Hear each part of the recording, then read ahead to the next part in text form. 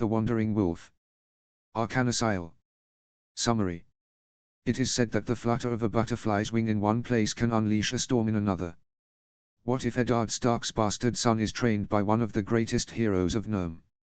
Well, certainly much chaos, headaches for many individuals, but it will undoubtedly be the beginning of a legend. Notes. See the end of the work for notes. Chapter 1. Chapter text. Disclaimer: I do not own Elder Scrolls or A Song of Ice and Fire. All rights belong to their respective owners. Chapter 1. Inside a cave in the northern region of Westeros, a child no older than 6 fought for his life as he bled from a wound in his chest. The boy's name was Jon Snow, the illegitimate son of Eddard Stark, Lord of Winterfell and Warden of the North. Jon was nearly an exact copy of his father, with dark hair and a slightly elongated face.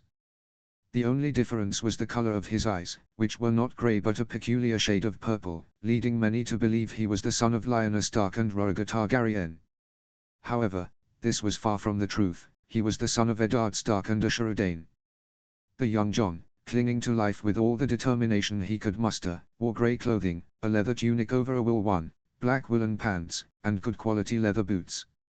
In addition to his attire, Jon carried 2 more things: a rectangular black bag with a dragon engraving in the shape of a diamond on his leather belt, and a pendant hanging from a braided leather cord around his neck. Finding this necklace had been the reason for his current state. Flashback. Jon walked near the castle that had belonged to his paternal family for thousands of years. His steps were soft and slow, as his mood wasn't the best due to his beloved stepmother. Don't get him wrong, Jon didn't hate Catelyn Stark, but he didn't love her either. He was mostly indifferent toward her. Ah, here we go again. Jon sighed, tired. His stepmother had given him that icy look for besting his brother Robb in sword training. For the Lady of Winterfell, it was inconceivable that Jon could be more skilled with a blade than his brother. Whenever Jon defeated Robb, she shot him a frosty glare that sent shivers down his spine. She's become more troublesome since father left, Jon remarked, stopping near a massive tree with a rock beside it. Climbing onto the rock, he sat down to contemplate the landscape. Jon's eyes landed on the Wolfwoods as he thought about recent events. His father had gone to war a month and a half ago. The war had erupted because the Lord of the Iron Islands, Balon Greyjoy, decided to rebel, prompting King Robert Baratheon to call his vassals. His father, as the Lord of the North, had to march south with the northern armies. This left Catelyn Stark as the lady of the fortress, forcing Jon to tread carefully to avoid her icy gaze. "I'd better return, or I'll get into more trouble," Jon said, realizing he'd spent too much time outside the stronghold. With a leap, he moved away from the stone, but upon landing, his foot hit another rock, slightly twisting his ankle. The movement wasn't severe enough to cause harm, but it sent him tumbling sideways. Unfortunately, Jon ended up falling into a pile of weeds covering a small hole. Jon's body plummeted through the hole and began rolling deeper into the cave. The farther he went, the larger the cavern became. With a dull thud, Jon's body stopped when it hit the cave floor. Ouch! Jon muttered as he slowly got to his feet. Once standing, he surveyed the cave. The cave was a spacious place, about 7 or 8 meters on each side.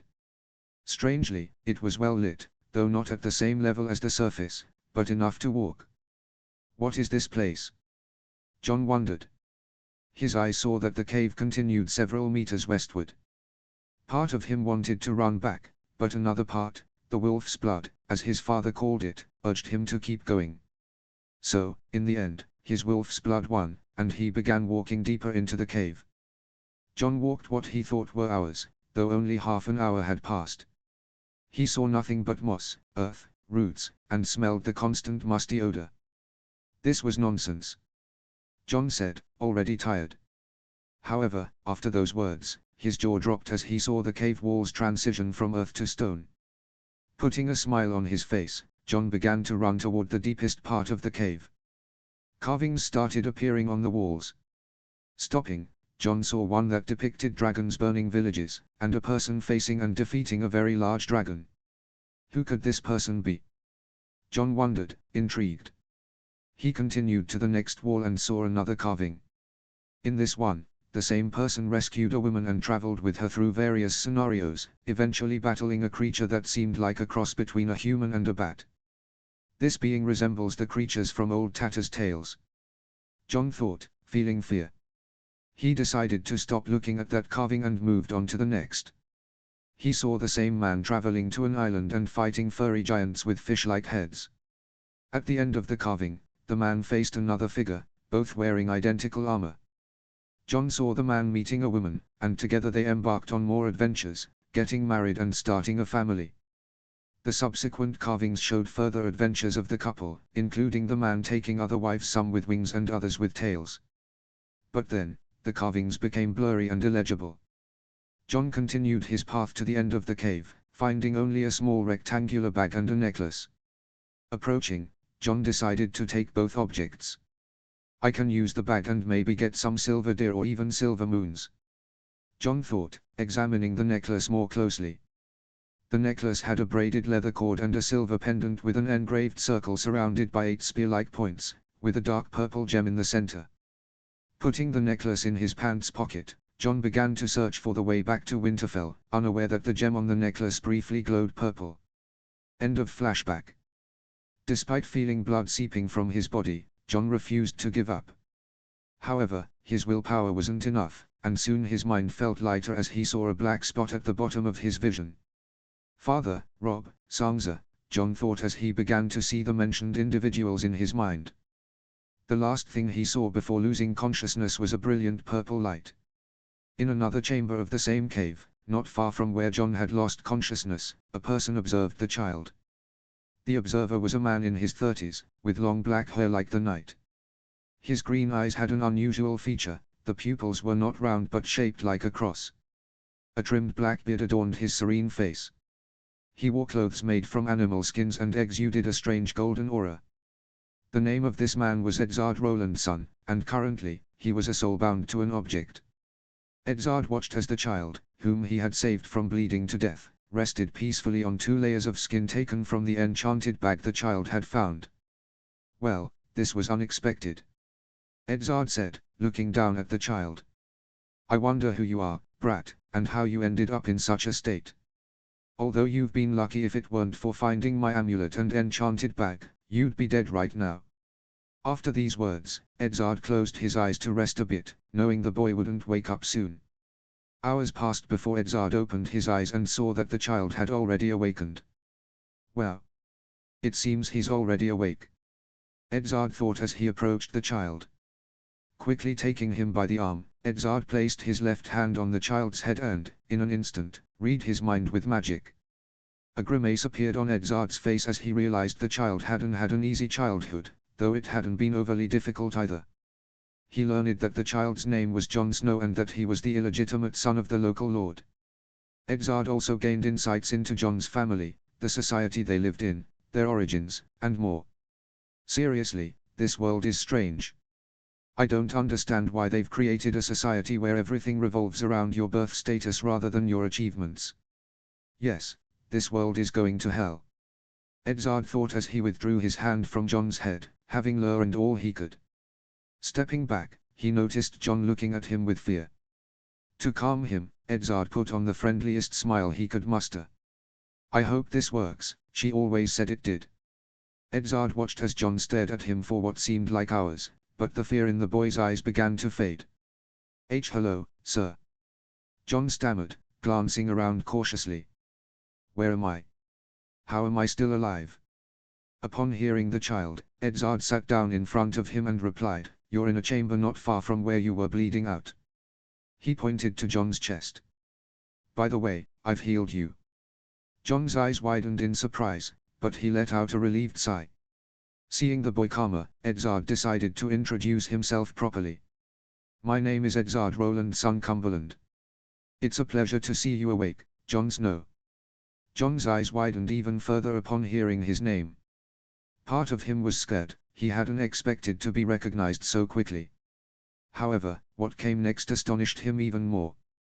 From the expression on your face, I'm sure you think I've identified you as the bastard son of the Supreme Lord of these lands, right? Jon nodded. Well, you're mistaken, I learned it another way. Edzard's response only confused John further. Before he could speak, Edzard interrupted. We can continue the discussion of how I know your name later. The only thing I'm interested in right now is how you obtained that necklace. Edzard pointed to the collar that peeked out from John's tunic. John looked at the collar and began recounting where he had found it. I see, Edzard said after listening to John's account. Then he looked at the boy, noticing his many questions, and encouraged him to ask. John's questions were straightforward. He asked where Edzard lived, why he glowed, and whether he was the owner of the collar and bag he had found. Edzard answered these questions simply, always telling John the truth. In fact, the last son of Akatosh chuckled when John nearly wet his pants upon learning that Edzard was a ghost. It took quite some time to convince the child, but once he did, Edzard disclosed everything, especially the fact that he was trapped inside the amulet. John's next question was about how this was possible. Edzard explained that he was there due to magic, which prompted John to deny it, claiming that magic didn't exist. Of course, this assertion triggered Edzard's archmage pride, proving that magic did indeed exist. When the young boy witnessed magic for the first time, he was scared, but then he looked at it with fascination, leading to their current situation. Can you teach me magic? John asked with determination. Edzard blinked several times in confusion at the question, but then he smiled. I could, but before even considering teaching you magic, answer this: why do you want to learn magic? John fell silent for a moment, pondering his response. When he finally believed he had a good answer, he shared it with Edzard. I want to learn magic so I can make a name for myself and stop being just the bastard of Winterfell. Upon hearing those words, Edzard looked at the boy and felt pity for him. Although he had observed John's life, he never expected the mistreatment to be so severe. In his memories, he hadn't seen John being mistreated, perhaps some were cold toward him, but he hadn't suffered abuse until now. Although the issue might not be physical but rather emotional and affective. Edzard thought. Studying John more closely, he decided to take action. Closing both eyes and gathering a significant amount of magic, he used a power he rarely employed in his lifetime, the sight. The sight allowed its user to glimpse the most probable future, whether their own or someone else's. Using this power on the child, Edzard saw that John's life ended at a great ice wall, murdered by his comrades. What an unworthy fate for someone with so much potential in combat.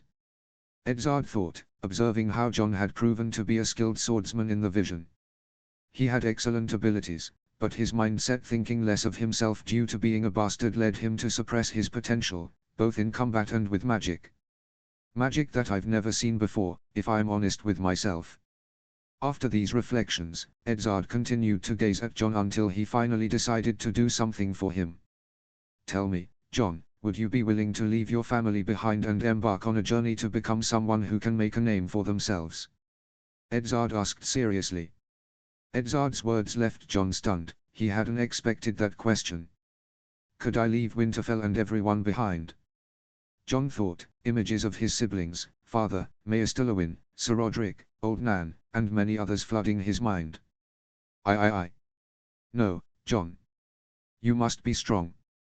I must do it. I can't stay in Winterfell forever. When I'm older, there will only be two options for me: join the Night's Watch with Uncle Benjen or rely on Father and Rob's mercy. But if I embark on this journey, I'll gain something I can call my own, something no one can take away or attribute to being Lord Eddard Stark's son. As John pondered that, his blood began to surge with newfound vigor. A willpower he hadn't believed he possessed emerged within him. Something he never thought he'd feel right at this moment. His Stark blood and Dornish blood stirred, and a desire blossomed within him. A desire that Edzard knew all too well, for he had felt it in his own time, a longing to venture forth and see the world. A smile appeared on Edzard's face as he witnessed John's expression shift from confusion to determination. It seems you've made your decision, haven't you? Edzard remarked. John looked at Edzard and nodded emphatically. Following that response, Edzard explained to John that they needed to embark on their journey today. Each day counted toward John becoming a true warrior.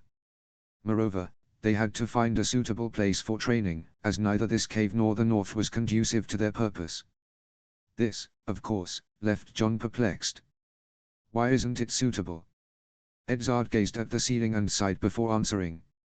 Listen, John, this place is controlled by your family. Someone might recognize you, leading to numerous complications. Furthermore, it's possible your stepmother has dispatched people to search for you. And before you dismiss it as impossible, consider this, you're her husband's son. Don't you think they could accuse her of something if you were to disappear while he's away? Edzard's words echoed in John's mind. For a moment, he contemplated returning to Winterfell, but after a few seconds, he decided against it. Now, if you want me to teach you everything I can, we must find a place where I can do so without interruptions. John rubbed his chin, pondering where Edzard could teach him. Unfortunately, he couldn't come up with a suitable location. He looked at Edzard and asked him to suggest a place for their training.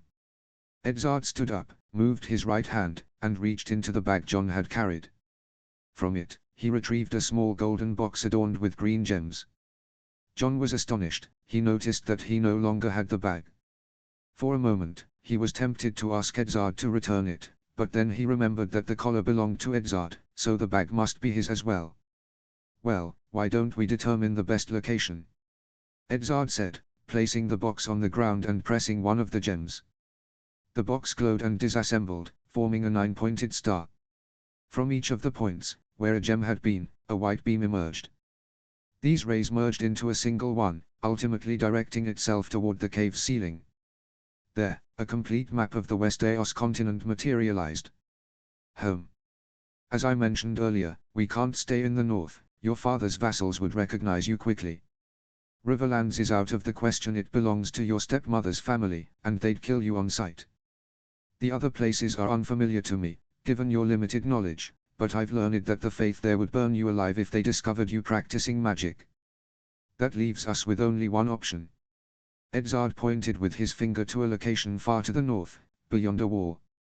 John's face turned as white as snow upon seeing the spot Edzard indicated. No. That place is full of cannibals who eat children. John exclaimed, panic gripping him. Edzard looked at John and smiled, amused by the boy's expression. It's not entirely filled with cannibals. Well, there might be a few, but I doubt there are many. Edzard reassured him. Besides, if they attack you, I'll defend you. Defend me? John asked, confused, as he recalled that Edzard was a trapped soul within a collar. Indeed. I see. Edzard smiled and, placing a hand on John's head, spoke.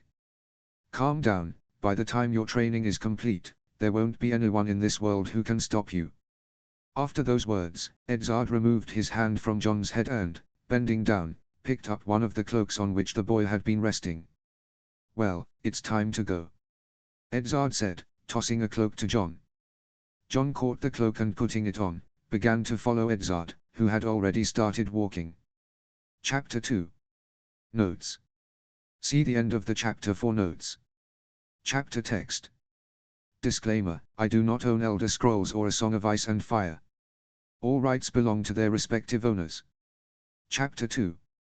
The cold northern winds blew, swaying John's bearskin cloak. The young boy shivered slightly but continued his path. Around him, vast hills of green grass stretched out, and in the distance, he could see the forest that surrounded Last Hearth, the Umber family's settlement. You should find a place to rest, John. John blinked as he watched the gem on his collar palely glow, an unmistakable sign that Edzard's soul was communicating with him. Why you're right. John stammered, wrapping the cloak tighter around himself as the northern cold bit harder.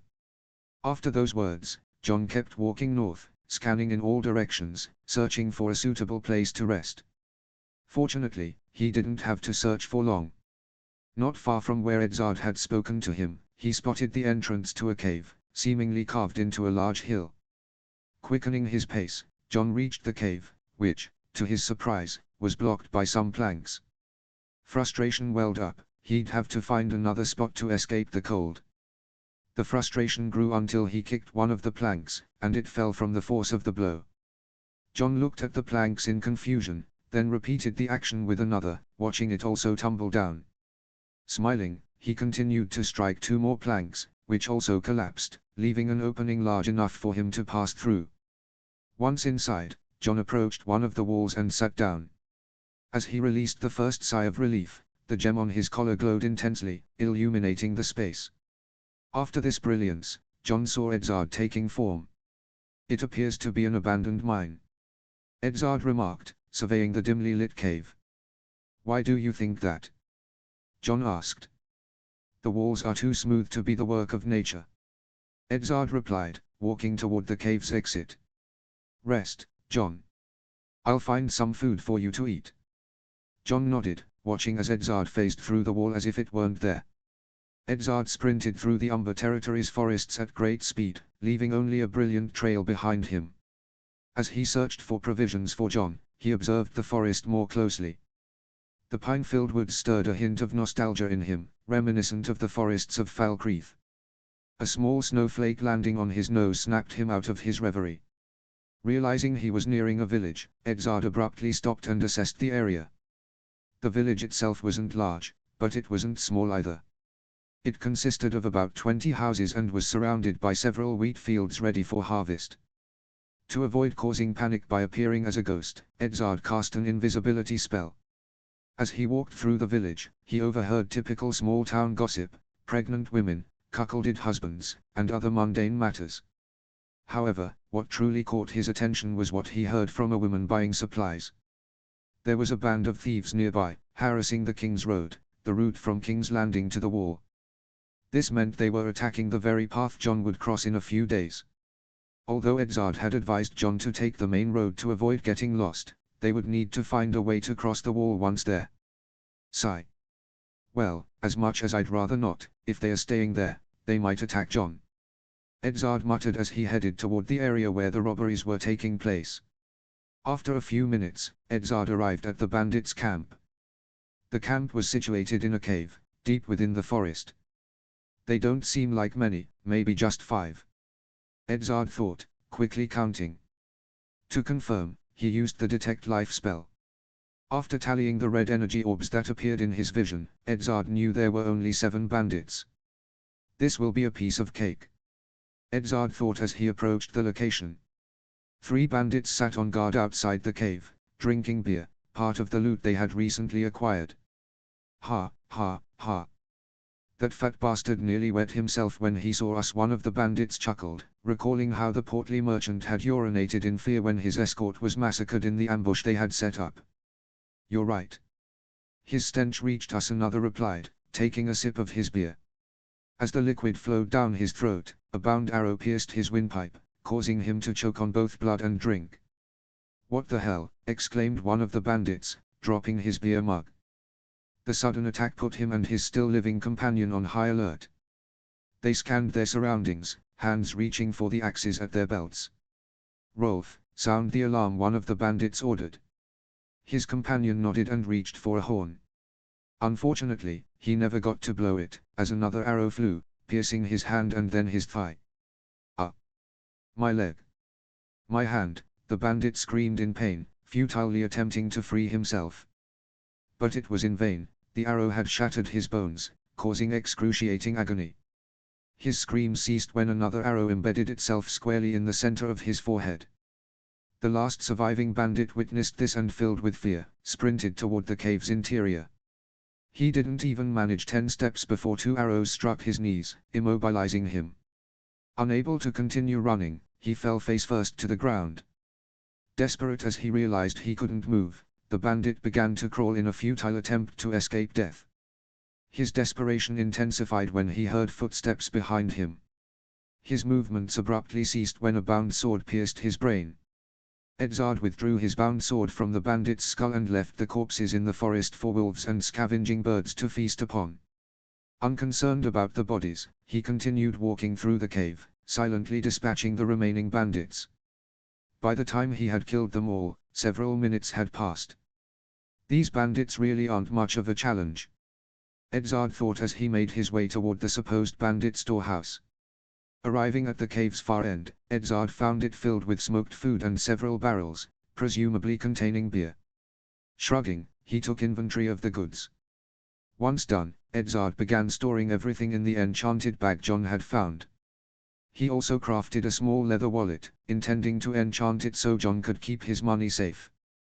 Speaking of money, the bandits had a modest treasure in coins.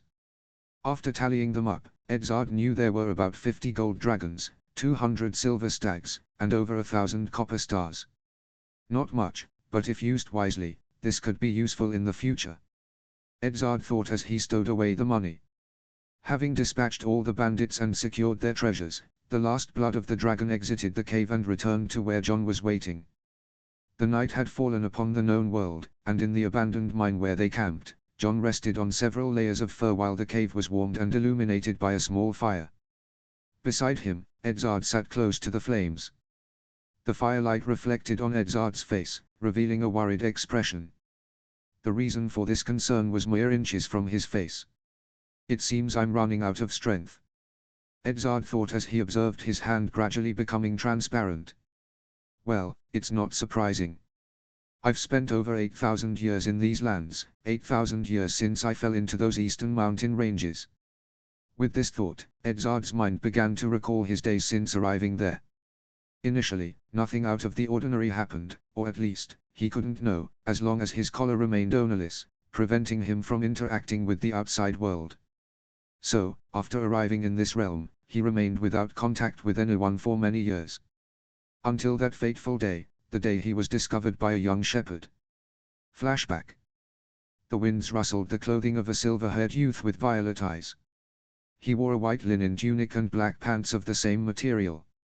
Simple leather sandals helped him navigate the rugged terrain. In his hand, he carried a plain wooden staff, used to guide his flock of sheep.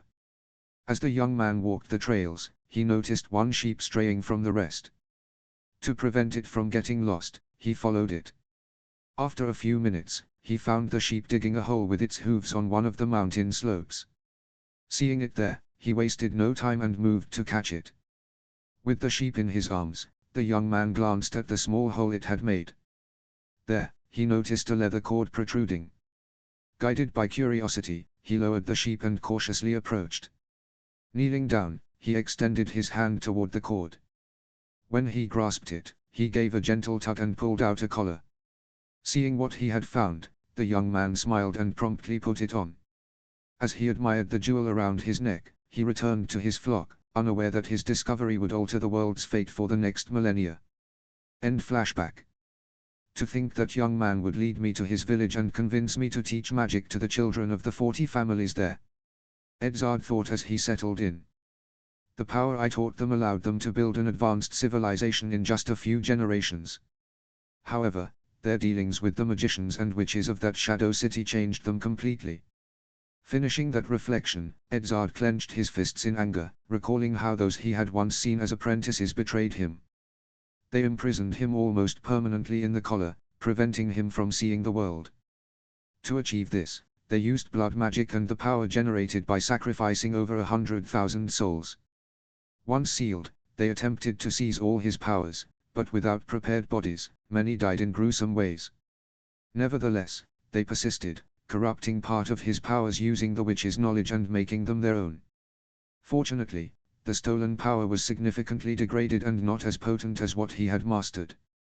Yet, it was enough for them to dominate the dragons of this world. Edzard remembered, thinking about how they had infused their blood with a portion of the Thuum's power to bend will, effectively taming the dragons. To maintain that power in their blood, they had to keep the purity of the bloodline from which they stole their abilities, which meant intermarrying among relatives. After pondering that, Edzard remembered how they had imprisoned him in a temple within the 14 flames. There, he was used as a battery to fuel their magic. For a long time, he served that purpose. Fortunately for them, he remained confined in his collar, otherwise, he would never have allowed them to use him in such a way. However, something happened that changed everything. A slave fleeing his master arrived at the temple and, by sheer luck, freed him. Upon his release, he saw the man, who was already in his final moments of life. Eager to learn what had transpired during his imprisonment, Edzard read the man's mind. Doing so, he witnessed the Valyrians practicing something as abominable as slavery. As he observed, he, a Nord raised in the Empire, felt boundless disgust, anger, and fury. Silently, he began gathering magic within himself, swiftly but discreetly. When he was ready, he unleashed all that accumulated power. On that day, he unleashed 3 Thu'um. The combined powers of meteor storm, summon mist and earth spikes obliterated Ainogrian, the main city, causing one of the greatest genocides recorded in this world. When the release of that power, considered a cataclysm, subsided, the nation's power vanished. Or so he thought. Only one family of those dragon riders managed to survive. Edzard thought as he stood up and exited the mine. Once outside, he gazed at the stars. To think that family conquered an entire continent, but well, with dragons, anyone can. It seems those living in the southern deserts caused them many problems. If the Targaryens had wielded the Valyrians' power at their peak, the Dornish would never have held their lands. His thoughts halted when he saw a shooting star fall. The star left a beautiful white trail as it descended very close to the mine. Following the small earthquake that accompanied the impact, he heard Jon startle and emerge from the mine. Edzard. What was that earthquake? Jon shouted as he approached Edzard. A star fell very close to here. Edzard replied, looking at his new and final pupil. A star? Jon asked, excitement in his eyes.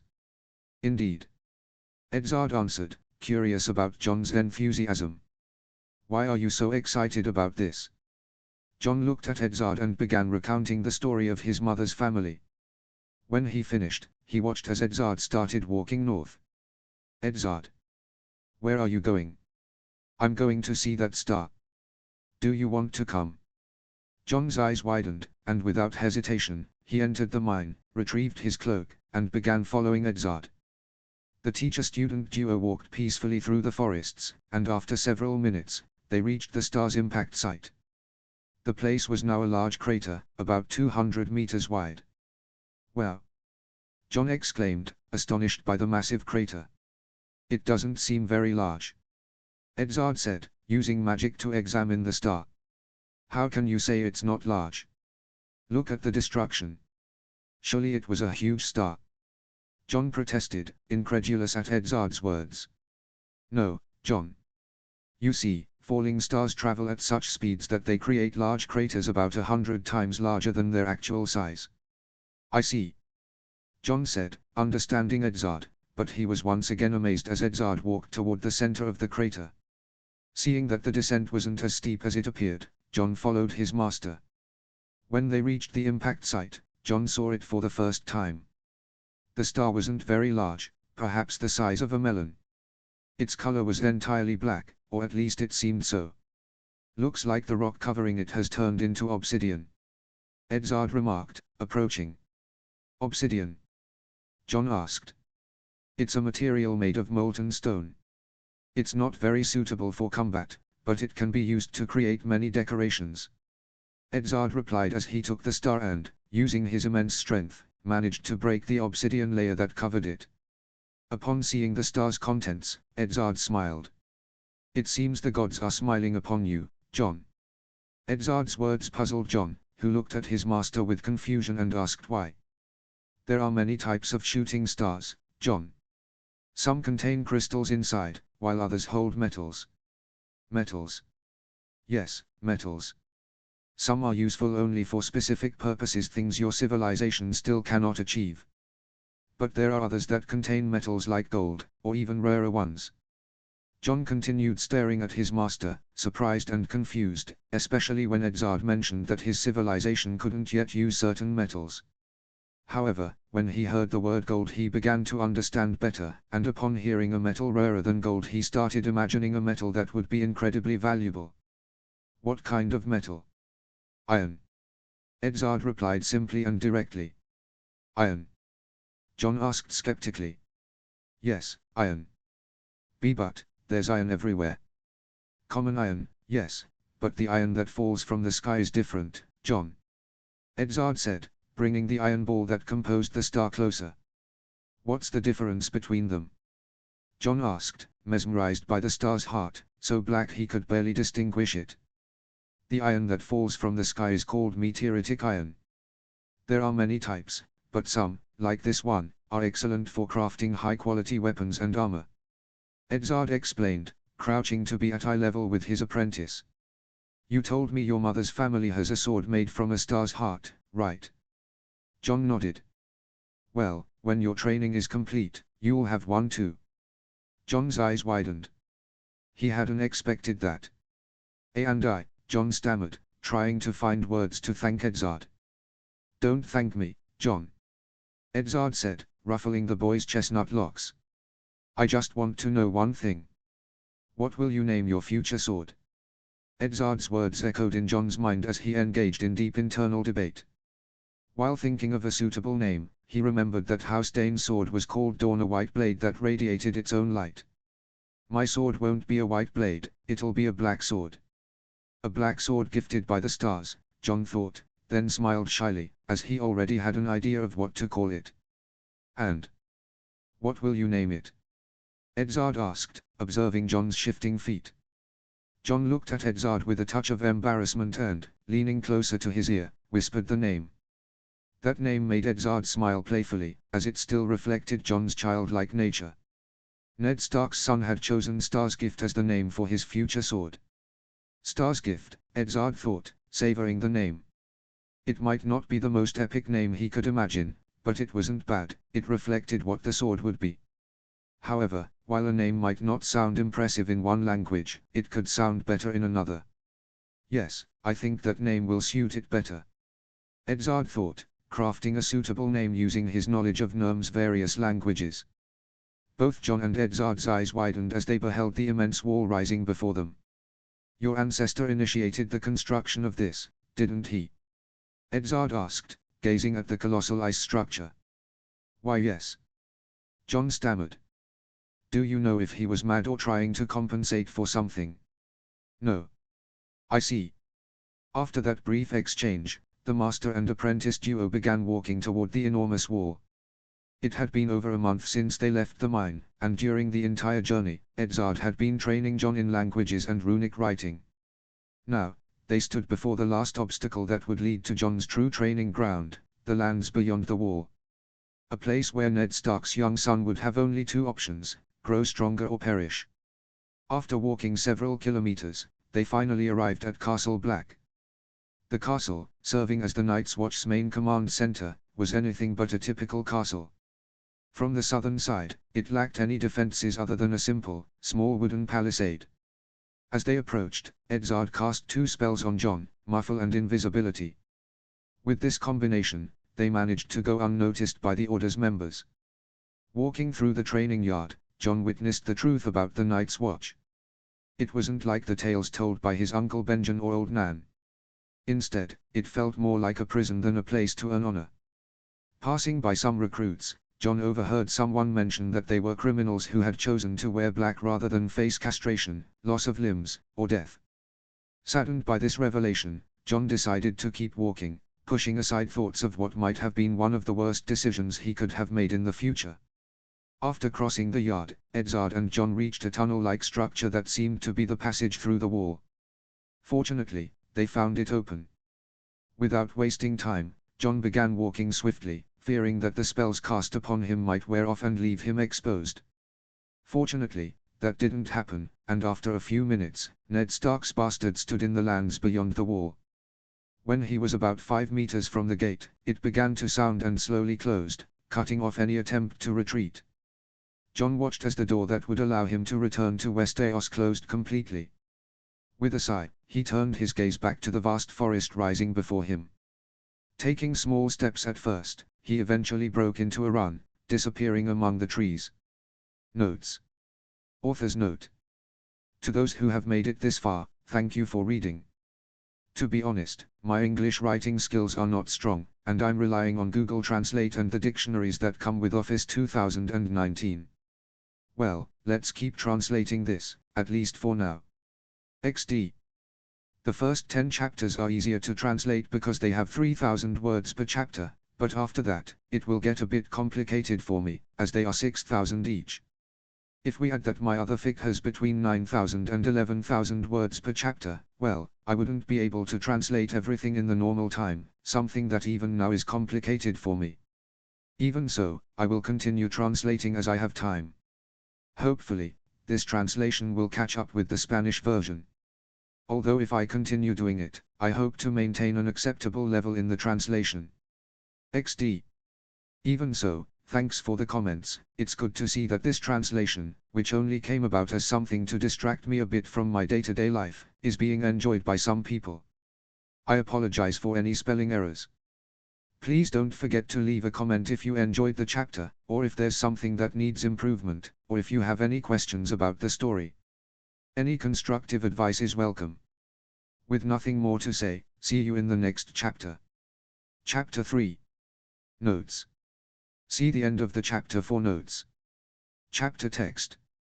Disclaimer: I do not own Elder Scrolls or A Song of Ice and Fire. All rights belong to their respective owners. Chapter 3. Beyond the Wall 296 AC. The tranquility reigning in one of the mountain regions known as the Frostfangs was abruptly shattered by a thunderous explosion. The detonation caused the entire terrain to tremble, as if an earthquake had been unleashed upon the place. Jon gasped, breathing heavily. You've done well so far, Jon said Edzard, who stood several meters away from his apprentice. With a simple gesture of his hand, Edzard unleashed a new attack. Hundreds of hardened magma spikes emerged from the ground, advancing rapidly toward Jon.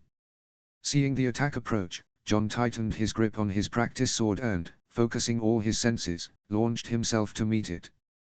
Anyone witnessing the scene would have thought Jon was insane, charging directly at a threat that could easily kill him. However, the son of Ned Stark wasn't impaled by the spikes. In the last instant, when the attack was mere meters away, Jon began to dodge them with surprising agility. Edzard observed how his apprentice easily avoided the spikes. When Jon successfully evaded the entire attack, Edzard raised his other hand, holding a sword, and moved it swiftly. Jon had closed the distance between them with remarkable speed. Their weapons clashed forcefully in the air. Jon's movements mirrored Edzard's almost identically. With a quick motion of his right hand, Jon executed a powerful diagonal cut, which was effortlessly blocked by his master. After this attack, Jon was forced into a defensive position as Edzard initiated a relentless counter-attack. Edzard's attacks are still as swift as ever. I still can't fully keep up with them, Jon thought as he felt his defense being breached. In the blink of an eye, he received 4 consecutive blows. His master's practice sword struck both shoulders, then a rib, and finally, Edzard spun 180 degrees to deliver a powerful blow to Jon's chest. The force of Edzard's attacks sent Jon hurtling towards some rocky outcrops. However, before crashing into the rocks, Jon maneuvered in midair and landed on his feet. Although he avoided colliding with the stones, the speed at which he was propelled forced him to drive his sword into the ground to stop. The blade left a furrow in the earth until he finally managed to hold his momentum. Once he stopped, Jon began to rise, using his sword for support. We'll leave it here for today, Jon, Edzard said as he approached his pupil. Agreed, Jon replied, extracting the sword from the ground in one swift motion. It seems he has adapted to his new physical strength, Edzard thought as he watched Jon effortlessly retrieve the buried sword. His body has assimilated the Nymnian blood better than I expected. Jon's body had been magically modified by Edzard during a special ritual, conducted a year after his training began. The ritual involved having Jon's body assimilate a small amount of Edzard's blood, which had been stored in a special vial. The process was lengthy and arduous, lasting over 7 days, during which Edzard altered Jon's body to make it stronger, more resilient, and imbued with attributes akin to the inhabitants of Orbis. When the ritual concluded, Jon suffered several days of intense fever. As the fever subsided, the young son of the Warden of the North was no longer an ordinary mortal. The proof of his transformation lay in his eyes, which, though still purple, now glowed with an unnatural radiance. Several years have passed since I began his training, and with each passing day, he adapts better to his new senses and abilities. Fortunately, I managed to resolve the issue he had with using magic, Edzard thought as he looked at his pupil, then called out to him. Jon. The young man turned his head and looked at his master. Go fetch provisions from the forest. Jon nodded and headed toward the camp. The camp they lived in appeared to be a simple cave, but the reality was quite different. That cave was an extensive complex of tunnels. Originally, it seemed to have been a copper or tin mine, used in ancient times by the first men when bronze was still their metal of choice. Upon entering the cave, John took one of the tunnels leading to his room. Once inside, he removed his training clothes, a simple black short-sleeved shirt and brown woolen pants, along with black leather boots. After donning a fresh pair of pants, John passed by an enchanted ice mirror. The reflection made him smile. His figure, once small years ago, now hinted at what a warrior should be. Rigorous physical training had sculpted his body into an athletic form, though he wasn't yet heavily muscled. Some scars were visible, but apart from that, there was nothing particularly remarkable. Well, that wasn't entirely true. On the right side of his torso, a black Nordic tattoo depicted a wolf howling at a star. Shaking his head at the sight of his tattoo, John put on a long-sleeved tunic and, after adjusting a cloak, left the room. As he walked through the tunnel toward the exit, he passed the armory and picked up a cast-iron bow. Checking its resilience, he ensured it was in good condition. Satisfied, he grabbed a quiver of iron-tipped arrows and stepped out of the cave. When the cold air hit his face, John looked ahead and headed toward the enchanted forest.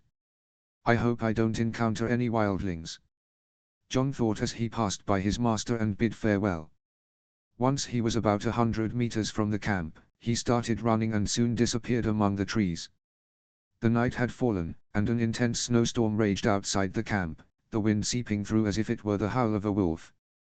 While the storm continued to unleash its fury, John was in one of the cave chambers, focused on his studies of poisons and potions.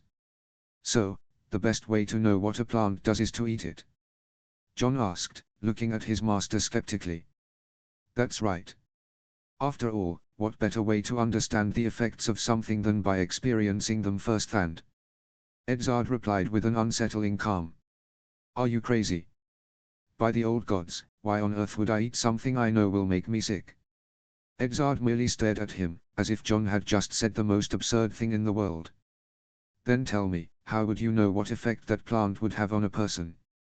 Edzard inquired, never breaking eye contact with his pupil. "Well, I have absolutely no idea," John admitted, prompting Edzard to facepalm with his hand. "Sometimes I think you're an idiot." Edzard sighed, visibly annoyed. After that resigned sigh, he decided to continue the lesson, which extended for several more hours. Once the alchemy class concluded, the enchantment lesson began. "Remember, John, each rune must be placed in a specific order," Edzard said, observing as John arranged the runes to enchant a simple iron knife, forged by the young man himself. "I know, Edzard. First come the power runes, which determine the type of enchantment, whether it's strengthening or weakening. Then, the essence runes follow, providing the specific effect of the enchantment. And finally, the aspect runes define the enchantment's power level." John recited as he aligned the runes on his enchanting tablet. "All right, it's ready. Now to proceed with the enchantment. Jejera, raise, Rekeeper, fire, Denator, superior, dot." As John pronounced the rune words, the iron dagger, placed on a simple wooden table, began to levitate. The runes inscribed on a special stone tablet started glowing in different colors. The light generated by the runes floated slowly toward the dagger, infusing it with power. This process lasted a few minutes until the magic was fully absorbed into the blade, which fell with a dull sound onto the table. Edzard approached the dagger, examining it closely. With swift movements, he hurled the dagger at a nearby piece of wood. The blade embedded easily, but that wasn't what the son of Akatosh wanted to verify. The real test occurred a few seconds later. "It seems you're now capable of performing decent enchantments, John," Edzard commented as he watched the wood begin to burn, reduced to ashes in less than 3 seconds. John blushed slightly at his master's praise.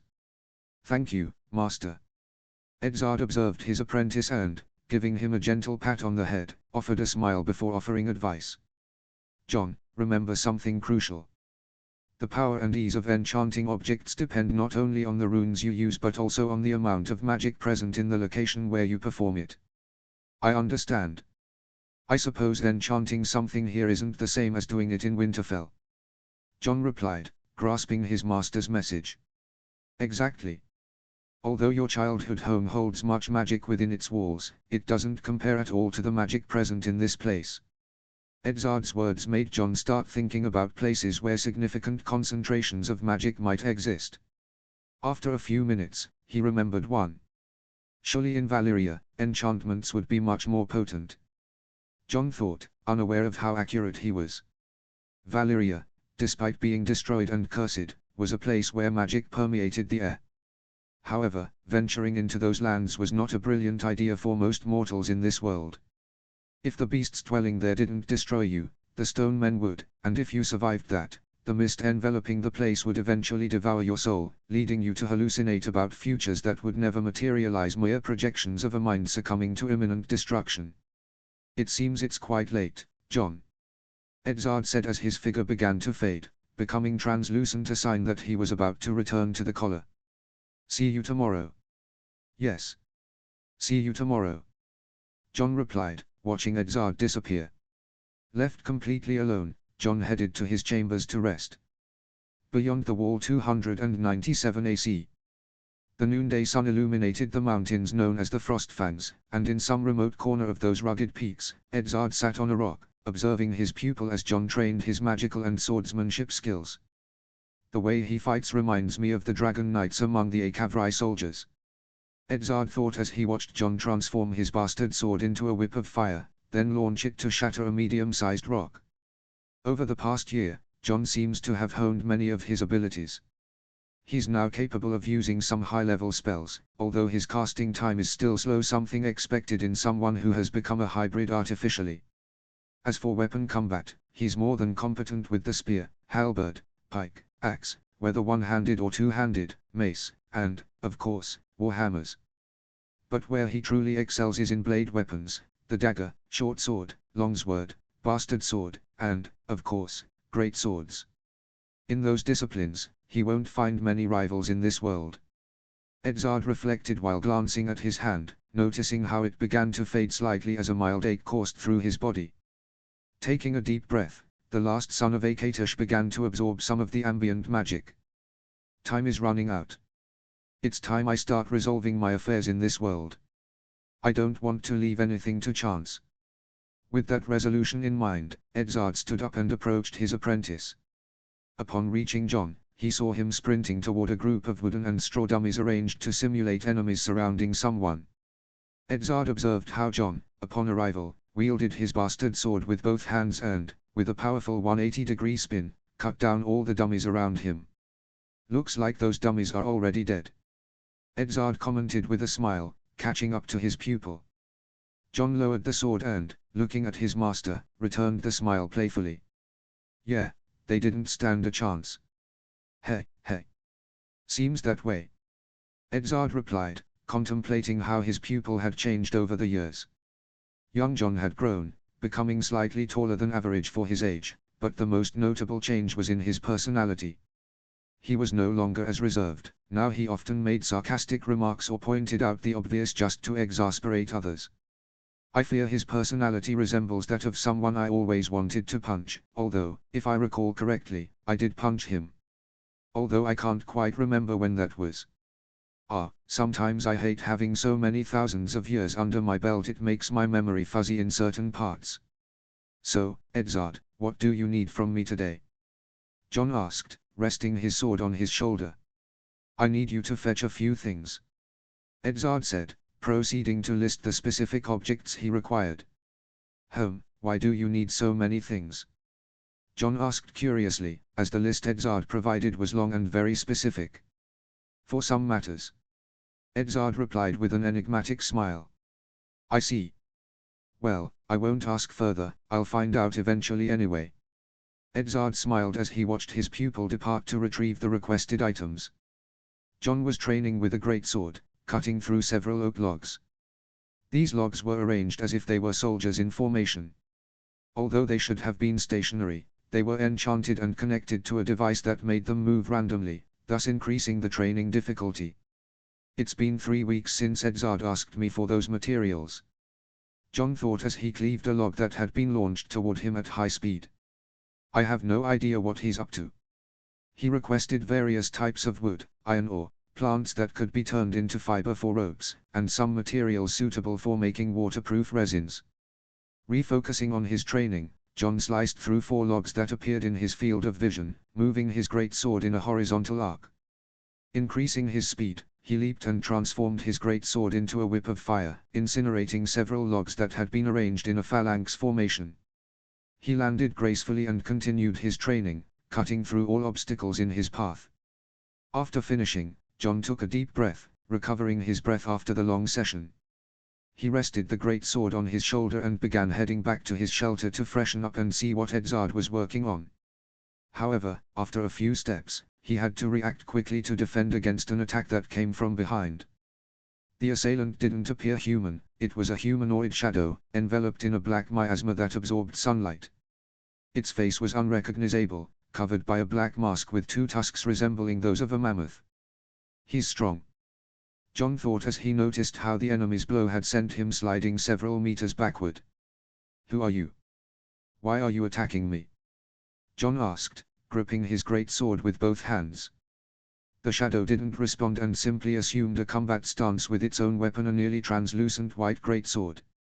Realizing he wouldn't get a verbal answer, John wasted no time and launched an attack. His opponent did the same, and they met in the center of the field. Face to face, they began exchanging rapid blows with their weapons, sparks flying due to the force they exerted. John moved his great sword diagonally to deflect the consecutive attacks from his opponent, seeking an opening to defeat them with a single strike. However, until that moment, he hadn't found one. Determined to change the situation, John employed a magical technique. He leaped, spun 180 degrees, and transformed his sword into a whip of fire, which he hurled toward his opponent. Unfortunately, the attack failed as the shadow moved its weapon in a way that prevented the whip from reaching it. Damn! John thought as he realized the failure had left him completely unprotected. The lack of defense resulting from the failed attack allowed his enemy to deliver a powerful kick to his stomach, sending John flying several meters. While airborne, John clutched his stomach, feeling the internal damage caused by the blow. His great sword began reverting to its original form, and John thanked the gods for it, as his enemy wasted no time and lunged at him again. When the shadow caught up, a new exchange of swordplay began, this time dominated by the shadow, which landed another blow to John's abdomen. Unlike the previous one, this assault didn't stop there, and the shadow continued striking John repeatedly. Damn! This guy is strong, John thought as his vision began to darken. It was the next blow that finally plunged him into unconsciousness. Notes. To those who have made it this far, thank you for reading. To be honest, my English writing skills are not strong, and I'm relying on Google Translate and the dictionaries that come with Office 2019. Well, Chapter 3 is already translated. I apologize for the delay, but I'm extremely short on time. If I'm lucky, I'll have time to translate more during the summer, but as I mentioned at the beginning, this will be translated at its own pace. Well, we see part of John's training, and in the future, we will see some references to the training as flashbacks or mentions in thoughts. I apologize for any spelling errors. Please don't forget to leave a review if you enjoyed the chapter, or if there's something that needs improvement, or if you have any questions about the story. Any constructive advice is welcome. With nothing more to say, see you in the next chapter. Chapter 4. Notes. See the end of the chapter for notes. Chapter text. Disclaimer, I do not own Elder Scrolls or A Song of Ice and Fire. All rights belong to their respective owners. Chapter 4. Beyond the Wall 297. John's eyes slowly opened. When he finally regained his sight, the first thing he noticed was that he was on the slope of one of the mountains of the Frostfangs. He couldn't pinpoint the exact location, as night had fallen, and the darkness only allowed him to see a scant 150 meters around him. What happened? John thought, rubbing his head as an intense pain shot through his skull. Touching the lump that had formed from the blow, the memories came rushing back. Without wasting time, he jumped to his feet and began scanning the area with his eyes. While searching for any sign of danger, his hand instinctively went to his hip, hoping to find his sword, but to his dismay, there was no weapon. "Stop being so paranoid," John said Edzard's voice from a nearby rocky structure. "Edzard?" John asked, confused to hear his master's voice, as he hadn't expected him to be there. However, knowing he was present made him understand what had happened. He approached him, finding him sitting on some rocks. It was you, wasn't it? John's question was first met with silence, followed by a soft laugh. Hey, hey, hey. What took you so long to figure it out? I don't know. Maybe because I never expected you to attack me. John replied, clearly annoyed. Yes, it seems that way. Edzard responded calmly. Why did you do it? John asked, sitting next to his master. I wanted you to understand that, no matter how powerful you've become under my tutelage, you must never let your guard down or become complacent. Edzard replied. After all, you never know when an enemy willing to kill you might appear. I see. John said, reflecting on his master's words. John, you're probably wondering why I brought you here so abruptly, aren't you? John stopped thinking about Edzard's previous words and nodded awkwardly. I brought you here to give you the final lessons. Final lessons? John repeated, feeling a slight fear. That's right, John. Although I wanted to test you in a specially constructed labyrinth, I no longer have that much time. Edzard replied, raising his left hand, which began to fade.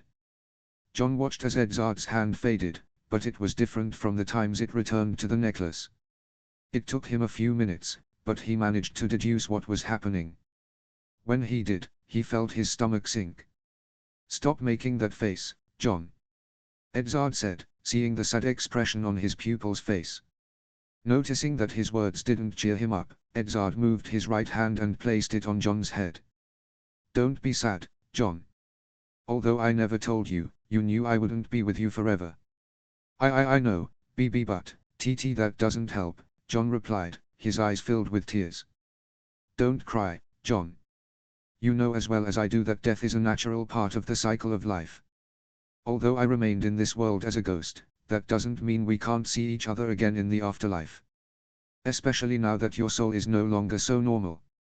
Edzard's words made John lift his head and look at him intently. What do you mean? John asked. There are many things I haven't told you about myself. Most of it was because you were too young to understand, but now you can. Edzard said, thinking about how to start his story. After a moment of reflection, he decided to start from the beginning.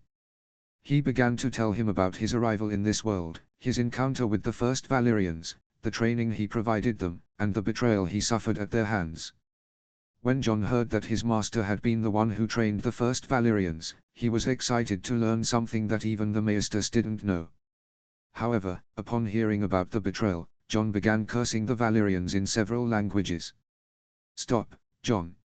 Stop cursing. Edzard said harshly, with a stern expression. But, John responded, but calmed down upon seeing his master's expression. All right. Good. Although they betrayed me, it doesn't mean I didn't get my revenge. What? John asked, surprised, as he never thought his master was vengeful. He had never given that impression. I got my revenge by destroying their city, John. Edzard replied. I was the one who caused the doom of Valyria.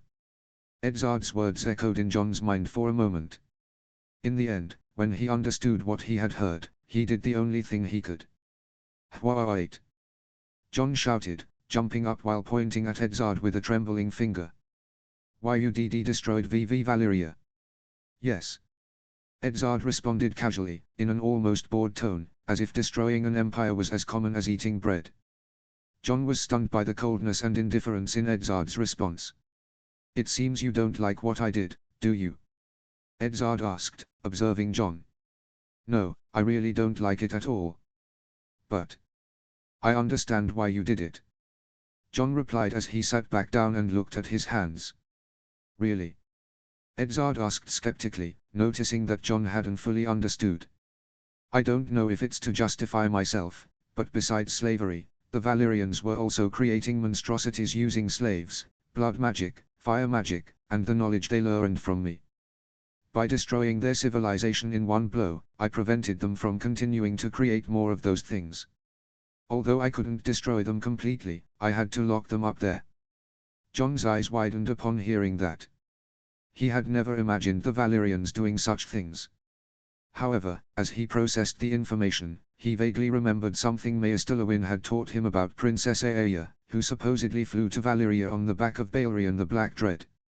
The princess had returned almost dead, with parasitic creatures embedded in her flesh. I see, John said, returning to reality and setting aside that grim memory. After the explosion I caused, my necklace ended up in the hands of a noble from the free city of Volantis. I was in his family's possession for several years, until someone they call Aegon the Conqueror took it from their dead hands. Wait. You met Aegon Targaryen? John exclaimed, interrupting Edzard. Yes. Didn't I just tell you? John put a hand to his head and scratched his scalp. Why yes. Good. As I was saying, once I ended up in the hands of another dragon rider, I decided not to present myself physically to them again, so I occasionally spied on them. This went on for several years, until I ended up in the hands of a young man who traveled on his dragon to Winterfell. A dragon rider in Winterfell? John asked, trying to remember any story about a dragon rider who had come to his old home. Yes. What was that kid's name? Jahahaya? No. Jahakar? Neither. Jacer. Jaceres. John shouted, remembering the story he had heard from the Maester about the Dance of the Dragons. Yes. That was the kid's name. Edzard nodded while snapping his fingers. So your necklace was in the possession of Prince Jaceres Valerian? John said, amazed. Yes, then it passed into the hands of his lover, a young woman who lived in Winterfell. If I am not mistaken, her name was Sarah Snow. You met Sarah Snow? John shouted, almost standing up from where he was sitting. Yes, that was the girl's name. Edzard replied while looking at the sky, then turned his gaze back to John, who was watching him in amazement. You know, you remind me of her. Really? John asked curiously. Yes. You both have the same look when you ponder, although I think it's hereditary, as Sarah's brother had the same expression. John smiled upon hearing about his ancestor. Seeing his pupil smile, Edzard decided to tell him what he had learned about the relationship between Jaceres and Sarah. With each word, John became more surprised, asking questions as the story progressed. After narrating that story, Edzard continued talking about the fate of his necklace. He told how, after Jaceres' death, a deeply hurt Sarah threw the necklace near the place where John had found it. At first, it remained on the surface, but one day a rabbit found it and, by a twist of fate, took it to its burrow, where it became buried. It was there that Edzard began to create the cave that John discovered. It took him years, but just as Sarah was about to die, he managed to finish it. Sensing that his current owner was about to pass away, he decided to create one last object, and using a great amount of power, he materialized the bag that John had found. Upon completing the task, Sarah's heart stopped, and Edzard was pulled back into the necklace. I slept for many years until you found me. Edzard concluded. I see. So you've been through many places.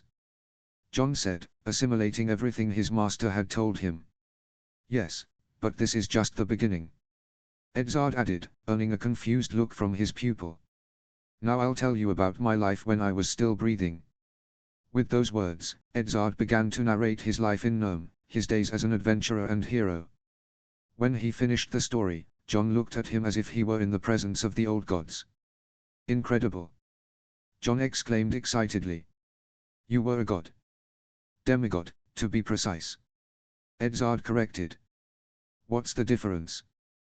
John asked, his face full of confusion. To me, they seem the same. A demigod is not like a god, John. Demigods are usually born from the union of a mortal and a god. Despite the great power they are born with, a demigod is weaker than a god, but stronger than an ordinary mortal, not only physically but also mentally. Although, in theory, this always holds true, there have been cases of demigods who have managed to surpass their divine parents. Edzard's response made John put a hand to his chin, thinking for a while before turning his gaze back to his master. Did you manage to surpass your divine father? Maybe yes, maybe no. Honestly, I don't remember well. Edzard replied honestly, smiling as he saw the confused expression on his pupil's face. I have lived for a long time, John. Sometimes I find it confusing to remember some parts of my life. When I try, I can't visualize all my memories well. However, of all of them, the most confusing are those in which I see the smile of a blonde girl, then a little girl with the same hair color as her, but I also see other silhouettes. I see. John said, feeling a bit sorry for his master, imagining how horrible it must be not to remember parts of your own past. Now, the part where I told you we could see each other after your death, John. Edzard continued, capturing his pupil's attention. You see, John, you are no longer an ordinary mortal. When I modified your body, I put a bit of my blood in you, thus binding your soul to Aetheus. Aetheus? John asked. Yes, Aetheus, the immortal plane. A place where there are many planes where the souls of the dead go to rest after leaving the mortal world. Edzard replied, beginning to explain to John all that it entailed. I understand. If I die in battle with a weapon in hand, will I be able to enter Sofnad, right? John asked after hearing the entire explanation. Maybe yes, maybe no. We won't know until you die. Edzard said with a smile. I hope you don't try to kill yourself prematurely just to confirm it. I don't think so. John replied, also smiling. Good.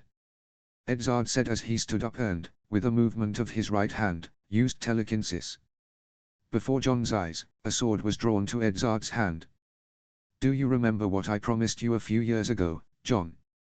Edzard said, approaching his pupil. John nodded, keeping his eyes fixed on the sword. Well, if I remember correctly, you called it Stargift, didn't you? There was a hint of mockery in Edzard's voice. Hearing the name he had thought of when he was just a 6-year-old, John blushed and hid his face in his hands. John's reaction only made Edzard smile even more, letting out a small laugh. When he finished laughing, he presented the sword to his pupil, allowing him to admire it in all its splendor. The blade was as black as night, double-edged and over a meter long, with a groove running from the guard to the middle. The cruciform guard, also black, had wolf heads carved at the ends. The hilt, wrapped in black leather, was long enough to be used with 1 or 2 hands. Finally, the black pommel was adorned with a white diamond in the shape of a 9-pointed star. I hope you don't mind that I named your sword. Edzard said, observing John, who simply nodded, indicating he had no problem with it. Seeing that John had no objections, Edzard continued speaking. The name I chose for this sword is Gandravardot. Upon hearing the name, John quickly translated it, as Edzard had taught him some native languages of Gnome. Gandravar meant Stargift in Eilidun. After saying those words, Edzard handed the sword to John, who took it with both hands but soon dropped it upon seeing his master collapse in front of him. Edzard! John shouted, panicking, as he saw his master sweating while his body became transparent, though instead of disappearing immediately, it began to condense again. Damn, it seems I have little time left. Edzard said through gritted teeth. With effort, he took John's face in his hands. John, listen to me. There are so many things I wanted to tell you, so many things I wanted to teach you. But it seems our paths part here. John listened to his master's words with sadness as tears began to run down his cheeks. John, before I go, I want to ask you 2 things. Edzard said, earning a nod from John. When I sealed the creatures created by the Valyrians, I used 5 sealing stones, which were scattered around the world after the explosion. Do you know where they are? John asked, beginning to understand what his master would ask of him. I don't know exactly where they went, but I can give you a clue. Those stones are always attracted to black rocks that are oily to the touch. I understand. What exactly do you want me to do? I want you to find those stones and take them to Valyria. Once there, place them again in the locations where I sealed the creatures. You will easily recognize the sites, they are very distinctive at first glance. If you're wondering why, it's to reinforce the seals. John nodded. When you search for the stones, be careful, John. Those stones have security mechanisms to protect themselves. You will need to use all your power and knowledge to obtain them. Edzard warned before looking back at his pupil. And as a final request. I want you to live, John. Don't let the words of fools affect you. You may have been born a bastard, but never think that your parents didn't love you. If they hadn't, Lord Stark would never have taken you to Winterfell and raised you there. If your mother hadn't loved you, she would never have brought you into this world. So live, fight, laugh, cry, love, travel. I ask this because I want you to have no regrets when you die. Can you promise me that? Jon looked his master in the eyes and nodded. I promise. A big smile appeared on Edzard's face. Good, Jon. Listen, when I'm gone, walk along the mountainside and you will find a cave. Enter and follow the path, you will reach a place where my final gifts for you are. Jon nodded, and his eyes filled with tears as he saw his master's body begin to fade into motes of white light. It seems this is goodbye, Jon. Edzard said, ceasing to resist and allowing his existence to fade. As he did, the memories he always saw as blurry became clear, and with a smile, he finally understood who he was. Then, comprehending everything about himself, he spoke again. We will meet again, my dear apprentice. We may meet again in the future. Jon fell to his knees and began to cry hard. He could hear almost all of his master's final words, but he couldn't hear the last ones, as Edzard's voice turned into a whisper drowned by the wind. Thank you for everything, Edzard. Jon said through tears, then let out a powerful scream, mixing all the emotions consuming him at that moment. The sun was setting, painting the sky with a beautiful shade of orange. Jon, watching the sunset, finished stacking some stones in the shape of a grave marker. Placing the last stone, he contemplated the symbolic grave he had built for his master. It didn't turn out as nice as I hoped, but you never taught me to be a stonemason. Jon said with a smile on his face. Gradually, the smile faded, giving way to a solemn expression. With his gloved hand, he touched the stone and uttered a brief prayer for his master's soul to rest in peace. After finishing his prayer, Jon began to walk towards the cave where his master had told him his final gifts were located. Although he should have gone there immediately after his master's departure, the pain of the loss had left him paralyzed for several hours. Once he emerged from that state, he decided to build the rudimentary grave to honor him. Thus, as the hour of the bat came to an end, he found himself walking along a narrow path on the edge of a ravine. After more than 2 hours of walking, he reached the entrance of the cave his master had pointed out. Damn it, Edzard. If I hadn't used the night vision spell, I would have fallen into the ravine. Jon muttered irritably as he entered the cave. Once inside, he raised his right hand and cast the candlelight spell, conjuring a sphere of light above his head that illuminated the cave's interior. The tunnel was wide enough for 2 people to walk side by side. Seeing that the path was large, Jon began to advance, and after several minutes, he reached a chamber. It was a large underground room from which 2 paths emerged. 2 paths, Jon said, putting his hand to his chin. Which one should I take? After a few minutes of reflection, he decided to take the right path when a breeze of fresh air entered from the left corridor, indicating that path led to the surface. Remembering how his master had told him the gifts were in a cave, Jon opted for the passage where the air was more stale. Thus, walking through that corridor, he finally reached his destination. Entering the cave, his jaw dropped, and his eyes widened in surprise. Before him was a small underground lake, but what really left him astonished was the boat floating in the middle of the lake. The vessel was about 20 meters long and 7 meters wide. Incredible! Jon whispered as he approached the boat. Reaching the shore of the lake, Jon saw a dock built there. Walking along it, he boarded the boat and ran a hand over the wood. Under the spell's light, he could see that the boat was made of oak. As he walked across the deck, he noticed that the boat was single-masted, although it had no sail. I suppose that was to be expected, as the materials for making sails don't grow in these places. Jon thought as he climbed one of the stairs leading to the helm. The helm was located at the upper rear of the boat, over what appeared to be 3 levels of platform. As he climbed, he saw some doors on the side he was ascending. Opening one of the doors, he discovered a passageway with several small rooms, each equipped with a table, a bed, a wardrobe, and a drawer. Jon continued opening doors, confirming that most were rooms. The size of the rooms doesn't match the size of the boat, which means they are expanded with magic. Jon thought and headed towards the stairs on the other side. There he also found more doors. Upon entering, he discovered a small kitchen, a toilet, a map and navigation room with a device similar to the one Edzard had used to show him a map of Westeros years ago. Leaving those rooms, Jon continued exploring the ship until he reached what he assumed would be the captain's quarters. It was a spacious area, with a bed large enough for 3 people, several wardrobes, a desk, a bookshelf, and a chest. The first thing he did was approach the desk, where he found a letter. Reading the letter, Jon discovered that the ship was Edzard's final gift to him. Additionally, the letter explained that the ship was enchanted to be stored in a special scroll, which would transport it to a pocket realm from which Jon could summon it whenever he wanted. It also mentioned that the lower hold was filled with over 200 chests, each capable of storing more than 200 tons of goods. Furthermore, the chest next to the bed contained other gifts. Jon folded the letter and placed it back on the desk before heading to the chest.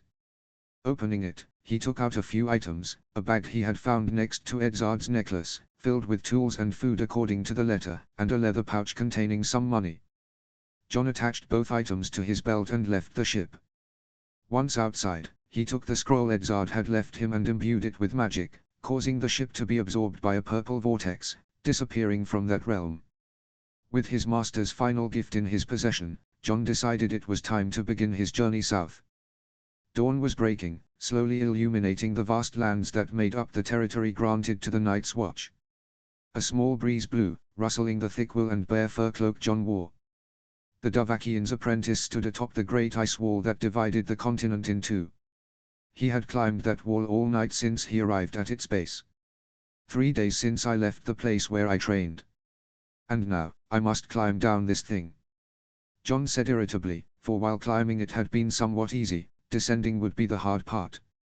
Letting out a breath, he decided not to waste time and begin the descent, as the sooner he managed to get back to solid ground, the sooner he could start his adventure. Notes.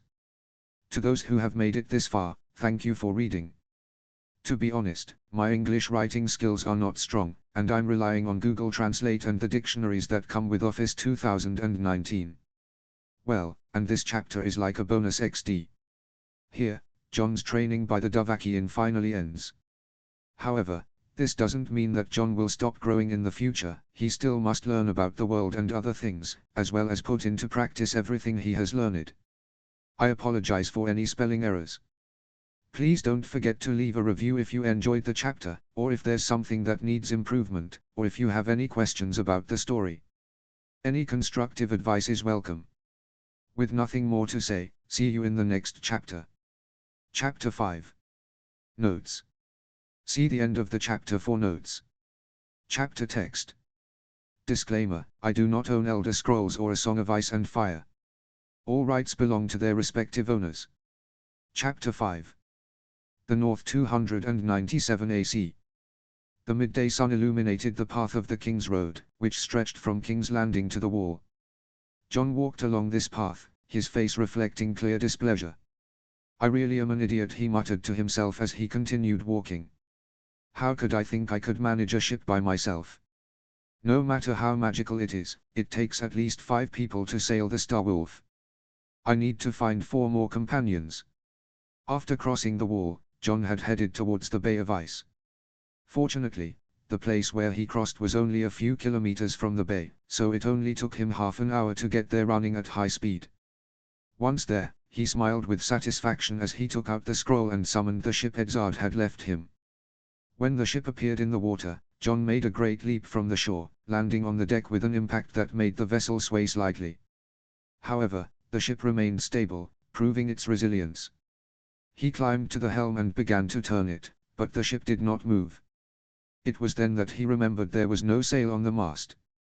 Not only that, but he also realized he had to raise the anchor, whose mechanism was at the other end of the ship, far from the helm.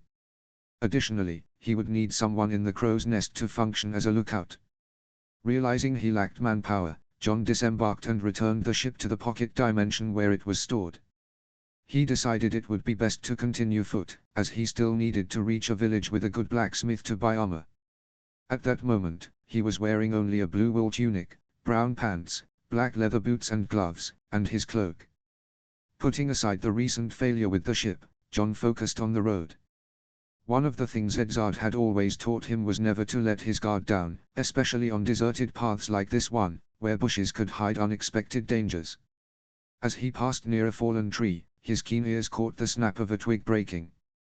Although the sound would have been imperceptible to most, John was not an ordinary young man, and his enhanced senses allowed him to discern the weight of whoever had broken the twig. From the sound, whatever broke it weighs more than 60 kilos. That means it's a large animal or a bandit trying to ambush me, he thought as he continued walking, pretending not to have noticed. Soon, he heard more noises, showing there was more than one. The sound is too uncoordinated to be a pack of wolves. And they are following me, so they must be bandits. His suspicions were confirmed when several figures appeared from the bushes lining the path. They were 5 men, dressed in ragged furs that gave them a wild appearance. They looked like wildlings from beyond the wall. John thought, recalling the wildlings he had seen on his travels. He assessed their weapons, rusty short swords, a woodcutter's axe, and a poorly maintained spear. Those weapons are in terrible condition, not sharp at all. Although the axe seems to be in better shape. Hey, hey. Look, guys, it's our lucky day. Looks like a girl has gotten lost and, to her bad luck, she has no weapon, said one of the bandits with a marked accent, seeing that John carried no visible sword. The bandit said this upon noticing that John had left his sword hidden in his magical bag. John did not want to draw attention prematurely, so he planned to buy a longsword and armor in a nearby village. Let's make this easy, boy. Give us everything of value you have, and we'll let you live. If you refuse, well, said another bandit, leaving his threat hanging in the air. John ignored his words and began to plan how to get rid of them. He saw that they had left quite a bit of space between themselves, which would allow him to move freely. Determined, he began to move his right foot slowly. Hey, kid, shouted another bandit, irritated by John's clear indifference. Give us your money and value. What he was going to say was left in the air when he saw John run towards his companion with astonishing speed. John reached the bandit in an instant, grabbing him by the neck with one hand while with the other he snatched the short sword. With a quick and precise movement, he broke the bandit's neck, giving him an instant death. What the hell, exclaimed another bandit upon seeing his companion fall so easily.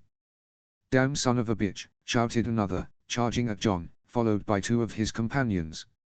John tightened his grip on the short sword he had taken and, waiting for the right moment, dodged the first bandit's attack with an agile move to the left, letting him pass by.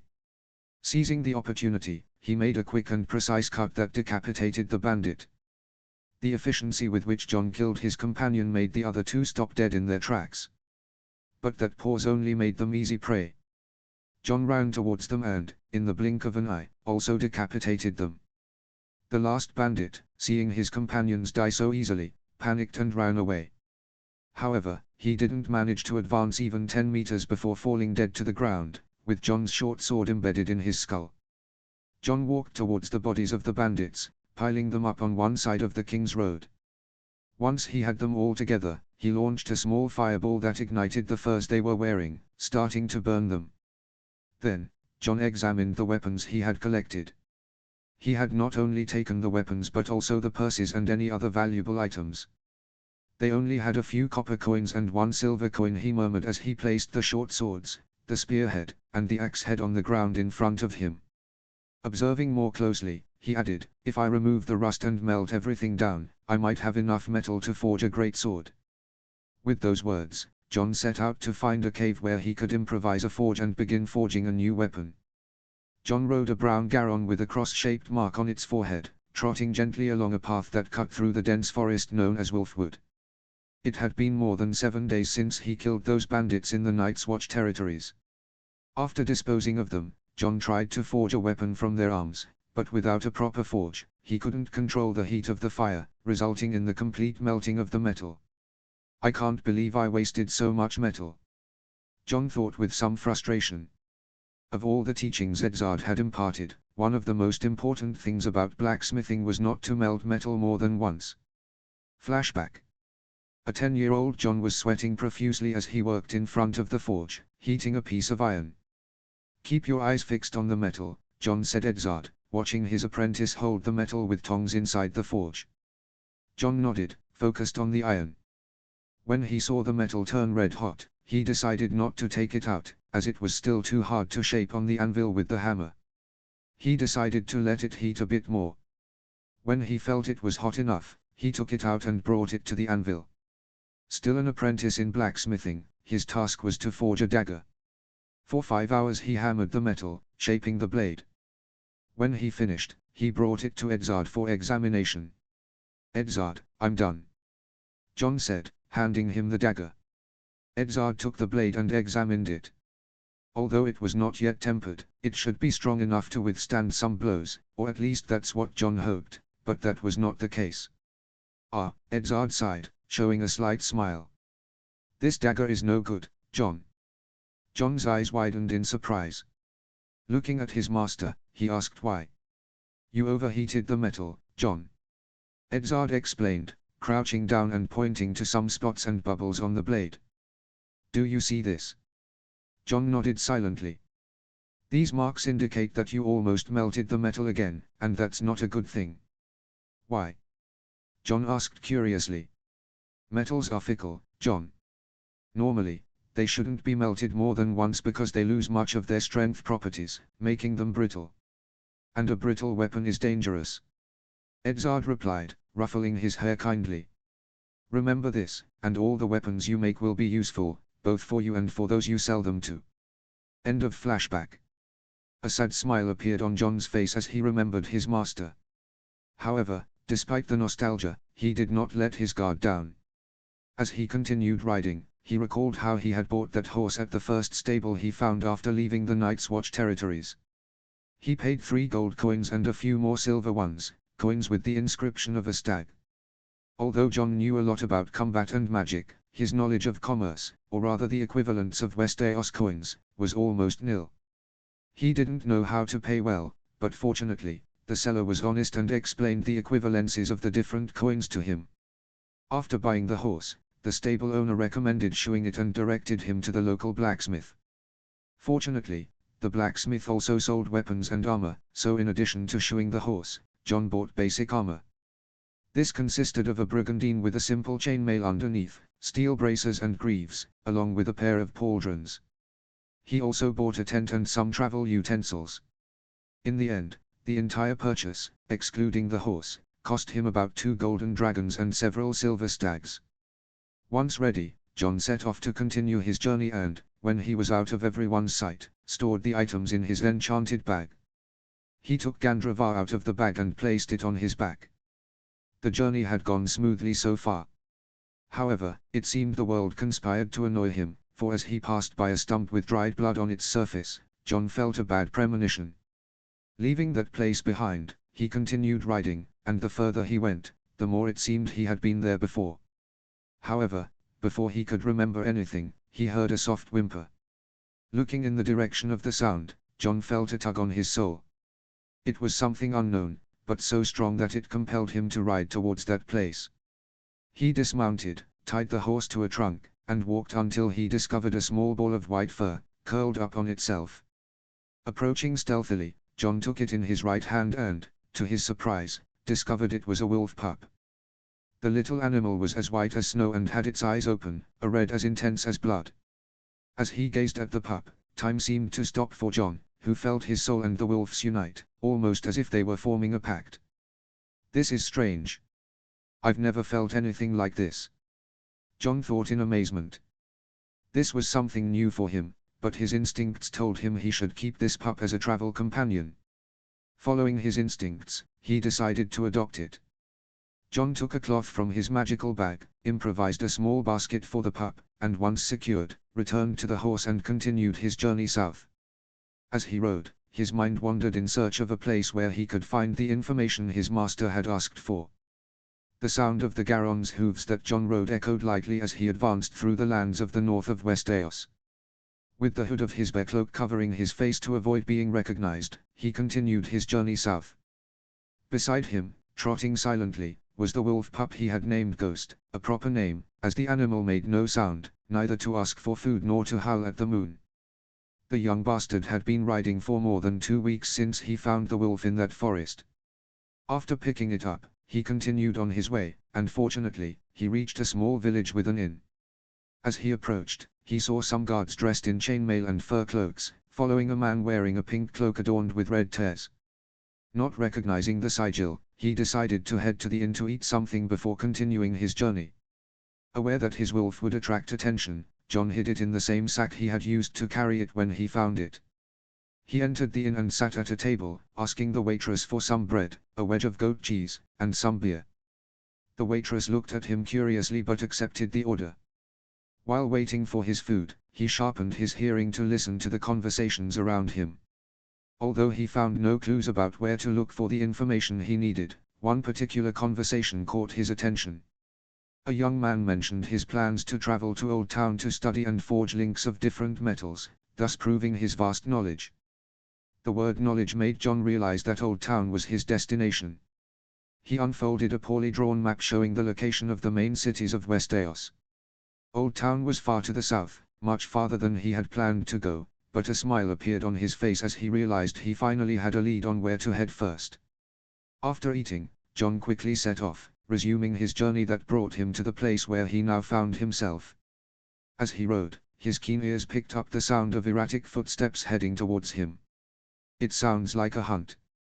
No, there are several footsteps, and many of them belong to four-legged animals. John thought, ready to ignore what was happening, but a female scream broke the air, changing his plans in an instant. What the hell is going on? John pulled the reins of his horse, turning in the direction of the scream. He rode through the forest until he reached a clearing, and what he saw there filled him with a rage he didn't think possible at this stage of his journey.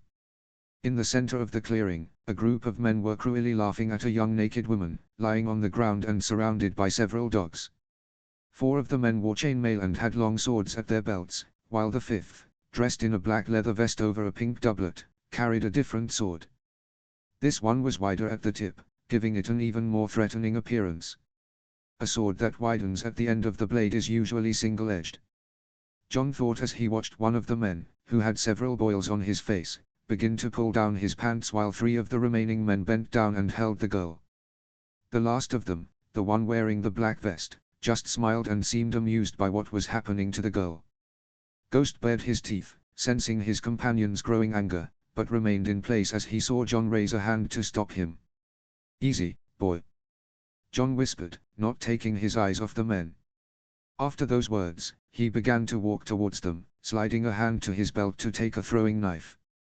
With the weapon in hand, he stepped out from among the trees, causing the dogs surrounding the young woman to turn towards him and start growling. The sound of the growls made everyone lift their heads and see John approaching. For a moment, surprise stopped them, but they quickly returned to what they were doing. "Oh, but look what we have here. It seems someone has come to play the hero," said the man in the black vest, taking a few steps towards John and leaving his companions to continue their cruel fun. Now that he was closer, John could see his face clearly. The man was not at all attractive, his lips resembled worms, and his eyes were as pale as dirty ice. He had long brown hair. John ignored his words, continuing his advance while keeping his knife hidden under the bear cloak. "Seems you're like Grumpy, one who doesn't know how to talk," the man added, signaling to his dogs. "You really are an idiot. Your trick of talking to disguise your intentions might work with others, but not with me," John thought, slightly moving his right hand as he prepared to draw his sword. With a single gesture from the man, the dogs lunged at John. They were fast, clearly trained hunting dogs, not mere mutts. They ran towards him, barking furiously, their jaws dripping saliva in anticipation of the flesh they expected to devour. But when the animals were just a few meters from John and leaped into the air, their bodies collapsed, lifeless. The eyes of the man in the black vest widened as he saw how that stranger had just killed all his hunting dogs with a single slash of a large black sword. His surprise only increased when John, with a quick movement, threw a knife that grazed his cheek, leaving a small cut. "Yellow Dick," shouted one of the men holding the girl as he watched his partner, who was about to rape the girl, fall dead from a knife stuck in his head. Well, that's what you'd expect, but because John had used a lot of force in the throw, the knife had gone through the rapist's head and ended up stuck in a nearby tree. Seeing their companion fall dead, the men at once released the girl, who had lost consciousness upon feeling the blood of the deceased fall on her. They quickly stood up and drew their weapons, but froze upon seeing how the stranger was surrounded by the corpses of their lord Ramsay Snow's dogs. Ramsay looked at John without showing the slightest trace of fear, something that did not go unnoticed by John. Fear is one of the first lines of defense for any human being. Not having it only makes a person savage, stupid, and impulsive. This guy shows no fear, despite the fact that I just killed all his dogs with a single slash. In fact, he seems to be enjoying the situation. His companions, on the other hand, look like they're about to wet their pants. John reflected as he saw the men. The girl could get sick if she stays naked on the ground. I'll have to finish them off quickly. Just as he finished thinking that, John noticed the man in the black vest trying to speak. Not wanting to hear his unpleasant voice, John launched himself at them with lightning speed, leaving them no time to react. With a single swift horizontal slash of Gandravar, he cut the men in half. The blade effortlessly sliced through the chainmail and, of course, the vest of the man who had tried to speak. When John finished his attack, a small gust of wind rose, separating the severed bodies that fell scattered across the clearing. What had been a place of torment turned into a grotesque scene of entrails and blood. After securing Gandravar on his back, John approached the girl and, taking a fur cloak from his bag, covered her with it before lifting her in his arms. With the young woman safe, he began to walk towards his horse, determined to take her to a safe place. The crossing 297 AC. John rode along the King's Road and stopped upon reaching a hill. Until recently, the landscape had been dominated by swamps and marshes, but now that has changed. From the hill, he spotted a large river and what appeared to be a stone bridge with two castles, one at each end, and a tower in the center. Turning his head, John looked back with a sad expression. After leaving the girl he had saved, he realized he was in Bolton lands. While that was already concerning, what really startled him were the rumors that Lord Bolton's bastard enjoyed hunting young people in the forest. It didn't take a genius to realize that the man he had killed was, in fact, the bastard son of the lord of the second most powerful house in the north. Aware of the gravity of the situation, John quickly devised a story to protect the young woman. He told her that he had rescued her from a group of rapists to the south, whom he had already eliminated. When the girl fully woke up, as he recounted the story, John handed her some silver coins and whispered that she had to keep that lie to avoid the pursuit of House Bolton. Upon hearing the name Bolton, the girl nodded fearfully. With the alibi established, John continued his journey south. Along the way, he encountered some bandits who tried to kill him, but John easily dispatched them. Afterwards, to reinforce his story, he made them out to be the rapists by pulling down the pants of one of them. As he advanced south, John was tempted more than once to return to Winterfell to speak with his family, but he decided it was not the right time. There was still a possibility that he would be discovered as the killer of Bolton's bastard, and if that happened while he was in Winterfell, well, it would be problematic, and he didn't want to cause trouble for his family. "I'm so sorry, Father, Robb, Sansa, but I can't return yet. I don't want to cause you problems, so I'll have to wait until all traces that could reveal I was the one who killed Ramsay Snow cool down. It seems it will take a couple of years before I meet my new siblings." John thought as he tightened the reins of his mount.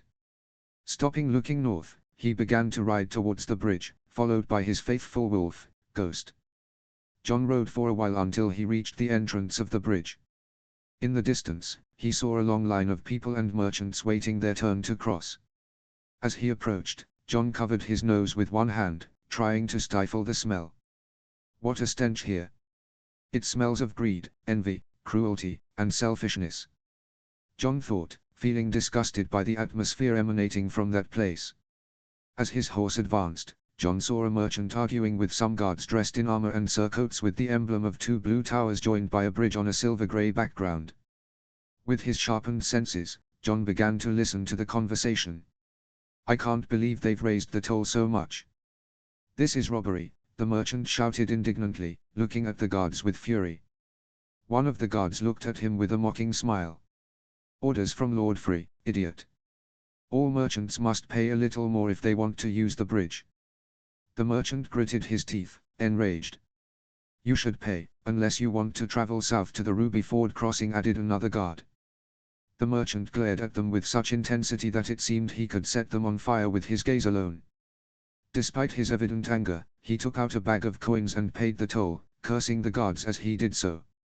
John watched as the merchant and his caravan began to cross. Thanks to a new map he had bought from a merchant near the turn-off to White Harbor, John now had a better understanding of West Aos's geography. I should have gone to White Harbor and taken a ship from there. But no, I wanted to ride to Old Town. Even so, I won't pay these scoundrels a single penny. John thought as he pulled the reins of his horse and headed south. I'll take the other crossing. It might take me longer, but I'll reach my destination in the end. With that decision made, John began to ride along a dirt path, planning where he would rest that night as he advanced. Notes. To those who have made it this far, thank you for reading. To be honest, my English writing skills are not strong, and I'm relying on Google Translate and the dictionaries that come with Office 2019. Well, and we continue with the translation XD. Here we see that John has eliminated Ramsay, and if you're wondering how he got to Bolton Lands, having been in Wolfswood before. Well, you get lost when you don't have good roads and signs XD. And finally, John leaves the north, but doesn't enter the Twins, something smart on his part. In the future, he will enter that fortress, as a friend or enemy. Well, that is still unknown XD. I apologize for any spelling errors. Please don't forget to leave a review if you enjoyed the chapter, or if there's something that needs improvement, or if you have any questions about the story. Any constructive advice is welcome. With nothing more to say, see you in the next chapter. Chapter 6. Notes. See the end of the chapter for notes. Chapter text. Disclaimer, I do not own Elder Scrolls or A Song of Ice and Fire. All rights belong to their respective owners. Chapter 6. The Crown lands 297 Night had already fallen in West Aos, and in a place near the banks of the unnamed river that flowed from the God's Eye, a small camp could be seen. 4 tents surrounded a campfire, and in the center of the scene, 4 people were engaged in various activities. 3 of them were training, 2 practiced the most basic sword fighting movements, while the third perfected more advanced techniques. After a few movements, the one performing the more complex forms stopped training and approached the 4th person, who was critically observing the other 2. Seeing that they had finished, he instructed them to start training with each other. One of them, the shorter one, moved with agility, while the other seemed anchored to the ground. After a few minutes, the 4th figure stood up. As he walked near the fire, the light revealed his identity. It was John. "That's enough for today, guys," John said, approaching the 2 young men. "Thank the 7, John." "I don't know how nobles get used to this," replied the taller of the 2, a young man barely a year older than John but of the same height. He had brown hair, brown eyes, and wore a light brown linen tunic with black pants. His legs were clad in black leather boots. "It's easier because they train from childhood, Gren," John said, addressing the young man. John had met Gren while riding through a farm in the Riverlands. When he found him, the boy was fighting with some bandits. It turned out he had had a fight earlier with a farmer, the father of the girl Gren wanted to marry. However, the father had given her to a merchant to marry, which caused the dispute between them. To make matters worse, the merchant's caravan was attacked by bandits, and the girl was killed after being raped. Desperate, Gren considered joining the Night's Watch, as he had nothing left, being an orphan raised on a farm. On his way to the wall, he was attacked by bandits who tried to kill him when they saw he had no money. Fortunately, John was nearby and managed to save him. Since then, Gren insisted that John train him, fascinated by his combat skills. John refused at first, but after 3 days of persistence, he finally agreed. After that, John bought him a horse and some clothes to travel faster. On the way, they encountered a caravan of mummers that had been attacked by bandits. At first, they thought there were no survivors, but soon they saw 2 people fleeing. John spurred his horse and easily eliminated the pursuers. The survivors introduced themselves: Edison Tolit, a noble from the Vale of Arin who had decided to join the Night's Watch, and Pipar, the only survivor of the group of mummers. Edison, after his experience, decided to stay with John, and Pipar also asked to join them. John agreed, thinking he was close to having the crew needed to man his ship. Although I also accepted them because my instincts told me I should. John thought as he watched PYP, as Piper preferred to be called, playfully punch Gren in the arm. "See? I told you John would say something like that." PYP commented with a smile, recalling how he had mentioned that nobles trained from childhood, giving them an advantage in combat. PYP was the same age as John, with black hair, dark brown eyes, and a short stature. His most distinctive feature was his large ears. He wore a dark green tunic with brown pants and leather shoes. Gren looked at the smaller one but decided not to respond. Then, he turned his gaze to John and asked, "John, how did we do this time? You've improved in your sword movements. They're no longer as rough, now they're more subtle. In a real fight, your cuts will be deeper." John said, seeing smiles form on the faces of Gren and PYP, who bumped fists. "See, Gren. I told you we had improved." PYP said cheerfully. Hey. Yes, PYP, you did." Gren replied, smiling. John also smiled but decided to cut their euphoria short. "You've done well, but you still fail in some aspects. For example, Gren, you keep staying still, which makes you vulnerable in a battle. You need to move more to maintain a safe distance that protects you from enemy attacks. PYP, on the other hand, you move too much. If you keep doing that, the enemy will only have to extend their weapon, and you'll impale yourself on it," John said, pointing to each as he spoke. John's words made the joy of both young men fade.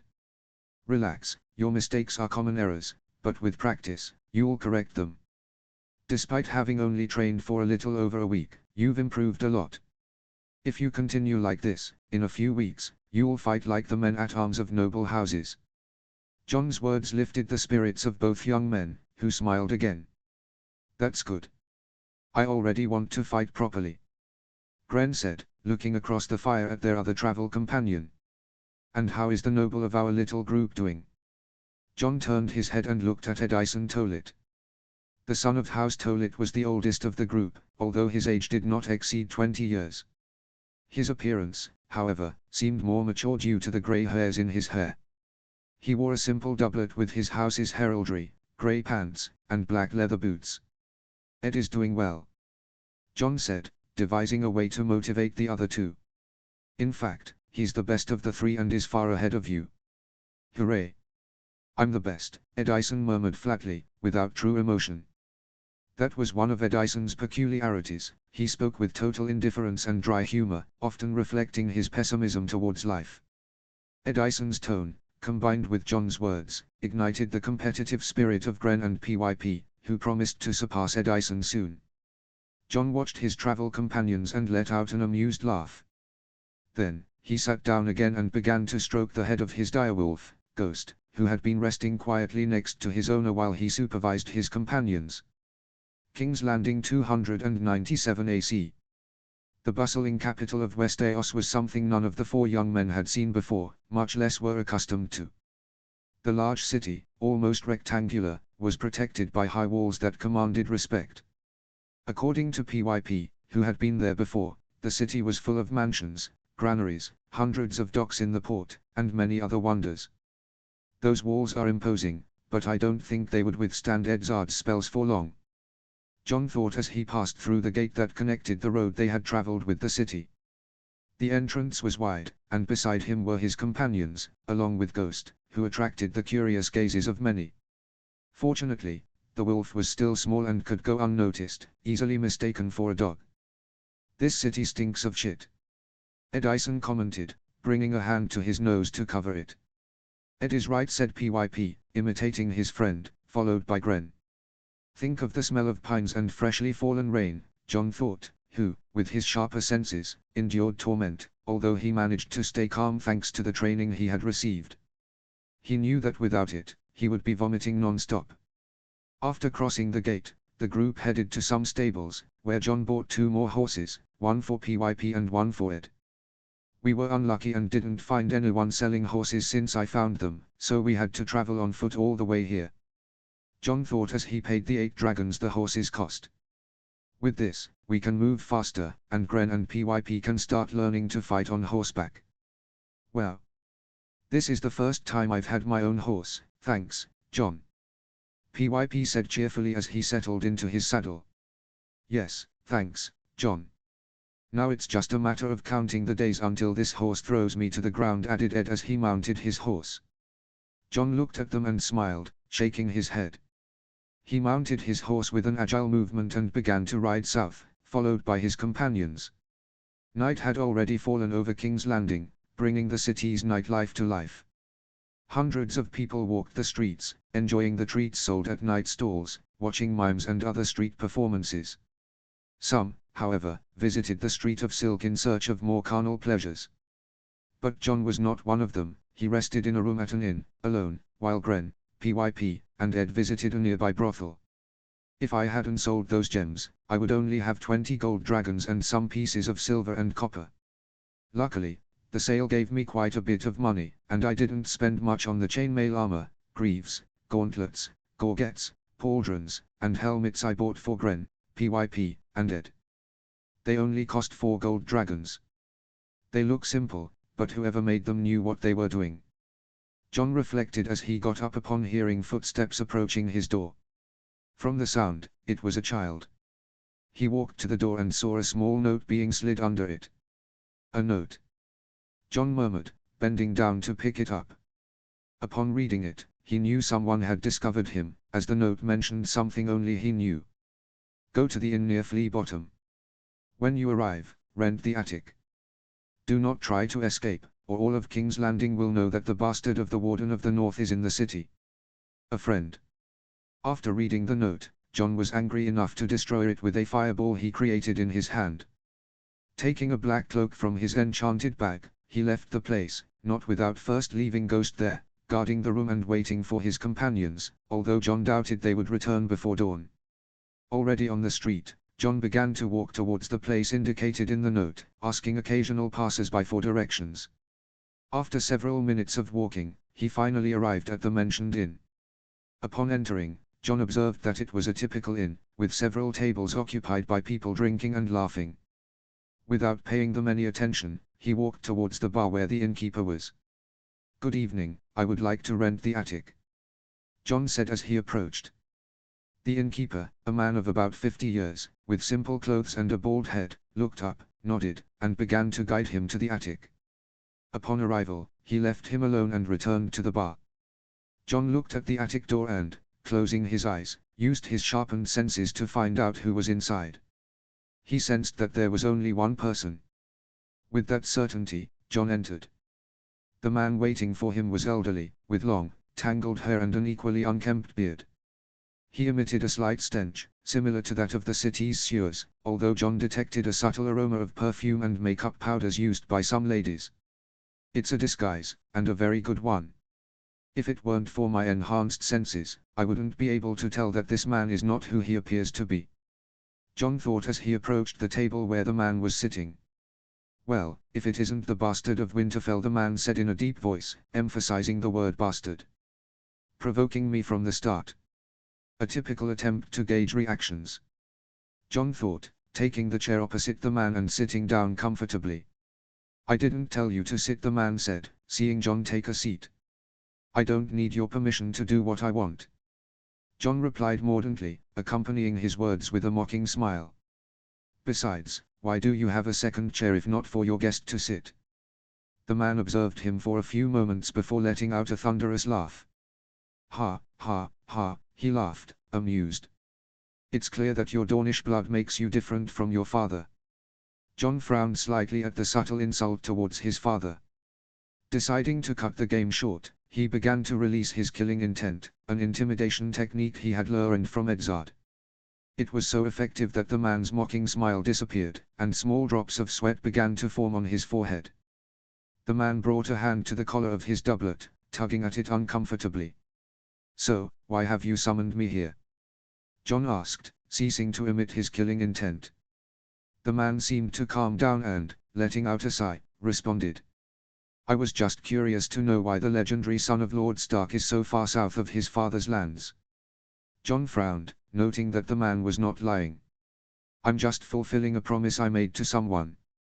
John replied simply, seeking to keep the true purpose of his journey a secret. I see.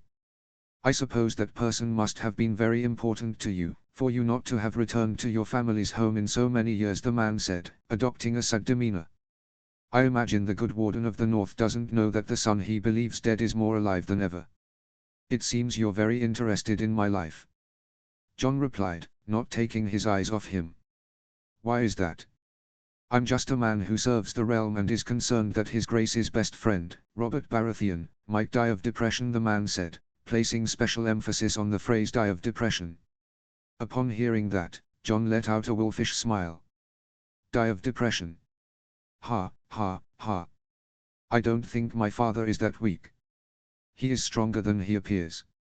So, will you tell me what you plan to do with your life, Jon Snow? The man asked. What every young man dreams of, traveling and gaining eternal glory. Jon replied with an enigmatic smile. The man looked at him strangely but continued asking questions. Where had he been all this time? Who was the person he was fulfilling a promise to? And many more. Jon responded with half-truths or complete lies, always steering the conversation away from the truth.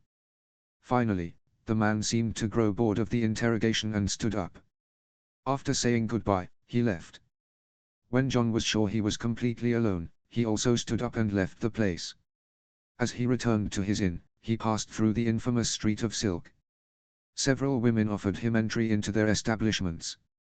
Although he had no intention of doing so, the recent meeting had left him in a bad mood. He decided that a bit of fun might help relieve his frustration. Stopping in front of one of the brothels, he noticed an ornate lamp of golden metal with scarlet glass above the entrance. He decided to enter. Upon entering, the first thing he noticed was the air filled with a strange mix of exotic spices. He looked at the floor and saw a mosaic depicting women making love. He continued through the common room, observing how wealthy-looking men took women to the rooms. Without paying them much attention, Jon approached where he assumed the owner of the place would be. Well, look what we have here, said a woman with a soft voice, observing him. She was tall and slender, with skin a color Jon had never seen before. She spoke with an accent unfamiliar to him. Are you lost, boy? Jon looked at her, puzzled by how she had addressed him. Why do you think I'm lost? He asked. Because there's no other reason for someone so young to be here, or maybe you're looking for work. The woman smiled softly. Jon blinked, surprised, but then let out a soft laugh. Ha, ha, ha. No, my fair lady. I'm not here for work. I just want to have a good time. The woman looked at him with amusement. It seems you've come to the wrong place. I don't think you have the money for one of my girls, she said, judging by his clothes that Jon couldn't afford it. Jon smiled, aware of the impression he made. He reached into his magical bag and pulled out 20 gold dragons, placing them on the table. The woman's eyes widened in surprise. You shouldn't judge a man's wealth by his appearance alone, my fair lady. The woman smiled and called a girl, who returned with 2 women. Both were beautiful and contrasted with each other, the first, tall, with the same skin color as the brothel owner, the second, with skin as white as porcelain, blonde hair, and green eyes. These are Elioa and Maya, 2 of the best girls here. For the price you've paid, you can have one for a while. Jon observed them, feeling his blood run stronger. With a wolfish smile under his hood, he reached into his pocket and pulled out a 1 kilogram gold bar, astonishing the 4 women. Transmutation should be a more complicated spell, he thought with amusement. It makes a man rich very easily. Tell me, with this, can I have them both for the whole night? Jon asked, placing the gold bar on the counter. The owner just nodded awkwardly. Jon smiled and approached both women. When he looked into their eyes and slightly lowered his hood, they saw him, and upon noticing his smile, a shiver ran down their spines. Don't worry, I'm only going to devour you, in a way you'll love. Jon said as he took both their hands and gently guided them to a room, which was shown to them by the girl the owner had called. Once Jon had retreated to his room, the brothel continued with its regular activities until 2 screams made several people jump. But no one but the owner knew that those were not screams of pain, but of pleasure. While Jon was having fun with 2 women in the brothel on the Street of Silk, The man he had met at the inn was removing his clothes to put on loose, colorful silks. With a quick movement, the man shed his beard and hair, revealing that both were fake. His true appearance was that of a plump man, with a soft and effeminate build, and a completely shaved head. That man was Varys, a eunuch from Lys, one of the free cities. Varys was the master of whispers for King Robert Baratheon, and the man who had miserably failed to find clues about the whereabouts of the bastard son of the Warden of the North. The eunuch had received the king's order to search for his friend's son after bringing whispers that the bastard had disappeared. He tried with all his might but failed, which cast doubt on the reputation of his famous spy network. However, now, after years of silence, his little birds had whispered that someone matching the description of Lord Stark's bastard son was in the city. Wishing to confirm the information in person, he decided to meet with him. And what he discovered made it clear that he had made a mistake. The young man was not like his father, nor did he behave like any bastard. He had an unsettling self-confidence and was truly terrifying, especially because of how easily he had managed to intimidate him. Power is like a shadow, many people cast shadows that can be large or small, but the shadow of that boy at that moment was as imposing as the descriptions of the wall. Varys reflected as he walked towards his chambers. This encounter has been uninformative. I have not been able to discern what kind of person he really is. But for now, it seems he does not pose an obstacle to my plans.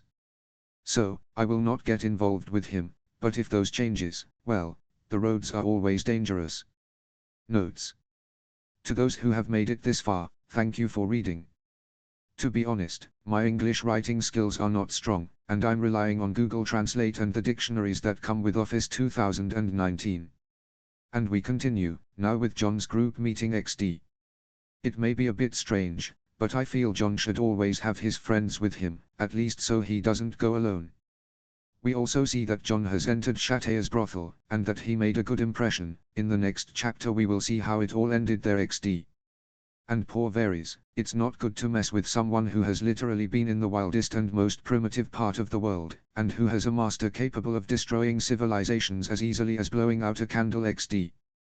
I apologize for any spelling errors. Please don't forget to leave a review if you enjoyed the chapter, or if there's something that needs improvement, or if you have any questions about the story. Any constructive advice is welcome. With nothing more to say, see you in the next chapter. Chapter 7. Notes. See the end of the chapter for notes. Chapter text. Disclaimer, I do not own Elder Scrolls or A Song of Ice and Fire. All rights belong to their respective owners. Chapter 7. Rose Road 297 C. The midday sun shone high above as Jon and the rest of his companions rode calmly. The landscape around them consisted of vast fields of crops and wide plains, where people could occasionally be seen herding all kinds of livestock. It had been more than a week and a half since they left King's Landing. They rode in a simple formation, with Jon leading the way, followed by PYP, who knew the roads of Westeros better thanks to his former job in a mime caravan. The rear was protected by Gren, Ed, and Ghost. So, Jon, will you tell us why you weren't at the inn when we returned? PYP asked curiously. The three young men had arrived at the inn in King's Landing where they were staying and were surprised to find only Ghost. Intrigued by their companion's absence, they went down to the first floor and asked the innkeeper if he had seen Jon. The man told them that Jon had left during the night and had not returned. Jon did not immediately respond to the question. Instead, he recalled what had happened when he woke up that morning. Flashback. The sun was beginning to filter through one of the windows of the brothel where Jon had slept. Yes, because the bastard son of Eddard Stark had spent the night in a brothel. He slowly opened his eyes and realized he was not in his room at the inn. Where in the name of all the gods am I? His thought was interrupted by the feeling of several small bumps tickling his chest. In addition, he felt a light weight on him, a weight that shouldn't be there. Moving his head, he saw that he was being embraced by two naked women, while a third slept on his chest, and the bumps that brushed against his skin were the women's nipples. This is new. When did I sleep with these women? I remember now, I came to have fun at this brothel. But, didn't I hire two women? That's right, the owner came to ask me to calm down, since I was making them scream too much. The owner had intervened because the girls' screams were making the other clients of the brothel uncomfortable, making them feel insecure about their own abilities. Unfortunately for many, the owner ended up joining in on what was happening in the room, adding a third scream of pleasure to the chorus. Remembering what had happened, John moved carefully and easily managed to get out of the women's arms, who, losing the heat of his body, embraced each other. Out of that sensual trap, John smiled proudly as he searched for his clothes. After dressing and putting on the hood of his cloak, he left the room. As he reached the brothel's common room, he noticed how all the women were looking at him with blushes and starting to whisper amongst themselves. Thanks to his heightened senses, he heard their conversations, which made the blood rush to his face. Embarrassed, he pulled his hood down even further to hide his blush, and, with quick steps, he left the brothel in the direction of the inn where he was staying. End flashback. Let's just say I was doing a lady a favor, John said with an amused smile, avoiding telling them that he had spent the night in one of the most expensive brothels in the city. What kind of favor? Gren asked from the rear. A very fun and interesting one, John replied, smiling. The other three companions mirrored his smile with knowing grins. Wow, and here I thought you were a prude, PYP joked. And what was the girl like? Who said it was just one? John retorted. Come on. Don't tell me, Gren said, his eyes widening as he understood what John was implying. There were 3 girls. 2 were brunettes, in fact, mother and daughter, and the third had skin as white as porcelain. Wow. Gren, Ed, and PYP said in unison, their faces full of surprise. They burst into laughter as they continued riding calmly along the road, which would take them directly to Old Town. After several hours of travel, they arrived at a bridge near a small castle made of wood and stone. Although it wasn't very large, its location on the terrain made it appear more imposing. PYP, do you know where we are? Gren asked as they crossed the bridge. I don't remember well, but I think this place is called Bitterbridge. PYP replied, rubbing his chin. How far are we from Old Town? John asked. Very far, Ed replied. What do you mean, Ed? John asked, looking at the oldest of the group. As I recall from the few lessons I had, the road we're on is called the Rose Road. It goes all the way to Old Town, but first, it passes through 2 places, one is Bitterbridge and the other is High Garden. I see. That means we're still far away, Gren said. Yes. It seems that tomorrow we'll have to increase our travel speed, John commented, heading towards a nearby inn. We'll spend the night here and ride harder tomorrow. The other 3 nodded, though they exchanged glances, not understanding John's urgency to reach Old Town quickly. However, despite their curiosity, they shrugged and followed John, who was already entering the inn. Ocean Road 297 The setting sun illuminated the sky as, in the middle of a forest in the territories directly controlled by High Garden, a small camp could be seen. Near a river, where 4 horses were drinking water, there were also 4 people. 3 of them were fighting against the 4th. John moved his tournament sword to block the attacks of Gren, PYP, and Ed. The 3 friends used every tactic they could think of, but so far they had failed miserably, as John blocked all the attacks without moving from his spot. Gren shouted as he launched a horizontal slash, which was quickly blocked by John's sword. After that failed attack, Gren felt a great pain in his abdomen, an unmistakable sign that John had struck him there. The air escaped from his body, and dropping his weapon, he fell to the ground, clutching his abdomen. A few seconds later, both PYP and Ed suffered the same fate. The 3 friends remained on the ground for a few minutes until they finally managed to catch their breath. When they got up, they saw John looking at them with amusement. Damn it, John. Did you have to hit so hard? Gren asked as he walked towards his tent to put away his training weapons. Yes, John. Do you have to be so rough, added PYP, doing the same as Gren. No, I don't have to be. But it's necessary, John replied, watching Ed head towards his own tent. If you don't learn to endure the blows, you will be the first to be neutralized in a battle, John said as he headed to the place where they would light a campfire at night to prepare their rations.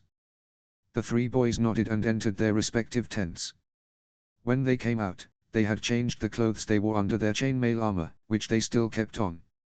They did this on John's recommendation, who had told them it was better to be prepared for a possible attack by bandits or thieves. As they walked towards the campfire, they saw John finishing cooking lunch.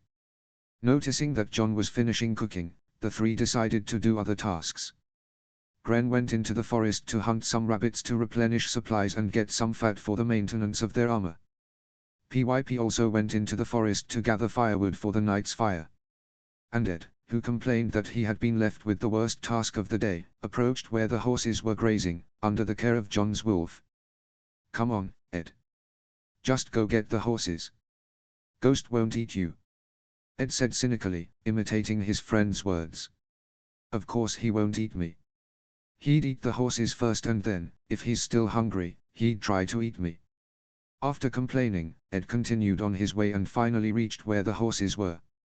As he approached, he saw Ghost appear among the trees. John's wolf had grown considerably and was now a bit larger than a normal wolf. "Come on, boy," Ed said to Ghost once he had the horse's reins in his hands. The wolf made no sound and simply followed Ed, who began to return to the camp. When the son of House Tolit arrived at the camp, he saw that Gren and PYP had already returned as well. "Hurry up, Ed," PYP shouted, waving his fork. John made bacon. Hearing what his companion had prepared, Ed quickly took the horses to the designated place for their stay during the night. After tying them up quickly, he headed towards where his companions were. When he arrived, he sat down and took a plate with bacon and vegetables. The four companions began to eat quietly, immersed in a comfortable silence. This silence lasted a few minutes until Gren, PYP, and Ed looked at each other. The three nodded, and then Gren spoke. "John, why are you in such a hurry to go to Old Town?" Edzard's apprentice looked at his companions, wondering whether to tell them or not. However, what PYP said next made his eyes widen, as it was something he never expected. "Does it have something to do with Edzard?" John froze and dropped his fork upon hearing that. His mind was trying to figure out how they knew that name. How do you KK know that NN name?" John asked, still in shock. The three boys looked at each other and, after nodding, reached under their armor and took out some necklaces. The necklaces they held were similar to the one John wore around his neck. John, taking his hand to his necklace, took it out as well. "These necklaces appeared a few months ago in each of our possessions," Ed replied, looking at John. "Mine appeared when I was thinking about whether I should join the Night's Watch. Mine was a few weeks before I lost you-know-who," said Gren, with a sad smile remembering the girl he had loved. "And I got mine when I was with the Mime Caravan in Stormlands, a few months ago." Their companions' responses only confused John more, who still didn't know how they knew about Edzard. "After obtaining this necklace, a man named Edzard appeared to me in dreams. He told me that I would meet someone and that with that person I would travel the known world and have various adventures," said PYP, whose response was then repeated by the other two. The words they shared, accompanied by small fragments of their dreams, made John finally understand everything. He understood why his master, during training, sometimes mentioned that the adventures he would live would not be solitary. He also understood why his ship had space for 4 other people. And now he understood why these 3 were so determined to accompany him on his journey. "I should have suspected something like this was happening. After all, who would insist on traveling with someone they barely know?" John thought, as his mind recalled a phrase that had not been said by Edzard, but by his father, Eddard Stark.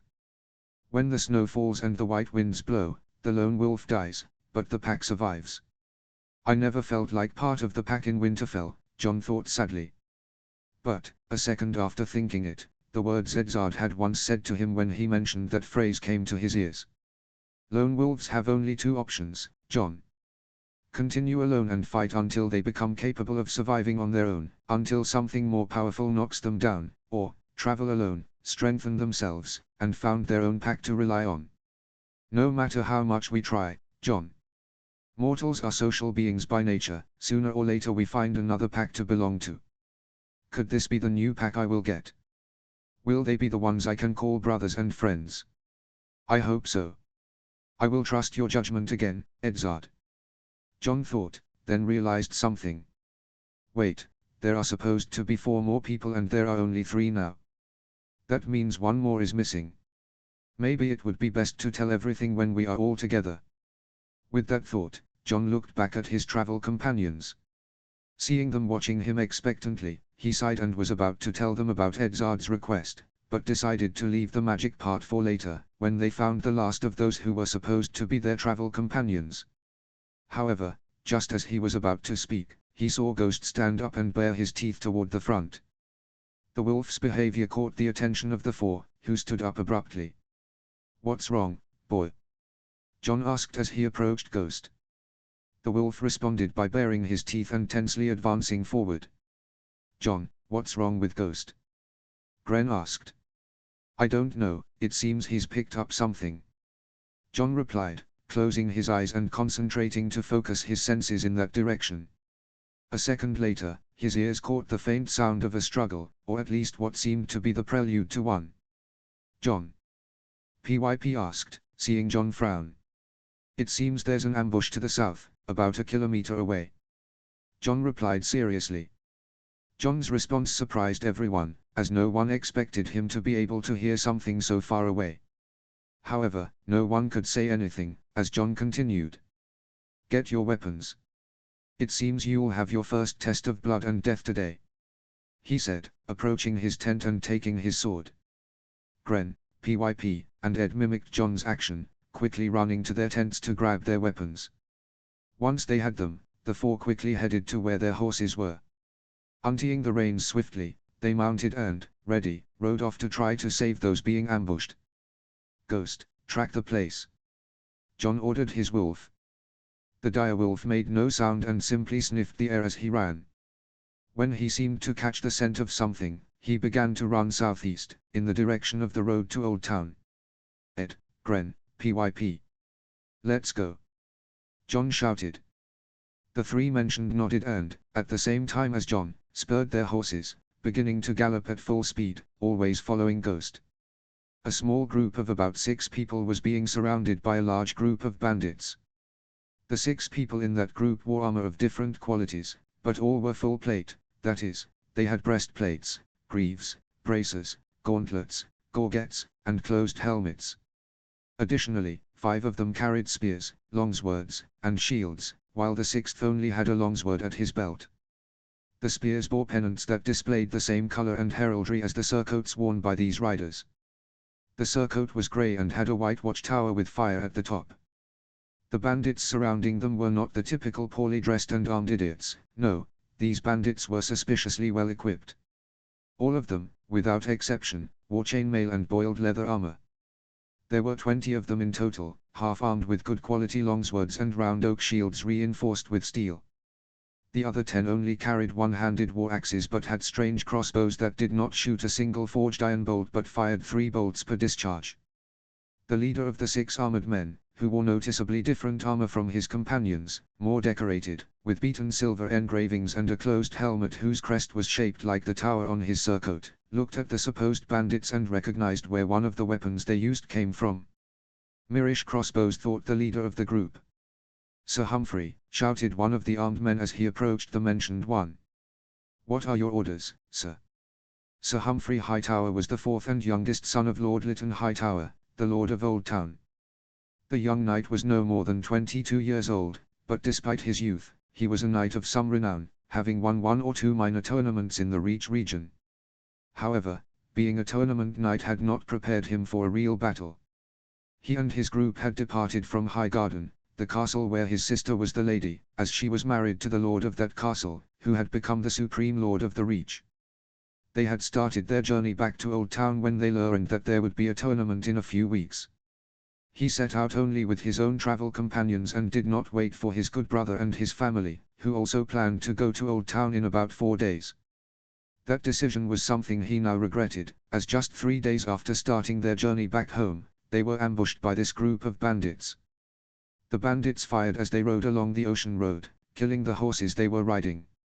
Of course, this only affected the 6, as the other 5 soldiers accompanying them lay dead, thanks to the crossbows hitting parts not well protected by the armor. The attack left him and the other 5 soldiers on the ground, surrounded by the bandits, who began to approach. Sir Humphrey looked around and, swallowing a bit of bitter bile, gave an order. "Throw your spears on my signal. Then draw your swords and prepare for battle," ordered the Hightower knight in a low voice. The Hightower soldiers accompanying the young knight nodded slowly, as, being close, they could easily hear the order.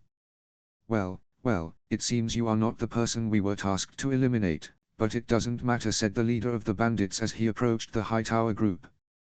The bandit leader wore the same type of armor as his companions, but unlike them, he wore a brigandine instead of boiled leather. "How about you make this easy, boy? Surrender, and we will treat you as our guests until we can obtain a ransom for you." Sir Humphrey frowned under his helmet and, tightening his grip on his sword, shouted, "Now!" At that shout, the soldiers with the young knight threw their spears. The poliums, which were not meant to be used as projectiles, managed to cover the distance separating them from the bandits relatively quickly, taking some of them by surprise. The spears struck several bandits, who fell to the ground screaming in pain, as the weapons had pierced their chainmail and boiled leather. "Little shits," said the bandit leader angrily as he watched his companions writhe in agony. Their armor might be good, but it was obvious that the weapons and armor of these guards, and especially the knight, were of better quality. Turning his gaze back to the Hightowers, the bandit leader barked an order, "Fire!" At that order, the crossbowmen, who had already managed to reload their weapons, released a volley of iron bolts. "Shields!" shouted Sir Humphrey as one of the guards who had travelled with him pulled him and covered him behind his shield. The Hightower soldiers followed their lord's son's orders and placed their shields in front of them, forming a wall. The shield wall stopped some bolts, but several did not aim at the soldiers' bodies but struck their legs. "Arch!" was the cry of 2 of the Hightower guards as they felt the forged iron bolts pierce their legs. After letting out that cry, the soldiers fell to the ground, as the wounds they had just received caused them intense pain. While they screamed, the bandits armed with swords and axes slowly approached them. Sir Humphrey looked at his few soldiers and realized he could not win, at least not with the number of men he had. Observing his men, he saw the fear reflected in their eyes. Unfortunately, he had to stop looking at his soldiers, as one of the bandits' swords nearly cut his throat. Moving his sword, he began a fierce fight against his enemies. The men of his guard who could still fight did their best, their armor withstood some blows, but they would soon be overwhelmed and killed.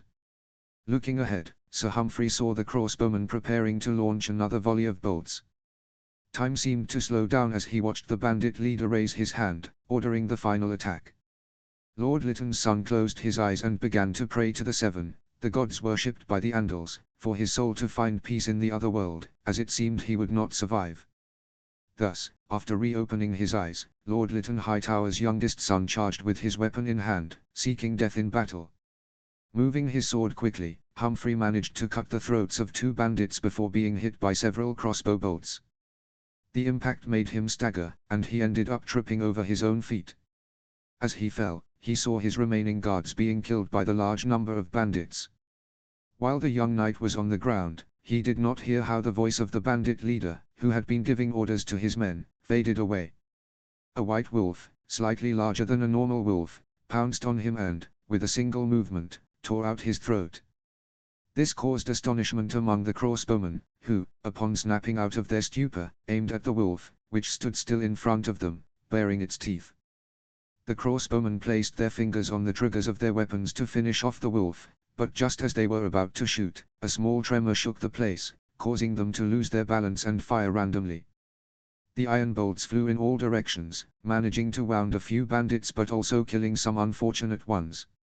After that, 3 horsemen appeared from behind the trees and quickly rode towards the disoriented crossbowmen. A 4th horseman appeared on the path and charged at the bandits.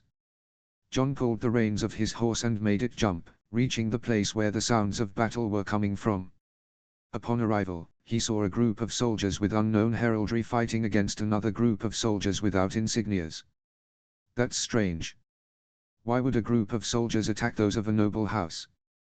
John wondered, before realizing what was happening.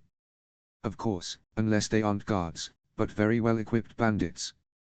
After thinking that, John sent Ghost to attack one of the soldiers, who seemed to be in charge.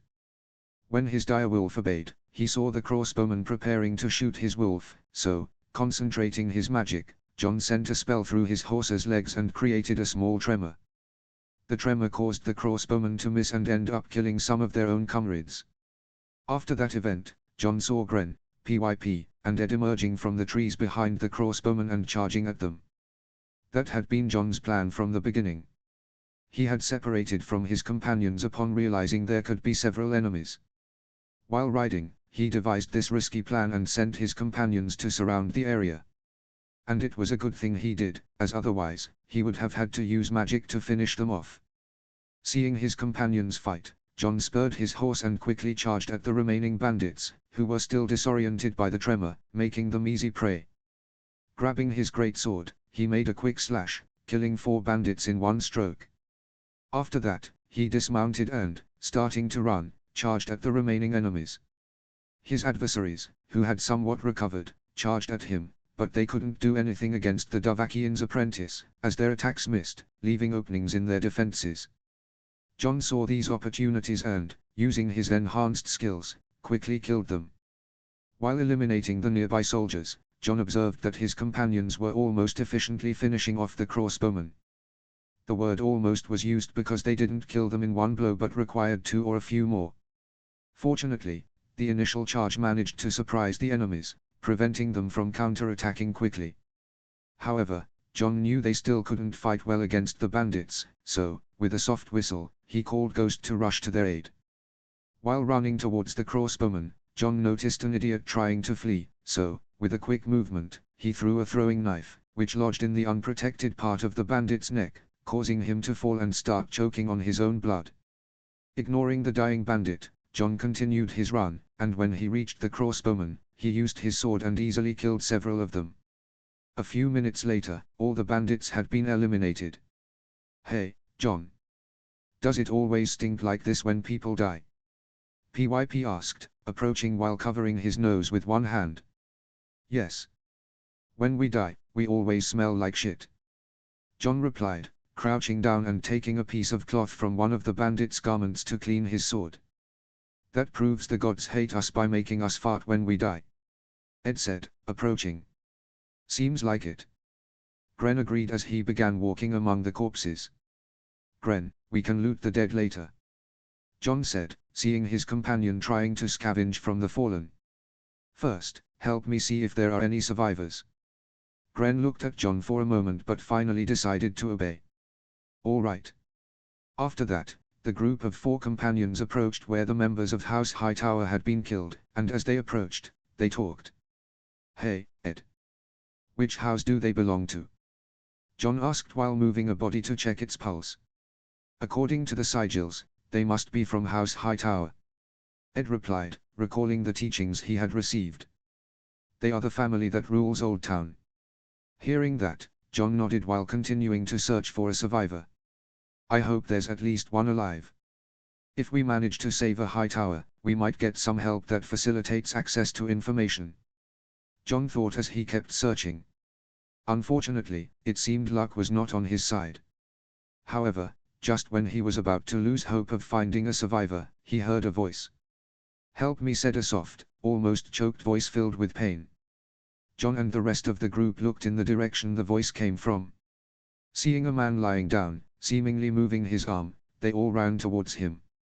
Upon arrival, they found a man wearing highly decorated plate armor, with a closed helmet that had a crest similar to the tower on his surcoat. The man lay on the ground with 6 crossbow bolts embedded in his body, 2 in one of his legs, 1 in his thigh, and another in his calf. The other 4 were in the upper part of his torso, 1 near the upper left part, another in the right side ribs, 1 in his left shoulder, and 1 in his left forearm. Help. Please," he stammered. John looked at the man and, reaching into his bag, took out a potent sedative. Then, he removed the closed helmet, revealing his dark brown hair. Although the man's eyes were half closed, they could be seen to be an intense blue color. "Drink this, sir," John said, approaching. "Don't worry. You won't die today." With those words, John brought the vial to the man's lips and watched him drink the sedative. 2 seconds after ingesting it, the man fell asleep. Gren, PYP, Ed. Help me move him carefully," John ordered. The three mentioned nodded and moved the man to another place, where they laid him on a fur cloak. "Look for other survivors," John ordered while beginning to remove the man's armor. After quickly stripping him of his armor, John gave him a potion that would numb the sense of pain for a few hours. Then, he took a pair of tongs from his enchanted bag and, using his great strength, began to extract the bolts.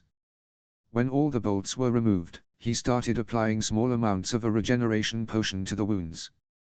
"With this, your internal wounds will be more than healed," John thought while beginning to sew the wounds with threads sterilized with magical fire.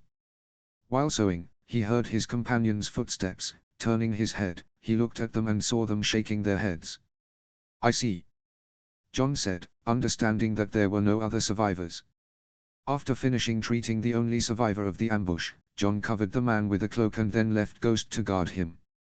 After that, John and the rest of his companions approached the bandits' corpses and began stripping them of anything valuable.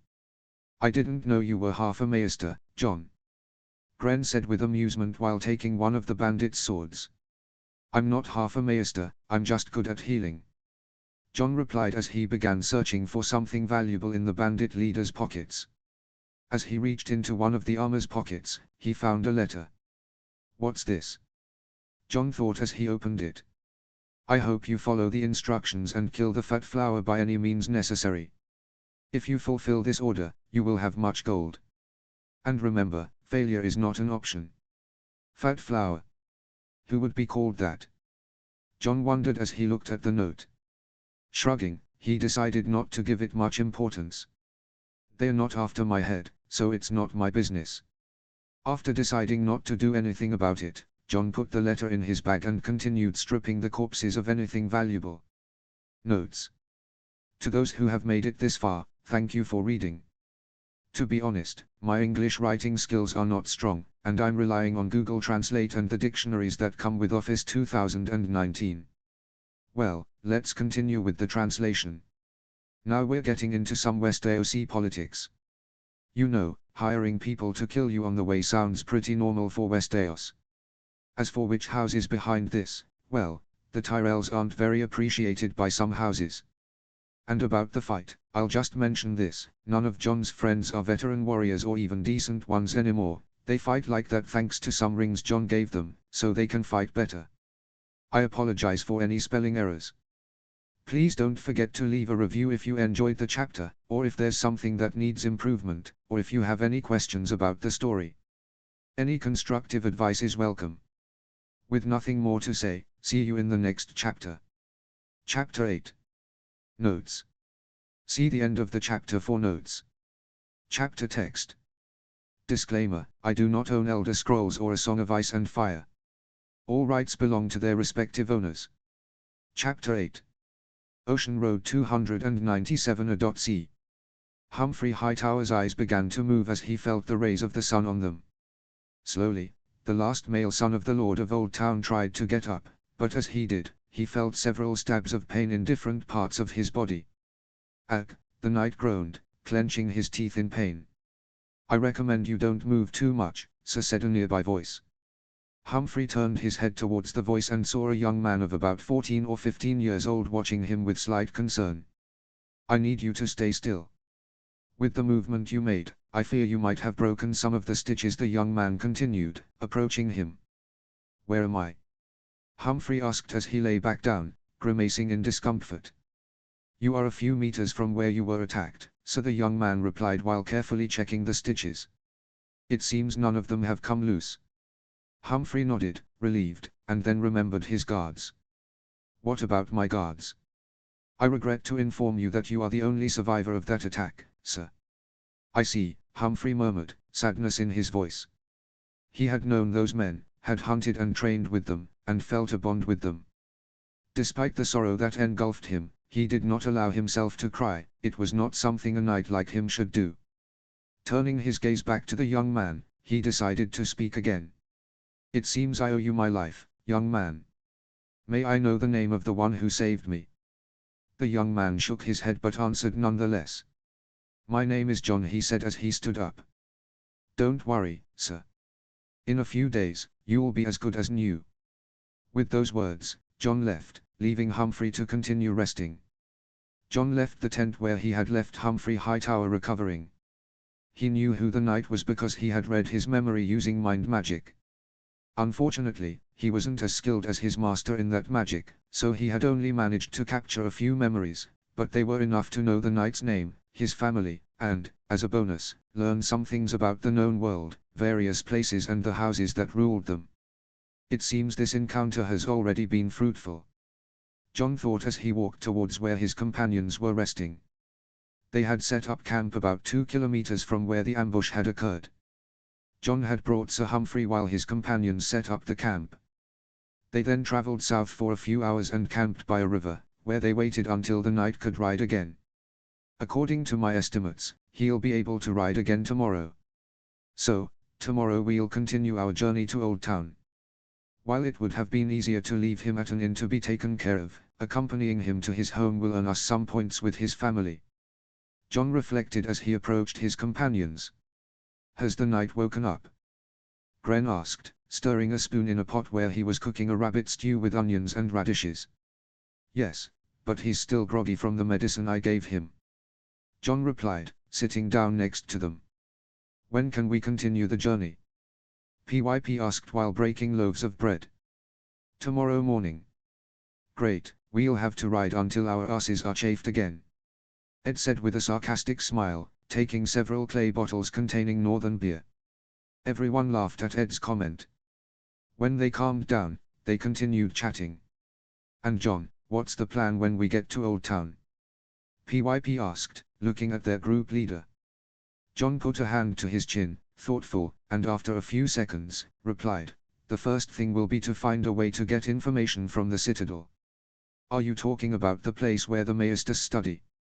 Ed asked, recalling the few times he had seen one. His family branch was so poor they couldn't afford to have their own Maester. Yes. The information I need might be there. Luckily, the knight is the son of the Lord of Old Town, so if I play my cards right, we'll be able to access the records I'm interested in. The three young men looked at each other before Gren asked, what information are you looking for there? I need information about a certain type of stone. John replied, observing his companions. This whole trip to look for stones? PYP asked, incredulous. No, the stones are just a clue to what I really need to find. John explained. Once I locate the places where that type of stone is found, I'll know where we need to go. I see. We're looking for stones and then whatever Edzard asked you to find, right? Ed asked, in one of his rare moments of seriousness. That's right. I know you're curious, but I'll tell you everything when we find the last bearer of those necklaces. The answer didn't completely satisfy the boys, but they accepted it anyway. After the brief conversation, each returned to their respective tasks. Old Town 297 The hooves of 5 horses echoed along the road leading to the city of Old Town. Mounted on them were John, Gren, PYP, Ed, and Sir Humphrey. It had been more than a week since the last son of Lord Lytton had awakened. The young knight had been astonished to see how quickly his wounds had healed. Just a day after speaking with John, he was already well enough to ride. So, feeling better, he began traveling with the young men who had saved him from death. Initially, despite the life debt he owed them, Humphrey was not so naive as to trust them immediately. They could be deserters from the bandits who had attacked him. However, his distrust began to fade when he saw the wolf accompanying John. One look was enough to understand that it was not an ordinary wolf, but a dire wolf. Realizing this, the words of his sister Malara, known as the Mad Maid, came back to him. She used to have visions of what might happen, which led their father to lock himself in the family's ancestral lighthouse, reading prophecies and books of magic. I still remember how Jon Snow reacted when I discovered his identity. Humphrey thought, recalling how it all happened. Flashback. Sir Humphrey Hightower finished putting on his armor with some difficulty. He had no servants to help him at that moment, but it was not entirely strange to him, as he had never had a squire and knew how to dress himself. What made the task more difficult were his wounds, which, although they had healed surprisingly quickly, still caused him some pain. Limping a bit, he left his tent and saw John and his companions gathered. The other three wore full chainmail armor, with greaves, gorgets, shoulder pads, and steel bracers. Additionally, 2 of them wore scale armor, while the third, like John, wore a brigandine. Seeing those armors, Humphrey's mind went back to the bandits who had ambushed him, and a disturbing idea formed in his head. What if they are deserters from that group, he thought, looking suspiciously at the 4. Yes, that must be it. They surely plan to capture me and demand a ransom. His thoughts were interrupted by something brushing against his leg. Looking down, his eyes widened, and he jumped back upon seeing a wolf next to him. He barely retreated a meter, and, while reaching for the hilt of his sword, he remembered his sister Malara's words. "Brother, you will be on the brink of death soon, but your end will not come, for you will be saved by a white wolf." Humphrey observed the wolf more closely. It was as white as snow, and its red eyes shone like 2 rubies. Examining it more closely, he realized it was much larger than normal for a wolf of its age. Wolves that big? Only dire wolves are that size, according to the legends. Humphrey thought, but his thoughts were interrupted when John spoke. "Ghost, with me." Humphrey's eyes nearly popped out of their sockets when he saw the wolf obey John and approach him. He was in shock, but when he overcame it, he looked at John more closely. He observed him attentively and noticed his features more clearly. Violet eyes that almost seemed to shine like stars, an elongated face, and brown hair. And now he has a direwolf. By the 7 hells! That boy is Lord Stark's bastard. Humphrey remembered that name well. The Warden of the North had sent a raven to King Robert requesting help to find his bastard son, Jon Snow. Robert, in response, sent ravens to the lords of the 7 kingdoms asking for information if they saw him. Humphrey's father, Lord Lytton, also received that raven, but like many other lords, he dismissed the request. After all, who cared about the fate of a northern bastard? If it had been the legitimate son of the Lord of Winterfell, things would have been different. Having discovered the identity of his savior, Humphrey decided to confront him to understand why he was so far from his home and family. End flashback. After confronting John about his identity, the young bastard was surprised to learn that his father had been looking for him. After telling him this, Humphrey saw John give a sad smile before asking for a few minutes. John approached his companions, and although Humphrey only heard some shouts of surprise and curses, everything soon calmed down.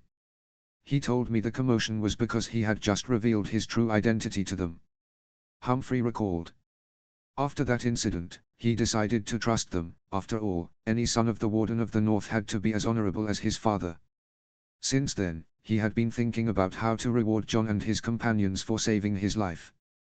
"My initial idea was to knight them all and give them some land, but after seeing them train, I realized that, at least for now, the 3 who accompany John do not have the martial skills necessary to be knights. However, John does deserve it. Knighthood would be an excellent reward, as the title of Sir would open many doors for him."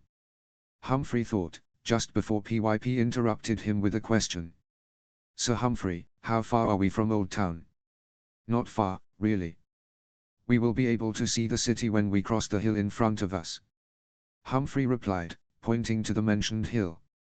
PYP, Gren, and Ed smiled, and spurring their horses, they galloped at full speed towards the hill, eager to see the city. For 2 of them, it was a new experience, but for PYP, it was something he had already seen. However, the excitement of seeing that huge and beautiful city again did not diminish. "It seems your friends are quite excited," Humphrey commented with a smile. "Yes, but I suppose their real joy is that they will soon be able to go to a brothel and have a good night," John replied, also smiling. Humphrey looked at John for a moment and then let out an amused laugh, which was joined by John's. "John, come quickly," PYP shouted from the top of the hill. Hearing the call, John spurred his horse and galloped to the top. When he arrived, his eyes filled with wonder at the sight before him. The great city of Old Town was entirely made of stone, from the houses to the roads and bridges. It was protected by high and thick walls of solid rock, and from a distance, its intricate streets could be seen forming a sort of labyrinth of alleys, winding and narrow, filled with markets. Several islands were scattered throughout the city while a river, whose mouth formed part of the port, divided Old Town in 2. As John scanned the city, he finally fixed his gaze on the imposing lighthouse that was the fortress of House Hightower. Ironically named Hightower, the castle was a huge stepped tower, at the top of which a great flame burned, also serving as a lighthouse. That tower looks as tall as the wall, John thought, shifting his gaze to the road they would follow. Thanks to that, he saw several merchant caravans entering through one of the main gates. Impressive, isn't it? Humphrey asked as he reached John's side. Yes. It doesn't seem as big as King's Landing, but it smells better. Just for that, it's already much better than that city. John replied with a smile, relieved that Old Town did not share the stench of the capital. Seeing that this was not a problem here, he felt he could enjoy the city. After that brief exchange, the group of 5 riders, plus the direwolf, continued on the road towards the city entrance. In the middle of a large stone hall, decorated with silver chandeliers, tapestries from Myr and Volantis, and other valuable decorations from the free cities of Essos, stood a majestic oak throne, beautifully carved. Sitting on it was Baelor Hightower. Baelor, heir to Lord Lytton, had assumed the governance of Old Town since his father secluded himself in the lighthouse with his sister Malara. He was about 40 years old, and although some grey hairs were beginning to show, his hair was still mostly black. His face was clean-shaven, showing slight wrinkles, but he was still an attractive man. He wore a grey doublet, black trousers, and boots of the same color. The heir of Old Town was deeply worried, and for good reason. Days after a tournament was announced in Old Town, he had received a raven from his younger brother, announcing his return to participate. However, his brother was already several days late, which only increased his anxiety. But that was not the only thing troubling him. Until a few hours ago, 2 more people had been in that same room. Bringing a hand to his temple, Baelor recalled the tense conversation he had had with them. Flashback. I knew this would come sooner or later, sighed Baelor Hightower as he looked at the woman in front of him. The woman was older, short in stature, with grey hair and a face lined with wrinkles. Her gaze was serious and annoyed as she looked at both Baelor and the rest of the service members. She wore a chainmail armor patched in several places, clearly used in battle. That woman was none other than Mage Mormont, the aunt of Baelor's good brother and the current lady of Bear Island, a remote island in the Bay of Ice, ancestral home of the Mormonts. I already told you, Lady Mage, my sister is not here, said Baelor, trying to remain calm as he addressed the Lady of the North. I don't care where your sister is, Lord Hightower. I just want to know if you have any idea of the whereabouts of my stupid nephew. Mage replied, looking at him coldly. Baelor shook his head. He had no idea where Ser Jorah Mormont was. Ser Jorah, Baelor's good brother, was married to his younger sister, Lyonesse.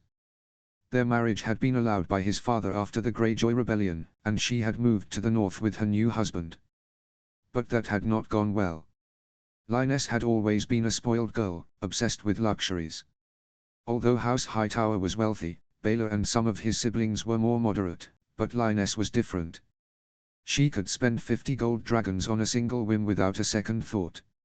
As a result, Jorah, lord of such a remote and austere place, quickly ran out of funds, which led him to make a grave mistake, selling poachers as slaves. When news of his crime reached Baelor, the heir of Old Town became worried. He feared that his sister and Jorah would end up fleeing south, seeking refuge in their home, which could bring problems to Old Town. Although that did not happen, the scandal had destroyed the Mormonts' reputation and affected the North's relationship with the houses of the Reach. If the Northerners stopped buying grain from the south, many lords would lose significant income. Lady Mormont, said Garth Hightower, Baelor's brother. I know you may think that our house's word is compromised by our kinship with your nephew's wife, but although Lyonesse is our sister, she is also the wife of a criminal. Her actions may have tarnished the honor of our house, but we swear by the Seven that they are not here. Garth Hightower was the second son of Lord Lytton, a respected knight in the region. He was a burly man with black hair and dark eyes. He was clean-shaven and always wore plate armor, as he was the master-at-arms of House Hightower and one of the generals who would lead the city's armies if necessary. Although Garth addressed Mage, it was the young woman beside her who responded. The girl, just over 20 years old, had black hair and wore leather armor. At her belt, she carried a morning star. She was tall, easily reaching 6 feet. "It seems you do not understand the gravity, sir," said the young woman, looking at the knight. "It is not just the honor of your house that has been stained. At this moment, House Mormont is viewed unfavorably in the north. Many of House Stark's vassals murmur about us in low voices." "Daisy, be quiet," interrupted Mage, annoyed, looking at her daughter. The young woman nodded and fell silent. End flashback. Baelor Hightower's thoughts were interrupted when a guard came running into the hall. "Sir Baelor," shouted the guard as he passed by the two northern ladies. Upon reaching his lord, he knelt before speaking again. "Sir Baelor, your brother Sir Humphrey has returned, but he has done so without his escort." The guard's words worried Baelor. Something serious must have happened for his brother to return alone. Rising from the oak throne from which he observed, Baelor approached the guard to ask for more details. However, he had not taken 10 steps when, suddenly, a white wolf crossed the door. Baelor stopped dead in his tracks. The beast was enormous. "That wolf is gigantic. Gulp, damn it, how did they let such a creature in?" Baelor thought, instinctively stepping back, aware that he was not wearing armor, only light clothing. Seeing that their lord might be in danger, the guards in the hall drew their swords and quickly formed a defensive perimeter around him, adopting combat positions. Surprisingly, the wolf stopped in the center of the hall. "What is it doing? Why isn't it advancing?" Baelor thought, observing the animal more closely. How in the seven hells did a direwolf get so far south? He had heard rumors about Lord Eddard Stark's children and their direwolves, but he never imagined encountering one in person. Fortunately, his thoughts were interrupted by the sound of metallic footsteps echoing in the hall. Everyone present turned their gaze towards the source of the sound. Baelor saw his younger brother enter limping, followed by 4 armed people. Humphrey's armor was damaged, with several visible holes. "Humphrey," exclaimed Baelor, relieved to see his brother. "Brother," replied Humphrey with a tired smile.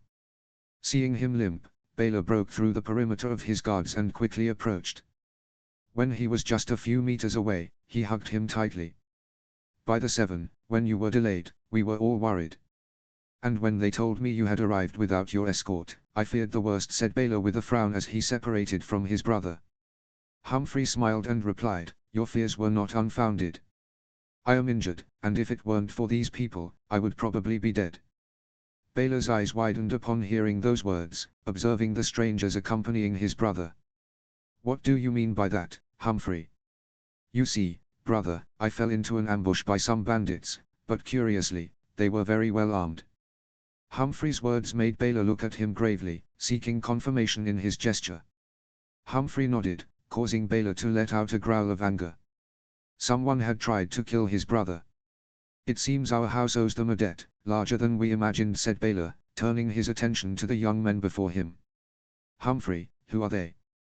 "The one with brown hair and a thick neck is named Gren, the one with big ears is Piper, and the one with grey hair is Edison, from a lesser branch of House Tollett of Grey Glen in the Vale," Humphrey replied, leaving John's name for last. This piqued Baelor's curiosity. "And, who is the last one?" Baelor asked, looking at John. "He is Jon Snow, the bastard son of Lord Stark," Humphrey replied with an ironic smile. Upon hearing Jon's name, Baelor took a step back, surprised. He immediately remembered the letter sent by King Robert to all the castles of Westeros. Like many other lords of the Reach, he had not actively searched for the boy, although he had posted some notices to comply with the king's order. However, it seemed that fate had unexpected ironies, as the young man they had not sought had saved his brother's life. Moving away from his brother, the heir of Old Town was about to speak with him, but was interrupted when a servant arrived. The servant, after bowing, spoke. "Sir Baelor, Sir Humphrey. Your father requests your presence along with the wolf's owner in the library, urgently." The servant's words caught John's attention, who, turning, saw that his traveling companions were also surprised. To give them something to do while he attended the call, he reached into his bag, took out 9 gold dragons, and gave 3 to each of them. "Guys, take this and go have fun until I'm done. See you at the inn we passed on the way here." After that, John said goodbye and began to follow the Hightower brothers, who guided him through the fortress. The group of 6 people walked through hallways and stairs until they reached the place where the Lord of Old Town awaited them. Upon arriving at the library doors, they entered and saw those who were waiting for them.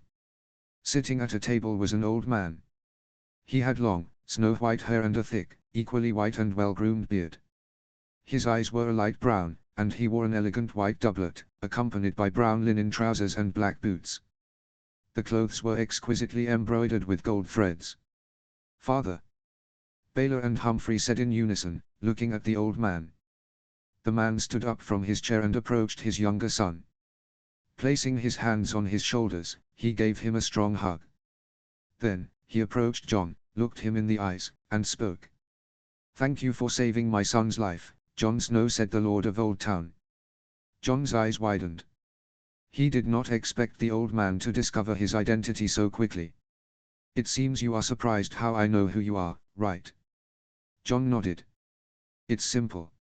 You may not remember, but I met you when you were a baby.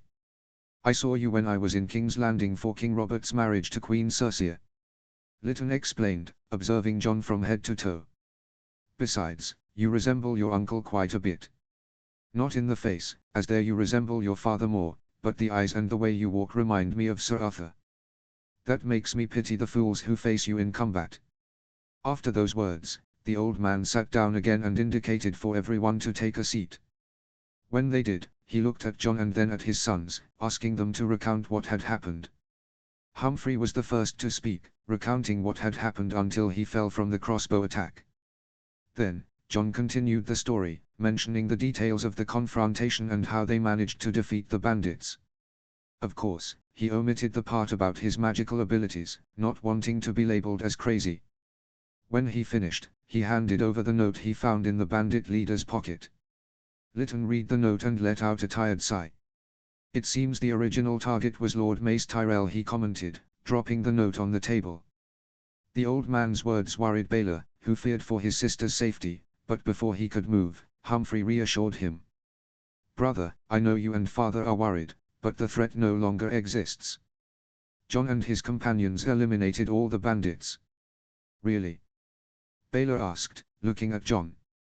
"That's right, my lords. After the attack, my companions and I stripped the bandits of their valuables. When we saw that your son was safe, we tracked the area and found a cave they used as a hideout. Fortunately, there weren't many more, and we managed to finish them off." "I see. It seems our house owes you a greater debt than we thought," said Lytton, looking more closely at Jon. "Is there anything else you can tell us about the attack?" "I don't think so, my lord. Apart from the armor and some belongings of the bandits, we found nothing that could clarify who hired them," Jon replied. "Very well," Lytton sighed. "Then you may leave, young man. I need to speak with my sons, but don't worry, we will call you later to give you a reward for saving my son." Jon nodded, stood up, bowed, and left the library, leaving the Hightowers alone. When Jon left, the 3 Hightowers looked at each other with frowns. "They are damned. How dare those miserable Florents try to kill my brother," shouted Baylor, pounding the table with his fist. Lytton and Humphrey gritted their teeth, filled with anger. "Those idiots always boast that they should have Highgarden, not the Tyrells," said Humphrey bitterly, with clenched fists. "We will have to give them a response for such a dishonorable act." "We will do no such thing," said Lytton, looking at his sons. "But, father," exclaimed Humphrey, standing up.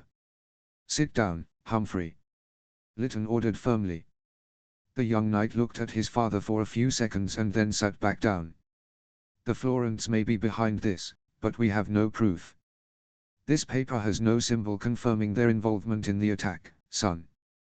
We cannot accuse another house of murder without evidence. This could trigger a civil war in the Reach, and that would be disastrous for trade." "Then what will we do, father?" asked Baylor, holding back his fury. "We will continue with the plans we had. The tournament will take place as planned," said Lytton, pouring himself a glass of wine and drinking. "Now, let's talk about the reward for young Jon Snow and his companions."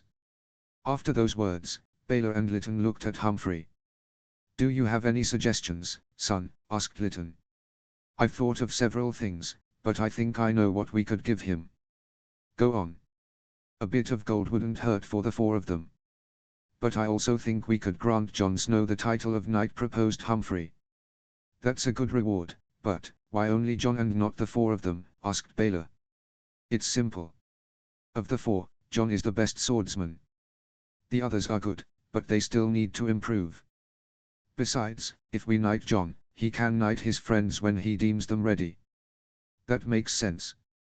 Lytton nodded, while calling a servant and ordering him to inform Jon that they expected him in the hall that night, where they would hold a small celebration in his and his friends' honor. Jon walked through the streets of Old Town, heading to the citadel. His steps were calm, as he had time before the small party in his and his companions' honor. After learning about the evening event, he decided to take advantage of the day and leave the fortress for the city. It seems I have good luck, he thought with a smile as he walked through the narrow streets towards the place where the maesters acquired their knowledge. He had asked Lord Lytton for permission to consult a maester on certain topics, specifically myths, legends, and the supernatural. When he mentioned the matter, he expected the old lord to laugh, but to his surprise, Lytton wrote him a letter and handed it to him. I just had to give it to an acolyte. Jon recalled as he walked. His steps stopped at the entrance of the citadel, flanked by two strange creatures, winged lions with human faces, one male and one female. What strange creatures, he thought as he crossed the gates. The interior of the citadel was like a small city within another. Stores and small buildings surrounded an imposing central structure. I suppose that's my destination, Jon murmured as he walked towards the large building. However, something caught his attention before he arrived. Several stalls were selling books and maps. Feeling curious and eager to increase his map collection, he approached one of the stalls where several maps were hanging in view. A lanky young man, wearing a brown tunic and a small gold link hanging from his neck, attended to him. Good day, sir, greeted the young man in a tired voice. What can I do for you? How much are your maps? Jon asked, pointing to the ones on display. The boy looked him up and down before answering, it depends on the map. Those of any region of the 7 kingdoms cost 2 gold dragons each. Those of Essos, 4. Nautical charts are 3 dragons and 100 silver stags. Jon took a map and examined it closely. The details were impressive, justifying the price. Taking out several gold dragons, he bought 15 maps and 20 nautical charts. Then, in a discreet place, he stored them in his magic bag. He was about to leave when something froze him. At a bookstore, he saw a young man with a necklace that had a pendant similar to those of Gren, Pyp, and Ed. It can't be, it seems I've found the last member of my crew, he thought with a satisfied smile. He walked towards the young man, ready to greet him, but as soon as he saw him, the boy ran off. Surprised, Jon followed him, trying not to draw attention as he crossed the crowd. When the young man entered a dead-end alley, Jon changed his strategy and started running, a wolfish smile forming on his face. Upon reaching the alley, he saw the boy cornered, trembling with fear. Please, don't hurt me, the young man shouted, desperate to find a way out. Jon watched him in surprise, noticing how his legs trembled. Calm down, I'm not going to hurt you, Jon said, approaching slowly to get a better look at him. The young man seemed to be his age but was burly. His hair was dark, his eyes clear, and his face had a rounded, almost lunar shape. He wore a great tunic and, besides the pendant Jon recognized, he noticed that the necklace had 3 links, one of gold, another of copper, and a third with strange wavy patterns. "Ah, really?" asked the young man, gradually stopping his trembling. "That's right. I just want to ask you a question," Jon replied, showing his own necklace. The young man's eyes widened at the sight of Jon's necklace, and instinctively he brought a hand to his own. "Do you know a place where we can talk in peace?" Jon asked. The young man nodded quickly and began to guide him to a place where they could converse without being interrupted. Jon and the young man who possessed the last necklace, named Samwell, were sitting near the Honeywine River. The place was completely deserted, so they began to talk without interruptions. "So you want to speak with a maester?" asked Samwell, looking at Jon in astonishment. Never in his life had he imagined meeting the lost son of Lord Stark. "That's right. Lord Hightower gave me this letter to deliver to an acolyte of the Citadel," Jon replied, showing the letter. Samwell quickly took it, surprising him. John was about to ask for it back, but Samwell's words stopped him. "It seems you're in luck, as I am an acolyte," said Samwell with a smile as he read the contents of the letter. After finishing, he looked at John and spoke again. "It seems Lord Lytton wanted you to meet with Archmaester Marwyn." "Archmaester?" John asked, confused. He had no idea what that term meant. Upon hearing the question, Samwell explained the hierarchy of the maesters. He told him how each link of the chain represented mastery in a subject. He also spoke about the archmaesters, who were experts in a specific discipline and were distinguished by wearing a mask, a rod, and a ring made of a metal related to their area of study. Samwell mentioned that the gold link symbolized knowledge in finance and accounting, the copper one represented history, and the strange link he possessed, made of Valyrian steel, indicated the study of magic or the higher mysteries. "I see. So, I suppose this Marwyn is an expert in a particular subject," John commented. "That's right. He is the Archmaester who wears a mask, a rod, and a ring of Valyrian steel, which makes him the Archmaester of the higher mysteries," Samwell explained. Upon hearing that the man he would meet was a scholar of magic, John got excited at the possibility of having an interesting conversation. However, that hope faded with Samwell's next words. "Unfortunately, Archmaester Marwyn is not at the Citadel." "What?" John exclaimed, bewildered. "Where is he?" "The Archmaester is traveling and won't return for a few weeks." John felt that news hit him like a bucket of cold water. "Damn," he muttered, clenching his fists. "But if what you're looking for is information about the higher mysteries, I can help you," Samwell offered. John blinked, looking at the young acolyte. "Are you sure?" "That's right. Although I'm not at the level of the Archmaester, I have knowledge about the higher mysteries," Samwell assured. "I see. If that's true, then I can ask you some questions," John said. "Fine. I suppose those questions are related to what Edzard asked you, right?" added Samwell. "That's right," John replied, as he told him about the black stones he was looking for. Samwell listened attentively to John's explanation and, when he finished, told him that he knew something about those stones. He began to tell him the known places where that type of material was found. After concluding, he told John that he would need a map to point out the approximate location. Upon hearing that, John took out the maps he had bought and spread them out in front of Samwell. The young acolyte, surprised by the quantity and quality of the maps, began to show John the places where those black stones were known to be found. A light mist covered the port of Old Town, and there, anchored at one of the many docks, John's ship could be seen. Although small compared to the large vessels surrounding it, its modest size did not diminish its power. In fact, it was the most formidable of all those docked. "Ah. Hey, John, when do you think that guy will show up?"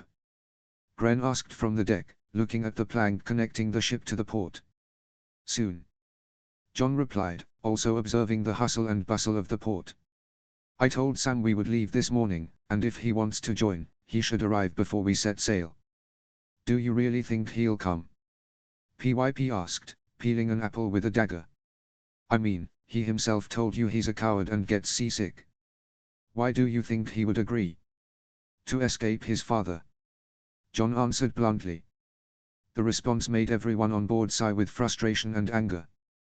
John had shared Samwell's story, and the cruelty of his father enraged everyone, from Gren to PYP. They couldn't conceive that someone would try to kill their own son. Samwell Tarly was not just any lowborn, but the son of Lord Randil Tarly, and once his heir. When John heard his story, he felt deep anger towards the Lord of Horn Hill. Samwell had confessed that, to his father, he had always been a disappointment. Randil wanted a warrior, but Samwell was a coward unable to bear the sight of blood. Although he dreamed of being a wizard or a maester, his father had chained him in a dark place, squeezing his neck with a chain until he nearly suffocated, preventing him from eating and breathing. Just remembering that torture made Samwell's body tremble. His story worsened. His father had organized a hunt, and the guards, under orders, tried to kill him. Miraculously, Samwell managed to escape. After wandering aimlessly, he found the necklace he now wore, and was found by Archmaester Marwyn, who took pity on him and brought him to the Citadel, where he entered as a novice under the name Samwell Flowers. Well, I suppose our great leader, now a knight, is right. Ed commented with a note of sarcasm in his voice. His words reminded everyone how, during a small celebration for saving Humphrey, the Lord of Old Town's own son had knighted John. Gren, PYP, and Ed hoped to receive the same honor, but only got a good payment in gold coins. Although the lack of the title initially depressed them, John promised to knight them when they were stronger. So our first destination is to go to the Stepstones, right? Gren asked, looking at the clear sky. Yes. Lord Lytton informed us that the pirates in that area have become bolder, attacking ships, especially those from Bravos. The Sea Lord has ordered an offensive against them. How long do you think we'll be there? Ed asked. Not long. The Sea Lord doesn't seek to conquer, just to clean the area. I'd say a month or a month and a half. John explained. PYP, still at the port, spotted a silhouette approaching the ship. Seeing the familiar face, he sighed with relief and smiled. Looks like John was right. He came. After his words, everyone turned towards Samwell, who was walking unsteadily towards the ship. Upon reaching the deck, John greeted him. Looks like you've accepted. Why yes. Samwell stammered shyly. Good, then, welcome to the group. John said with a smile. After the introductions, John gave orders for everyone to take their positions on board. Gren and Ed took care of raising the anchor, while PYP climbed to the crow's nest to act as a lookout. Samwell would help John keep the course. With the anchor raised, John nodded, and his companions unfurled the white sails. At the same time, PYP hoisted the flag John had chosen as his heraldry, a black triangular flag with a white direwolf running after a star. With everything ready, John took the helm, guiding the ship out of the port, heading towards their first battle. Notes. To those who have made it this far, thank you for reading. To be honest, my English writing skills are not strong, and I'm relying on Google Translate and the dictionaries that come with Office 2019. And we continue with the translation, and finally we have the entire ship's crew, ready to sail to the Stepstones XD. Hey, I'll just say this, don't expect a long series of battle chapters in the Stepstones, as what's happening there will be even faster than what happened during the war between Daemon Targaryen and the Triarchy. It's just Bravos against pirates lol. Also, John is finally a knight, a somewhat quick achievement but understandable. We're talking about someone who can literally kill several warriors in combat at the same time without using magic, so if we look at it from a martial standpoint, John is more than deserving. And on the political front, a bastard son of Ned Stark, Lord of the North, a region with which the Hightowers have issues thanks to the Jorah Mormont affair. I apologize for any spelling errors. Please don't forget to leave a review if you enjoyed the chapter, or if there's something that needs improvement, or if you have any questions about the story. Any constructive advice is welcome. With nothing more to say, see you in the next chapter. Chapter 9. Notes. See the end of the chapter for notes. Chapter text. Disclaimer, I do not own Elder Scrolls or A Song of Ice and Fire. All rights belong to their respective owners. Chapter 9. Red Keep 297 AC. The sun shone over King's Landing as hundreds of people went about their daily business in the streets. However, although the city seemed to follow its usual rhythm, something unusual was happening in the fortress where the Lord of the Seven Kingdoms resided, an event rare enough to be remembered. Robert Baratheon, the first of his name, King of the Andals, the Rhoynar, and the First Men, Lord of the Seven Kingdoms and Protector of the Realm, was attending a meeting of the Small Council. The Small Council was a group of advisors who supported the king on matters of politics, laws, finances, the fleet, and more. Well, let's get this shit started, said Robert as he raised a cup of wine. The king was a large man, but fat. His hair and beard were black, and his blue eyes stood out beneath pronounced dark circles. He wore clothes of rich and fine silks. To his right, seated, was Jon Arryn, the Hand of the King, a man of about 70 years with grey hair. Jon, Lord of the Vale of Arryn and Warden of the East, was the second most powerful man in the kingdom. Although older, he maintained a vigorous appearance, with broad shoulders, and wore blue and white silks, the colors of his house. In front of Jon Arryn, an old bald man with a thick white beard that reached his belly wore a red velvet robe with ermine, very different from other maesters. He was Grand Maester Pycelle, the king's advisor and representative of the citadel. He wore a maester's chain with links of various metals and adorned with jewels like black pearls, garnets, and sapphires. Next to Jonarin, a small and thin man with black hair streaked with grey and sharp features wore cream and silver velvet, with a mockingbird-shaped pin. He was Petter Baelish, the master of Coin, in charge of the kingdom's finances, and lord of a humble tower in the Fingers, in the Vale of Arryn. Beside him was a young man of just over 20, with broad shoulders, black hair, and blue eyes. His friendly smile stood out. He was Renly Baratheon, the king's younger brother, Lord of Storm's End, and Master of Laws. In front of Renly was his older brother, Stannis Baratheon, Lord of Dragonstone and Master of Ships. Stannis was stocky, with broad shoulders, and his sparse black hair gave him the appearance of a shadow of a crown. His face was serious, his eyes a dark blue, and he sported a trimmed beard. Between Stannis and Pycelle sat Varys, the Master of Whisperers, with a kind smile on his face. Finally, next to the king, like a protective shadow, was the Lord Commander of the Kingsguard, Sir Barristan Selmy, an old man with pale blue eyes that always seemed sad. His hair and beard were completely white. Despite his age, Sir Barristan was strong and slender, dressed in immaculately white plate armor and a cloak of the same color. He was known as Barristan the Bold, a legendary swordsman whose skill had earned him renown throughout Westeros. "So, Jon, why have you called this meeting? What's so important that you had to drag me away from my duties and bring me to Count Copper's?" Robert asked, somewhat drunk. The Hand of the King looked at his sovereign and former ward, sighing in frustration. Noticing Varys nodding, Jon Arryn continued. "I called this meeting mainly to talk to you about the finances and the state of the kingdom," Jon said as he brought a hand to his temple, observing how Robert grimaced, clearly uninterested. "But I know that doesn't interest you, so I also asked you to come to tell you something that has happened with Ned." The mere mention of Eddard Stark's name made Robert stop drinking, and as if by a spell, any trace of drunkenness disappeared from his face. "What?" Robert exclaimed, surprised, then frowned, believing something bad had happened to his friend. "What has happened to Ned, Jon?" The king's shout echoed in the room, but it was more an illusion of his fury. Jon Arryn, aware of Robert's temper, looked at Varys and ceded the floor to him with a gesture. The eunuch from Lys stood up, made a quick bow, and spoke in his soft voice. "Your Grace, you need not worry. Nothing bad has happened to Lord Stark." Varys's words seemed to calm Robert, who asked again, now with less fury but more confusion. "If nothing bad has happened to him, why do you mention that something has happened to Ned?" Varys smiled, widening his gesture before continuing. "It's not that nothing has happened, Your Grace. It's just that what has happened is something good."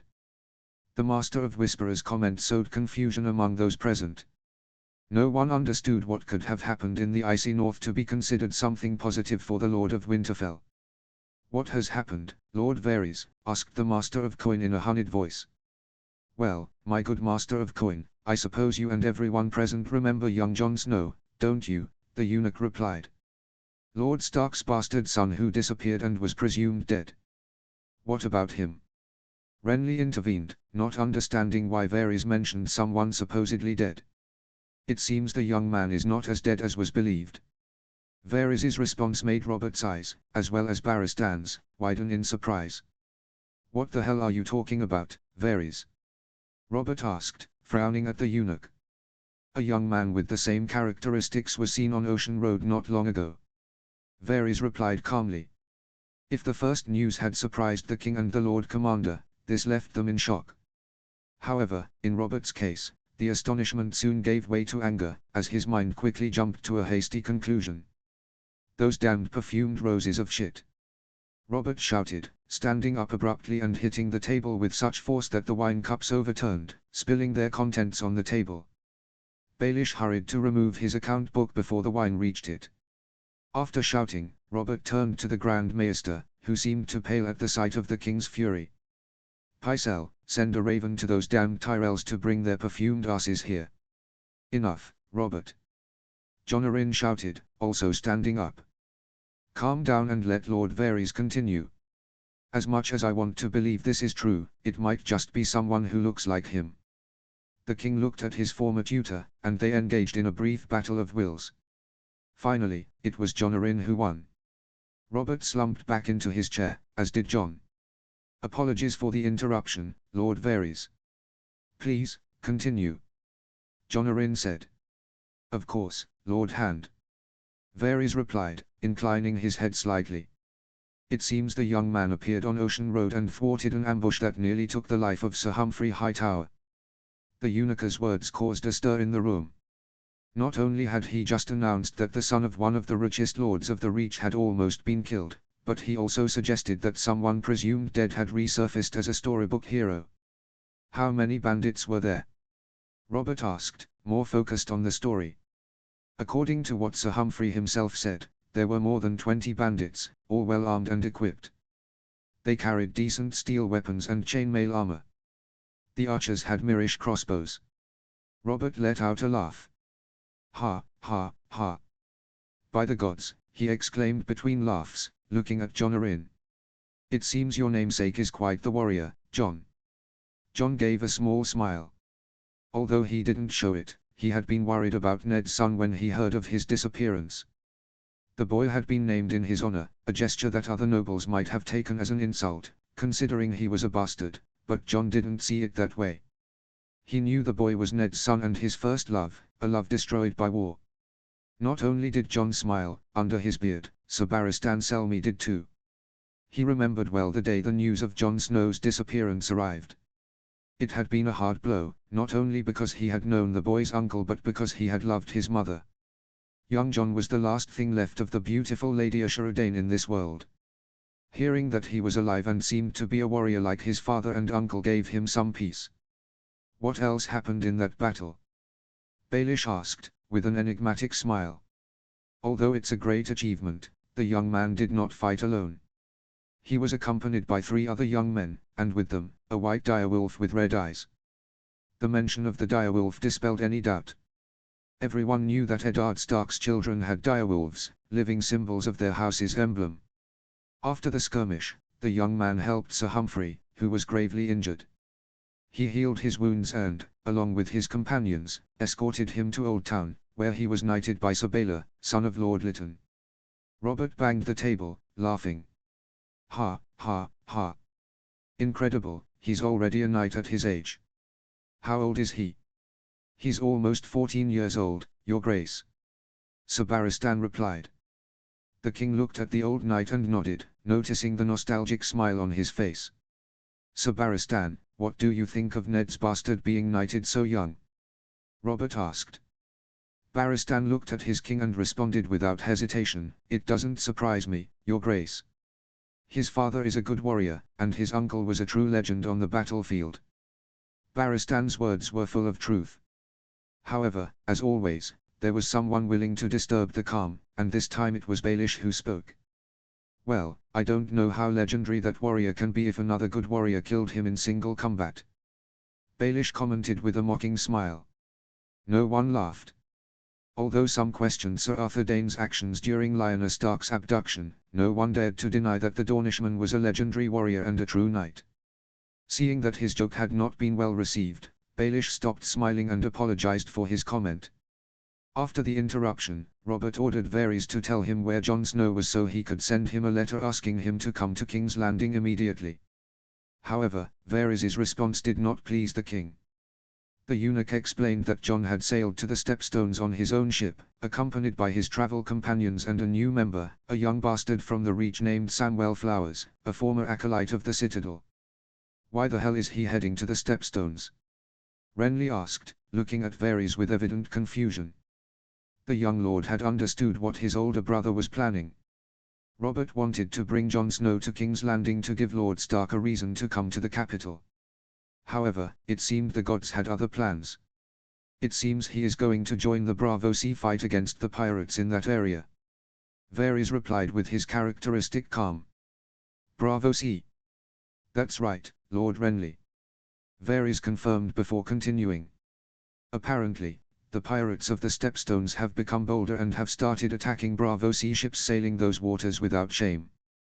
Varys's words caused all eyes to turn to Stannis. Brother, have our ships been attacked? Renly asked, addressing his older brother. The naval advisor shook his head before responding. No, for now, the pirates have focused solely on Bravo Sea ships. However, that could change in the near future. It will all depend on how Bravos handles this cleanup. Jonarin added, sighing to himself. What the Bravo Sea were about to do could help them indirectly, which was a relief, given that the kingdom's coffers were not in a position to finance a war at that moment. Is there anything else we need to do or no? Robert asked as he stood up. Just the state of the realm, Your Grace. Jonarin said, looking at his former ward. The king, after a brief look at John, sat back down, willing to stay for that part of the meeting. But before they continued, he looked at Pycelle and gave him an order. Pycelle, when this is over, you will send a raven to Ned informing him about the news of his son. The old Maester nodded with a slight bow of his head. With that, the session of the small council continued regularly, to the evident boredom of the monarch. Winterfell 297 c. The great ancestral fortress of the Starks stood imposing in the heart of the north. Winterfell was a vast complex of several castles, stretching over several acres, protected by two enormous walls. Between them were spaces where soldiers practiced their combat and archery skills. Of all the places in the castle, the Godswood stood out, a sacred refuge where an ancient weirwood tree watched in silence. There were also the crypts, where the remains of the lords of Winterfell and the ancient kings of Winter rested. A broken tower, destroyed by lightning years ago and never rebuilt, and the Great Keep, which housed the main hall and the Stark family's residences, completed the panorama. In the Lord Solar, Lord Eddard Stark, Lord of Winterfell and Warden of the North, was deep in thought. He was a man in his early 30s, with a long face, brown hair streaked with grey, and a trimmed beard also beginning to show grey. His eyes, unlike those of his bastard son, were a dark grey that seemed to change shade with his mood. He wore a simple leather jerkin over a thick linen tunic, dark trousers, and black leather boots. Ah, Eddard sighed, placing on his desk the latest missive he had received from Maester Lewin. The purple wax seal, with a sword pierced by a falling star, revealed that the letter came from Lord Ulric Dane, the older brother of his former lover, Lady Ashura, and uncle to his son. The uncle I didn't kill. Eddard thought bitterly. The memory of the battle at the Tower of Joy invaded his mind, the sound of swords clashing, the agonized cries of his companions. Everything came back again. In an attempt to drive away those memories, he stood up and took a large swig of beer from a jug resting on his desk. After drinking, he managed to leave those ghosts behind, returning to the present. 8 years since I lost John. Ned thought, his expression darkening. He remembered as if it were yesterday the day he returned from the war against the Greyjoys. He came back with Theon Greyjoy, Balon's last surviving son, expecting to reunite with his entire family, especially his new daughter. But instead of a happy home, he found sadness in Robb and Sansa, worry in Catelyn, and an unsettling silence among the servants, who couldn't look him in the eye. When he asked about the reason for that somber atmosphere, they told him that John, the son he had with the first woman he loved, had been missing for months. He interrogated servants and guards, but no one knew anything. That led to a quarrel with his wife, which distanced them for months, forcing them to sleep in separate rooms. Although they eventually reconciled, the pain of the loss divided his family. During that time, he organized search parties and even wrote to his bannerman and Robert, his old friend, asking for help. But no one found any trace of John. Finally, after months of fruitless searching, he resigned himself to accepting his son's death and organized a small ceremony in his honor. A few days after that funeral, a raven arrived from Starfall. In the letter, Lord Ulric Dane asked him to send his nephew to Dorne to be a squire for Prince Oberyn, who had requested his friend's son. For several days, Ned pondered whether to respond or not, but finally, following Maester Lewin's advice, he sent a reply explaining the truth.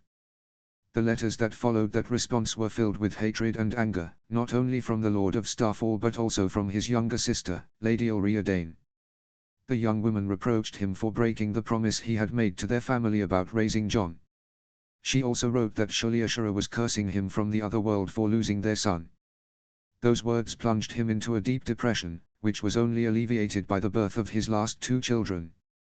His journey through memories was interrupted by the Maester of Winterfell, a man named Lewin, who entered abruptly through the door. The old maester had grey eyes and thinning hair. He wore the typical grey robes of the maestas and a collar of links made of different materials around his neck, marking him as such. However, what really caught Ned's attention was not the maestas' interruption, but that he was visibly agitated and sweaty. "Maester Lewin, what is it?" Ned asked, rising from his chair and approaching the old maester. "A letter from King's Landing," Lewin replied between gasps, as he had run from his tower to Lord Stark's solar. His old body had managed to cover the distance in less time than he expected, but all that exercise had left his heart racing. The mention of his king worried Ned, as every time Robert sent him a raven, it only brought bad news. Dark words, dark wings. After that thought, Ned approached the maester and took the letter. Sitting back down, he spread the paper between his hands and began to read.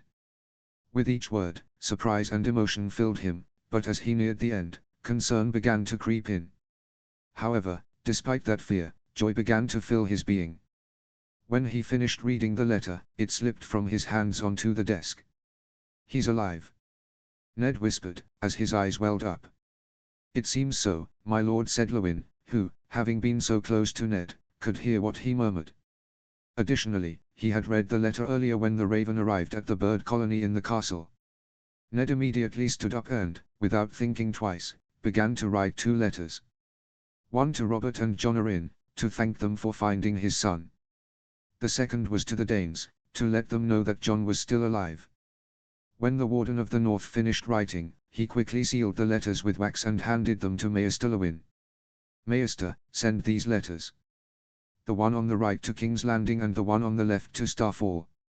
When you have sent them, return here," Ned ordered, receiving a nod from the old maester. When he saw the old man leave the solar, Ned called one of his guards. "Harwin." The door opened a second after his shout, and a man entered. It was Harwin, a guard of House Stark. He had a robust appearance and a clean-shaven face. The soldier wore the same armor as all the guards, a chainmail with a white surcoat bearing the Stark direwolf. Additionally, he carried a round steel shield with the same emblem on his back and a simple longsword at his waist. "My lord," Harwin said, making a small bow. "Go find my son Robb and tell him to come to my solar as quickly as possible. Also, bring Sir Rodrik." The guard nodded and quickly left the solar to find those mentioned. The courtyard of Winterfell was a hive of activity, many of whom were guards enjoying their free time. They laughed and passed coins among themselves, betting on the match taking place in a small training ring in the center of the courtyard. The combat was between 2 young men, one younger than the other. It was Robb Stark, son and heir of Eddard Stark, and Theon Greyjoy, the only living son of Lord Balon Greyjoy. Robb Stark was a robust young man, with red hair and blue eyes, very much like his mother. On the other hand, Theon Greyjoy was a handsome young man, with a thin face and long black hair. Both nobles wore training armor and fought with wooden swords. All this took place under the watchful eye of Sir Rodrik Cassel, the Master-at-Arms of Winterfell. Rodrik was an older knight, with long white hair combed back. His face showed a slight double chin, typical of his age, and a white mustache that he often stroked when he felt uncomfortable. Robb moved his sword with grace and speed, launching cuts and thrusts in an attempt to defeat Theon, who responded by blocking his friend's attacks. The simulated battle between them was intense, but it came to an end when Sir Rodrik shouted, "That's enough." Both young men stopped abruptly at the Master-at-Arms' command, but the inertia of their movements caused them both to fall to the ground. "What is it, Sir Rodrik?" Robb asked as he got up. Raising an eyebrow, he noticed that Harwin was talking to the old knight. "It seems Lord Stark wishes to see us in his solar," Sir Rodrik replied. Robb blinked for a moment, but shrugging his shoulders, he prepared to go change along with Theon, who was already ahead. However, as soon as Robb took 3 steps, Sir Rodrik called him. Walking towards the old knight, Robb knew that his father had summoned him urgently, so he would have to wash up later. Nodding, Robb began to walk, followed by Sir Rodrik. They both moved quickly, as it seemed that what they had to discuss in the Lord of Winterfell's solar was urgent, otherwise, he wouldn't have summoned anyone immediately. Fortunately, they managed to arrive without incident, although that would be a lie, as they encountered none other than Lady Catelyn Stark, the Lady of Winterfell, along the way. The wife of the Lord of Riverrun was a beautiful woman, with high cheekbones and blue eyes. Her reddish-brown hair fell loose in a cascade down her back. When they met, she asked where they were going in such a hurry, especially considering that Robb hadn't cleaned up properly. When Robb explained that they were going to his father's solar to discuss something urgent, his words seemed to surprise Catelyn, who mentioned that her husband hadn't told her anything about an emergency meeting. However, despite this, Catelyn told them to proceed and not keep Ned waiting. Opening the door to his father's solar, Robb saw him sitting in his chair. He looked the same as always, with his icy gaze and stony face. However, unlike other times, his eyes were a more vivid grey than usual, indicating that he was pleased. "Father, did you summon me and Sir Roderick?" Robb asked as he entered the solar. "Yes, Robb," Ned Stark replied, watching his son enter along with the old knight. The attention of the three presents in the room shifted to the door again upon hearing it open. As it did, they realized that it was Maester Lewyn who was entering. As he entered, the Maester approached Lord Stark's desk and stood to his right. After that, Robb and Sir Roderick did the same, positioning themselves in front of him. "What has happened, Lord Stark?" Sir Roderick asked, seeing that the Lord of Winterfell was smiling. "He's alive." Ned's response confused both Robb and Sir Roderick, who tried to ask questions, but before they could say anything, they were interrupted by Maester Lewyn. "Lord Robb, it seems your brother Jon is alive." The old Maester's words shook Robb Stark's world. The heir of Winterfell looked at his father, who nodded and handed him a letter. Taking the letter with trembling hands, he expected to find Jon's handwriting telling them he was alive and would soon return to Winterfell. However, what he read was a letter from the king himself mentioning that his brother was alive. Reading that phrase, doubt began to arise in Robb's heart. Since word spread that Jon had disappeared, many impostors had tried to pose as him. All of them, without exception, received severe punishment for attempting to deceive the Lord of the North. However, the doubt that had been sown in his heart disappeared the moment he read that the supposed Jon was accompanied by a direwolf. That news brought peace to his agitated heart, which had been somewhat confused by losing his brother, best friend, and rival several years ago. When he realized Jon would not return, he sank into deep sadness, and whenever he could, he asked if there was any news of him. Unfortunately, the bad news he received only saddened him more. When his brother's small funeral was held, he cried for the brother he supposedly lost. Although Theon had become a very close friend, he could never replace Jon. A direwolf, just like all of us. There's no doubt. It's him, it's Jon. A broad smile appeared on Robb's face as he finished thinking that. The fact that the supposed Jon had a direwolf accompanying him could only be a sign that it was really him, as he and the rest of his siblings in Winterfell also each had a direwolf. Those direwolves had been found when they went hunting with their father months ago. They found them next to their mother's corpse, who had been killed by a wound that seemed to have become infected. After finding them, Theon suggested they kill them to put them out of the misery and suffering of dying from starvation. However, Robb decided not to allow it, as he felt those wolves had been sent to accompany them. He convinced his father to let him and his siblings keep the wolves. His father agreed, on the condition that they would be the ones to care for and train them, and if they died, they would be the ones to bury them. When he returned to the castle with the wolves, his mother nearly died of fright, but his siblings were another story. All of them, from Sansa to Little Rickon, immediately loved their direwolves. Robb decided to name his Grey Wind as his fur was a smoky grey and his eyes were yellow. "It seems young Jon is well and has been knighted." Not bad for a young man his age," commented Sir Roderick, stroking his curly mustache. The old knight had also read the letter, taking advantage of Robb's distraction. Looking back at his lord, the old knight continued, "You must be very proud of him, Lord Stark." Ned nodded before speaking. "More than proud, I'm happy to know he's well. But I also have many questions. Where has he been all this time? Why hasn't he returned to Winterfell? Or why hasn't he sent any letters to show he's alive? Regarding writing a letter, he might not be able to do it. Remember, he disappeared at a very young age and might not have finished learning to read or write," Maester Lewyn suggested. The old Maester's words sounded like possible truths to Ned and the other two present in the solar. Even if he can't send a letter, why hasn't he returned to Winterfell? Robb asked, having just finished reading the letter.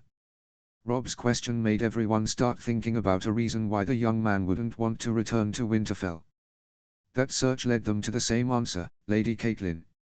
Perhaps none of them said it out loud, but they knew she was the reason the young man wouldn't return to Winterfell. While it was true that Lord Stark's wife didn't seem to hate Jon, she didn't love him either, and she always did everything possible to make the boy know that Winterfell was not his home. He must have his reasons. Maester Lewyn said, trying to change the subject.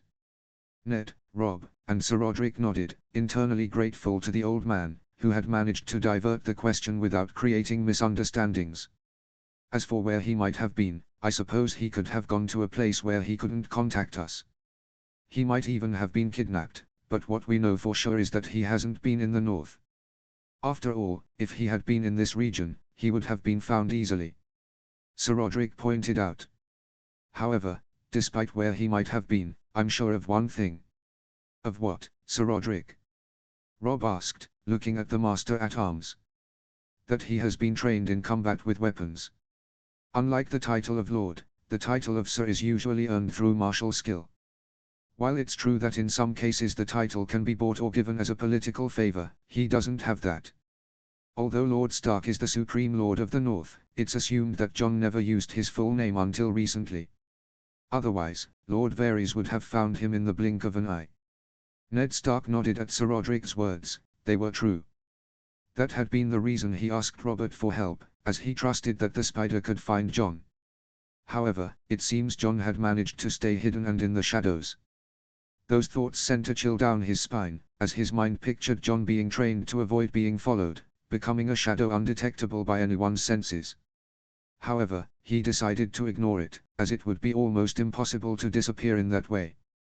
Besides, he wanted to focus on trying to understand why his son with Ashura was still not in Winterfell. It seems we have managed to discover, or at least shed light on, what happened to young Jon. Maester Lewyn said, looking at those present. From what we can speculate, he has been hiding in some remote place outside the north. In that place, he learned to fight and never used his full name. Although, it could also be that he had an accident that made him lose his memories. Lewyn's last words sowed concern in Ned and Robb, who imagined a young Jon bleeding from a wound. While they considered that it could be a valid reason for Jon not being found, they decided to set it aside for the moment. Assuming he lost his memory, he might have recently regained it while earning his spurs in the Reach. Sir Roderick said. Could be, but how did he get there? Robb asked. That could be a matter of luck. Maybe he was picked up by a merchant who took him from place to place. Lewyn suggested, while bringing a hand to his chin. Could be. Ned said, looking at Lewyn before sighing. Ned's sigh caused some concern in Robb, who observed his father's worried face. What is it, father? Robb asked, also with concern. You read the final part of the letter, right? Robb nodded. Then you know Jon is heading to the Stepstones. Ned said, visibly uneasy. Yes. And what about that? It seems I will have to increase your lessons in geography, politics, and history, Lord Robb said. Maester Lewyn, looking at the young man while shaking his head. The old maester's response puzzled Robb, but before he could ask anything else, it was Sir Roderick who explained the reason for his father's concern. Lord Robb, the Stepstones are a chain of islands between Dorne and the disputed lands in Essos.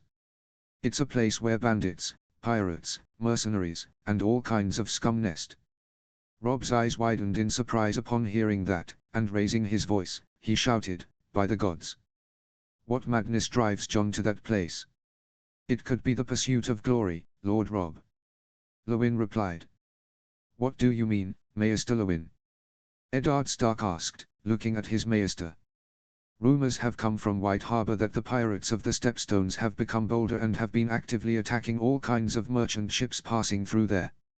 Fortunately, merchant ships from the north don't usually pass through that area, as most trade in Braavos and Pentos, which means they don't go that far south. However, the southern houses that trade with Pentos, Braavos, and Volantis often pass through there, either through the center or around it. Lewyn replied, beginning to tell his lord everything he had heard. Fortunately, West AOC ships are not heavily targeted, as it seems they prefer to attack the Bravo Sea more aggressively. This has led the Sea Lord of Bravos to launch an offensive to clear the area of pirates. And from what I've heard recently, several warships have set sail from Bravos, along with some mercenary companies.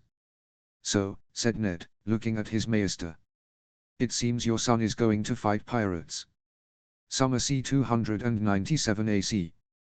The clear blue sky was unobstructed as a gentle breeze blew over the summer sea, and the Starwolf sailed calmly towards the Stepstones. The journey, which had begun in Old Town, had already lasted 3 days. During those days, John had revealed the truth about his mission to his friends. Upon hearing what awaited them, they began to feel scared, but when they heard about the magic, they asked John for proof, and he gave it to them in the form of a potion that Samwell drank. What happened next would be etched in everyone's minds, including John's, for all eternity. A second after drinking that potion, Samwell's body was enveloped in a golden light, which began to emit great amounts of heat. When the light faded, the fat Samwell had completely disappeared. In front of them stood a slim Samwell, not muscular, but more agile. John smiled as he remembered Gren and PYP's words. Flashback. By the 7. Gren shouted upon seeing how Samwell was now slim. What the hell happened? No idea. John replied, equally astonished. What do you mean you don't know what the hell happened? PYP shouted. I didn't know that potion could do that. John replied, looking at the ground. What potion was it? A potion to cure diseases. John answered Ed's question. End flashback. It seems being fat is treated as a disease by the potions. John thought, amused and grateful, as thanks to that potion, Sam had a body that would be easier to work with for training with a sword. Although the former fatty initially refused out of fear, he changed his mind when John gave him a ring he had previously enchanted in Old Town. That ring had the enchantment of Valor, which made Samwell not feel fear when fighting. While that ring could be powerful, it was also dangerous, as it disabled fear in people. Fortunately, Samwell was so cowardly that the ring didn't make him lose fear completely but suppressed it enough for him to fight. And speaking of fighting, Samwell was training against Gren, and to the surprise of many, including John, Tali was managing to defend himself quite well. He's improved a lot, don't you think, Lord Commander? Ed said, approaching John. I'm not the Lord Commander, Ed. John replied. Not in this life, luckily. I don't know what made me think it would be good to freeze my balls off so far north. I can think of a few reasons. John joked. Ha, ha, ha. Very funny, John. Ed said with a sarcastic smile. John just smiled and shook his head. Lord Commander, John thought as he remembered what happened when they joined the Necklaces a day ago. Flashback. Night had fallen over the Sunset Sea as the Starwolf sailed calmly. Inside the ship, more precisely in the place where all the chests were, John, Gren, Samwell, Piper, and Edison were gathered. They were all nervous, as they were about to join all the Necklaces. What do you think will come out of there? Samwell asked excitedly, as since discovering that magic existed, he was almost always happy. I don't know, but I hope it's not something bad. Gren replied. No matter what comes out, I just know it will eat me last. Ed pointed out. Don't be pessimistic, Tolit. Something interesting might come out. PYP commented with a smile. John was crouched, joining the 5 pieces on the ground. When he finished, he felt a bit of his magicka being sucked by the object, which had a strange shape. A second after stealing part of his magic, that figure began to glow and showed the image of Edzard, who looked at them all. Edzard! John shouted, astonished and excited to see his master. The other 4 boys also looked at Edzard in amazement, as they didn't expect to see him after John told them he had died. Shit! It seems with this thing we can talk to ghosts. Gren said, astonished. Imagine all the money we could make with this. PYP commented, imagining using that object to get rich. How does it work? Samwell asked, examining the object from all possible angles. No one answered, as even John didn't know how that artifact worked. Anything anyone was about to say was interrupted when the projection began to speak. Well, hello. I suppose if you're seeing this, it means the 5 of you have gathered, said Edzard's projection, looking around. Honestly, I don't even know why I'm doing this. After all, I can't see you right now, as this is a magical recording I made. So, if you're hearing my words, it surely means I'm no longer in this world. Many doubts must be gnawing at the minds of the 4 of you, and I hope the idiot I had as an apprentice can dispel them. Gren, PYP, Ed, and Samwell chuckled at the way Edzard addressed John, who just frowned in annoyance while muttering about stupid masters. I suppose I should leave the jokes for later. Now, the reason I gave you 4 those necklaces and made you unconsciously seek out John was for one reason only. The 4 indirectly mentioned began to pay more attention, and they weren't the only ones. John also started to focus on his master's words. While it's true that the timeline of this world continued almost unchanged because I stayed isolated from many important events, this changed when I met John. And you might wonder, what's so special about the fate of a young bastard from the north changing? How could that affect the world? Well, believe it or not, the fate of the world is tied, to some extent, to John's fate, as he is a wildcard. Wildcard? PYP asked, confused. What the hell is a wildcard? You might be wondering what the hell a wildcard is. Edzard's projection said, causing PYP to blush and his friends to laugh at him. In simple terms, a wildcard is a person or object that can perform various functions depending on the world's need. For example, in this world, and I say world because, besides this one, there are thousands of different worlds, some similar and others completely different. There is a world where my home world and yours are one. There is also another where John can walk through different planes, or one where his parents are different people. And I could go on for years and never finish telling you how many worlds there are. However, in all of them, there is something almost common: John almost always joins the Night's Watch. Edzard's words struck John's mind, who began to imagine what it would be like to fight alongside the members of that disgraced order. He knew that if he hadn't met Edzard, that would have been the place he would have wanted to go. The reason I chose you is because you became John's best friends while in the order. In fact, in almost all the worlds where you meet, you end up being friends. After those words, a golden ray emerged from each of the necklaces and struck everyone's foreheads. This caused a series of images to appear in their minds. In those images, they could see the moment they met and how John wasn't exactly the kindest to them. Then they saw how they began to become friends, the day Samwell joined the order, and how, along with John, they threatened several other recruits not to bother him. They also saw themselves taking their vows and fighting wildlings. They also saw their deaths, how an arrow ended Pipar's life, how Gren died while fighting and killing a giant. They saw John rising to Lord Commander, saw him die stabbed by his brothers, that being the last scene they could observe. They all fell to their knees and began gasping for air, as those images had been very disturbing. Some, like Sam, couldn't hold it and vomited the contents of their stomachs on the ground, forming a puddle of vomit mixed with bile. I suppose what you've seen has been somewhat confusing and incredible, but there is a reason I sent John on this journey. His mission is to collect certain sealing stones to reseal Valyria, but you must be wondering why. Well, the reason is simple. Magic in your world began to wane centuries ago, but like everything in this world, magic also has a cycle and is slowly returning.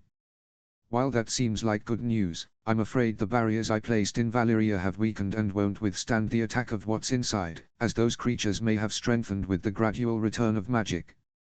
That's why it's necessary to find those stones and reinforce the barriers. End flashback. The mission is to prevent monstrous creatures from escaping Valyria to ravage the world. But if magic is truly returning, could it be possible that the monsters from the old northern tales might also return? No, those are supposed to be extinct and not as real as the beings that inhabit Valyria. But then, why build a great ice wall just to stop wildlings? John's reflection was interrupted when PYP, who was in the crow's nest, shouted his name. John, look to port. John looked in the direction his friend indicated and only saw the distant mountains of what he assumed was dawn. However, looking in that direction, he felt a kind of pull and nostalgia, so he took out a spyglass he had bought along with Samwell's armor when they stopped at the Arbor. Although we didn't just buy those things. John thought amusedly, remembering how, after buying the armor, Gren, PYP, Ed, and even Samuel convinced him to buy a few barrels of Arbor gold. We spent more than 100 gold dragons, but the wine wasn't bad. After recalling that, John looked through the spyglass and saw the mouth of a river. Through the spyglass, he could see that the river's waters were fast in their course. That didn't surprise him, but when he raised his gaze a bit, his eyes nearly popped out of their sockets upon seeing a castle made of white stone on an island in the middle of the river's mouth. The castle was large and had several towers along with a circular wall. The towers were topped with pale orange tiles, slightly faded by the sun. However, what really caught his attention was the largest tower, which rose in the center of the entire castle, twice as tall as the others and with violet tiles. "What place is that?" John asked. "Let me see," Ed replied, extending his hand to John. John handed the spyglass to his friend and waited for him to look at the place. A castle on an island in the middle of a river's mouth, yes, there's only one place in Dawn that matches that description, it's Starfall, the home of House Dane. Ed's words made John's eyes widen, starting to fix his gaze there. "I just need to turn the ship and I can meet my mother's family," John thought as his heart began to race. The excitement of knowing he was so close to his mother's home, a place where he could learn more about her and visit her grave, filled him with hope. The ship fell silent, as both PYP and those training had heard Ed mention the name of the castle where John's maternal family lived. They looked at their friend, expecting him to say they should turn the ship to port. However, to everyone's surprise, John simply shook his head and then turned. "We won't change course. We continue towards the stepstones," John said in a firm voice, but one that contained sadness. The four boys nodded and returned to their respective tasks. As they went back to their activities, John watched the castle slowly recede. "Someday I will come here, Mother. But I'm afraid today is not that day," John thought as he let a small tear fall down his cheek. Notes. To those who have made it this far, thank you for reading. To be honest, my English writing skills are not strong, and I'm relying on Google Translate and the dictionaries that come with Office 2019. Chapter 9 is Ready XD. In this chapter, we see that John has already talked to the guys about magic, and they have even managed to decipher what the necklaces were hiding. And the Dovahkiin reappears as a magical recording, showing the future and explaining how the multiverse works. He will appear in many places in this way, XD. We also see the reactions of King Robert, Barristan, and John Arryn, along with those of Ned, Sir Roderick, Lewin, and Robb. Originally, I had planned more characters in that reaction in Winterfell, but I decided to leave Caitlin, Sansa, and the rest for later. I apologize for any spelling errors. Please don't forget to leave a review if you enjoyed the chapter, or if there's something that needs improvement, or if you have any questions about the story. Any constructive advice is welcome. With nothing more to say, see you in the next chapter. Chapter 10. Notes. See the end of the chapter for notes. Chapter text. Disclaimer: I do not own Elder Scrolls or A Song of Ice and Fire. All rights belong to their respective owners. Chapter 10. Stepstones 297 AC. The salty and cold sea breeze blew gently, swaying the flag that waved on the main mast of the Bravo Sea War galley. The ship, a colossus of about 20 meters, maybe a bit more, had sails of a rich purple color, dyed thanks to a mollusk that grew in the canals of Braavos. Equipped with 100 oars, the galley could move through the waters between the stepstones without relying on the wind. However, the ship showed damage, a testament to its presence since the beginning of the conflict. The conflict of the Stepstones, known among the commoners of Westeros as the Pirate Cleanse, began when the free city of Braavos decided to put an end to the constant harassment that its merchant ships suffered from pirates in the region. The Sea Lord of Braavos, tired of these wrongdoers running rampant, organized a vast military operation to reduce the pirate presence and remind them of the city's power. To achieve this, announcements were sent to various ports, both in Westeros and other free cities.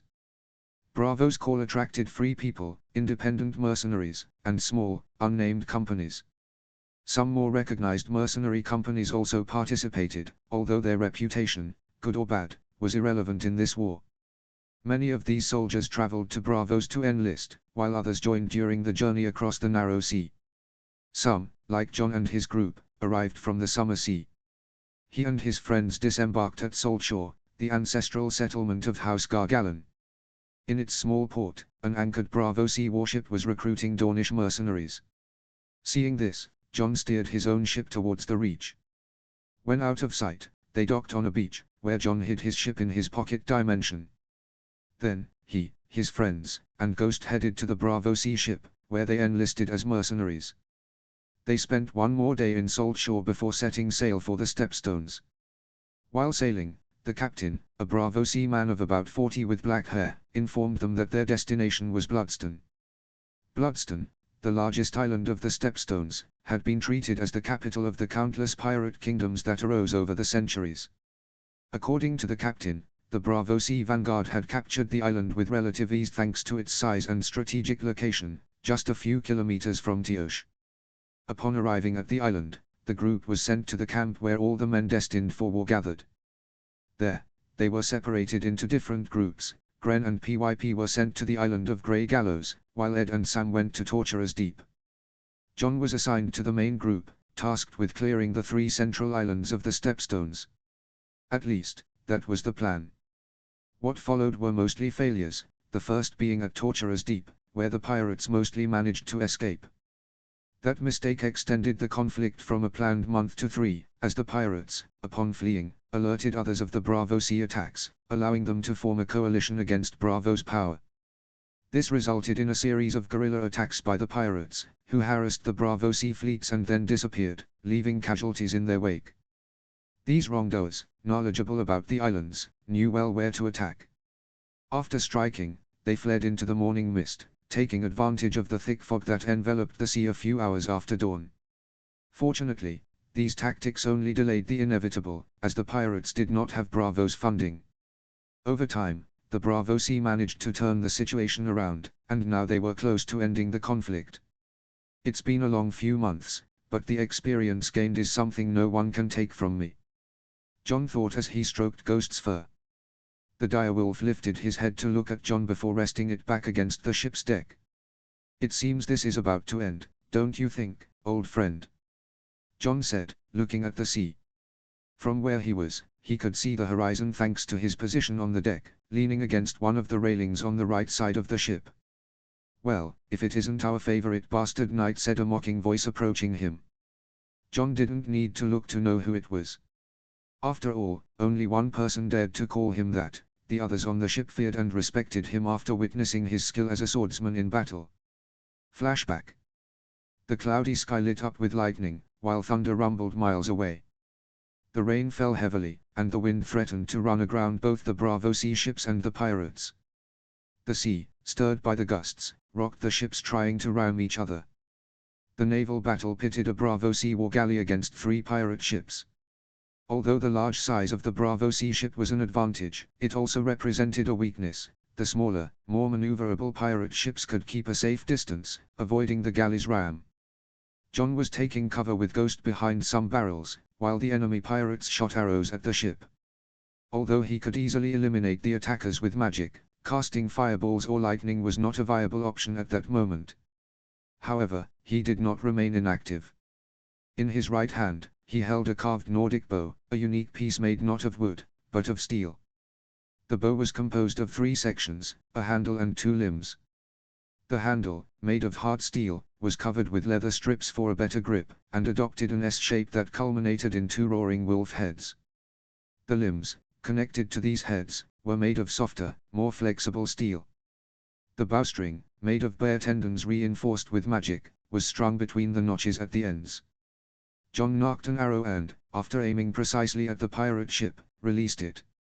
The arrow flew with great speed, piercing the chest of a pirate who, without armor, fell dead instantly. The projectile continued its trajectory and killed another man behind him. "Good shot, boy," commented one of the Bravo Sea soldiers shooting arrows alongside Jon. The Bravo Sea launched his own arrow but missed miserably. "Damn it," he muttered, just before Jon grabbed him by the head and forced him to duck. Barely a second later, several arrows struck the barrels. "Ah! Sons of bitches," shouted the Bravo Sea, raising his head again, only to duck once more when an arrow passed dangerously close to his face. "We have to do something," exclaimed Jon as he loaded another arrow and, stepping out briefly from the protection of the barrels, fired. The projectile pierced a pirate's head and pinned him to the mast. "There's not much we can do," shouted another Bravo C, just before falling dead from an arrow that lodged in his eye. Seeing another soldier fall, John knew he had to intervene. He looked at Ghost and nodded, causing the direwolf to crouch, waiting for his signal. Confident that Ghost would follow his orders, John stood up and ran towards the edge of the ship. "Boy, what the hell are you trying to do?" shouted the Bravo C upon seeing him run. John did not respond, dodging arrows as he advanced. For a normal person, those arrows would have been almost impossible to avoid, but for John, they moved slowly enough. He reached one of the masts, drew a dagger from his belt, and cut a rope. Jumping, he grabbed the rope and began to swing towards the pirate ship. In the air, he had to move from side to dodge more arrows. Although none hit him directly, some grazed his face, leaving minor cuts. When he calculated he was in a good position, he let go of the rope and fell like a meteor onto the pirate ship.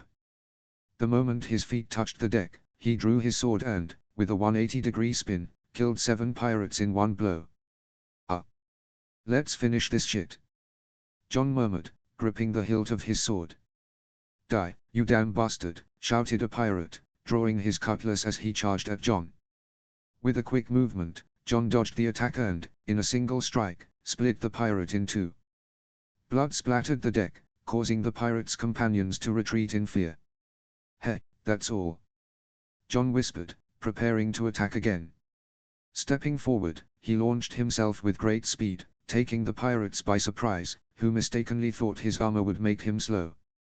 But to their misfortune, John could move with agility despite his armor. He slid among the pirates, dodging some attacks and blocking others, while taking them down one by one. Soon, the entire pirate crew lay dead, leaving the deck empty. End flashback. After the first massacre, John repeated his actions on another pirate ship, which boosted the morale of the Bravo C soldiers. Inspired by John's ferocity, they attacked with renewed vigor, killing several pirates and forcing the survivors to flee and hide among the caves of the Stepstones. "What do you want, Naharis?" John asked sharply, without taking his eyes off the sea. Dario Naharis, a Tiroshi member of the Storakraus, a mercenary company of 500 men, was the owner of the voice. Naharis, a man in his 20s, had smooth skin and almost purple-blue eyes. His hair and beard, dyed blue, gave him a peculiar appearance. He carried a Mirish stiletto and a Dothraki arrow, both decorated with golden hilts featuring figures of naked women. "Oh, well, it seems your recent fame has gone to your head, bastard," said Dario, approaching John dangerously while reaching for his arrow. John looked away from the sea and stared at the Tiroshi mercenary. Slowly, he moved his hand towards the hilt of Gandravar, ready to cut the man in two if he tried anything stupid. However, the confrontation was interrupted when a Bravo C soldier, a subordinate of the commander, spoke. "We will disembark shortly," he announced. "So, get ready." John nodded silently and, standing up, began to walk towards the disembarkation area. As he walked away, he heard Nahari's taunts behind him. "Looks like you're going to jerk off over there before the battle." John stopped dead in his tracks and, turning his face, gave a mocking smile as he responded to the mercenary. "Don't compare me to you, Naharis. I don't need to do something like that. Besides, remember that all the women I've slept with during the war haven't charged me a single penny. I'm afraid they always fleece you. I wonder why that is." Dario Nahari's face twisted with fury and, in a quick movement, he drew his arrow. "What did you say, bastard?" Dario asked, with palpable anger as he approached John. "Do I need to repeat it, Naharis?" John's words only fueled Dario's fury further, and he was about to lunge at him. However, he stopped abruptly when he saw Ghost, who had positioned himself next to John and was baring his teeth menacingly. The brave Tiroshi was not stupid. In the presence of the direwolf, he had no choice but to swallow his wounded pride and sheath his arrow. "You're lucky, bastard. If we ever meet after this, your head will be mine." With those words, the mercenary walked away towards where his companions were. John chuckled and continued walking towards the designated disembarkation area. As he advanced, he couldn't help but wish that this battle would end everything, as they had managed to corner the remaining pirates on a single island. The sun shone high above as the sound of hundreds of voices echoed on the central island of the Stepstones. The terrain of this island was mostly composed of wide hills, dotted with the occasional small, rugged mountain. At that moment, on one of the lower hills closer to the western shore, what could be the last battle of Bravo's military operation in the Stepstones was about to take place. The Bravo Sea mercenary forces were facing the pirates who had managed to entrench themselves on the island. "This is the end of it all, Ghost," John whispered, as he stroked the back of the huge direwolf that remained by his side. John was in the front line of the infantry, observing the remaining pirates. These men were better armed than those they had faced at sea, probably because on land they did not risk drowning and could wear heavier armor. "There are about 2,000, no, a little more than 1,500. John thought, analyzing the enemy forces. "A considerable number, considering we've already eliminated more than 100 pirate hideouts across the Stepstones."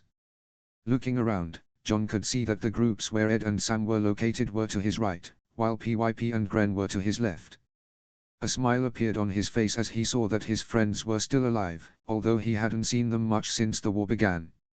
Normally, they only returned to Bloodstone for minor repairs, resupply, and to drop off prisoners. After that, they would set sail again to hunt pirates. "When all this is over, we'll have to drink until we catch up," John thought, looking away from his friends to focus again on the enemy. "Poor combat formation, no cavalry, and the terrain is too open for them. It's a terrible place to defend, especially being surrounded by Bravo Sea war galleys," he reflected, taking a couple of deep breaths to calm his nerves. Above all, he had to remind himself that he couldn't resort to magic and wipe them all out in an instant. As he finished calming down, the sound of a war horn echoed in the air. It was a deep sound that could be heard across the entire battlefield. Soon, other horns joined the first, filling the air with their echo. Hearing the signals, the Bravo Sea troops began to advance slowly, while the pirates chose to remain on the defensive, not moving from their positions. The infantry, composed of mercenaries from Essos and some from West Eos, advanced steadily.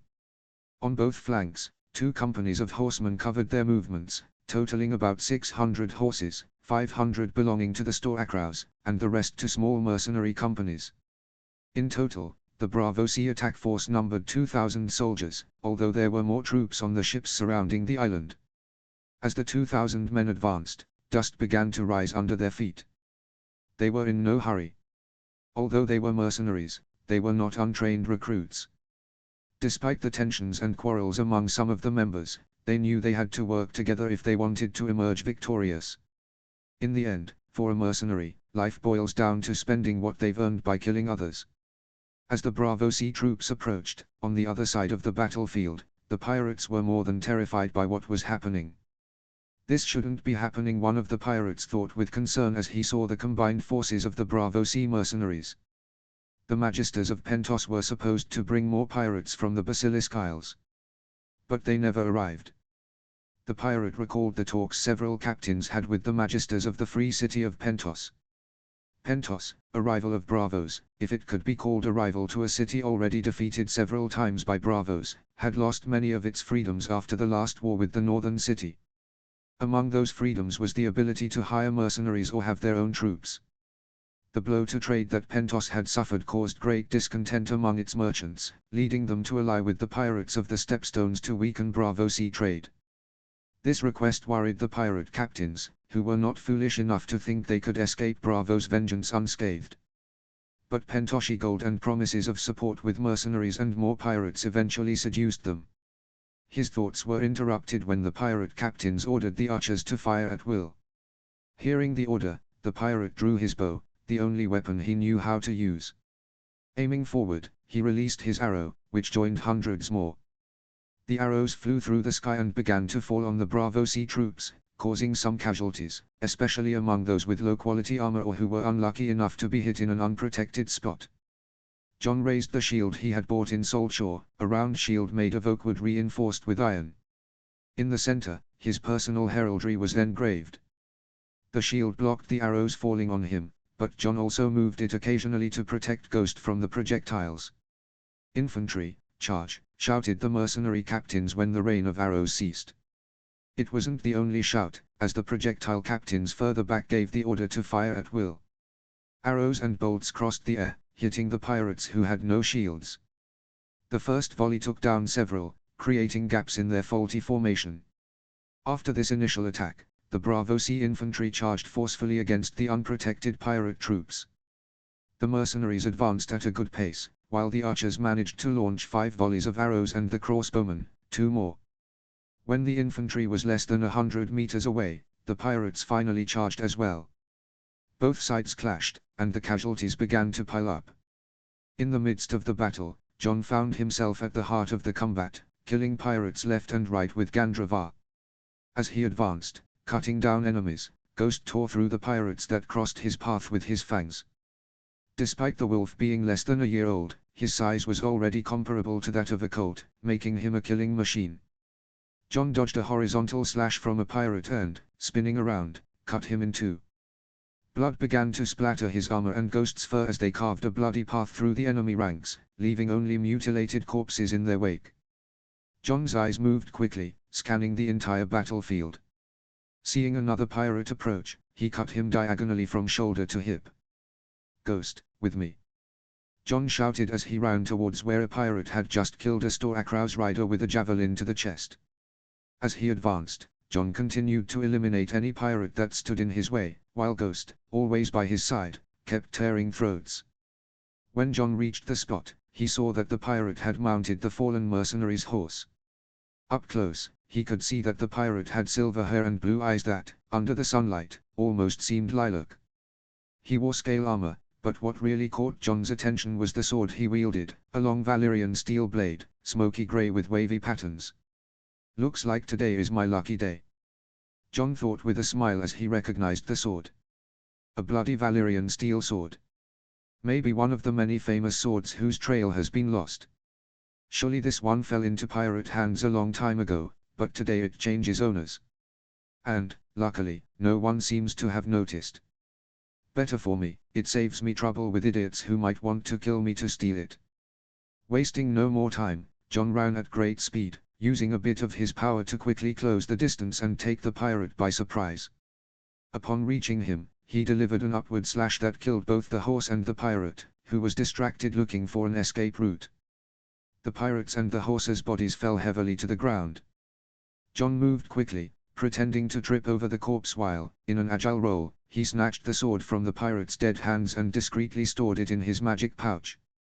Jumping to his feet, he resumed the fight, creating more breaches among the pirates, always closely accompanied by Ghost.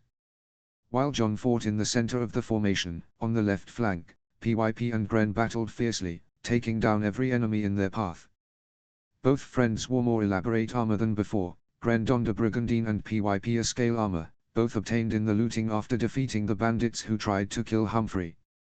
"Damn it, these bastards just keep coming," shouted PYP, decapitating a pirate with a clean sweep of his sword. "What did you expect, idiot?" "We're in a pitched battle," replied Gren, deflecting a diagonal blow with his shield.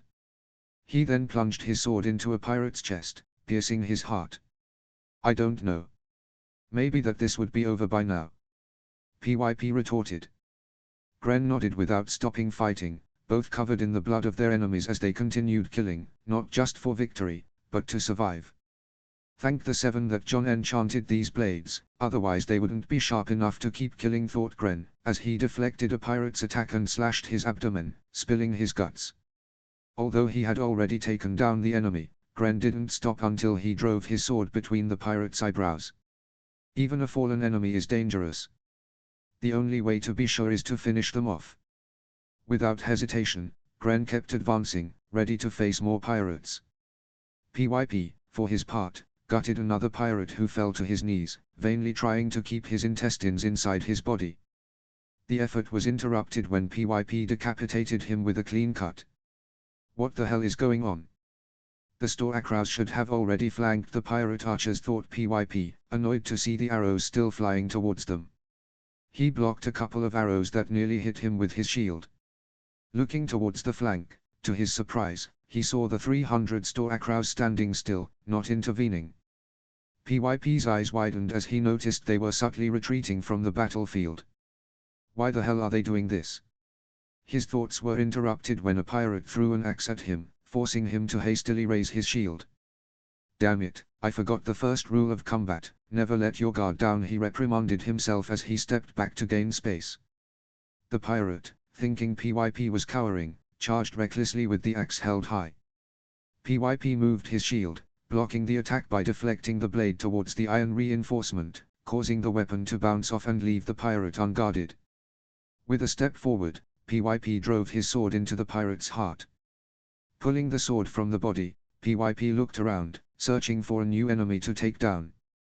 The right flank presented a completely different picture from the left, as 100 free riders had charged against the pirate ranks, taking the enemy archers by surprise. However, the charge did not have the expected force, and the riders began to fall as they stalled, losing their initial momentum. In the midst of the combat, Ed and Sam fought side by side, taking down any pirate that crossed their path. The once chubby Sam, now much slimmer and dressed in chainmail and a round helmet, wielded a large battle axe forged in a castle. With a brutal blow, Sam drove his axe into a pirate's chest, shattering his ribcage and sending the body to the ground. Seems like you've improved a lot, Sam commented Ed as he slashed a pirate's throat with his sword. Ed wore a brigandine, a memento from the bandits they killed in the Reach. Honestly, it's thanks to the ring. Without it, I wouldn't be here, replied Sam as he decapitated another pirate with his axe. Yeah, I can see that, said Ed, deflecting a blow with his shield. He then slammed it into the pirate's face, causing him to lose his balance. Seizing the opportunity, Ed decapitated him with a single stroke. After dropping the corpse, he looked towards the Stoacrows, who still hadn't moved. Why do you think they're not moving? I hope I'm wrong, but I think they are waiting for more to die so they can charge more, replied Sam, dodging a pirate's attack before knocking him down with the base of his axe and then crushing his head with a precise blow. Ed was about to respond when the Stoacrows' war horn sounded. At that moment, the riders charged against the pirate ranks, mowing down everything in their path, allies included.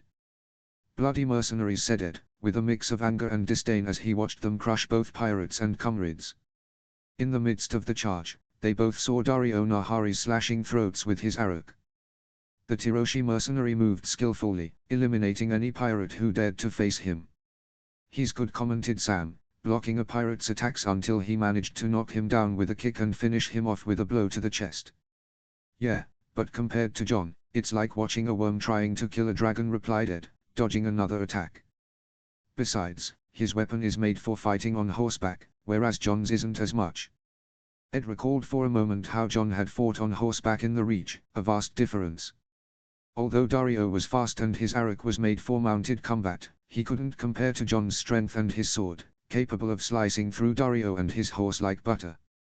The two friends continued fighting for a while longer until the pirates finally surrendered, ending the battle in those lands. Night had fallen over Bloodston, and around a campfire sat John, Gren, PYP, Ed, and Sam. The five friends had reunited when their respective ships arrived on the island. They had traveled there to receive the final payment for their work as mercenaries. For many, the payment had been gradual, but the five of them had requested to be paid all at once, so now each had a more than considerable sum of money, in addition to the reward they received from the High Towers. Ha, ha, ha. Did you see the faces of those Stoacrows bastards when they found out they wouldn't get any more money for the battle, said PYP, laughing as he drank a pint of beer. Yeah, it was incredible. They almost fought with the Bravo Sea. It would have been fun to see them run like wild horses when they realized they would have all the power of Bravos after their heads, commented Gren, tossing a coin in the air and catching it again. Not so fun. If they had killed them, we would surely be next, pointed out Ed, looking at his friends seriously. Could be. My father always said you should never trust mercenaries, added Sam, after taking a sip of beer. Then, he looked at John, who was sitting next to Ghost, intensely watching the flames of the campfire. What do you think, John? Is it wise to trust mercenaries? John didn't respond immediately, only doing so when Sam repeated the question. Sorry, Sam. What did you ask? John replied, turning his gaze to him. I asked if it's wise to trust mercenaries. In some cases, Yes, in others, no, said John, which caused confusion among his friends. Noticing their expressions, he decided to clarify. Just like knights, there are good and honorable mercenaries, and there are also dishonorable ones. It all depends on the reputation they've earned. If you're asking about the Storacrows, their recent behavior speaks for itself. You're right, said Gren. Those bastards waited for more mercenaries to die just to earn more gold. It was a relief that the Bravo Sea leaders controlled them, added Ed. Yeah, if things had gotten out of control, well, I don't want to imagine what John would have done, said PYP in a playful tone. He might have sunk the whole island. PYP's words elicited laughter from everyone, including John. When the laughter died down, John looked at them and pulled out a map of the narrow sea. He began to explain the next step of their journey. Bravos. Why would we go to Bravos? Asked Ed, looking at the map John had spread out in front of them.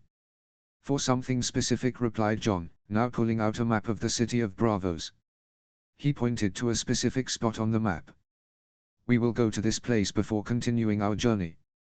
His friends looked at the place John was pointing to in confusion until Sam recognized it and, with wide eyes, spoke, "TT, the Iron Bank." The mere mention of the Iron Bank made the other three freeze. John, why do you want to go to the Iron Bank? Asked Gren.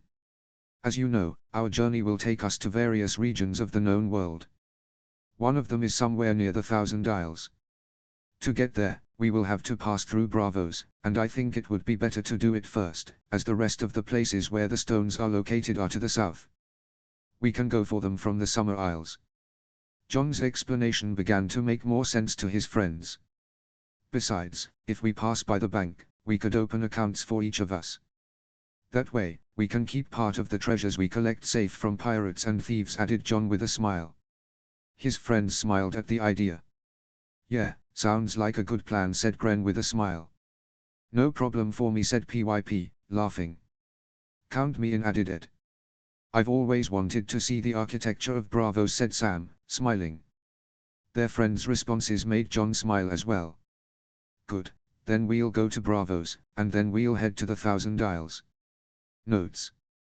To those who have made it this far, thank you for reading. To be honest, my English writing skills are not strong, and I'm relying on Google Translate and the dictionaries that come with Office 2019. Alright, and here is Chapter 10. The war in the Stepstones has ended. To be honest, my plan was to make it a longer war, but then I realized something. We're talking about Bravos against a few pirates. It's not like the war that the Sea Snake and the Rogue Prince had against the Triarchy, so I decided to summarize it. And John gets a new sword. What will he do with it? Well, let's say he won't use it. Who will? Well, that's up to your imagination. XD. I apologize for any spelling errors. Please don't forget to leave a review if you enjoyed the chapter, or if there's something that needs improvement, or if you have any questions about the story. Any constructive advice is welcome. With nothing more to say, see you in the next chapter. Chapter 11. Notes. See the end of the chapter for notes. Chapter text. Disclaimer, I do not own Elder Scrolls or A Song of Ice and Fire. All rights belong to their respective owners. Chapter 11. Winterfell 297 AC. The great hall of the ancestral Stark fortress was crowded with people, vassals of House Stark, and some servants who moved between the tables, leaving plates of honeyed chicken and baked venison with spices. Others served jugs of beer and mead. The celebration was due to two events coinciding that day, the Harvest Festival and Robb Stark's name day. Seated at the high table, the lord of the castle, Eddard Stark, observed everything with a smile. From his place, he could see many of the lords he had come to appreciate. At one table, Great Jon, Lord of Last Hearth, stood out with his presence. At another, the Mormonts, led by Lady Mage Mormont. Also present were the Glovers, with Galbart Glover and his family. Further on, Ricard Karstark, accompanied by his children, including his daughter. At a more distant table sat the Ryswells, Lords of the Rills, alongside the Lord of the Dread Fort, Roose Bolton, a man who had lost his two sons that same year. It seems everyone is here, well, except for Lord Marndaly, thought Ned, noticing the empty table intended for one of his most powerful vassals. Although some lords might have taken the absence as a slight, Ned knew that the Lord of White Harbor had a good reason for being late. Something had delayed him. "My lord, I think it's time," said Caitlin Tully, from Ned's right side. "Yes, my lady." "It seems it is time," replied Ned, as he looked to his left, where 3 of his children were seated. Robb, his eldest, followed by his daughter Sansa. Sansa Stark was practically a copy of her mother. She had the same reddish hair, though a bit lighter, blue eyes, and high cheekbones. Many considered her pretty, despite being only 10 name days old. Next to her was Arya, the youngest of his daughters, 8 years old. She was very different from Sansa. Her dark brown hair was more like her father's, and she had a long face and grey eyes. To Ned's right were his 2 youngest sons. The older of them, Brandon Stark, often called Bran, was 7 years old and shared the Tully coloring, with reddish hair and blue eyes. Next to him, little Rickon Stark, barely 2 years old, also had the characteristic reddish hair and blue eyes of the Tullys. Stopping his gaze on his children, Ned rose from his chair at the high table. His gesture caused the whole to fall into immediate silence. Everyone stopped talking and eating to listen to their lord. "My lords, I am pleased that you could attend today's celebration. As you know, today we not only celebrate the harvest, but also the name day of my heir, Robb." After these words, Robb Stark rose from his seat, which prompted cheers among the loyalists of House Stark and several of their vassals. When the cheers subsided, Ned was about to continue, but before he could say anything more, the door to the great hall opened. Several people entered, led by an older man, with a large belly, grey hair, and light blue eyes. He seemed to have several chins under his beard. Behind him came 2 young women, both blonde, though one had her hair dyed a striking bright green. The rest were knights. "Lord Stark," shouted the man as he and his companions approached the high table and knelt before their liege lord. "Lord Marndeali," replied Ned with a smile, recognizing Wyman Marndeali.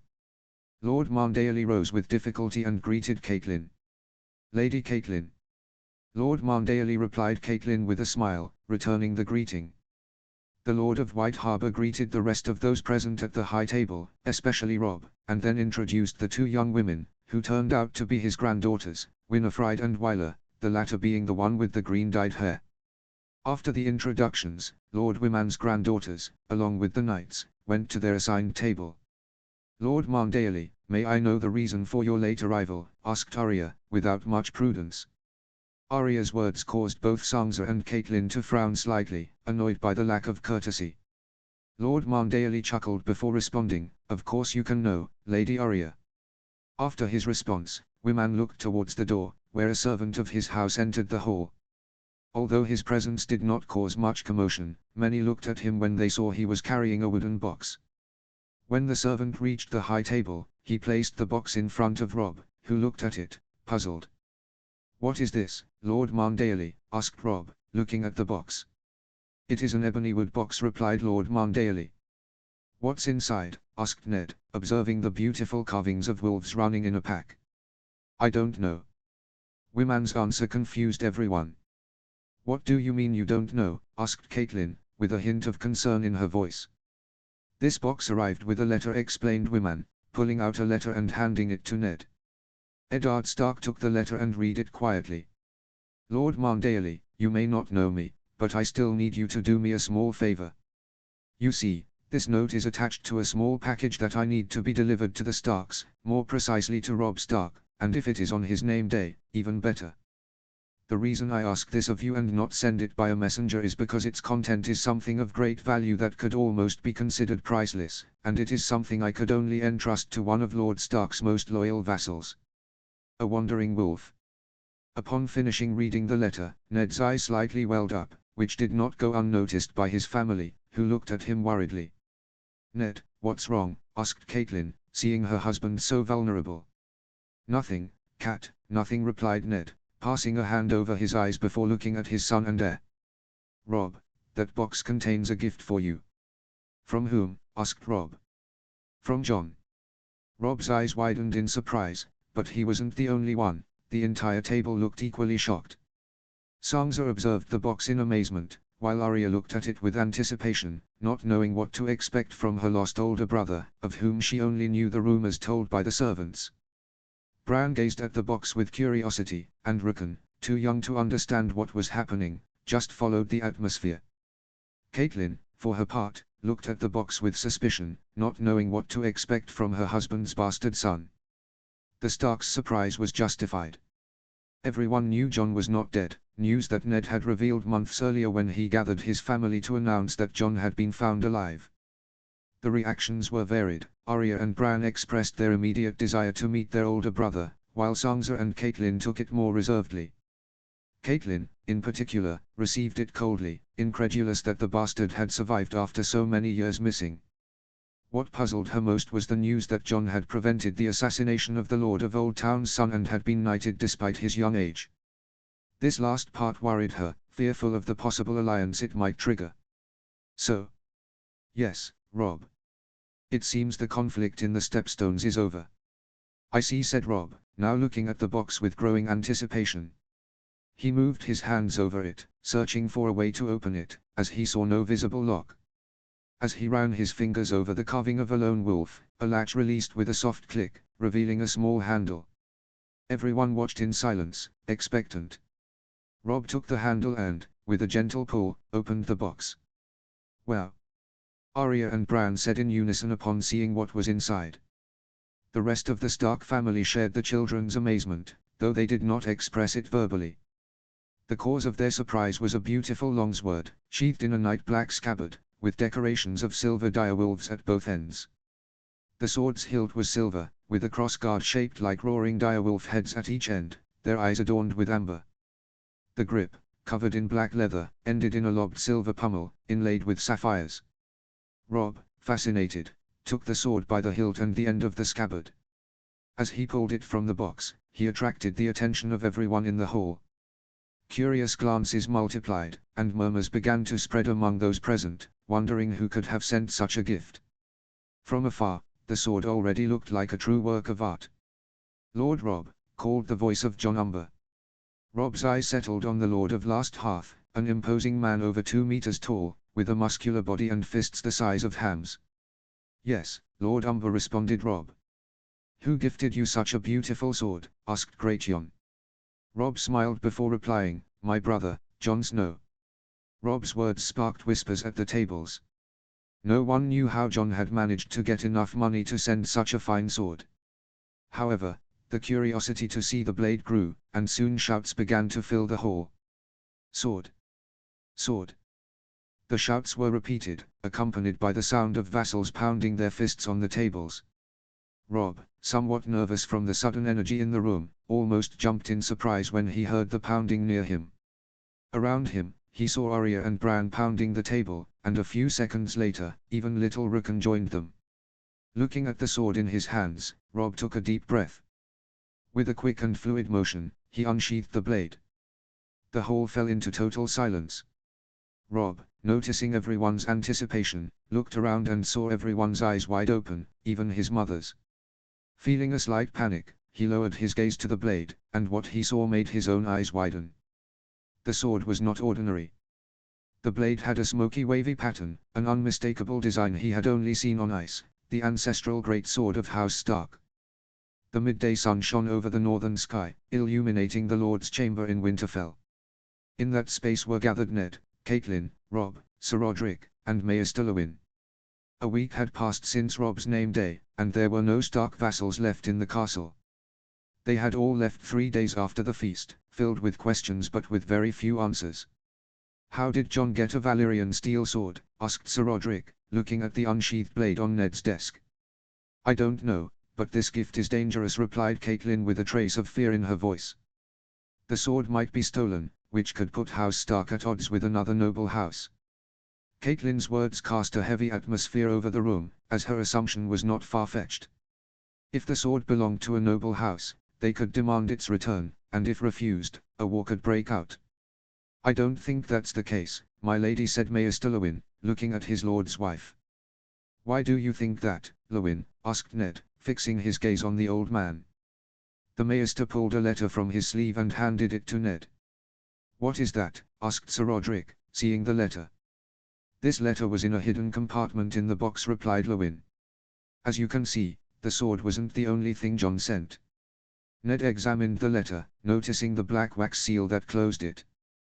The seal depicted a wolf running after a star. Looking up, he saw that everyone, including Caitlin, was eager to know what it said.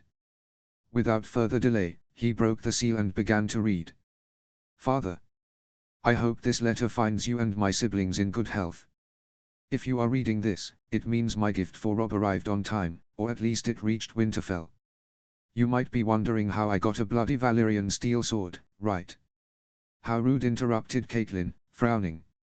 It's understandable, my lady. The boy didn't have a complete noble education, pointed out Lewin. After the interruption, Ned continued reading. But besides that, you might have more doubts, especially about where I've been all this time. Believe me, if I could, I would tell you everything in this letter, but there are things that can only be said man to man, face to face. Don't think I'm making excuses, but the truth is I'm not ready to return to Winterfell yet. I have unfinished business, like making a name for myself in history books. However, the purpose of this letter is to ease the burden of thinking I stole this sword. The truth is I took it from the cold hands of a pirate I killed during the last skirmish of the conflict in the Stepstones. A pirate had a Valyrian steel sword, asked Sir Roderick, surprised. It's possible, replied Lewin. Many Valyrian steel swords were lost centuries ago. Some could have fallen into the hands of pirates. If I'm not mistaken, a family from Volantis bought a Valyrian steel sword, but it was stolen by pirates. It could be that same sword. Does that house still exist? Asked Caitlin. No, my lady. It became extinct in one of the many wars in Essos. Maester Lewin's words relieved Caitlin, who felt there was no longer any danger to her house. It seems Rob will be able to keep the sword without any problems.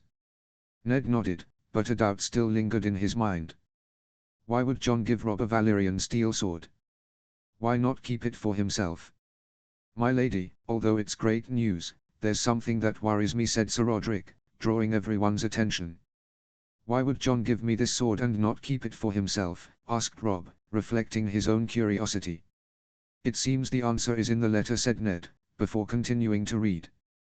You must be wondering, why didn't I keep that sword? The truth is, I don't need it. I already have my own special sword, very similar to Dawn as it was also forged from meteorite metal. The name of my sword is Gandravar, and maybe someday I'll explain its meaning to you. As you can imagine, my sword has the same properties as a Valyrian steel one, and carrying both would only bring me trouble. That's why I decided to give this one to Rob. I hope it serves him well and that when we meet, he doesn't hit me too hard. Oh, I don't think so, said Rob with a smile, cracking his knuckles.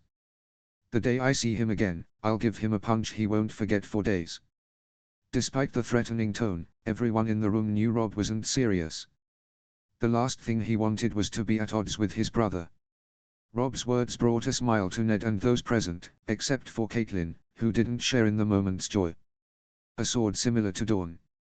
I hope that when Jon returns, he lets me examine it, commented Maester Lewin with a smile. Ned nodded, sharing the desire to see his son's sword, which made him a younger version of his uncle, the legendary Sir Arthur Dayne. If you've inherited the Dane's skills with the sword, I'm sure you'll have no rival on the battlefield, thought Ned with an inner smile. Tell Rob that the sword has no name and that he can name it whatever he wants. I hope it serves him well and becomes the sword of the heir of Winterfell. Now I must go, as I need to keep moving and fear you won't hear from me for a while. Until we meet again, I wish you continued good health. Give my regards to everyone, Rob, Sansa, Arya, Bran, Rickon, Sir Roderick, Maester Lewin, Old Nan, Hodder, Jory, and everyone else. With love, Jon Snow. When Ned finished reading the letter, he looked at those presents and noticed they all had thoughtful expressions. So, what do you think of what Jon has written? Asked Ned, looking at those presents. The boy is clever, my lord. Very clever, indeed, replied Lewin with a smile. By giving Lord Rob that sword, he has earned the respect of many Northerners, especially the Mandaelis. Ned nodded at the old maester's words. He had noticed it too. When Lord Wyman saw the gift he had transported, he was very proud, so much so that he began to boast about it to other vassals. While it's positive that Jon gave that sword to Lord Rob, it will also cause some problems, pointed out Sir Roderick. The veteran knight's words made Ned frown, recognizing the truth in them. The only house known to have possessed two Valyrian steel swords at the same time was House Targaryen. That's true. With this sword, House Stark will become one of the most envied houses in Westeros, said Catelyn with a slight smile. The prestige of the Starks had increased enormously with this new sword, which would likely bring good marriage proposals for their children. There might even be a royal offer. She thought. While Catelyn got lost in her thoughts, Ned noticed that Robb was looking at the sword with a certain melancholy. Robb, what's wrong, son? You don't seem happy to receive that sword, said Ned, pulling him out of his reverie. Robb looked at his father and, after a brief silence, explained what he felt. The young heir confessed that he felt somewhat uncomfortable receiving the sword as a gift, thinking he had taken it from Jon. However, he also felt joy knowing that despite the time and distance, Jon still considered him his brother. I understand how you feel, Robb, said Eddard, standing up and approaching his son. But you mustn't think you've taken something from your brother. He gave it to you to use, and it would be a dishonor to him if you didn't. Robb looked at his father and, after a few seconds of reflection, nodded. His father's words were true. Jon gave up a sword that could have easily gotten him a castle if he had given it to another lord. Keeping it and pretending it doesn't exist would dishonor my brother's wishes, thought Robb as he took the sword. Lifting it, he smiled and said, I will name it Frost, and it will be the sword used by the heirs of Winterfell until the end of time. King's Landing 297 AC. In one of the gardens of the Red Keep, two people were conversing. They were the two sons of the Lord of Casterly Rock. The taller one was Sir Jaime Lannister, a member of the Kingsguard, known as the Kingslayer. Jaime had curly hair of a bright golden color and feline green eyes. The other was the most peculiar of Tywin's children, Tyrion Lannister, the Imp. Tyrion had twisted legs and stubby fingers, his forehead was broad, and his hair so blonde it sometimes appeared white. Additionally, he had heterochromia, one black eye and one green eye. The two brothers were chatting about recent events, one of the most talked about topics in all of Westeros, from nobles to commoners. So, the Starks have a second Valyrian steel sword, commented Tyrion with a touch of amusement in his voice. Yes, a longsword called Frost. Replied Jaime, walking alongside his brother. A good name, no doubt. Now the Starks have Ice and Frost. A curious play on names, said Tyrion with a smile before adding, I suppose our father and sister are not very happy. You have no idea, replied Jaime, running a hand through his hair.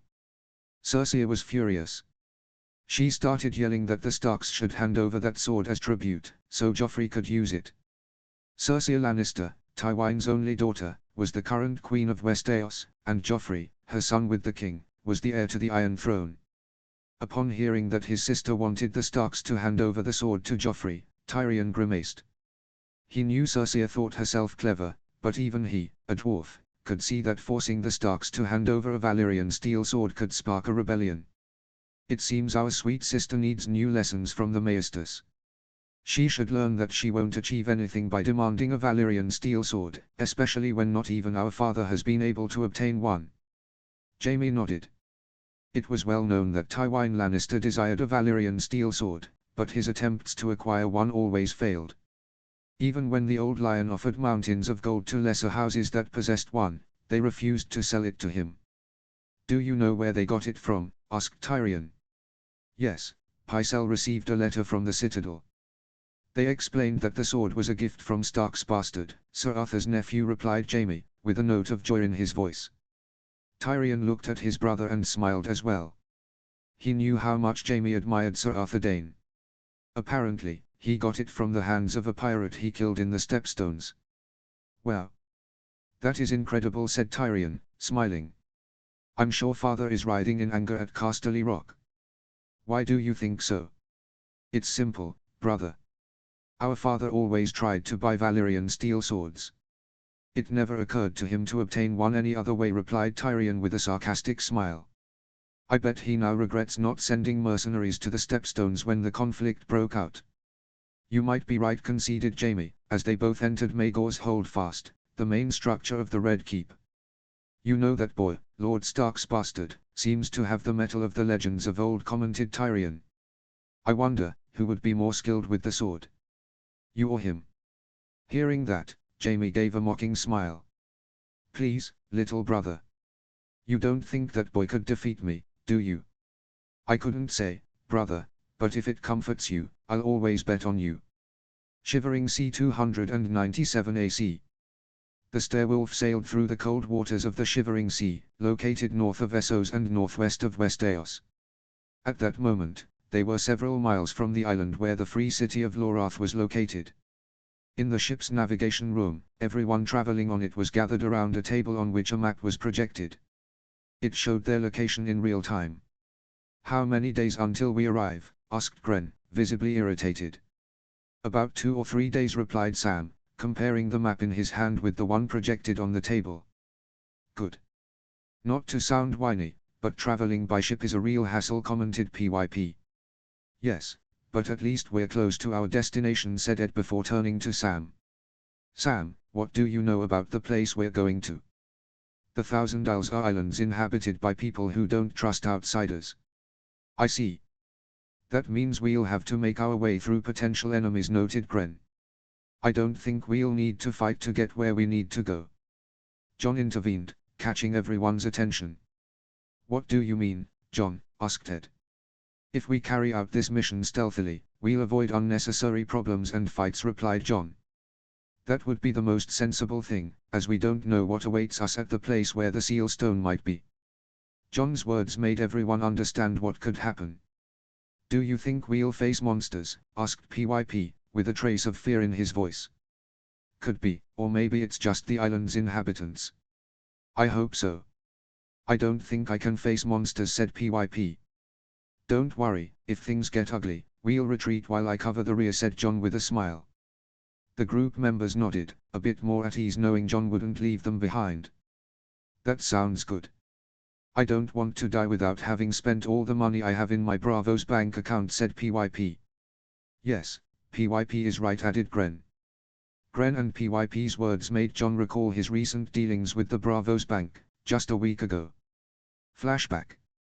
In a hall decorated with exquisite fabrics, high-quality furniture, and silver and gold ornaments, John and his friends were in front of a Bravos bank worker. So, you want to open accounts at this bank? Asked Ticho Nestris, the bank's representative, a tall, thin man wearing an extravagant three-tiered purple felt hat. He was dressed in dark purple trimmed with ermine, his stiff collar framing his thin face, and his beard, fine as a thread, falling almost to his waist. That's right, replied John. Good. Normally, we don't allow mere mercenaries to open accounts, but due to your actions against the pirates, we'll make an exception, said Ticho. John and his friends smiled at the response. Now, how much do you wish to deposit as initial funds? Asked Ticho, handing John a sheet of paper on which they had to write the amounts. John and his friends looked at each other and began giving the figures. When he finished writing, John handed the paper to Ticho. The Bravos Bank representative looked at the figures and was surprised, as he didn't expect to see such high amounts. Gren, 3,500 gold dragons, 450 silver stags. Piper, 3,480 gold dragons, 320 silver stags. Edison Tollett, 3,700 gold dragons, 400 silver stags. Samuel Tully, 2,000 gold dragons, 600 silver stags. Jon Snow, 5,000 gold dragons, 500 silver stags. Very well, when we receive the deposits, your accounts will be opened, said Ticho. The four young men nodded and stood up to leave. Before leaving, John subtly handed a note to the Bravos. Then, they went out to collect the chests with the gold. End flashback. After handing over that money, I met with Ticho to exchange several gold bars for gold dragons. In the end, I obtained more than 30,000 gold dragons, which were sent to an account for my father to use for the benefit of the North. John thought. Besides that money, he also exchanged other bars for coins from the free cities. Well, let's hope we finish this soon, said Gren, looking at his companions. You're right, added PYP, earning nods from Ed and Sam. John looked at them and nodded as well, saying, me too, guys, me too. Notes. To those who have made it this far, thank you for reading. To be honest, my English writing skills are not strong, and I'm relying on Google Translate and the dictionaries that come with Office 2019. Alright, chapter 11 is done. Now, back to the chapter, we see that John has gifted Rob the Valyrian steel sword he obtained from the pirate. The reason, well, it's just a gift for someone. Besides, the destination of his journey is Valyria, and there are many treasures there, including Valyrian steel swords. XD. We also see Tyrion and Jaime appear in a small chat. Who do you think would win in a fight, John or Jaime? XD. I apologize for any spelling errors. Please don't forget to leave a review if you enjoyed the chapter, or if there's something that needs improvement, or if you have any questions about the story. Any constructive advice is welcome. With nothing more to say, see you in the next chapter. Chapter 12. Notes. See the end of the chapter for notes. Chapter text. Disclaimer, I do not own Elder Scrolls or A Song of Ice and Fire. All rights belong to their respective owners. Chapter 12. Thousand Islands 297 AC. The Starwolf sailed through the waters between the countless islands that made up this mysterious place.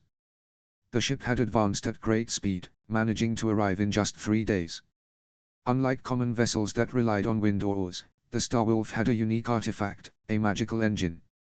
Although calling it a magical engine was somewhat inaccurate, the best comparison would be with the artifacts that powered the dwarven centurions inhabiting the ancient Dwemer ruins. This artifact, installed in the lower part of the hull, allowed the ship to reach the incredible speed of nearly 25 knots, far surpassing most vessels sailing the known world's waters. Despite the winds battering the islands, they posed no obstacle for the Starwolf. On deck, the 5 human crew members and the direwolf ghost remained on guard. Since entering these waters, every time they approached an island, they were attacked with arrows by the natives, hairless beings with green skin. Damn.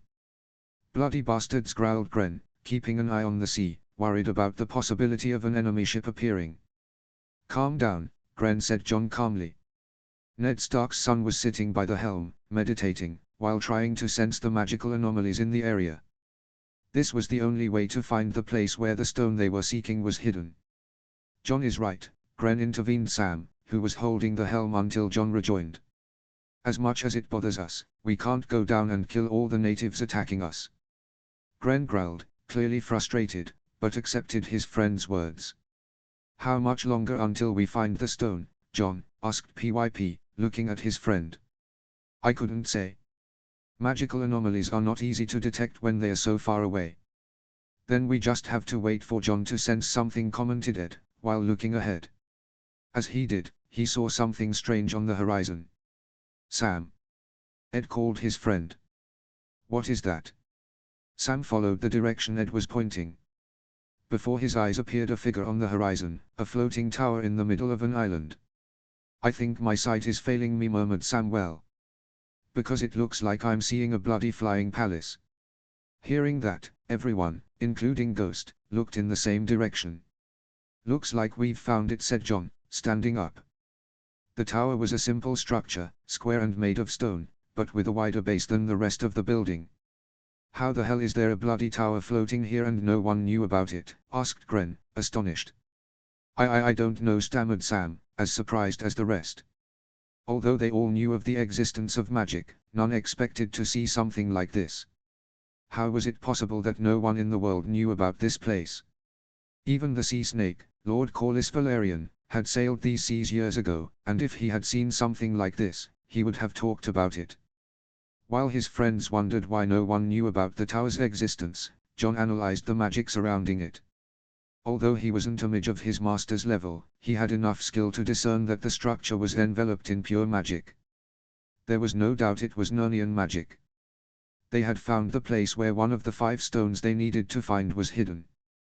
Guys, take off your necklaces, said John, interrupting his companion's thoughts. The others looked at each other, confused. Why are you asking us to take off our necklaces? Asked Sam. It's just a hunch, replied John. Although they hesitated, they took off their necklaces as John asked. Good. Now, look where the tower was. What do you see? The 4 obeyed and, to their surprise, there was nothing on the horizon. What the hell, shouted Gren and PYP in unison. What happened? Why can't we see the tower? Asked Samuel. I knew it. I'm hallucinating. I shouldn't have drunk what was left in that barrel of Bravo sea wine. Now I'll surely start seeing mermaids and die horribly, lamented Ed, holding his head. John sighed and spoke. The reason you can't see the tower anymore is the same reason those who have been here before couldn't see it either. This place is protected by Nernian magic. Only those who possess an object from the world of Orbis or that has been enchanted by someone from that world can see it. So? Yes, Ed. You weren't hallucinating from drinking bad wine, said John with a smile. If you want to check, put your necklaces back on. The four tied the necklaces back around their necks. As they did, the tower reappeared before their eyes. So that's where the stone is, right? Deduced Sam. Seems like it, replied John, taking the helm and steering the ship towards the tower. Well, and how will we get up there? Asked Gren, looking at John. Climbing. The walls inside the castle were covered in moss, a clear sign that the place had been abandoned for a long time, or at least, that there was no human life. If someone inhabited it, the castle would be much cleaner. Next time, I won't ask how we're going to get into a place like this, commented Gren, following John, who was leading the way. It wasn't that bad, said PYP with a smile. Speak for yourself, PYP. I've never liked heights, replied Sam, his face still pale from remembering how they had gotten there. Sam is right. While we were climbing, I felt like my mother was calling me from the other world, added Ed with his characteristic dark humor. Ed's words made PYP, Sam, and Gren shudder. That was pretty dark, even for you, Ed, said Sam. The son of House Tollett simply shrugged, downplaying it. As they continued advancing, John glanced back. He saw his friends chatting, somewhat uneasy, which was understandable after the climb. They had had to climb up from the ship, which was now anchored below the castle, protected by Ghost. To reach the tower, they used ropes they had shot with crossbows from the ship to some windows. The ropes, with metal hooks, firmly latched onto the stones, allowing them to climb up to the tower. The climb had taken time, but they finally made it.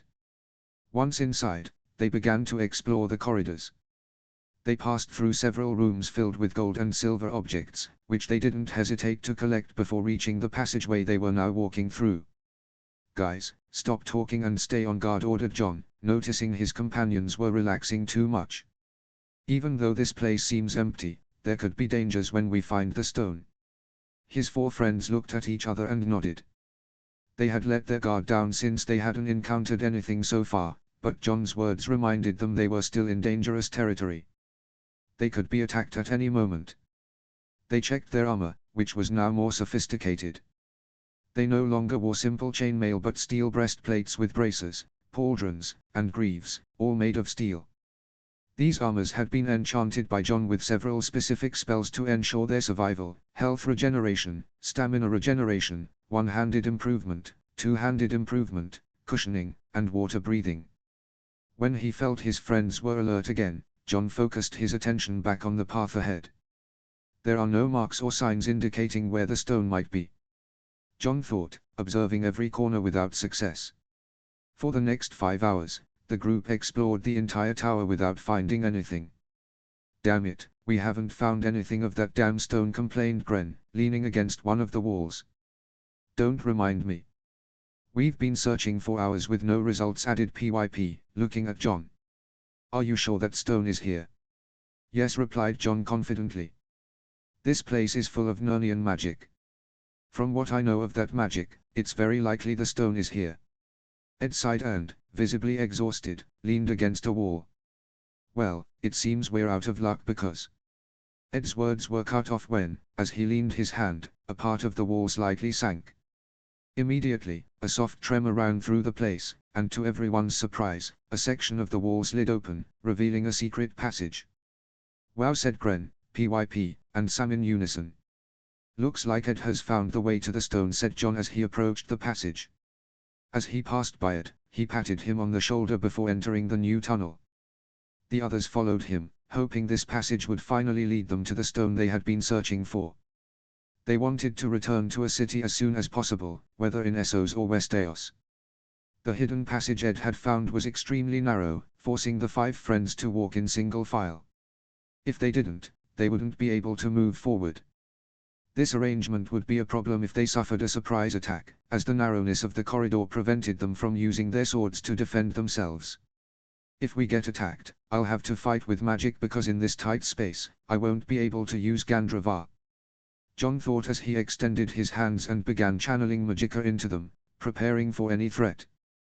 Damn, this place is stifling and stinks, complained PYP as he moved forward.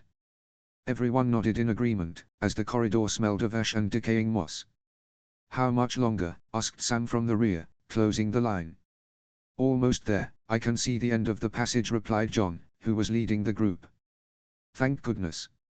I want to get this over with, said Gren, brushing a cobweb out of his hair. I agree with Gren, I don't like being here. I feel like we're going to get killed at any moment, commented Ed with his usual dark humor.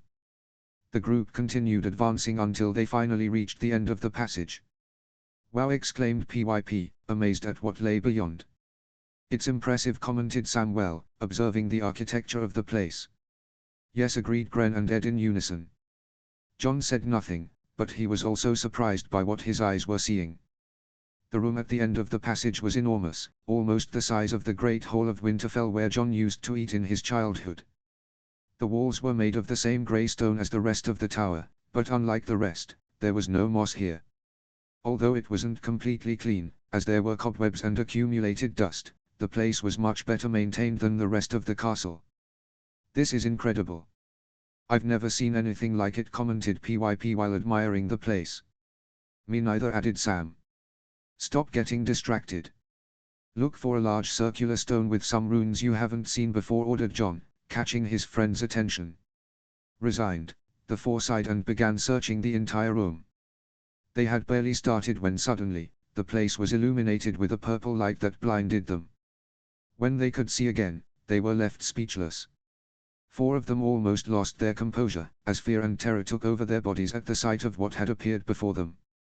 "WWW, what is that?" screamed Gren, paralyzed with terror at the sight of the being in the center of the room. The others didn't respond. PYP and Sam were too scared to say a word, and Ed, besides the terror, was paralyzed because the being was only 6 meters away from him. Swallowing hard, Ed took an unconscious step back, causing the creature to look directly at him. A second later, the being launched a direct attack at him. Ed closed his eyes, expecting the worst, but the blow never came. When he slowly opened them, he found John blocking the attack with his greatsword. Ed, retreat with Gren, PYP, and Sam, shouted John without taking his eyes off the monster in front of him. The being John was facing was colossal, easily 4 or 5 meters tall. Its body seemed to be made of an amalgamation of human bones, held together by magic. The legs were formed by large femurs, and its shins were covered by several stacked hands. The creature's chest was covered by a breastplate made of bones and sternums, while its arms, racked in vertebral columns, resembled gauntlets. And its head, or rather, heads, because the monster had several, 2 on each shoulder and 1 central, the largest. In the name of the old gods, what the hell is this? John thought as he struggled with the giant. In the midst of the battle, John saw the monster move its left arm to attack him. Without thinking, he stepped back with his right foot and turned his body to the left, dodging the attack. The bone giant stood still for a few seconds, examining John. Apparently, it didn't expect the young man to face the situation so calmly. But that calmness was the result of the mental training Edzard had subjected him to beyond the wall. Now I understand why Edzard said the stones were protected by terrible things. This being is completely enveloped in magic. John thought. Tightening his grip on his greatsword, John launched himself at his enemy. The speed of his attack took the giant by surprise. When he was 2 meters from the being, John jumped and delivered an upward slash. Clank.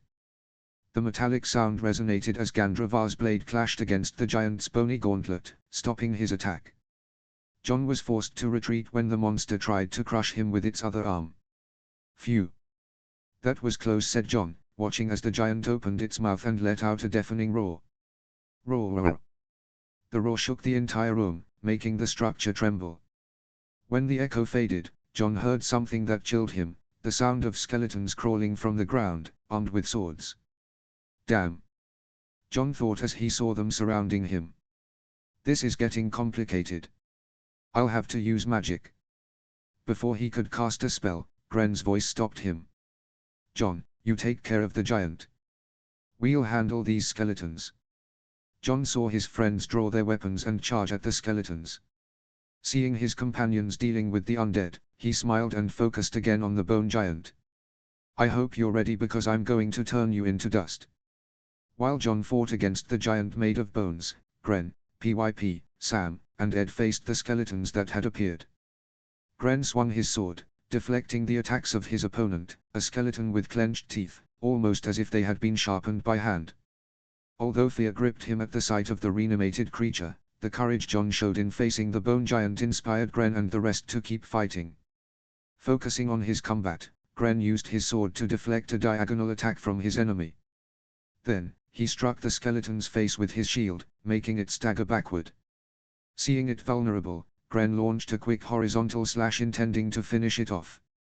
However, to his misfortune, the skeleton quickly recovered and dodged the attack. Damn it, growled Gren, noticing his failure. The skeleton lunged at him again, moving its sword quickly, trying to overwhelm him. But compared to John's speed, the skeleton's attacks were slow. Gren stepped back, dodging the blow, and then slammed his shield into the skeleton's arm, disarming it. Without wasting time, he delivered a powerful horizontal slash. To Gren's surprise, the skeleton only staggered from the blow but did not break apart. Determined to finish it off, he began hitting it repeatedly with all his strength. After about 10 blows, the skeleton finally disassembled and fell to the ground in pieces. Meanwhile, PYP was also fighting. The young man used his natural agility to dodge the attacks of his enemy, a skeleton larger than the one Gren was facing. Although his adversary surpassed him in size, PYP demonstrated admirable skill. With an agile movement, he dodged an attack aimed at his neck. Phew, that was close, murmured PYP, jumping to the side to distance himself from the skeleton. A few meters away, he adopted a defensive stance, placing his shield in front of him and his sword ready for the next move. The skeleton, a being reanimated by conjuration magic, took the bait and charged at him.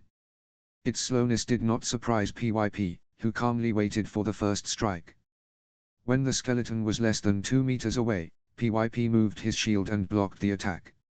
Seizing the opportunity, he delivered a powerful vertical slash against the arm holding the sword. PYP's sword struck right at the joint, causing the skeleton to drop its weapon. Without losing a second, PYP unleashed a series of rapid blows on his enemy. After 15 attacks, the skeleton turned into a pile of bones. Ah, that was nasty, sighed PYP, looking around to see how his friends' battles were going. A smile appeared on his face as he saw that almost everyone had finished fighting. Ed Tollett blocked his opponent's strike with his shield. Like his companions, the young man from House Tollett fought bravely, using his more than decent sword skills. It would be ironic if I were killed by a dead man, thought Ed, as he deflected another attack with his shield, this time a horizontal slash. After blocking the blow, he counterattacked with a quick vertical slash that made the skeleton stagger. It soon recovered and continued attacking, but Ed, now faster, forced it to defend with difficulty. Thus, steadily, Ed gained ground until the skeleton made a grave mistake, it lunged at him. Ed didn't hesitate to move to the side, letting the skeleton pass by. He took advantage of the oversight and knocked it to the ground with a kick. Seeing his enemy defenseless, Ed attacked it relentlessly. He struck the skeleton's skull 5 times until it finally shattered, reducing his enemy to a pile of bones. With the battle concluded, Ed hurried to rejoin his friends. Sam's axe swung from side to side, delivering erratic blows, as its owner was visibly terrified of fighting a walking skeleton. Although the enchanted ring he wore should have taken away his fear, this was the first time he faced something like this, and his survival instincts betrayed him. Despite his clumsy fighting style, the skeleton's lack of intelligence played in Sam's favor. The creature only attacked head-on, and on several occasions ended up receiving Sam's blows. In a final desperate attempt, the skeleton swung its sword but failed to stop the axe blow that knocked it to the ground, disarming it. Sam looked in astonishment at his enemy on the ground, struggling to get up. Seizing the opportunity, Randil Talise delivered a vertical strike with his axe, shattering the skeleton's spine, which crumbled into a pile of bones. Relieved, Sam looked around. To his relief, he saw that everyone, except John, had already finished their fights. Without a second thought, he ran to where his friends were. "How did it go?" Sam asked upon arriving. "I did well." "And you?" replied Ed, looking at his companions. "Same," responded Gren and PYP in unison. "I had a bit of luck," admitted Sam, looking towards John. "He's really above all of us, isn't he?" "Yes," said the other three, as they watched John acrobatically dodge 2 consecutive attacks from the giant. The 4 friends exchanged glances, not moving from where they were. Although they had decided to fight the human skeletons, that giant was another story. None of them were foolish enough not to realize that if they rushed to fight it, they would only be a burden to John, which would likely result in his death, and theirs as well. John continued fighting against the giant made of bones, dodging each attack it launched at him. As he did so, he recapped what he had learned about his enemy. Its strength is far above that of a human, but compared to Edzard's blows, it's nothing out of the ordinary. Its ability to use magic seems almost non-existent. The closest thing to a spell was that roar. Its speed isn't high, but its endurance is. I've landed more than 5 hits, but its bone armor has withstood the impacts well." John thought as he jumped back to dodge another attack. "You know, I'm getting tired of you." "I'll end this now," said John, tightening his grip on his greatsword. He took a deep breath, calming his pulse as much as he could, and waited for the right moment to strike. John's stance, waiting patiently, seemed to confuse the giant, which opened its mouth to roar again. However, it didn't have the chance to do so, as that was the moment John had been waiting for. Without hesitation, he launched himself at the giant. His speed was such that he reached it before it could roar. Standing before his enemy, John swung his greatsword, which turned into a whip of fire, snaking up to strike the giant's chest and causing it to roar in pain. From that moment on, the bone giant began to attack erratically, with more force than before, but John dodged almost all the blows, jumping from side to side or rolling on the ground. Additionally, he counter-attacked whenever he saw an opening in his adversary's defense. His attacks varied. He used both the fiery whip and regular non-magical strikes, although these were much more powerful than usual thanks to his great strength. The battle became increasingly wild, generating small shockwaves with each impact of John's great sword against the bone giant's body. The fight continued like this until finally, after hundreds of blows, the giant's body crumbled into a huge pile of bones, which a second later turned to dust. "Ah!" exclaimed John as he sheathed his great sword. "That was annoying." Just as he was about to leave, something protruding from the pile of dust caught his attention. He walked over, moved the dust, and his eyes widened at what he discovered beneath it.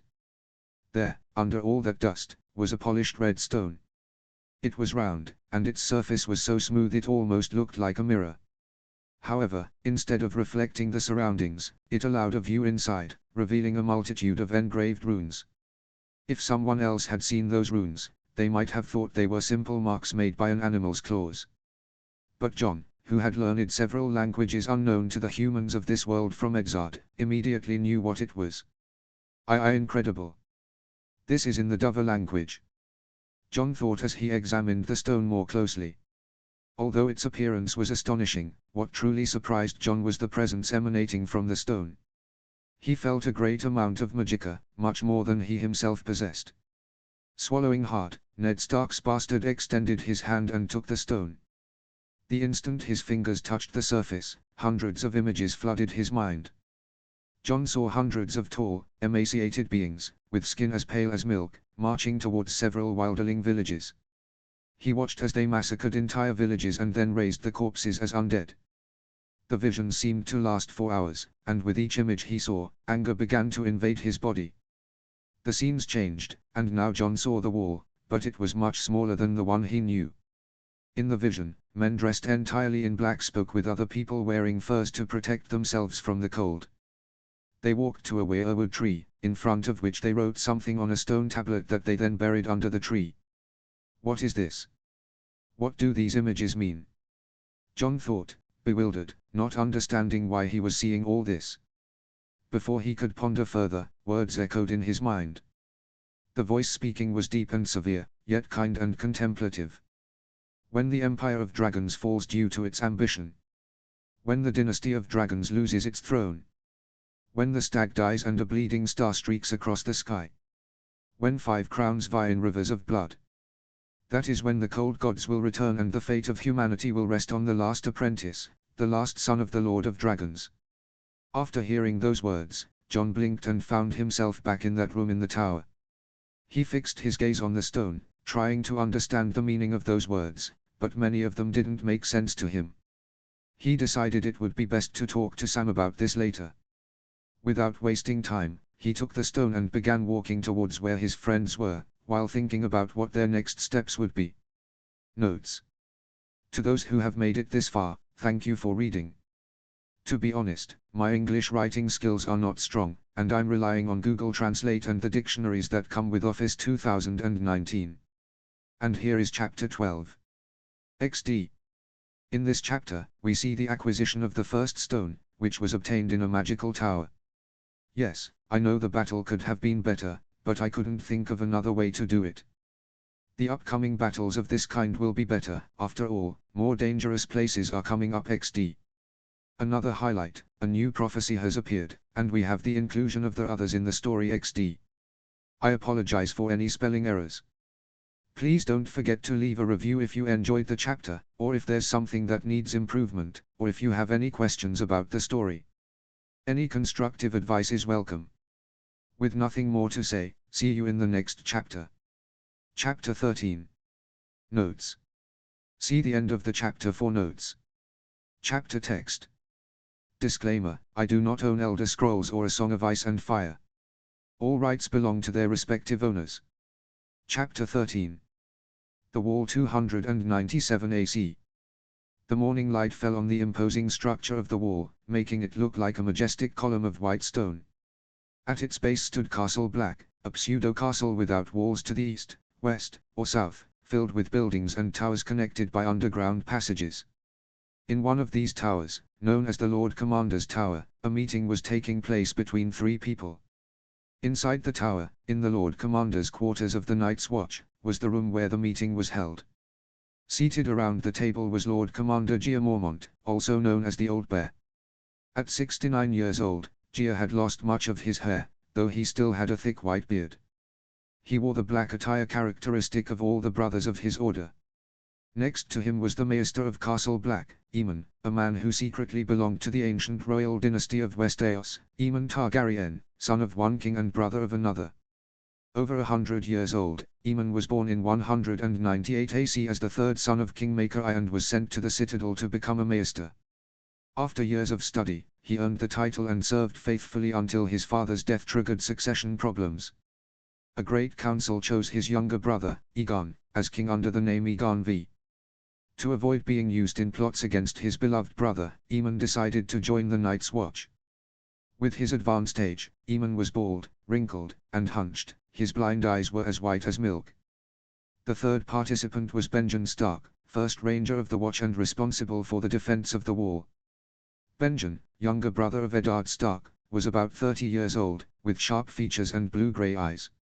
Like the other brothers, he was dressed entirely in black. "You seem gloomier than usual, Brother Benjen," Aemon commented, noticing the somber tone in the first Ranger's voice. "It's just the usual sadness, Maester," Benjen replied with a hint of melancholy. "Of course, not knowing anything about a family member is terrible," Aemon said with understanding. Like Benjen, Aemon also carried the sadness of not knowing anything about his relatives in exile in Essos. At Castle Black, everyone knew that Benjen's nephew, Jon, seemed to have reappeared after being presumed dead, but he had not yet visited his family, which worried Benjen. Gia sighed before speaking. "As delicate as the topic is, we must stop talking about family and focus on what is happening in the castle." The 2 members of the Watch nodded. As much as the uncertainty about their loved ones weighed on them, duty came first. "Stark, how are the new members of the Rangers doing?" Gia asked, addressing Benjen. "They are doing well, especially young Waymar Royce. Although he's young, he shows leadership potential. However, he needs to learn not to be so arrogant and to listen to the advice of the Order's veterans. I see.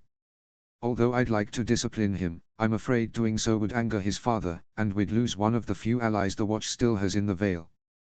Gia commented with frustration. The Night's Watch depended on its few friends to ensure the supply of resources. The Order loses members and allies in the south every year.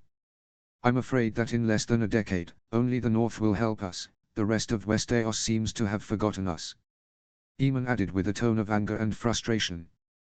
The other two men remained silent. They knew that was the harsh reality. Of all the regions of Westeros, only the north remembered the Night's Watch, the rest seemed to have forgotten them. Gia, noticing his companion's silence, was about to speak, but before he could say anything, a raven flew in through the window. It was larger than usual, with small black eyes and large dark wings. It began to fly in circles in the room while cawing, "Wolf! Star! Wolf! Star!" The raven's words were strange and disturbing. This is odd. This raven doesn't usually repeat the same words so much. Benjen commented as he watched it. It's an unusual raven, Brother Benjen. Aemon added. It prefers grains to meat. The old bear stood up from his chair, took some corn from a nearby plate, and held it out in his palm, hoping the raven would come down to eat and be quiet.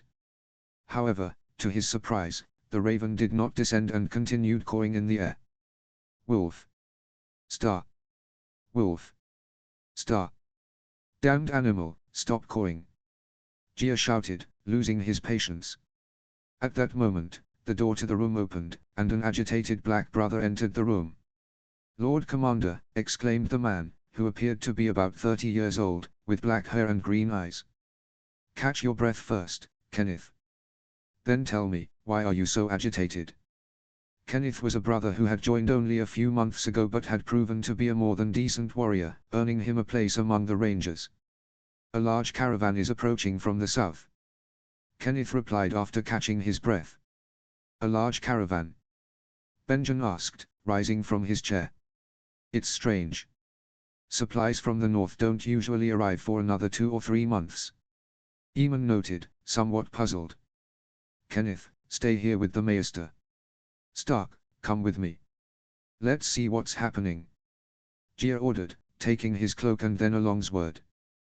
Benjen did the same as his Lord Commander and, sword in hand, followed him, leaving Kenneth with Maester Aemon. Both black brothers quickly covered the distance between the tower and the gate. Upon arrival, they saw that, at the top of the gate, there was a small oakwood structure for defense and surveillance, where several men were gathered. Without understanding why some brothers were there, the two leaders of the Night's Watch entered the battlements. There they saw about 10 men, 3 rangers and 7 recruits in training. "What are some recruits doing here, Sir Alisa?" Gia asked the castle's master-at-arms. Alisa Thorne turned, revealing his sharp-featured face of about 50 years. His eyes were dark as onyx, and his gaze was hard. His hair, black with grey streaks, matched his impeccable black attire, polished boots, and a fur-trimmed cloak. "Lord Commander. First Ranger." Thorne responded firmly. "Answer my question, Thorne." "I brought the recruits in case help is needed," Alisa replied. Although Benjen and Gia didn't fully believe him, they decided not to argue. They approached the battlement opening to see. The approaching caravan consisted of about 50 wagons, each pulled by a single horse. However, only the first wagon had a driver. How can he guide 50 wagons without help? Gia wondered, surprised. Upon closer examination, he confirmed that the driver was alone.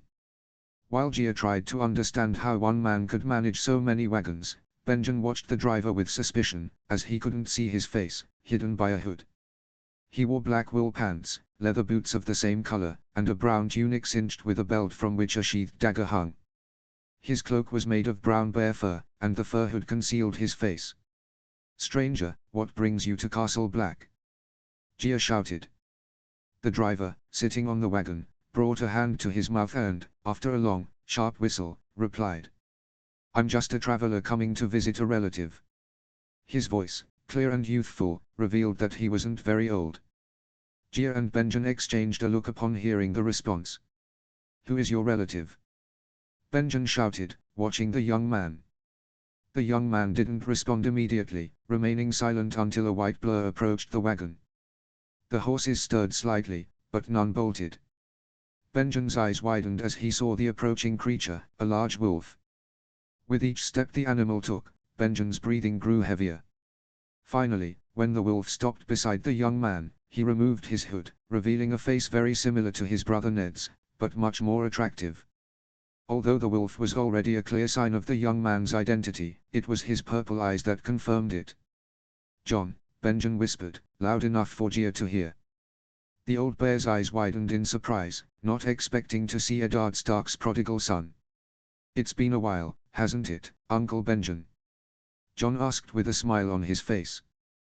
The Lord Commander of the Night's Watch watched from his tower's balcony as the brothers of Castle Black went back and forth, transporting the caravan's supplies.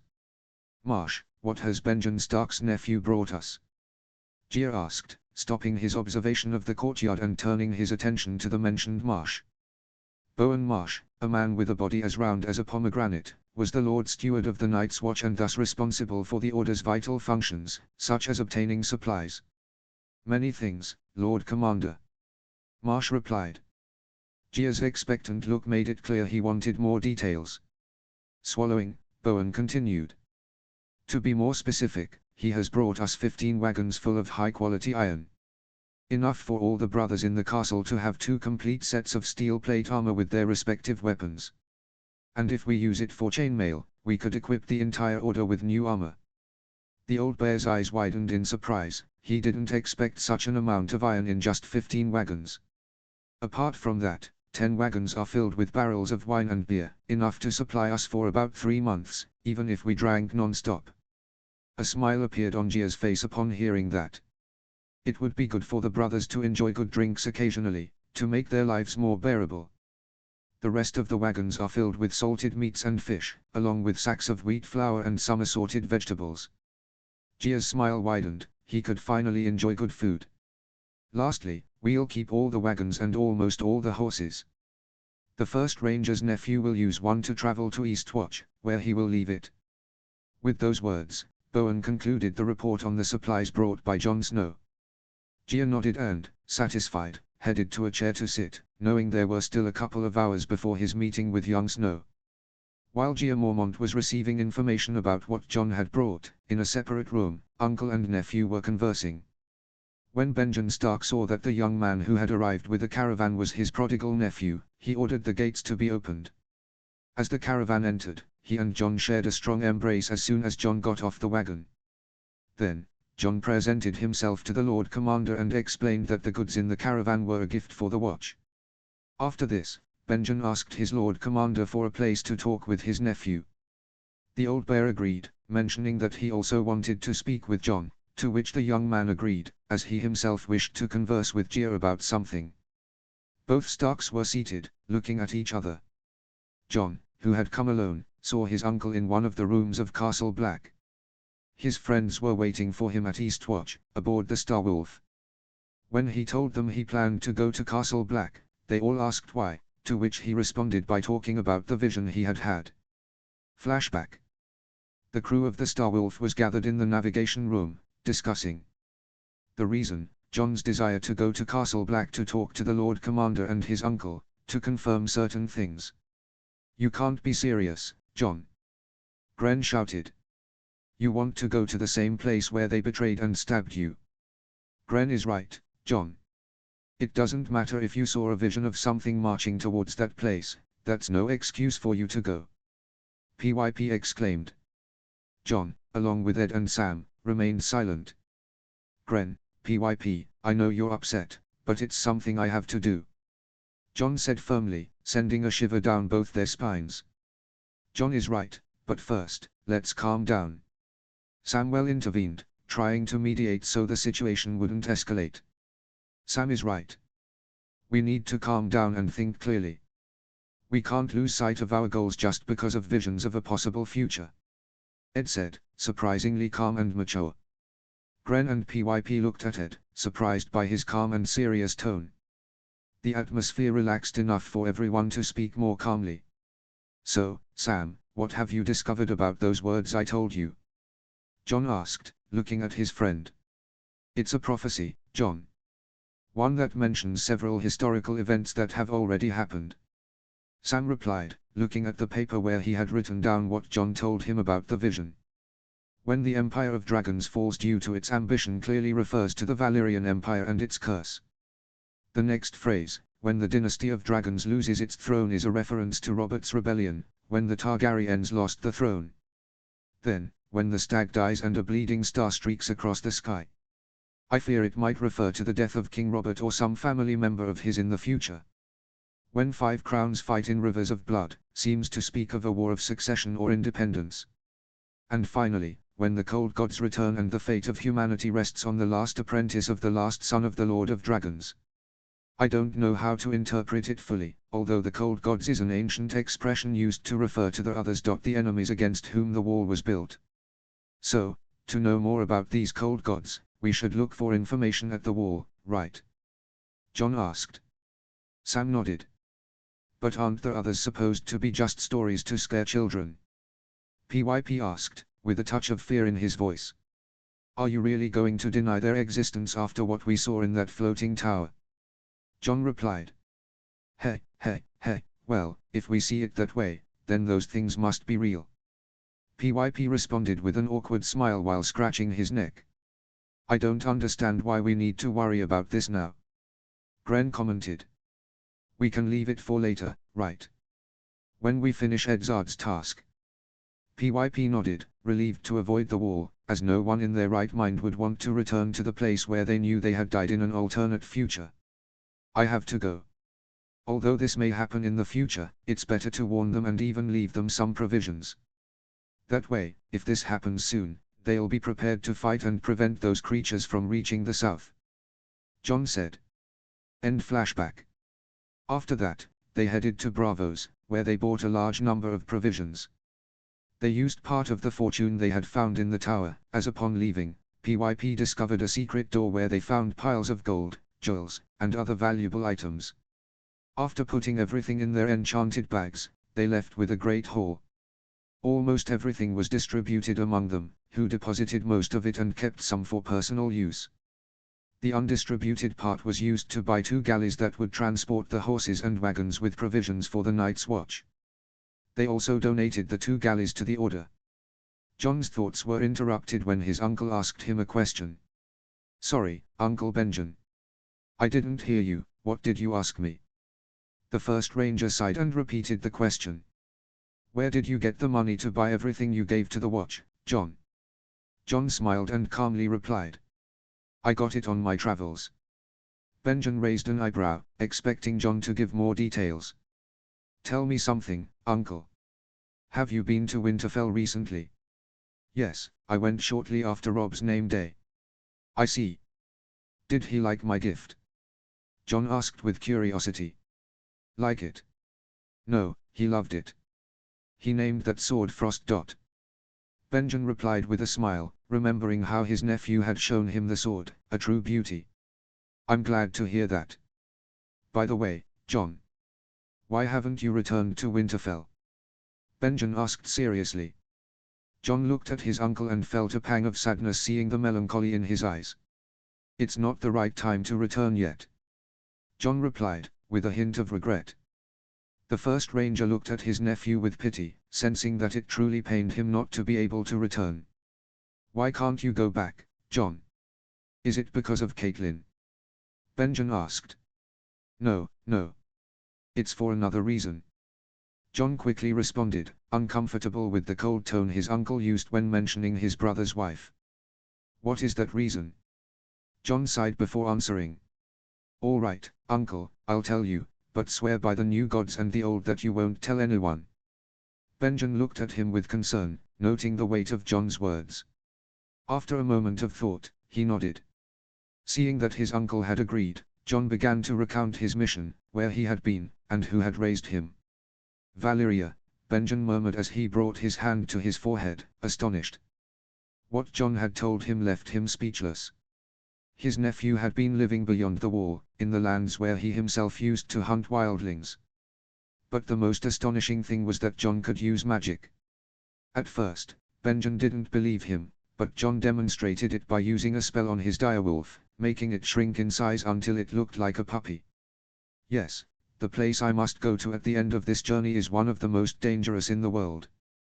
A part of me wants to scream at you not to do it, but another part, the one that has seen things beyond the wall, tells me that what you're doing will save the world from monsters. Benjen said, shuddering as he spoke. John felt curious hearing his uncle mention having seen things beyond the wall. He didn't know exactly what, but whatever it was, it had been enough to make a veteran ranger like him shudder. Unfortunately, when he tried to ask him, the door opened, and a black brother informed them that the old bear wanted to speak with John in the Maestas chambers. John rose from his chair, nodded, and asked his uncle to go with him, as the first ranger should also be present. The old Maestas room was just below the Raven colony, giving it a subtle smell of droppings. Although 3 of those present didn't seem bothered by it, the 4th felt uncomfortable. There are days I hate having enhanced senses, John thought. Sometimes he wished he didn't have such sharp smell and hearing, especially when he picked up unpleasant odors more intensely than others. It also caused problems when passing by brothels, where the noises irritated him. But overall, his enhanced senses were useful, especially for avoiding ambushes. John was seated at the table with the old Maester, the Lord Commander, and his uncle. The meeting hadn't been going on for long, and John had already asked about the state of the watch. The answer he received was not encouraging. The Night's Watch was falling apart. There were no longer enough men to fulfill their duties, and they only subsisted thanks to gifts from the north, as the Southerners had forgotten them. I see, John said after listening to the old Maester. He had introduced himself as Eamon, but John, thanks to Sam, had discovered something peculiar. Sam, while transcribing a very worn book about the current Maestas and their stations, had found that the Maestas' full name was Aemon Targaryen. Knowing that there was a Targaryen, a descendant of Edzard's 40 traitorous apprentices, in front of him made John want to kill him for a moment. However, he decided not to. The old man was already on the brink of death, and the stranger would soon take him. Yes, I'm afraid the watch is no longer what it used to be. But thanks to your generous gift, we can survive a while longer. Gia Mormont said, drinking some beer from one of the barrels John had brought. Indeed, it's not common to see such generosity outside of the Northerners, especially from House Stark, the Maester added in a soft voice. It's the least I could do. After all, you are the ones who protect the realm of men against what lies beyond the wall. The way John said this surprised both Gia and the old Maester, who detected no mockery in his words, only respect. It's refreshing to know that there are still those who believe in the nobility of our mission. Eamon commented with a smile. John looked at him and decided it was time to address the reason he had come. Uncle, I know you're the first ranger, the one who spends the most time outside Castle Black. What have you seen beyond the wall? Benjen and Gia looked at each other. The seriousness in John's voice unsettled them. Finally, with Gia's approval, Benjen began to recount what he had seen. Reports have come in of wilderling villages completely abandoned. There have also been tribes that have disappeared without a trace. John gritted his teeth and cursed under his breath. Then, he took out a paper and handed it to the Lord Commander. What is this, boy? Gia asked, looking at the document in confusion. Uncle Benjen, do you remember you asked me where I got the money for everything I brought? John asked, earning a nod from his uncle. All of that was thanks to some treasures I found in the Thousand Islands. The eyes of the 3 present widened in surprise. They hadn't expected that response. The Thousand Islands. How did you get to that place, young man? Maester Eamon asked, astonished. On my ship, the Starwolf. John replied. The answer brought a smile to the old man, who saw in John certain parallels with a great sailor from West Eos's past. It seems you're trying to emulate Lord Corlys Velaryon. Eamon commented, making a clear reference to the voyages of the Sea Snake. John smiled at the comparison to one of his heroes, as he admired Corlys Velaryon for his adventurous spirit. However, he knew that was the only similarity he would share with the legendary navigator, as he would not marry a Targaryen princess. Unfortunately, my parallels with the Sea Snake end there. My final destination is not Yeti or any free city. No, my final destination is a place only a madman would dare to go. John said enigmatically. John's response made Benjen shudder, as he knew his nephew planned to go to Valyria. "I see, but what does this paper and what's written on it have to do with the Thousand Islands?" the old bear asked. "When I was there with my friends, we discovered a mural with some inscriptions. Luckily, one of my companions was an acolyte at the citadel and is a very learned person who reads a lot, so he was able to decipher what it said, as it was written in High Valyrian."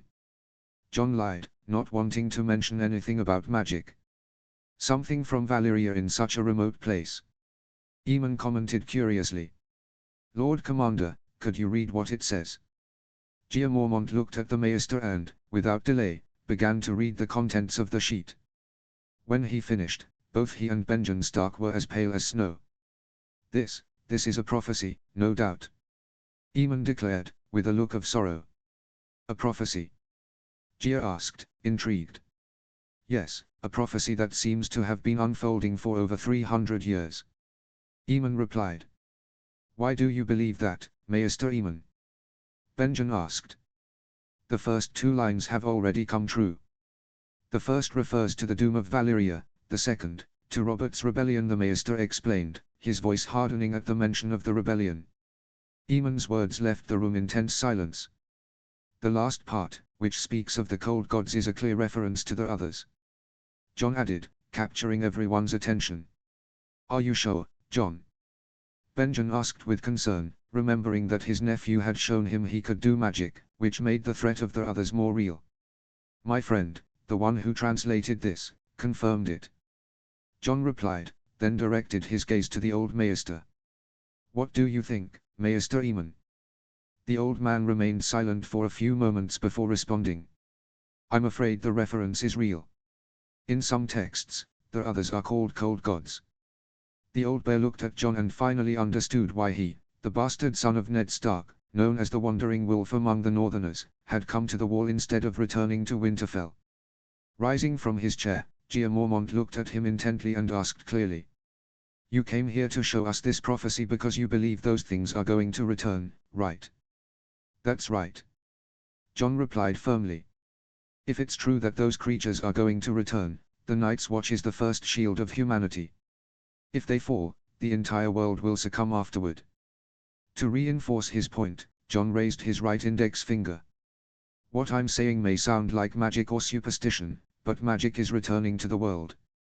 Lord Commander, I want what I'm about to show you to stay in this room. I don't want to attract the attention of fanatics." The old bear frowned but nodded. With a quick gesture, John made a small flame appear at the tip of his finger, which then transformed into a tiny lightning bolt. Gia Mormont's eyes widened in astonishment. Never in his life had he expected to see real magic. Beside him, the old Maester shuddered. Although he couldn't see what was happening, he had heard the sound of the lightning, and adding up the facts, he understood that the young man could use magic. If magic was returning, it meant the others could also return. The Lord Commander looked at John again and, seeing his composure and bearing, thought he had the potential to be a great leader. Too bad he wouldn't join the watch. Sighing, he handed the letter to Benjen. "Stark, take this letter to your brother. Tell him his own son brought it to the wall. Have his Maester look for information in Winterfell's library, there are books there that even the Citadel doesn't possess. And, if possible, have him send us some financial aid. I'm afraid we'll need to rebuild parts of the castle and check the sealed tunnels of other forts to prevent possible infiltrations. In the meantime, I'll send Sir Waymar Royce to explore beyond the wall." Benjen nodded. Sir Jon Snow, the Lord Commander, continued. "I know it's not much, but from what you've told and shown us, it's more than enough proof to concern me. If magic is returning, it's possible they are too. So, as long as I live, I'll do everything in my power to prepare the watch for what's coming." The Starwolf sailed the shivering sea, heading south. It had been less than 15 minutes since it left from Eastwatch by the Sea, one of the 3 castles under the control of the Night's Watch. John, with his hands firmly gripping the helm, pondered over his last conversation with his uncle Benjen. He had said goodbye to him on the same day Benjen left for Winterfell, taking with him several gifts for his brothers and father. John had prepared them in advance, knowing that his uncle might have to travel to Winterfell after his visit to the wall. During that last conversation, John had asked for permission to tell his father about his travels, although he had made him promise to keep everything related to magic a secret. Flashback. It seems this is goodbye, John. Benjen said with a sad smile. John looked at him with a similar expression before responding. No, uncle, it's not goodbye. It's just a see you later. The first ranger nodded and hugged his nephew, who returned the gesture. As they parted, John handed him two objects, a silver ring and a necklace that looked like a wolf's fang. What is this? Benjen asked. They are two gifts. The first is an enchanted ring that will speed up your healing ability. The second is a unique necklace. If one day, during an expedition beyond the wall, you need help, there is a tribe near where the frost fangs meet the haunted forest. There lives a woman with blonde hair and pale grey eyes. Show her this necklace, and she will know you are coming from me. She will surely help you. Benjen smiled upon hearing this, noting the soft tone John used when mentioning the woman. It seemed John had found love, or something similar. Understood, John. Benjen replied with a smile. John smiled in return and, without further delay, said goodbye to his uncle. Both had different paths to follow. End flashback. Remembering that farewell, John thought about the packages he had in his personal room, which the old Maester Eamon had given him. The Maester had asked him to stay a little longer after the conversation they had with his uncle Benjen and the Lord Commander. Flashback. John saw the old Maester sitting in front of him, his gaze fixed on the weakened body of the man. Thank you for staying and agreeing to share a room with an old man who seems you don't want to see. Eamon said, surprising John. What do you mean, Maester? You don't need to lie, young man. My old eyes may no longer see, but I can feel your gaze fixed on me. Eamon replied as he settled into his chair. Moreover, my being feels uncomfortable in your presence. I feel sadness and shame, as if I had caused you a great affront. The Maester's words made John reflect, not understanding how the old man could feel something like that just by being near him. A part of John thought it might be due to what his family had done to the Starks, but he quickly dismissed that idea, as that affront wouldn't mark someone who didn't participate in it. After thinking for a while, John concluded that Eamon's discomfort must be related to the actions of his own ancestor, who betrayed his master. It seems the old man is paying for his ancestors' misdeeds with these emotions. John thought as he stood up. Tell me something, Maester Eamon Targaryen. John said, surprising the old man, who didn't understand how John knew his true name. How do you know my full name? I mentioned it before. I have a friend who was an acolyte at the Citadel, and while he was there, he was asked to transcribe a book with the names of all the active Maesters and their locations. To his surprise, he found your name, a Targaryen in Westeros. He researched the history books and discovered that you are the son of Kingmaker and Lady Deanna Dane, which, interestingly, makes us distant relatives. The old Maester's eyes filled with sadness upon hearing the word relative as his mind filled with memories of the last members of his house. Turning his blind gaze to John, Eamon decided to make a request. Young John, do you think you could do an old and dying dragon a favor? John saw him in silence for a moment. Part of him wanted to refuse, but another, filled with sentimentality, convinced him to accept, as it could be the last request of an old man. With a silent sigh, he responded. If it is within my power to do so, I will. Eamon smiled, and taking his blackthorn staff, he stood up and began to move around the room. To John's surprise, the Maester navigated the room without bumping into anything. Young John, can you come here for a moment? Eamon asked from a corner of the room. John got up from his chair and, walking towards him, saw that the Maester was near a wall. Looking at it more closely, he noticed that one of the bricks was not properly secured. I see, you want me to remove that brick to take out what you've hidden, right? The Maester's eyes widened in surprise at John's keen observation. A soft laugh escaped his lips, he understood that the young man's feeling was on another level. Hey. Yes, young John. I need you to take out the two packages that are in there. Without wasting time, John easily removed the brick and, reaching into the hole, took out a small chest. He then replaced the brick. In that chest are two relics of my house. Eamon said, fixing his blind gaze on John. John easily broke the chest's lock. Upon opening it, he saw that inside was a bed of red velvet, though already moth-eaten by time. On it rested a one-handed longsword, sheathed in a red leather scabbard with gold details. The pommel was shaped like a golden flame, and the guard was designed like dragon wings, also golden, with a large ruby in the center. John lifted the sword with his right hand and, unsheathing it, discovered a blade of Valyrian steel. "Valyrian steel sword," John murmured, admiring the blade. "Indeed, that is Dark Sister." The old man confirmed. "The second sword owned by the Targaryen family." John interrupted in amazement, aware of holding such a legendary weapon in his hands. Without taking his eyes off the sword, he looked at Maester Aemon. "How is this sword here?" "When I came to the wall after my brother's coronation, I was accompanied by Brynden Rivers, one of Aegon IV's 4 great bastards. He was the bearer of this sword and used it wisely until one day, before leaving on an expedition beyond the wall, he came and gave it to me. He didn't explain why he was giving it to me, but along with the sword, he gave me something else. Move the cloth in which the sword was wrapped, and you'll see." John sheathed Dark Sister and, placing it aside, did as the Maester instructed. He carefully lifted the worn velvet cloth, and what he found underneath chilled his blood. In the middle of the chest was an egg-shaped rock with a scale pattern. Trembling, John reached out and touched the rock, surprised to feel warmth beneath his skin. "It's warm," John commented, drawing the old Maester's attention. Aemon was surprised to hear that. He had always thought the egg, the same one Brynden had recovered at the Whitehall tournament in 212 AC, had completely petrified and would never hatch. However, the young Stark claimed the egg still emanated heat. That revelation gave him a spark of hope. Approaching John, Aemon gently touched his shoulder and asked, "I know my house has committed crimes against yours, but I beg you, as a favor to this old man, could you take these 2 objects to my relatives in Essos?" The Maester's request was something John had already anticipated. He knew that this request was the most likely.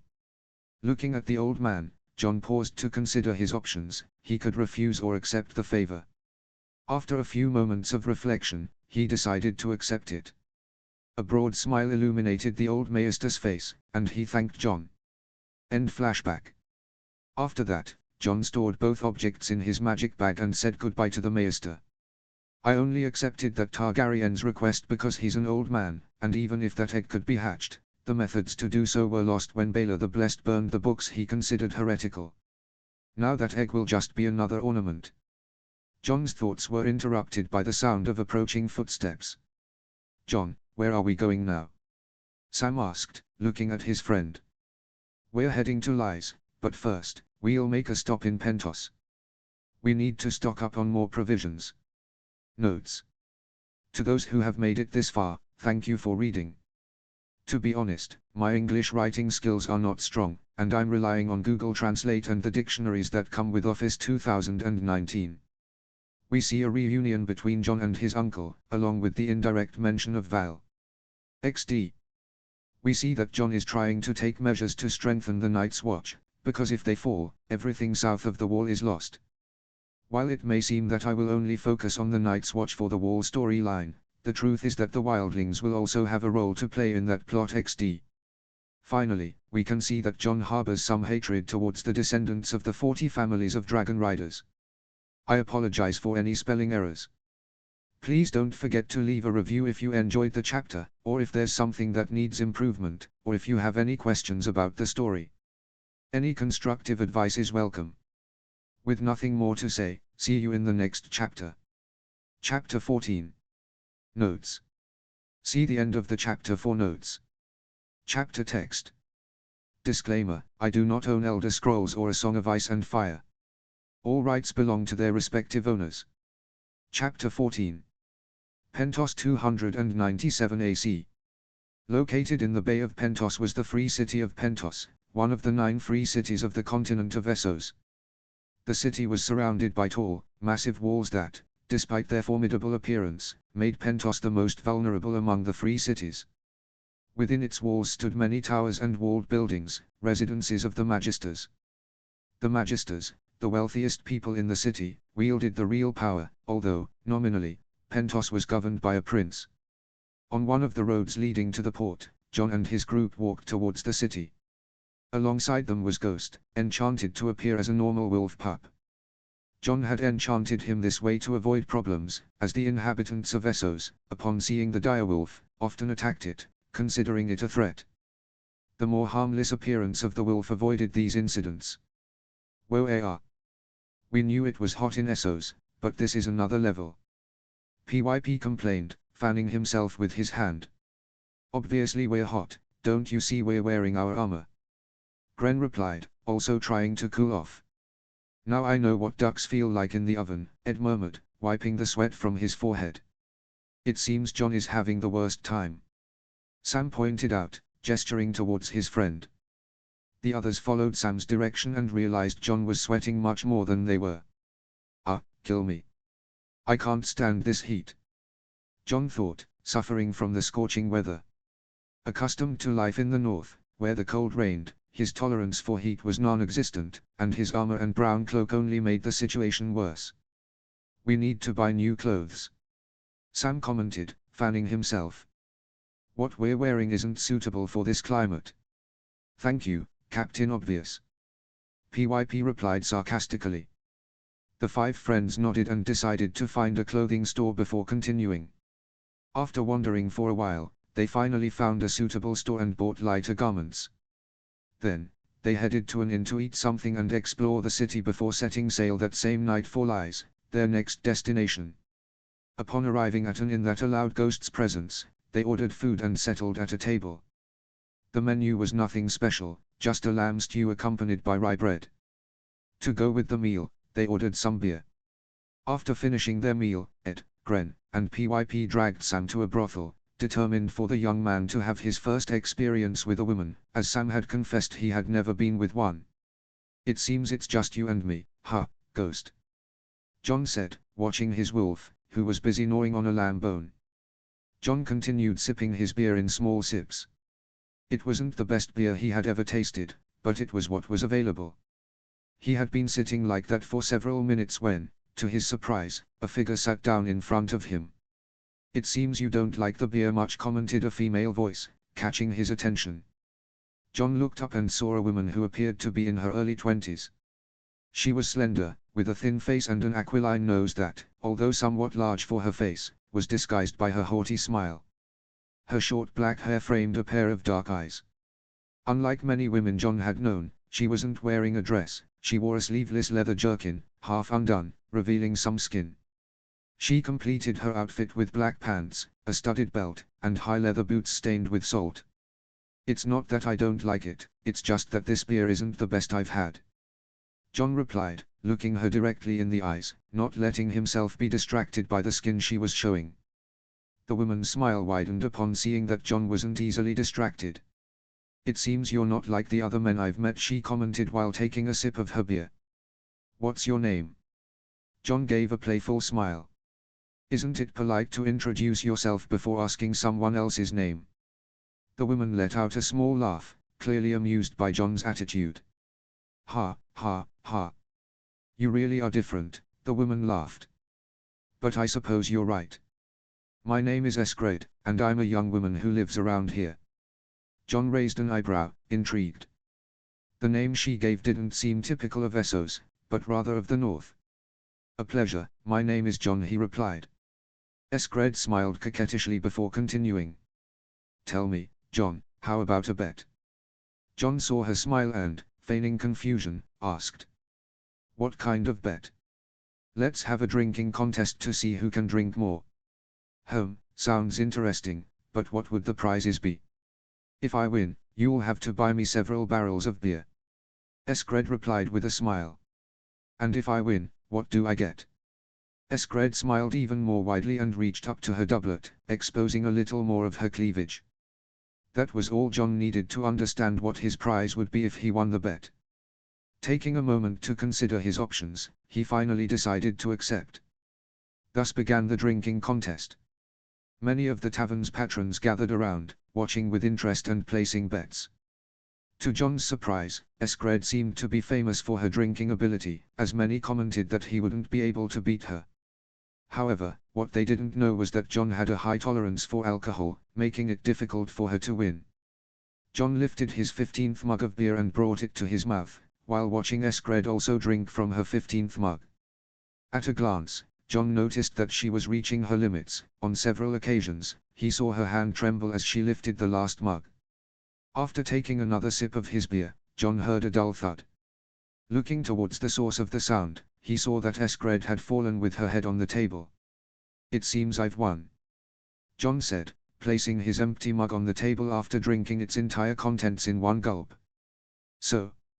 It seems," Eskred mumbled, trying to stand up.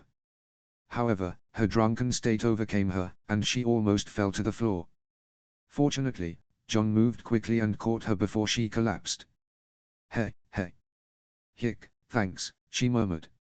John simply shook his head. "My room is on the second floor," Eskred whispered, wrapping her arms around John's neck. Understanding what she wanted, John sighed and led her to the second floor of the inn. He climbed a set of worn oak stairs until he reached Eskred's room. He opened the door and walked in. The inn room was a simple room, which consisted of a simple bed and nothing else. Seeing this, John walked over to the bed and left the woman there.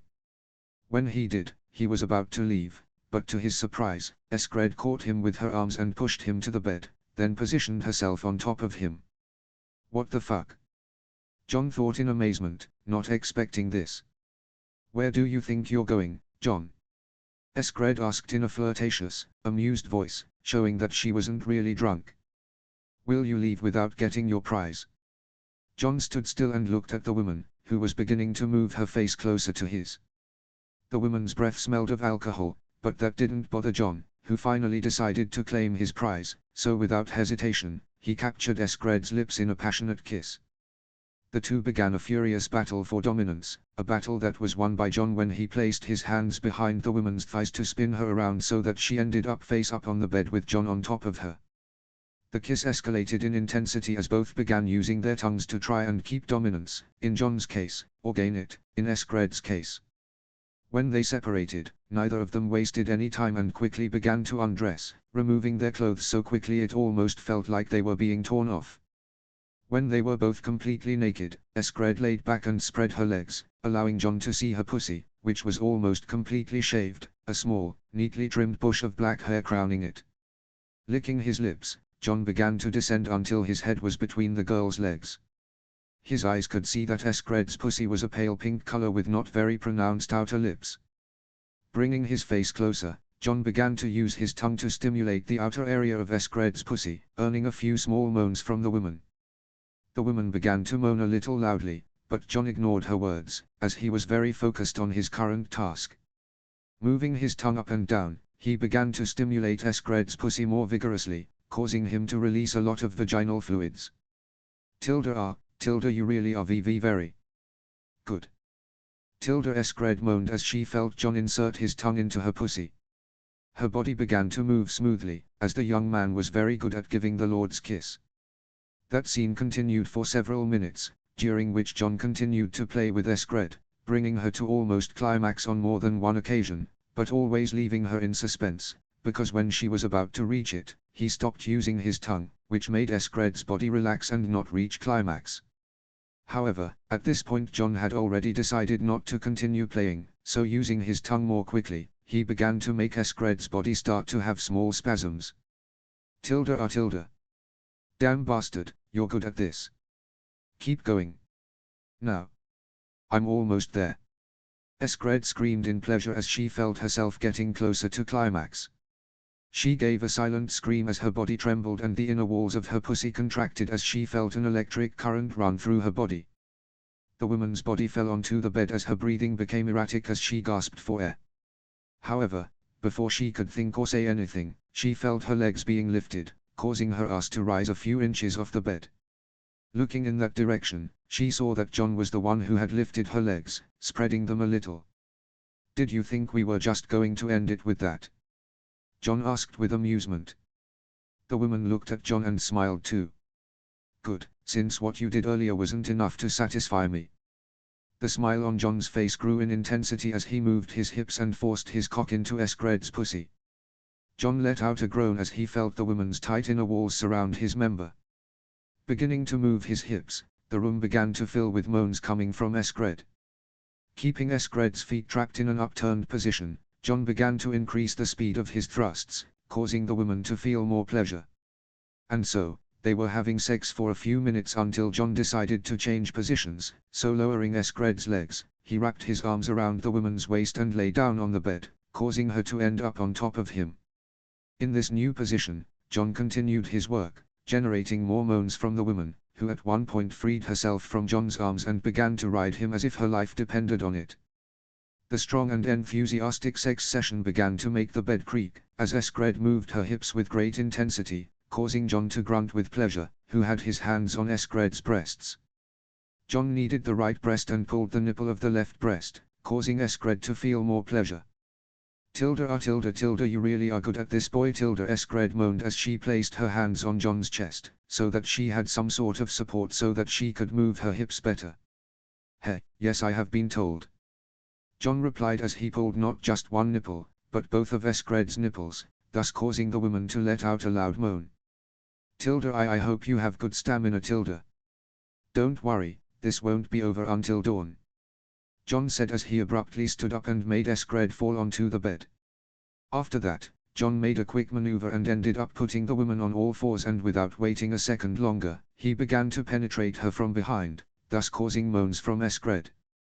Tilda, yes, like that, Tilda, keep going like that, Eskred moaned happily, as she was really enjoying sex with John, since he was neither too rough nor too gentle with her, but rather, he was using the necessary amount of force to give her pleasure without hurting her. The bed began to rock as John continued to penetrate the woman on all fours without stopping. This lasted for quite a while until they both finally reached their respective climaxes. At /tilde. John's grunt synchronized with Eskred's scream, who was about to fall face downwards onto the bed. However, that didn't happen, as John stopped her before she fell. To the woman's shock and panic, John hugged her from behind, allowing her to feel something hard press against her lower back. I hope you don't think this is over, do you? John whispered into Eskred's ear, who felt her body shudder at John's words. It seemed that this session of passion would not end for a long time. Night had already fallen over the city of Pentos. While John continued enjoying himself with Eskred, in another part of the city, a young girl a year younger than him was running for her life, tears of sadness streaming down her cheeks. The girl was beautiful, with long, pale silver gold hair. Her skin was fair, and her deep violet eyes shone with desperation. Although she was barely 13 years old, her body was still slender and not very developed.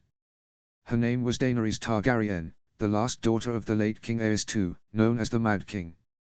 Daenerys ran aimlessly, fleeing from the assassins who had just killed her brother. She and Viserys had lived on the streets since Sir Willem d'Aory, their protector, died of illness. Before that, they lived in Braavos, in a house with a red door and a lemon tree. But after Sir Willem's death, they were forced to flee without a single coin, as their servants had robbed them. Since then, they wandered through various places, surviving thanks to the charity of some magisters. Mapatis Daenerys' luck had changed when a magister from Pentos, Iloio Mapatis, offered them refuge in his mansion. The magister's heralds found them on their way to Pentos, and her brother accepted the offer at once. The guards escorted them to the mansion, but upon arriving in the city at night, they were ambushed in an alley. The attackers were many, at least 15, and although the guards were armed, they were out of shape and fell quickly. After that, the assassins pounced on Viserys with inhuman fury, stabbing him mercilessly. Daenerys was paralyzed for a moment, but miraculously, she managed to react and began to run aimlessly. She ran street after street, not looking back. Turning a corner, she tripped and fell to the ground, scraping her knees against the pavement. Come on, she went this way, that incest spawn, shouted one of her brother's assassins. Hearing that, Daenerys' eyes widened in horror. Despite the pain, she got up with difficulty and kept running until she finally reached the docks. Where do I go? She asked herself desperately, not knowing what to do. She headed towards the docks, shouted another assassin, whose voice sounded dangerously close. Good, she won't have anywhere to run from there, added another, as more voices joined in, filling her with panic. Desperate and out of options, Daenerys ran towards the docks and boarded a ship. Sunlight began to filter into the room at the inn where Jon had spent the night with Eskred. His eyes slowly opened as one of the rays hit him squarely in the face. Fully awake, Jon realized he was in a room at the inn. He blinked a few times until he remembered what had happened the night before. Looking down at his chest, he saw Eskred sleeping soundly, just like him, completely naked. A smile spread across his face as he recalled everything they had done during the night. He had been more intense than a battering ram against a reinforced gate. "Ah! What time is it?" Jon murmured, seeing the shadow cast by the light filtering through the window, trying to estimate the hour. After looking at the shadow, he deduced it must be the first light of day. He knew his friends would be upset for not having returned to the ship, so he decided not to waste any more time. Carefully, he freed himself from Eskred's embrace and quickly dressed. Then, he quietly left the room. Upon exiting, he found Ghost waiting for him in the hallway. The direwolf, sensing his presence, wagged his tail like a puppy. Jon smiled and crouched to pet his head. "Thanks for waiting for me, Ghost," he said, while the wolf licked his hand. "For doing a good job as a guard, you've earned a nice piece of meat just for you."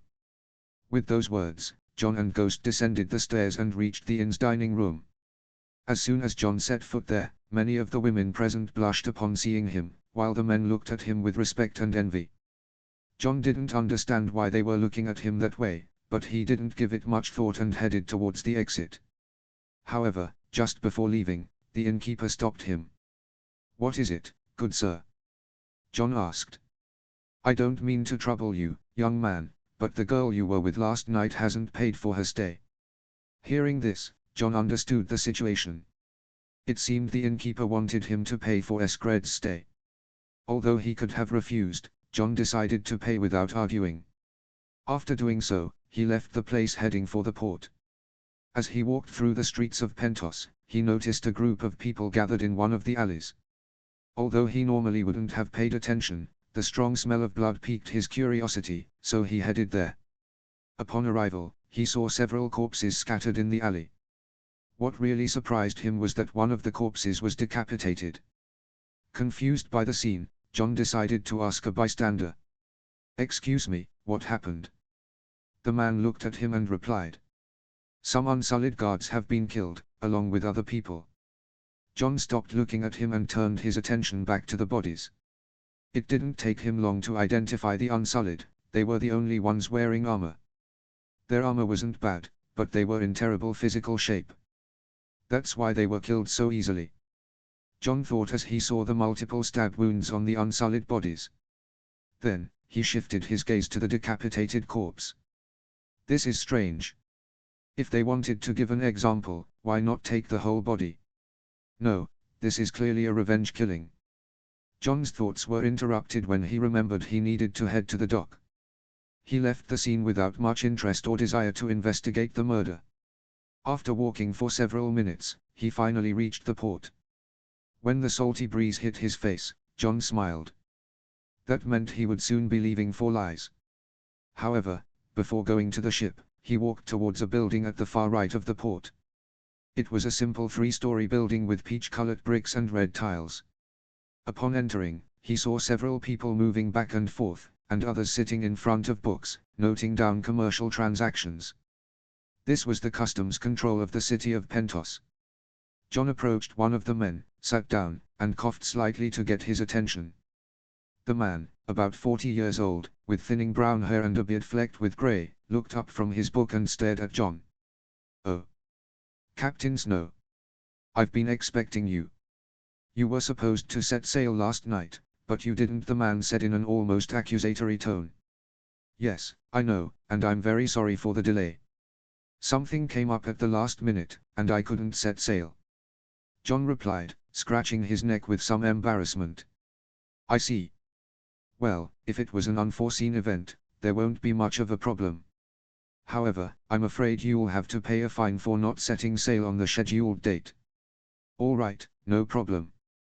How much are we talking about?" "It's not much, just the payment for an extra day of stay in the port, plus a 50% surcharge on the daily rate."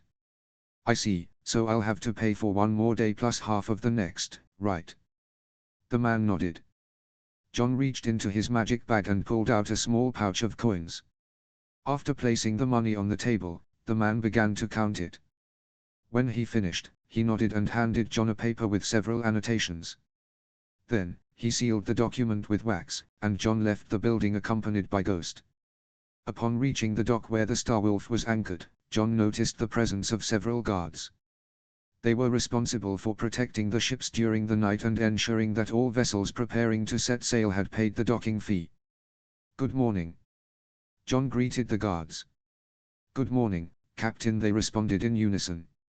One of them stepped forward and added, "If you're going to set sail, I hope you've already paid the docking fee." John nodded and handed them the sheet he had received at the customs office. The guard read it, nodded in agreement, and returned the document before withdrawing with his companions. When the guards left, John continued his way with Ghost until they reached the ship. They climbed the ramp and found themselves on the deck of the Starwolf. As soon as he set foot on board, John was quickly approached by a visibly upset PYP. "Damn it, John. Where the hell were you?" PYP asked as he approached his friend. "Something came up, and I lost track of time," John replied. PYP looked at him with narrowed eyes, but after letting out a sigh, he nodded. Then, he turned his head and shouted, "Captain on board. Prepare to set sail. Narrow Sea, 297 AC." The Starwolf sailed the waters of the Narrow Sea, heading towards the Stepstones, as they needed to pass through that area to reach Lies.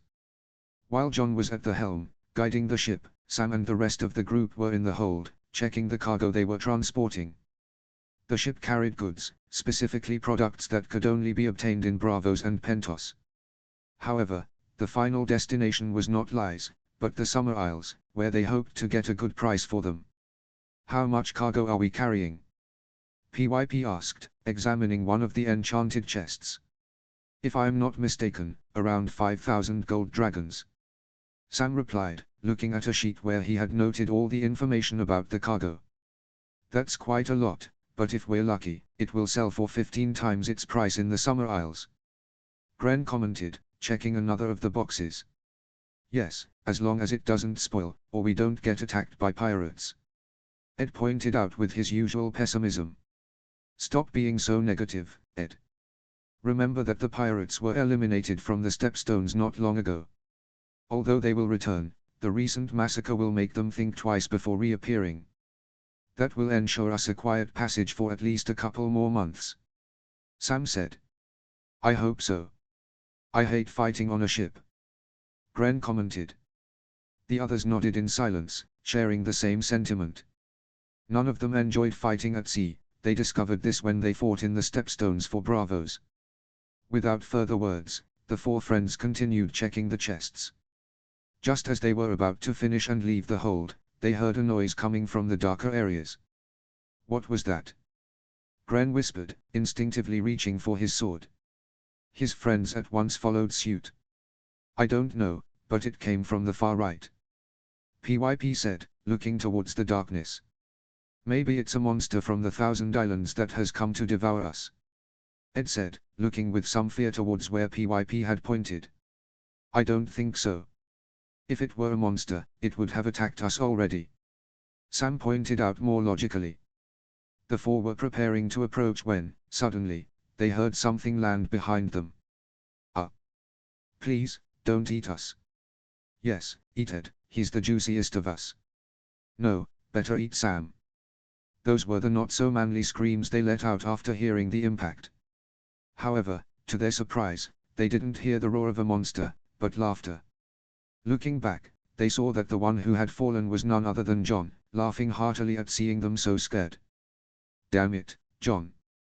Don't scare us like that," Gren shouted, still shaken. "Gren is right. I almost had a heart attack," Sam added. All right.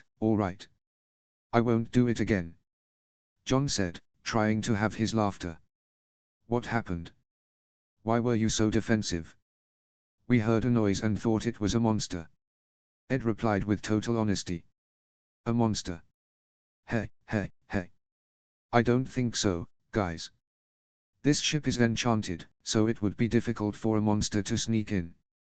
Besides, if there were one, it would have attacked us when we were at Eastwatch. John's words made sense, and his friends realized it probably wasn't a monster. Still, intrigued by the noise, they began to think about what it could have been. Without reaching a clear conclusion, John decided to investigate on his own and headed towards the source of the sound. Upon arrival, he noticed it came from a barrel that usually had salted meat, intended to be consumed during the journey.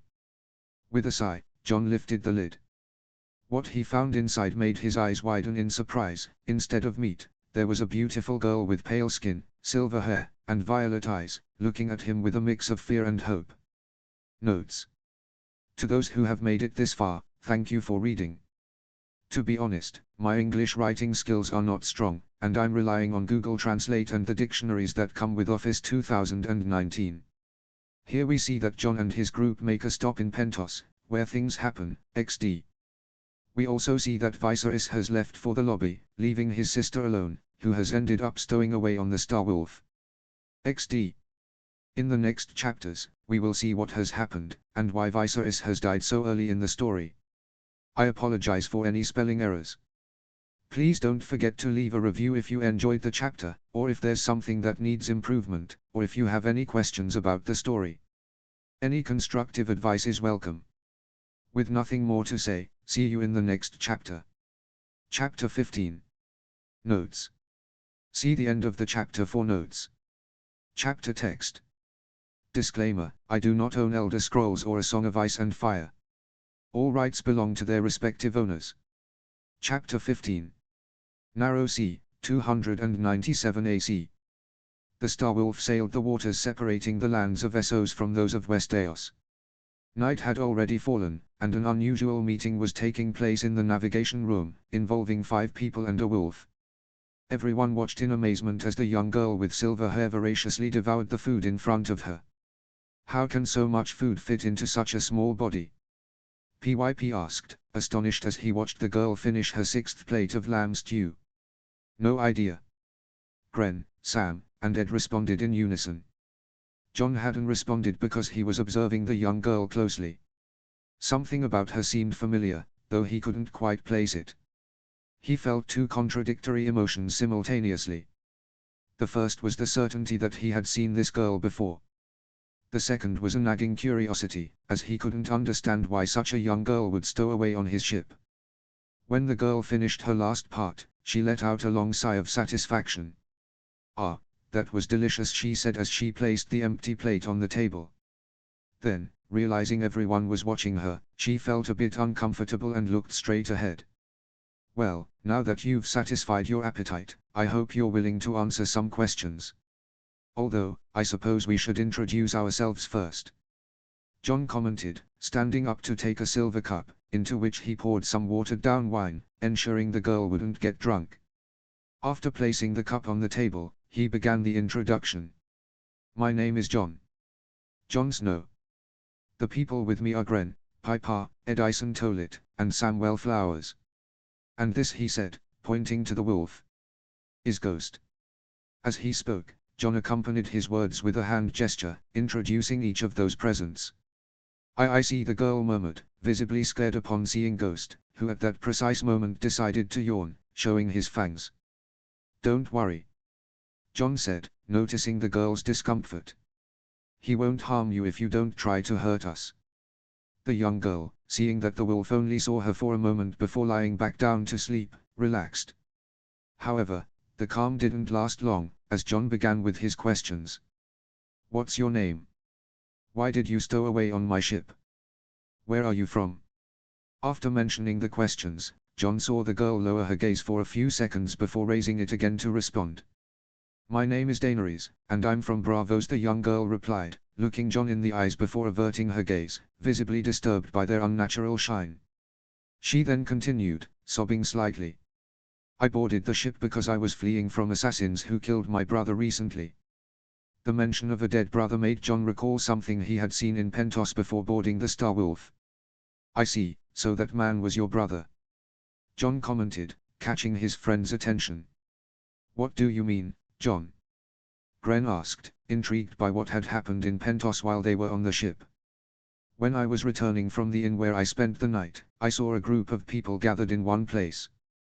As I approached, I realized they were looking at a scene with several dead bodies. John explained, not taking his eyes off Daenerys, as he had noticed the girl was hiding something. Several of the bodies were lying around, but one of them stood out. Really? Why? PYP asked, taking a sip of wine. Because it was decapitated, and its head was nowhere to be found.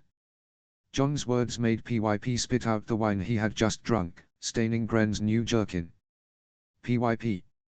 Ah, damn it, that's disgusting. Gren shouted, standing up and inspecting the damage to his clothes. This jerkin is new.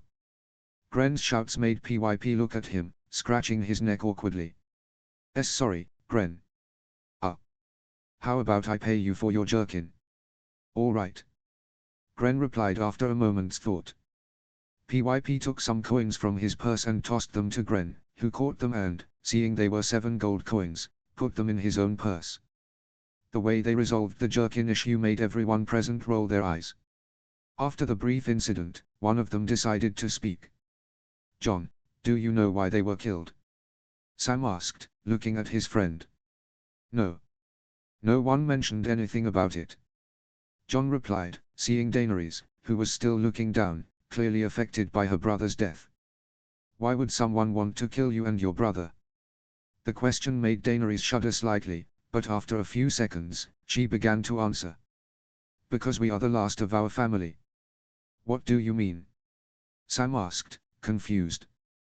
Daenerys, hearing Samwell's question, thought for a moment before deciding to tell the truth, or at least part of it, as she didn't know if they could be agents of the usurper. My brother and I were the last of an important family that, in its time, had a lot of power. But a man betrayed our father, gathering former allies of our family, and killed him. Then, one of my father's most loyal guards betrayed our family, and they sacked our house, looking for my mother and brother. A very loyal soldier helped us escape. Later, my mother had me, but she died giving birth to me.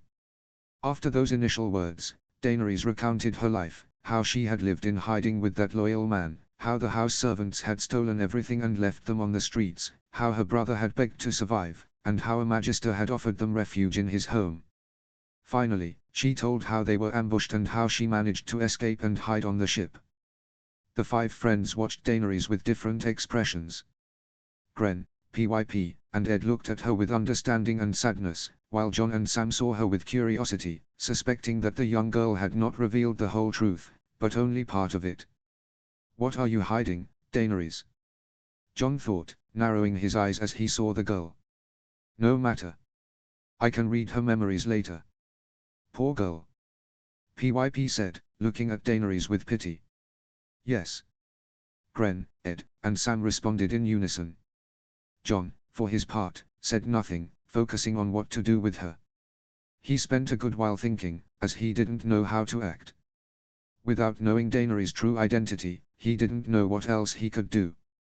So, determined to get the answer quickly, he reached his right hand into his back pouch and pulled out a scroll, one of the few Edzard had left him.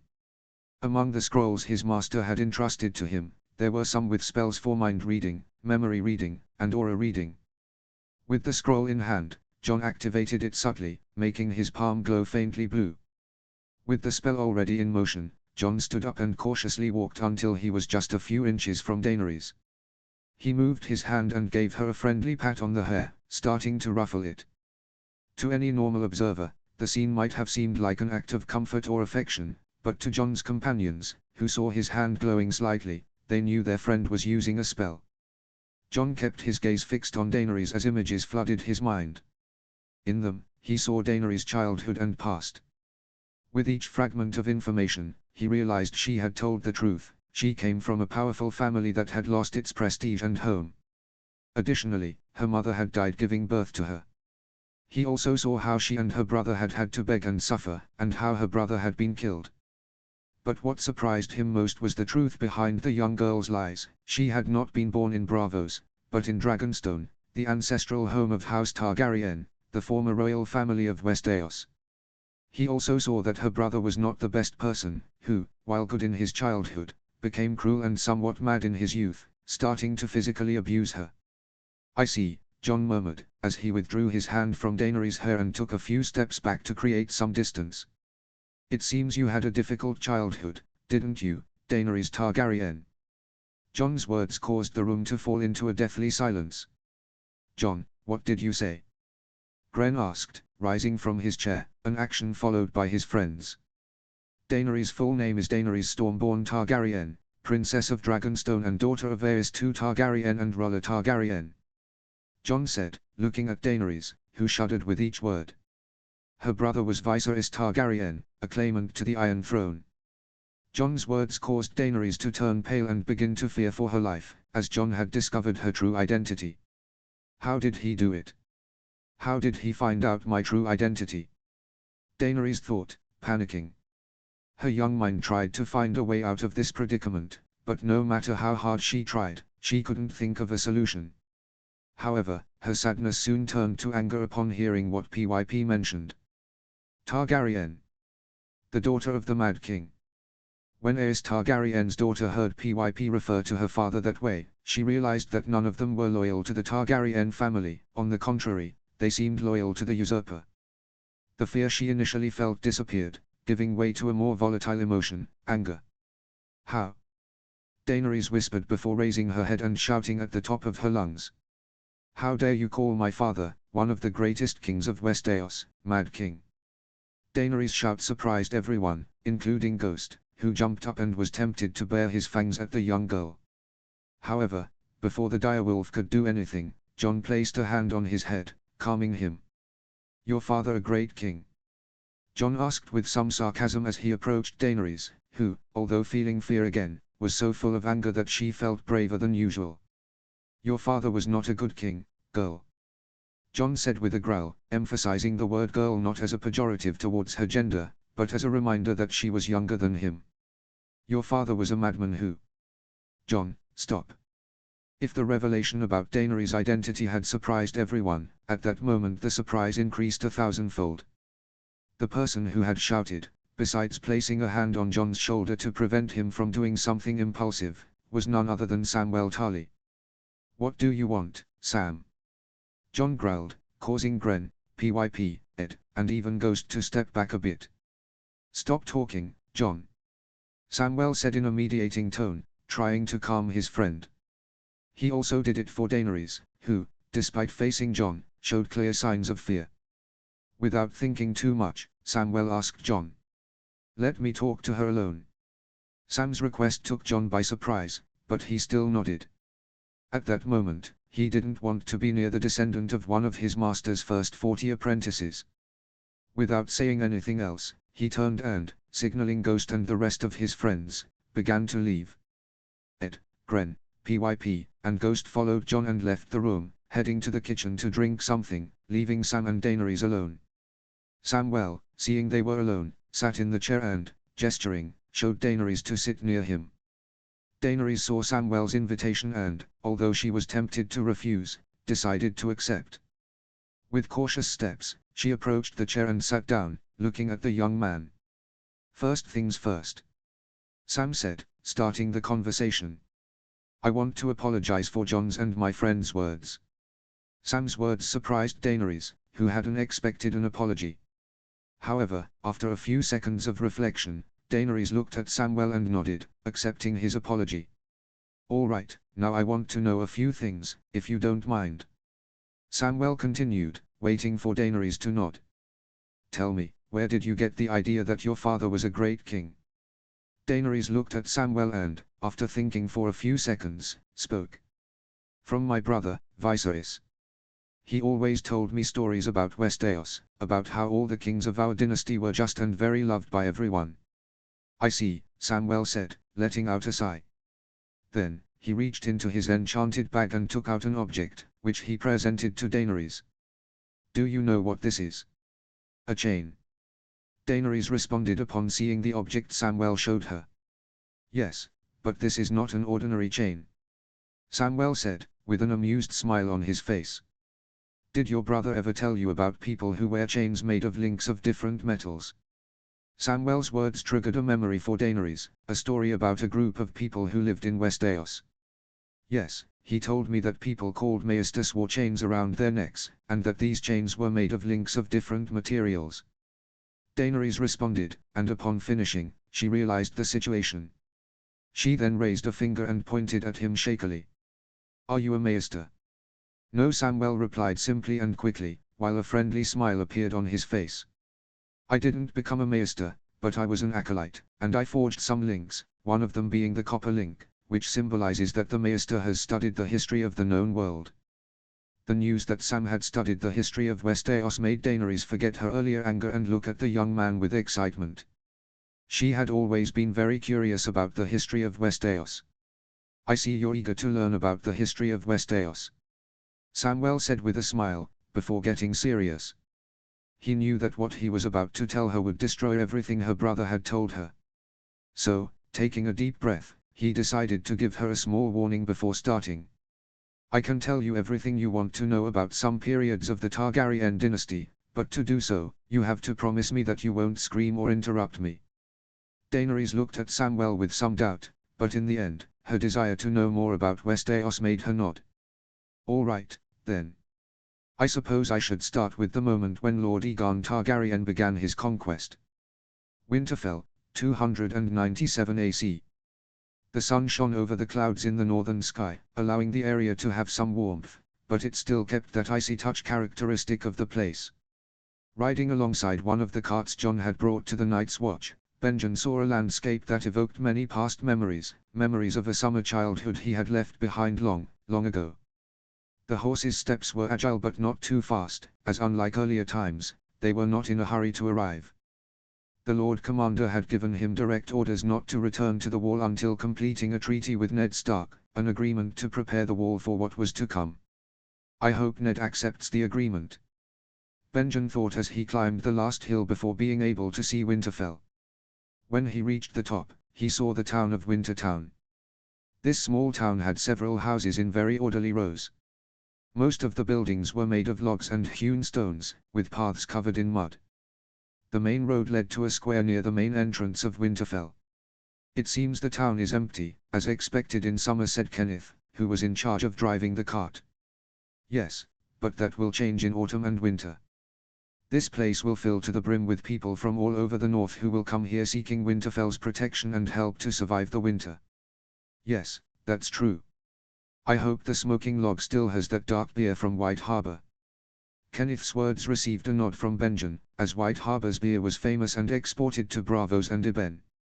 After those words, the small group of Black brothers continued their journey until they passed through the two enormous walls that protected the castle. When they reached the courtyard where the stable was found, they dismounted and left the horses in the care of the stable master. Once the horses were well secured, Benjen and Kenneth took the cart's contents and, with the help of some passing servants, carried the chests to his brother's solar. Fortunately for both Black brothers, they hadn't encountered any of Lord Stark's children, so they managed to reach Ned Stark's solar without any issues. They knocked on the door and waited for the lord of the castle to allow them to enter. When they heard their brother's permission, Benjen and the rest of those with him entered the solar. "Benjen," said Ned, smiling at his brother as he stood up from his chair, as he had been reviewing some documents until a few moments ago. "Ned," Benjen responded, also with a smile on his face. After that brief greeting, the two brothers approached and hugged. When they separated, Ned asked Benjen a question. "When did you arrive?" "A few moments ago." "I see. Why didn't you let us know you were coming?" Ned asked, curious as to why Jeor Mormont hadn't sent a raven informing them of his brother's arrival. "It was fortuitous, not planned," Benjen responded sincerely. "Really?" Ned asked, with a touch of curiosity in his voice, already beginning to worry about what might be happening at the watch.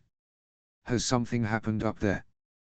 Benjen looked at his brother for a few moments before nodding. "Yes, but not the kind of event you expect." "Really?" Ned asked, relieved to know that nothing serious had happened that would force him to call his bannerman.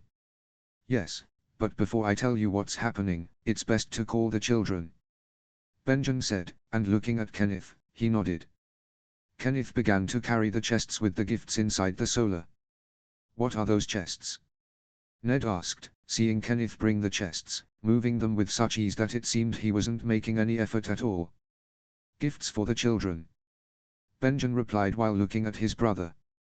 Benjen's words piqued Ned's curiosity, as he knew it was rare for his brother to bring such gifts to Winterfell. It was more common for him to bring stories to tell during dinner. However, he decided to wait for Benjen to tell him about the gifts. I understand, Ned said, then looked at a servant to call his children to the solar. The servant nodded and left. Meanwhile, Benjen looked at Kenneth, who seemed bored in the solar, and told him he could go for a walk, that he would catch up with him later at the smoking log. After those words, Kenneth left the room, allowing the two brothers to still be in silence for a moment. A few moments after Ned and Benjen were alone, the door opened, and all of Ned's children entered. Uncle Benjen. Arya and Bran shouted in unison, running and throwing themselves into their uncle's arms. Ha, ha, ha. Benjen laughed, amused, as he hugged his nieces and nephews and spun them around. When he stopped spinning them, he put them down and, kneeling, began to ruffle their hair a bit before greeting them. I see you're in good health. After greeting the youngest, Benjen stood up and looked at his other two nieces and nephews. Robb, Sansa. Uncle Benjen. Ned Stark's two children said in unison. Well, brother. Everyone is here. I think you can give them their gifts now. Ned's words surprised the children, but the surprise didn't last long, as within seconds, the youngest began jumping around, shouting with joy. Gifts. Arya and Bran shouted upon seeing the chests on the floor. Hey, hey, hey. Yes, they are gifts for each of you. Benjen said with a smile, as he loved seeing his nieces and nephews so happy. Now, although I would like to say these gifts are from me, the truth is I didn't buy them, someone else brought them. The way Benjen mentioned that the gifts weren't from him, but that he was acting as an intermediary, surprised everyone present. Who was it? Robb asked, looking at the first of the 6 chests on the floor. Someone you know. Benjen's response only confused the children more, as none of them could guess who had sent the gifts. The other 5 people in the room also tried to guess, but after several minutes of speculation, they gave up. Uncle Benjen, can you tell us who it was? Sansa asked, looking at her uncle. Yes, Uncle Benjen. Tell us who it was. Arya shouted as she approached her uncle. Benjen saw the energetic way his niece asked for things, and a feeling of déjà vu washed over him.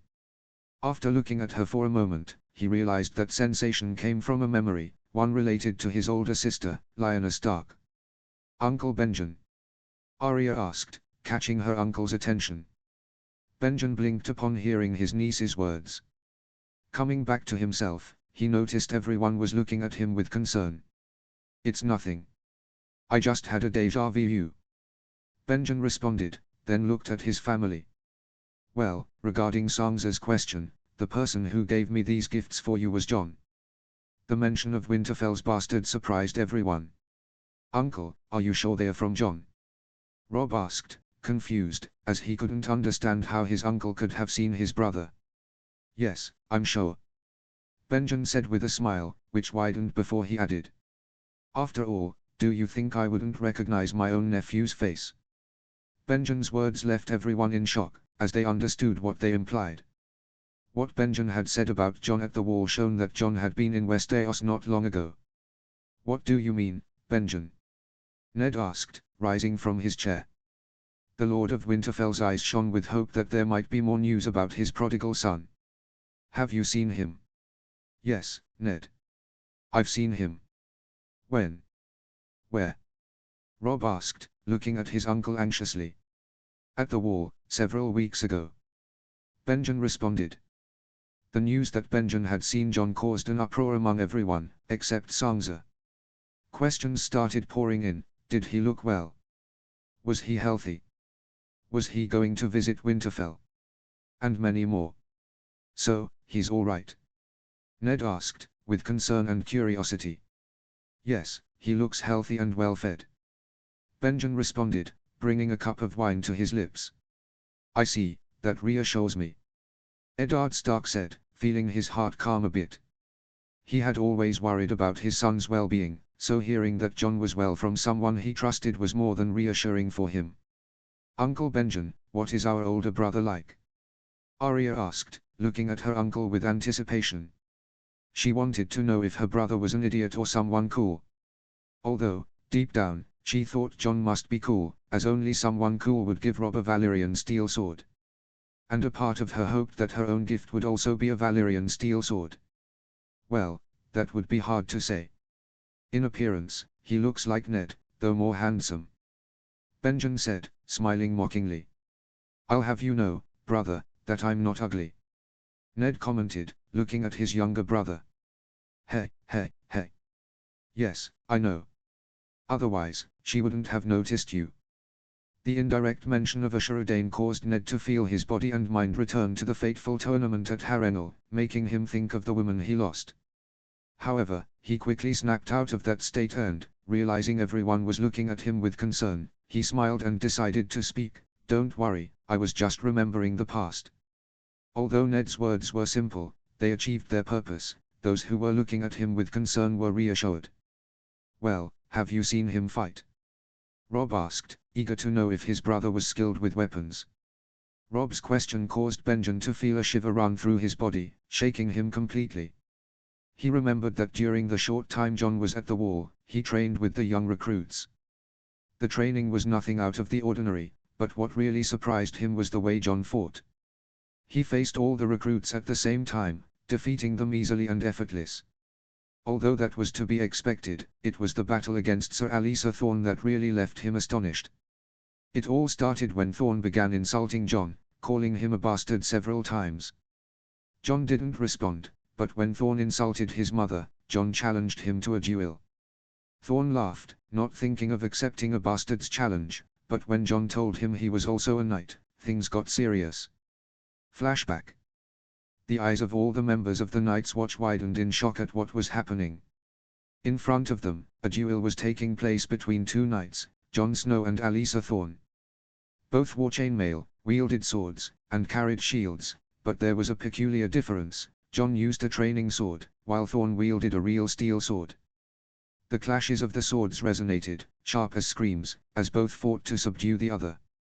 But in reality, it was Thorne who was seriously trying to kill Jon, while Jon easily blocked all his attacks. In fact, throughout the fight, only Thorne moved around the battlefield, as Jon remained in the same spot. "Ha, damn bastard!" Thorne growled, gripping his sword with rage, while Jon watched him with total indifference. "You know, you're really pathetic if that's the only insult you can use against me," Jon said calmly, showing no emotion on his face. Jon's words made Thorne grit his teeth in fury. To him, it was a real insult that the bastard of the traitor Eddard Stark could fight that way. Guided by his anger, he began to attack more furiously and erratically. Jon watched calmly, dodging each of Thorne's attacks. After a few minutes, he grew bored of the theater and decided to end the fight. Ducking, he dodged a blow from Thorne, leaving him open, and took the opportunity to strike him in the face with great speed. The force of the blow sent Thorne flying 3 meters back, landing hard on the ground. What happened to Thorne's body left everyone present astonished and fearful, as they hadn't expected the blow to be so devastating. "Sir Alisa," some black brothers shouted, running towards the knight's body. Upon reaching and checking him, they sighed in relief to see that he was only unconscious. End flashback. Bringing a hand to his head, Benjen began to scratch his neck uncomfortably. However, after swallowing a bit of saliva, he nodded. "Really?" Arya asked excitedly, then quickly followed with another question. "How does he fight? Is he strong?" "Yes, very strong, in fact," Benjen replied, looking at Arya and Rob. "He was training with all the recruits at the wall at the same time and defeated them easily. Then there was a problem with the Master at Arms, and Jon had a duel with him."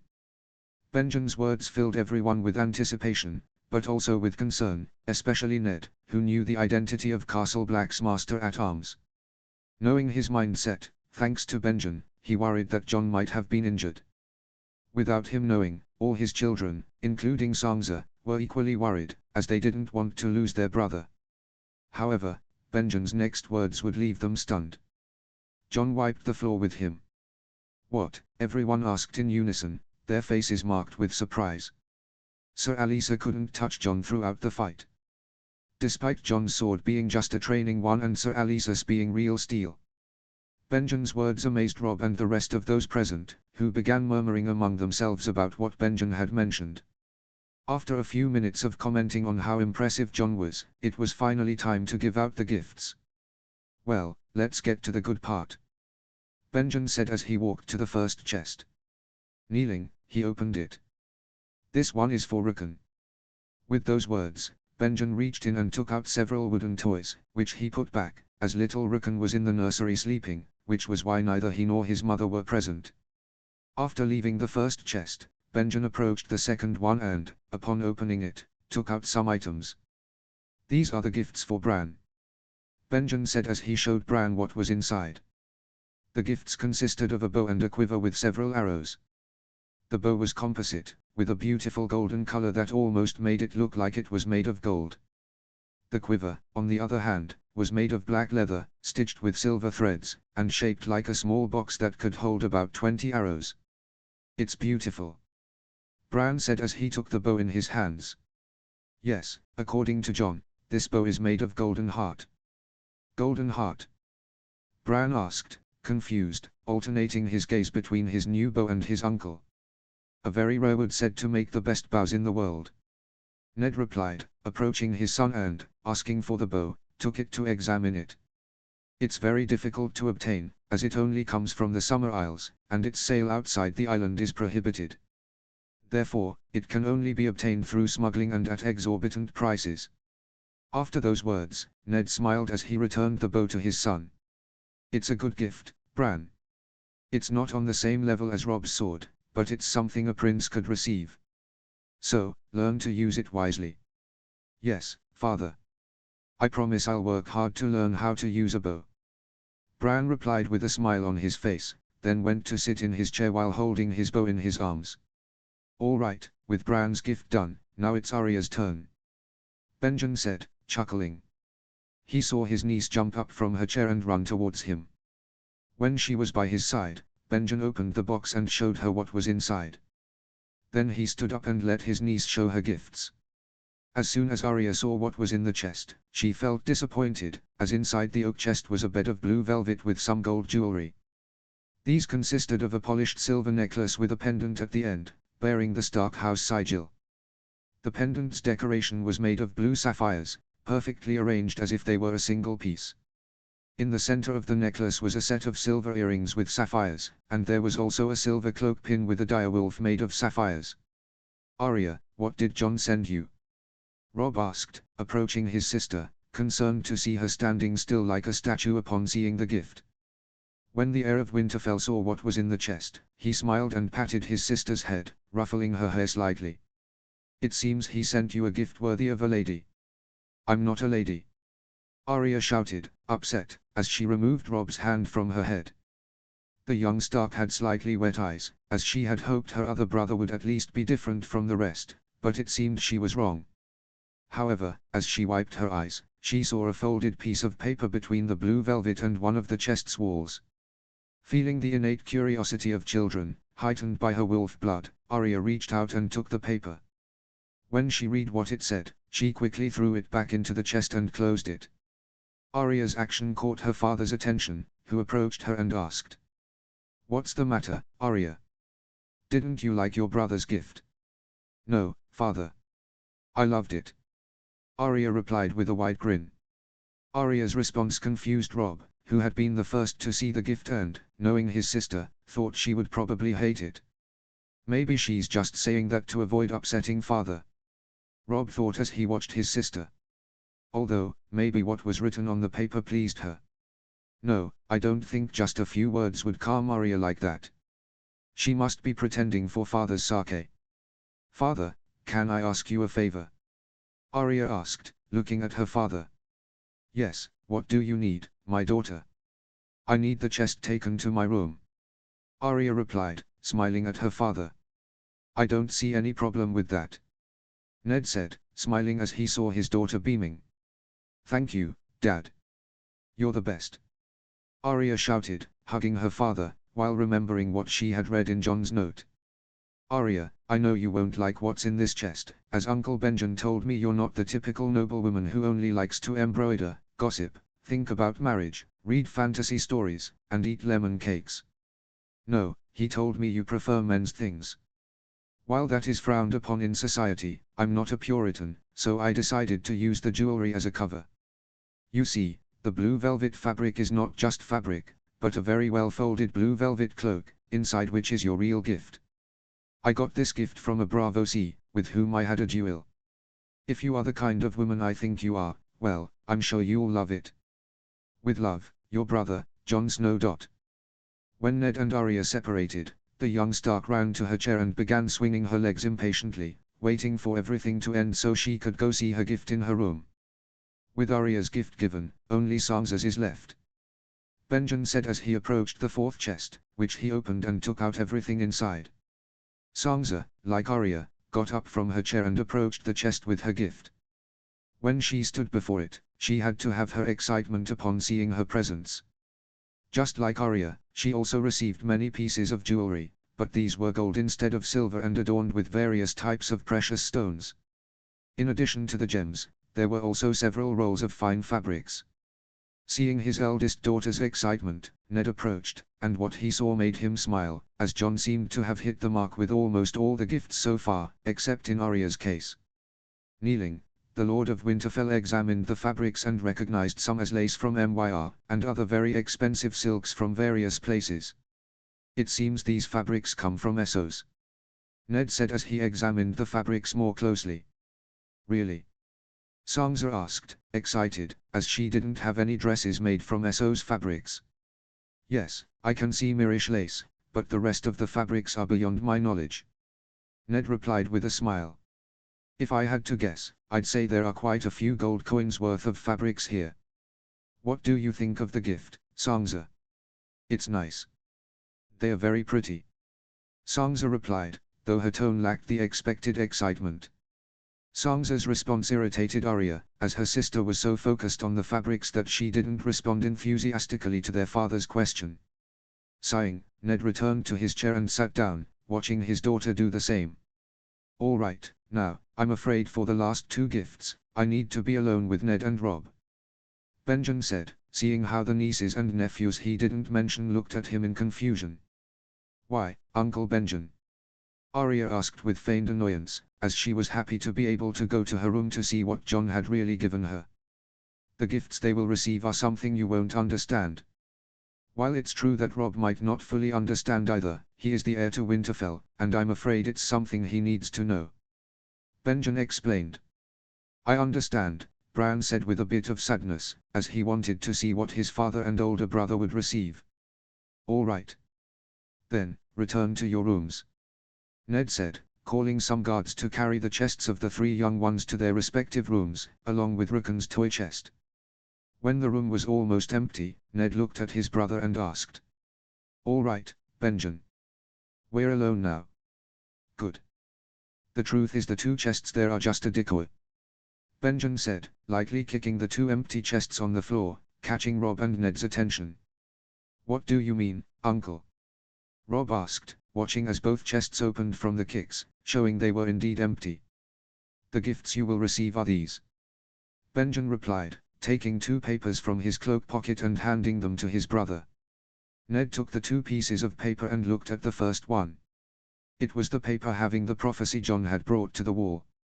When Ned finished reading it, he passed it to Robb, who also read it. After Robb finished, Ned looked at his brother and asked what the paper meant. The answer he received both surprised and worried him, as he hadn't expected it to be something so important that Jon had personally taken it to the wall. Are you sure, Benjen? Ned asked, looking at his brother seriously. Yes, Ned. It's no joke. This prophecy was something Jon brought to the wall, and it was the reason he brought those gifts, along with the promise to send more money to the wall when he earns more from his travels.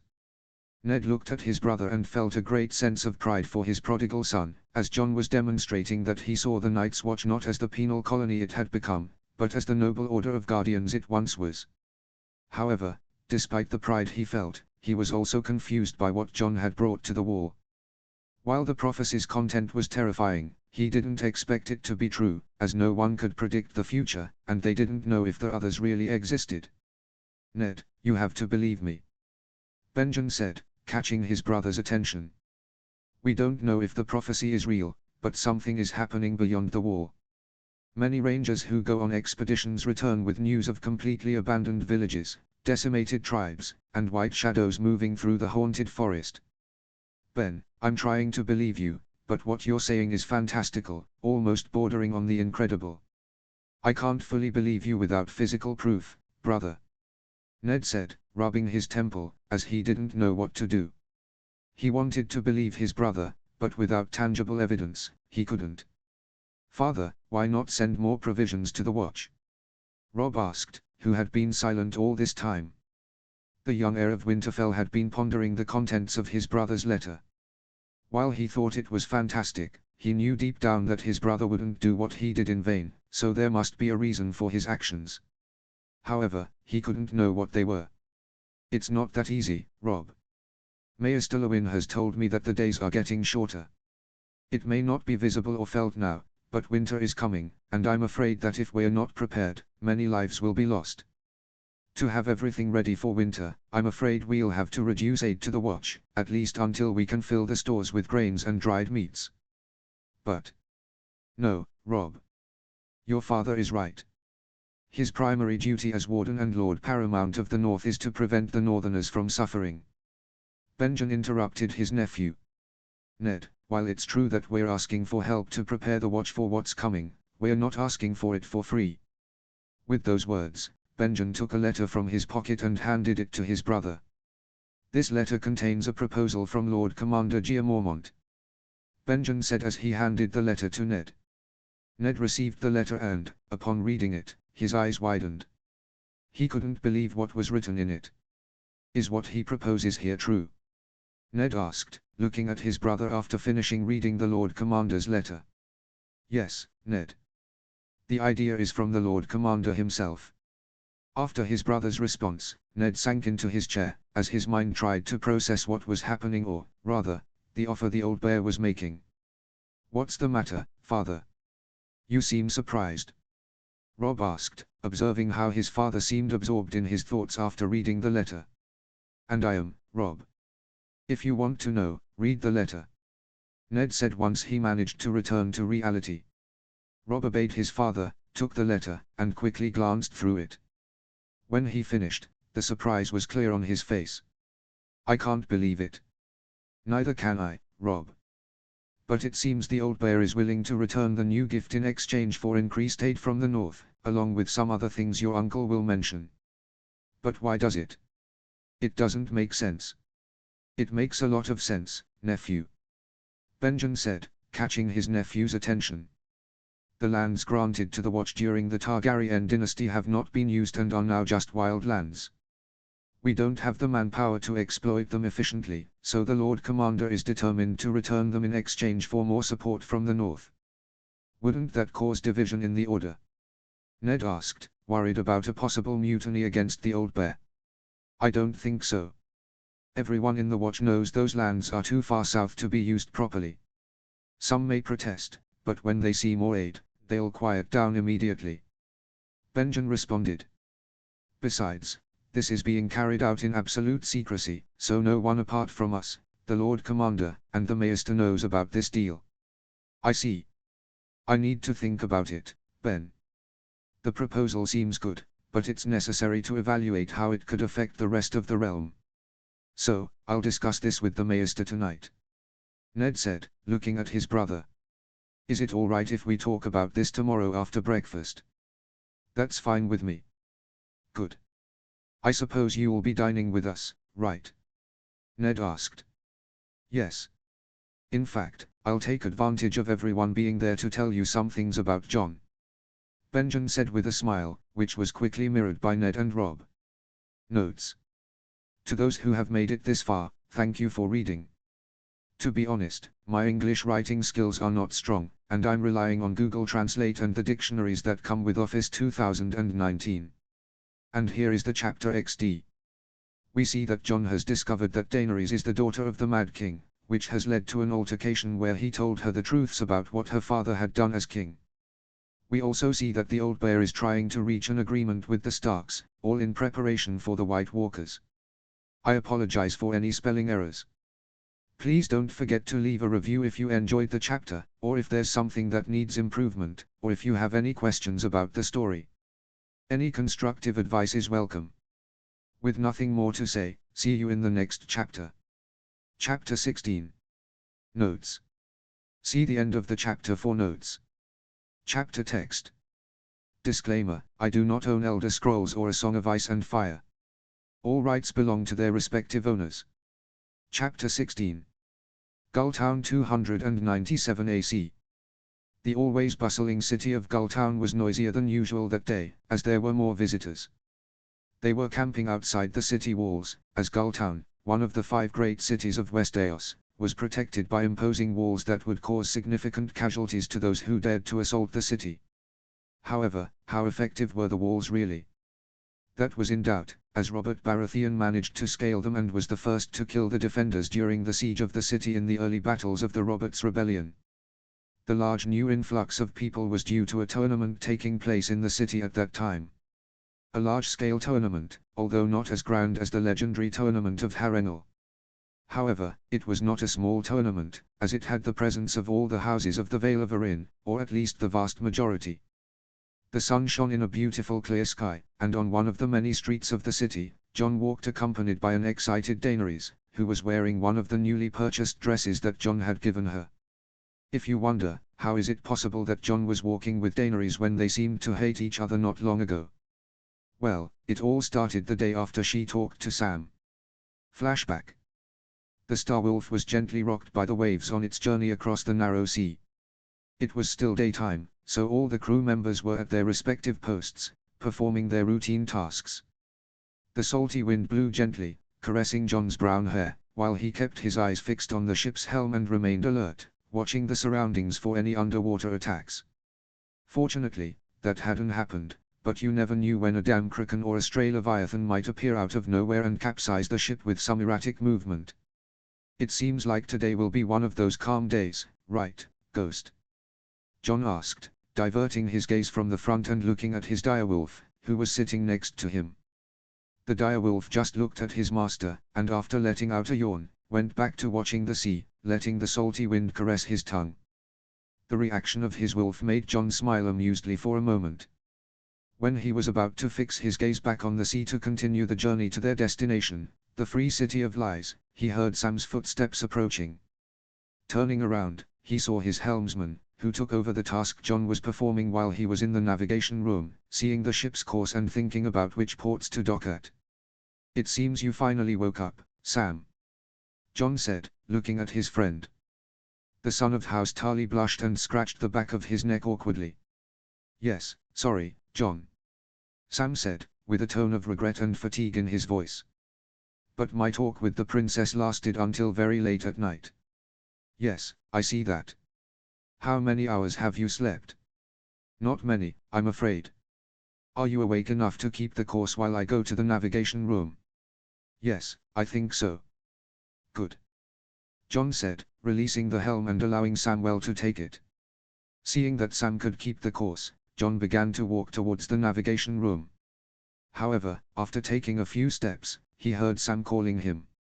So, without thinking twice, he turned his face and looked at his friend.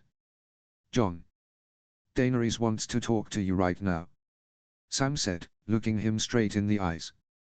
Jon's face hardened the moment he heard that the Mad King's daughter wanted to talk to him. However, before he could respond, Sam added, "Jon, I know your family doesn't have the best history with the Targaryens," Sam said, seeing Jon's sarcastic and sullen smile at the mention of his family's relationship with the Targaryens. "But she has lived a lie her whole life."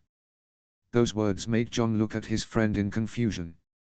Wanting to understand what he meant, he decided to ask, "What do you mean she has lived a lie her whole life?" All the information she had about her family and Westeros came from her brother, and he has distorted her view of the world and what happened in the rebellion. "How so?" Jon asked, surprised, as he didn't expect someone not to know the truth about the rebellion. Viserys told Daenerys that her father was a great king and that the Baratheons, the Starks, the Tullys, the Arryns, and the Lannisters rebelled because they wanted the throne. He told her that the Starks were just the dogs of the usurper. Jon looked at his friend, surprised and confused, as he didn't expect any of this. Bringing a hand to his chin, he decided he would talk to Daenerys. So, after saying goodbye to Sam, he walked to where Daenerys was. When he entered the room, he saw her sitting in a chair, and what his eyes saw worried him, as the young woman looked devastated. Walking softly, Jon approached her and, sitting in a nearby chair, asked her what was happening. The Mad King's daughter looked at him, and unlike the previous night, she seemed shattered, with almost lifeless eyes. "It seems you were right, my father was just a madman," Daenerys whispered in a low voice, before continuing, "He wasn't a great king, he wasn't a good husband, he was just a madman obsessed with fire who caused the fall of our house by killing your uncle and grandfather. And my brother Rhaegar was just a kidnapper and maybe a possible rapist. And the rest of my family wasn't the best." Jon watched as Daenerys began to rant against her own family, focusing on the bad rulers her dynasty had had, for quite a while. It seems to be true. It's always the bad deeds that stick in people's minds. Jon thought sadly as he watched Daenerys renounce her own family. Although he wanted to feel anger towards the young descendant of one of his master's 40 traitors, just as had happened with the old Maester, it seemed he couldn't completely hate Daenerys. Maybe he would never fully accept her, but he could empathize with her a little. So, extending his hands, he took Daenerys' small hands in his and gave them a gentle squeeze, which made her fall silent. Daenerys looked at Jon in confusion, as she didn't expect him to do something like that, especially after learning the truth about the rebellion. But she couldn't ask him, because as soon as she was about to, he interrupted her. "It seems you're only focusing on the bad in your family," Jon said in a somewhat soft voice. "While you've had bad elements in your family, that's not exclusive to one house. There are always bad apples in every basket. So, instead of focusing on them, why don't you focus on those who have been good in their own way? Like King Jaehaerys, Queen Alysanne, King Daeron, King Viserys II, King Aegon V, among other members of your dynasty. Even right now, besides you, there's another living Targaryen." Jon's words made Daenerys' eyes widen in surprise upon hearing that. She looked at Jon with eyes full of hope and asked him about it. Jon sighed, somewhat annoyed, but decided to tell her everything. Without rushing, he began to speak. End flashback. After telling her everything about the old Maester, Daenerys had asked if she could see him someday, and he didn't have the heart to deny her. The hopeful look she gave him made him end up lying to her. Since that day, they started talking more and, over time, became a bit closer. Thinking about all that, Jon decided to give Daenerys his room, as despite her family's fall, she was still part of the royalty and therefore deserved the best room on the ship. Jon, for his part, decided to stay in the navigation room, the place where he spent most of his time while sailing. He didn't mind losing his room too much. "I'm sorry for making you divert your trip from Lys to Gulltown," Daenerys said, looking at her new dress, a simple-looking dress but of great quality, as Jon had spent about 50 silver stags on it and more. "It's no problem," Jon said with a somewhat fake smile. The trip had been diverted a bit when he and his friends realized that Daenerys didn't have any extra clothes. Noticing that, they gathered and thought for a while about where they could buy clothes for the princess. The first choice was King's Landing, but due to its proximity to Robert Baratheon, they decided not to tempt fate.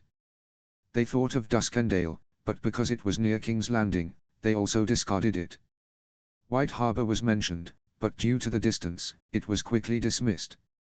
In the end, they decided to go to Gulltown, as it was far from the capital and relatively close to their current location. "Thank you, really," Daenerys said, then looking at the port of Gulltown with curiosity and some concern. She remembered that it was in a place like that, in a city outside King's Landing, where her father's descent into madness began. "Don't worry. Remember, you are not your father," Jon said, seeing how Daenerys looked at the place with confusion. Daenerys stopped looking at the port and looked back at Jon, nodding as she heard his encouraging words. The young duo continued walking through the city, exploring its surroundings, as they would only be there until the next day, as they had to leave for Lys and then go to the Summer Islands as soon as possible. They walked quickly, eager to see what else the city had to offer. The rest of John's companions had separated from them to visit the city at their own pace, leaving John with the task of watching over Daenerys. This made him leave his wolf on the ship, as he didn't want it to be seen in the city and, even less, use magic to shrink his friend, because although he was starting to get along with Daenerys, he still didn't trust her enough to tell her about the magic. The young couple walked a bit until they reached one of the walls, where they climbed up, as they wanted to see what the landscape was like beyond the city walls. "John, what is that?" Daenerys asked, seeing several tents outside the city, which seemed to form a kind of mini-city. "It looks like there will be a tournament." John replied after thinking for a moment, as he remembered that, apart from sieges, so many tents were only set up when there were tournaments. Daenerys' eyes widened in surprise upon hearing Jon's response, as she had never seen a tournament. "I've never seen a tournament," Daenerys whispered, remembering that her brother used to tell her that the tournaments during her father's reign were incredible. That memory made her feel bad, as she thought it might have been another lie from her brother. However, she snapped out of that state when she felt Jon's hand on her shoulder. Turning her head, she saw Jon looking at her with concern. Seeing that, she decided to reassure him. "Don't worry, Jon. It's nothing." Jon looked at her and, seeing that she was still looking at the tents, understood that she wanted to see the tournament. Although I'm a knight, I've never participated in a tournament.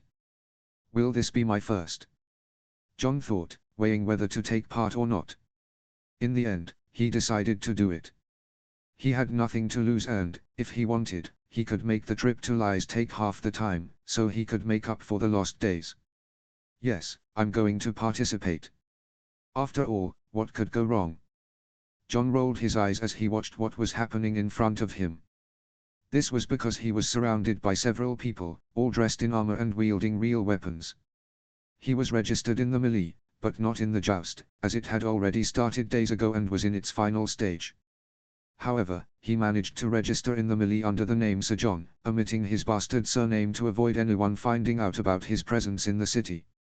He stopped seeing his enemies, as the melee was a simulated battle in which many combatants participated at the same time. Then, he directed his gaze towards the stands, where he saw his friends, accompanied by a ghost that had been transformed into a puppy and kept in a bag that Gren carried to keep it hidden from the public. Next to them, with hair as black as night, was Daenerys, who watched the melee with a mix of excitement and concern. Although he couldn't participate in the joust, he at least secured a place to watch the finals, allowing Daenerys to appreciate the pomp and grandeur of the tournaments. "Good thing I convinced her to dye her hair with that special dye, more resistant than the usual ones," Jon thought, recalling how difficult it was to get her to agree to dye her hair black. She had refused at first, but eventually relented when he explained it was for her safety.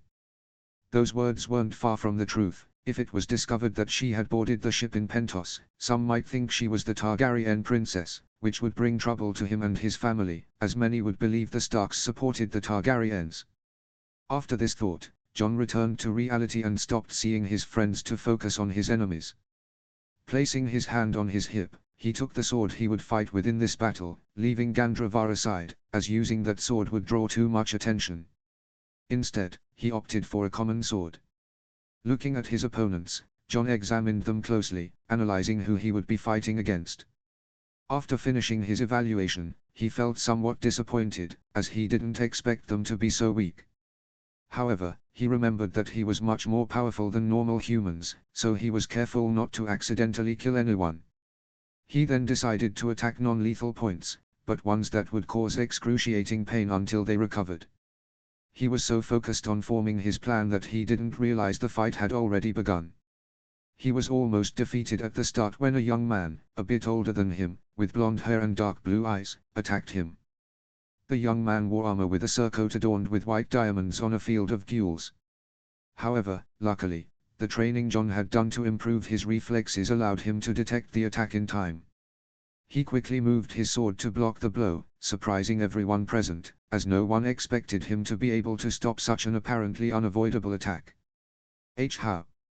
Jon's enemy asked, bewildered. Jon looked at him without responding, only subtly moving his hand, allowing his sword to slide down the young man's blade and opening an angle of attack. Then, he kicked his enemy's supporting foot, making him stumble. As the young man fell to the ground, John struck him on the chin, sending him flying several meters until he was unconscious from the force of the impact. The body of the unfortunate young man fell with a thud, sending a chill through everyone watching the scene. John saw it all with a wolfish grin on his face, causing several of those who were waiting to see him fall to back away from him. "So, are you just going to stand there watching, or are you going to come at me?" John said mockingly, challenging his enemies. "That idiot," said Gren with a smile as he watched John start to fight seriously in the melee, easily defeating several enemies. "Yeah, but it looks like he's having fun," commented PYP while eating something he had bought at a street stall. "Yes, it shows," added Ed as he watched John roll on the ground to avoid the attack of two knights, who seemed to have joined forces to defeat him after seeing how he defeated everyone who challenged him to single combat. "It looks like they are grouping up to defeat him," said Daenerys with concern, clenching both hands tightly, as she didn't want John to get hurt. "Don't worry, John is very strong," said Samwell as he watched John leave the two knights on the ground after striking them in the most vulnerable points of their armor. "This is about to end," said Gren as he saw all the participants in the melee stop fighting each other and start surrounding John, attacking him simultaneously. "Yes, this is already over," commented Ed with a smile, as he had bet a good amount of gold on John in this melee. While John's friends watched him fight, elsewhere, more precisely in the noble's box, various comments about the combat could be heard among the attendees. That young man is very skilled at fighting," said Lord Yone Royce, also known as Bronze Yone, Lord of Runestone. Yone was a tall man with greyish hair. Despite his age, his physique still showed strength, with large, knobby hands.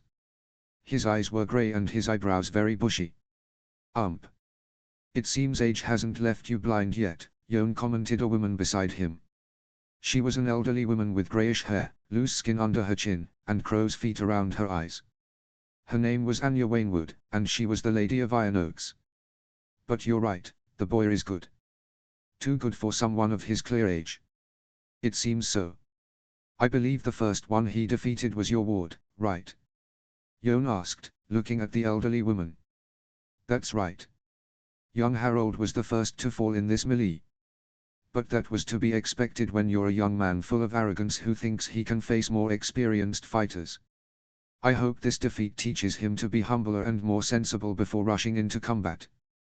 Anya replied, letting out a tired sigh. Her ward, who was theoretically second in line to inherit the rule of the Vale, was a very stubborn and proud young man, prone to youthful arrogance. "All young people are arrogant," Lady Anya commented Yone, as he watched the young man defeat everyone who opposed him. "Yes, but that one doesn't seem to follow that rule," Anya pointed out. "That's true, his way of fighting is different from what is taught in castles. He doesn't just use his sword, but also his hands, defeating his enemies with quick and precise movements. That's unusual. By his appearance, he seems to be a northerner," Anya commented, squinting her eyes, as the young man seemed familiar to her, as if she had seen him in the past. "Yes, but he doesn't fight like one," said Yone, recalling the battles he had shared with northerners in the past. "But that doesn't matter, the way he fights is excellent. He seems to be a wandering knight, and any lord or lady present could easily offer him service. And it seems he won't lack offers. Don't you think, niece?" "Yes, it seems so, uncle," replied Miranda Royce, sitting next to Yone. Miranda was a plump young woman with curly brown hair, a small mouth, and brown eyes. She was Yone's niece, the daughter of his cousin. Miranda had gone with her uncle to the tournament, as her father, the Lord Steward of the Vale, couldn't attend due to his responsibilities. As she watched the young man with brown hair fight skillfully, defeating everyone who faced him, the young woman began to feel curious. The way the boy moved, dodging and defeating his enemies, piqued her interest, and she soon realized she wasn't the only one attracted to him. "It seems I'm not the only one interested in the young man," Miranda thought as she saw the other girls in the stands of the great houses of the Vale.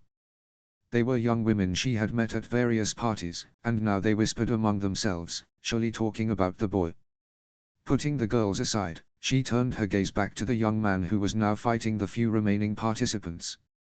The young man was attractive, with a wild appearance, and he took down an opponent with a precise blow to the abdomen, using the pommel of his sword. The combination of his appearance and ferocity in battle made a bit of lust begin to stir within her. Staring at the young man, she thought that maybe she could have some fun with him. After all, she had been widowed for a while, and like any woman, she had needs. As she watched the young man face the last enemy he had left, she began to plan how to have fun with him. "Do you think your father would accept him as a servant?" Jon asked his niece. "I don't know, uncle, but maybe, since he's been complaining lately about the lack of good men to keep the mountain roads free of wild tribes." "I see. Maybe I'll make the young man an offer at the end of the tournament. And if we're lucky, he'll be part of your escort and your friends when you return to the castle of Gates of the Moon."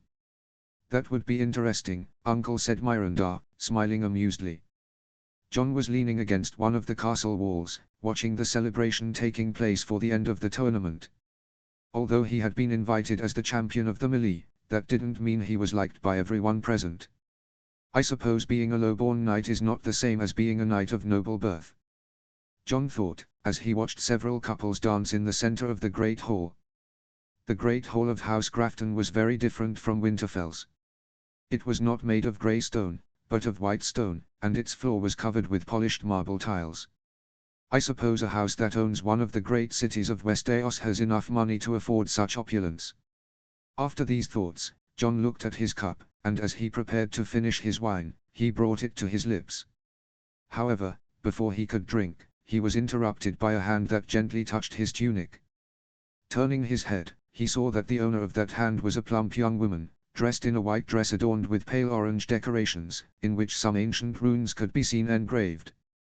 The dress had enough neckline to highlight the girl's large breasts. "My lady." Jon greeted courteously, recognizing that she was a noblewoman. So the young lady responded, slightly inclining her head. "To what do I owe the pleasure of your visit?" Jon asked, looking her in the eyes. "Just curiosity," she replied with a mischievous smile, beginning to walk in circles around him. Jon raised an eyebrow, showing an expression of feigned surprise. "Really, my lady? What has sparked your curiosity about me?" "My curiosity comes from the fact that a young and handsome northern knight with your skills hasn't shown up in other tournaments before," the young woman replied with a playful smile. "That's easy to answer, my lady. The truth is, I don't like to stand out much, so since I was knighted, I haven't participated in tournaments." "I see. But if you haven't been in tournaments, then how have you managed to survive? I mean, it's clear you're a wandering knight." "That's simple, my lady. There are many ways to earn money in the world, and one of the most profitable is being a merchant or a caravan guard," Jon replied with a smile. "But putting that aside, I'm afraid I still don't know your name, my lady, nor the real reason you've come to speak with me." "Oh, that's right, forgive my manners. My name is Myranda Royce. I am the daughter of Lord Nestor Royce, Lord Steward of the Vale, and niece of Lord Jon Royce, Lord of Runestone." Myranda smiled as she looked at him up and down. Jon saw the young lady and saw something he had already noticed in many other women who looked at him: desire. Sighing mentally, he realized he was in the presence of a member of one of the most powerful houses in the Vale. "As for my real reason for coming, the truth is I would like to ask you for 2 favors, sir," Myranda said, smiling again. The young woman's words made Jon raise an eyebrow, curious to know what she would ask. He decided to accept, but with some limits. "As long as you don't ask me for something as fantastical as killing a dragon, or as dishonorable as assassinating someone, I think I can fulfill your requests." Hey.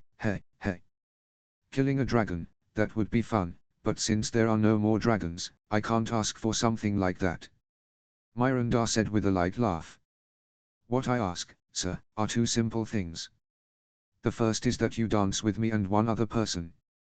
The request from the niece of the Lord of Runestone piqued Jon's curiosity, and he looked her in the eyes. "And who would the other person be, my lady?" Myranda didn't respond verbally. Instead, she turned her face to the side and looked at one of the corners of the hall. Jon followed her gaze and saw the second young woman he was supposed to dance with. She was a tall, slender girl with short, straight black hair. Her eyes were a deep blue, and her attire was a simple dark blue and white dress, showing she was not a noblewoman, but a young commoner. Her name is Maya Stone, a courtier who serves my father and one of the few people I can call a friend. Myranda said, looking somewhat sadly at Maya, who was watching a young man dance with a girl. As you can see, she wants to dance, but the person she wants to dance with can't ask her directly. I see. You want me to ask her to dance while you dance with the boy and then switch partners in the middle of the dance, right? That's right. Fine. I suppose I can do that. I just ask that you explain your plan to the boy, I don't want any trouble with the noble. John said as he began to walk towards the young woman. Don't worry, sir. I'll take care of everything. After those words, John began to walk towards the young woman. When he was close to her, the song stopped, showing that a new dance would soon begin. He walked up to Maya and asked her for a dance. Good evening, my lady. John said, startling Maya, who did not expect the champion of the melee to greet her. Good evening, sir. Maya greeted, smiling slightly, somewhat uncomfortable. I would like to ask you to share the next dance with me, of course, if you don't mind. John's request surprised Maya, who did not expect him to invite her to dance. Although she didn't want to, she saw Myranda out of the corner of her eye, and the young woman winked at her, indicating that she had sent John. Knowing that her friend had sent him, Maya accepted the invitation. I would be more than happy to accept your request, sir. Maya extended her hand, which John took gently, and he led her to the center of the hall. The whispers of several people began to be heard, especially from the noble ladies, who had been betting on who would manage to get the champion of the melee to dance. This was because John had rejected several dance requests, creating great anticipation to see who would get him to accept. I hope you don't get me into trouble, Randa. Maya thought with concern, feeling that she had earned the enmity of all the young ladies of the Vale. When both bastards reached the center of the hall, several other couples gathered around them. After a small greeting, the music began to play, marking the start of the new dance. John and Maya danced almost in perfect sync, surprising more than one, as both noble men and women did not understand how a common knight and a bastard could move with such coordination, almost as if they had practiced all their lives. Are you surprised to be able to dance like this, my lady? John asked, looking at Myranda out of the corner of his eye. Yes, sir. The truth is, I've never been good at dancing. In fact, I've hardly practiced. Maya responded, smiling, as she did not expect dancing to be so fun. I see. There is always something we don't know about ourselves. It seems you have a talent for dancing. John said as he turned and prepared for the change.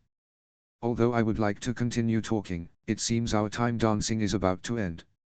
Huh? Maya asked, confused by John's words, but almost let out a cry of surprise when he made her spin and, with a quick step, handed her over to Myranda, who was also in mid-spin. Maya continued spinning until she was caught by Myranda's new dance partner, a young squire named Michael Redfort. It seems you have fulfilled your part, my lady. John said, watching Maya and the young man dance. A smile appeared on his face, as he had used a small enchantment on Maya to make her dance so well. That is right, thank you for fulfilling my request, sir. Myranda said, leaning close to John's ear to whisper in a somewhat mischievous voice. How about we discuss the other request I have for you? Myranda's words caused John to smile in amusement, but deciding to play along, he replied. I would like that, my lady. Red Keep 297 AC. The sun shone high, allowing its light to fully illuminate the capital city of Westeros, including the great castle that served as the king's residence. In one of the fortress's gardens, a very quiet and meditative Varys could be seen, reflecting on what had happened in recent weeks. The death of Viserys Targaryen and the disappearance of his sister is a great blow to my plan, thought the eunuch as he watched some courtiers walk carelessly down a corridor in front of where he was. His death was something that occurred outside of my predictions. These thoughts invaded Varys' mind because, at no point, had he planned for either of the two Targaryens to die, at least not yet, as he needed them for his grand plan. However, it seemed he had underestimated the abilities of Lord Petyr Baelish, the master of coin. You played your hand very well, Baelish. You used the king's hatred against the Targaryens to earn some favors from his majesty, thought Varys, recalling how the head of the beggar king was brought by the assassins hired by Baelish. Thanks to the information he had gathered, he knew that these assassins were not like the ones usually hired for the assassination attempts ordered by the king. No, those were much better trained assassins, nothing like the drunken idiots or useless ruffians that were usually sent. Varys had prevented Aerys' children from being killed while temporarily calming King Robert's appetite for Targaryen blood. However, when the king ordered another assassination attempt, he was not present at the Red Keep, as he was in Pentos visiting his friend Illyrio. He was disguised as a magister who would be passing through Illyrio's palace, waiting for the Targaryens to arrive to gauge their temperaments and decide what plans to make with each of them. It was thanks to this that Baelish had the freedom to hire competent assassins who could face the Targaryens. Fortunately, the princess managed to escape. At least that's a relief, as we will need her to give greater legitimacy if the story woven about him is not enough, thought Varys, as his mind filled with the image of a small boy with silver hair and purple eyes, which under certain angles of light appeared blue. I must find the princess and put her to safety, as she is crucial to the plan. Where should I start looking? Myr. Lies. Volantis. His thoughts were interrupted when a small boy bumped into him. Putting aside his reflections, Varys focused again on the real world and saw that the boy was one of his little birds. Reaching into his pocket, he took out a sweet and some copper coins, which he gave to the boy. The ragged child took the items and quickly left, leaving Varys alone. The eunuch looked around and, seeing no one, decided to check what the boy had brought him. Taking the note the boy had left in his tunic pocket, he began to read it. A wandering wolf was in a tournament in a place with seagulls. He danced with the king's stone and with the rune of a steward, whom he later took on a nighttime stroll. Varys read the note and quickly understood what was happening. Apparently, the bastard son of the Warden of the North had been in Westeros again and had participated in the Gulltown tournament. That tournament was not something that really concerned the eunuch, as there was no scheme in motion in the Arryn domain. However, he found it interesting to know that young Snow had danced with young Myrstone, King Robert's first bastard daughter. If His Majesty finds out about this, he will surely try to have young Myr marry young Jon, thus fulfilling his dream of having descendants who are blood of Lord Stark, thought Varys with some amusement, as if that happened, it was possible that the young man would become a lord. However, he knew that Lady Stark would not allow it, and the news that the same boy had danced and then disappeared on a nighttime stroll with Nesta Royce's daughter was an excellent piece of extortion. That would give him something against the young man, or at least it would, if Lady Myranda had been a maiden. But, to his misfortune, the young woman had already been married, so she could not be dishonored with such a scandal. Shaking his head, he saw that the note his little bird had given him had something else written, but this time on the back of the paper. The discovery piqued his curiosity, as he had given clear instructions to his little birds not to do something like that. But, by the hurried way it was written, it seemed like something added at the last minute. A young woman with amethyst eyes travels with the wandering wolf and his pack. According to them, the girl boarded the ship in Pentos. The mention of a girl with amethyst eyes who had boarded the ship in Pentos made Varys think it was Daenerys. However, as soon as that thought came, he dismissed it. He couldn't conceive that young Jon would help the daughter of the house that had caused so much pain to his family. No, it's impossible that it's the princess, Varys thought, almost paying no attention to the idea. However, the more he thought about it, the more he began to consider it. It was strange that the princess had disappeared in Pentos, and that a young woman with amethyst eyes was traveling with Eddard Stark's son. Although it could be a coincidence, and the girl is just a liaison, I will have to investigate thoroughly. With these thoughts, Varys returned to reality. Looking ahead, he saw a page approaching. Sighing, the eunuch began to walk towards him to receive the news that there would be a meeting of the small council. Another day serving this king, but well, this is my job, for now. Notes. To those who have made it this far, thank you for reading. To be honest, my English writing skills are not strong, and I'm relying on Google Translate and the dictionaries that come with Office 2019. And here is Chapter 16 XD. As we can see, Jon and Daenerys are no longer so uncomfortable in each other's presence. Whether this will make them a couple, The truth is that it might or might not, as I haven't decided how the romance will develop yet, so if you're fans of Jon Arrys, don't get your hopes up XD. We also see Jon entering his first tournament, in which he could only take part in melee combat. In the future, I will have him enter a more elaborate tournament. Additionally, we see Jon meeting Mya and Myranda Royce. What might have happened between Nestor's daughter and Jon? Well, we'll see that in the very near future. Finally, we see that it was Baelish and not Varys who hired the assassins, all with the intention of ingratiating himself more with the king and gaining more power. In the future, we will see some reactions to this, both from Baelish and Robert. I apologize for any spelling errors. Please don't forget to leave a review if you enjoyed the chapter, or if there's something that needs improvement, or if you have any questions about the story. Any constructive advice is welcome. With nothing more to say, see you in the next chapter. Chapter 17. Notes.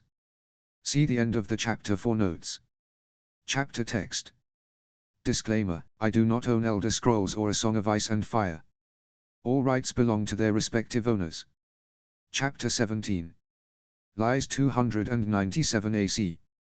The Free City of Lies, one of the self-proclaimed daughters of Valyria, also known by some as one of the Quarrelsome Daughters, was enjoying a beautiful sunny day, with gentle winds swaying the flag of the Starwolf. Jon's ship had arrived at the city's port the previous night and had docked without any issues. Almost all the crew members, except Daenerys, who decided to stay on board under Ghost's protection, went out to have fun. Each one dispersed to different places in Lies, separating shortly before midnight. Jon, in particular, strayed from his friend's path and ended up in one of the famous pleasure gardens of Lies.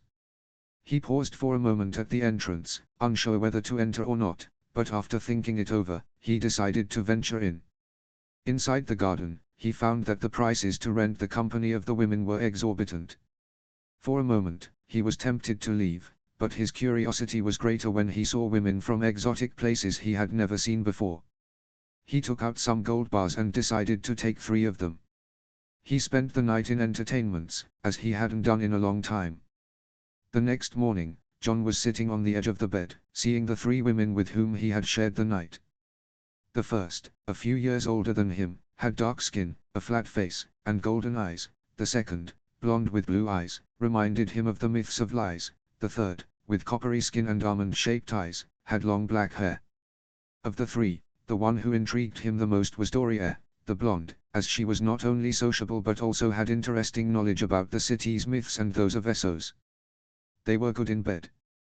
Jon thought as he stood up and poured himself a glass of wine. Just before he drank, however, his nose caught a faint scent in the drink. He held the glass in front of his eyes and, swirling the wine, noticed that the color was darker than usual. Realizing that someone had tried to poison him, he gave a sarcastic smile and set the glass aside.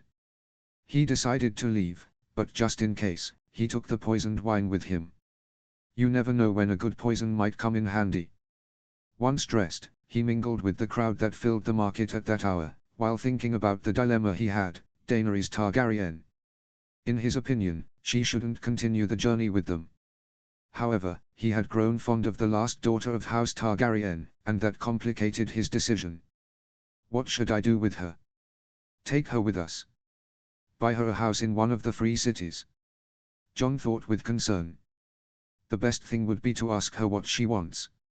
Yes, that's the best. With this resolution, he headed to the ship. It was time to face the situation. As he walked, the thought about the future led him to reflect on his own destiny. What should I do when all this is over? Return to Winterfell. Maybe now that I'm a knight, my father could give me a fortress, or I could start a trading company and travel the world. Or perhaps I should accept Lord Yohn's proposal. Remembering the proposal he received from the Lord of Runestone made him relive that moment. Flashback. The moonlight illuminated the garden path where Jon and Myranda were walking quietly. It was a walk she had requested as a last favor. The only footsteps heard were Myranda's, as Jon walked in complete silence. So, why have you brought me here, Lady Myranda? Jon asked, seeing his surroundings, as it was not common for him to be in a garden like this. The one at Gulltown Castle was extensive, measuring at least 1/4 of an acre, and had stone paths winding between fruit trees and flower bushes of all colors. "My uncle wishes to speak with you, sir," Myranda replied, turning to smile at him upon seeing his confused expression. John looked at the young woman and reflected on her words. He didn't understand why the Lord of Runestone would want to speak with him, but he remembered something his father had mentioned in the past. Lord Yone knew the Lord of Winterfell. With that idea in mind, he suspected that the Lord might have recognized him. However, his doubts would soon be resolved, as they soon arrived where Yohn Royce was waiting for them. He seems to have kept in shape despite his age. John thought upon seeing the Lord of Runestone. "Uncle, I have brought Sir John," Myranda said as she approached her uncle. Yohn Royce turned, and for a moment, his eyes narrowed upon seeing his niece slightly disheveled.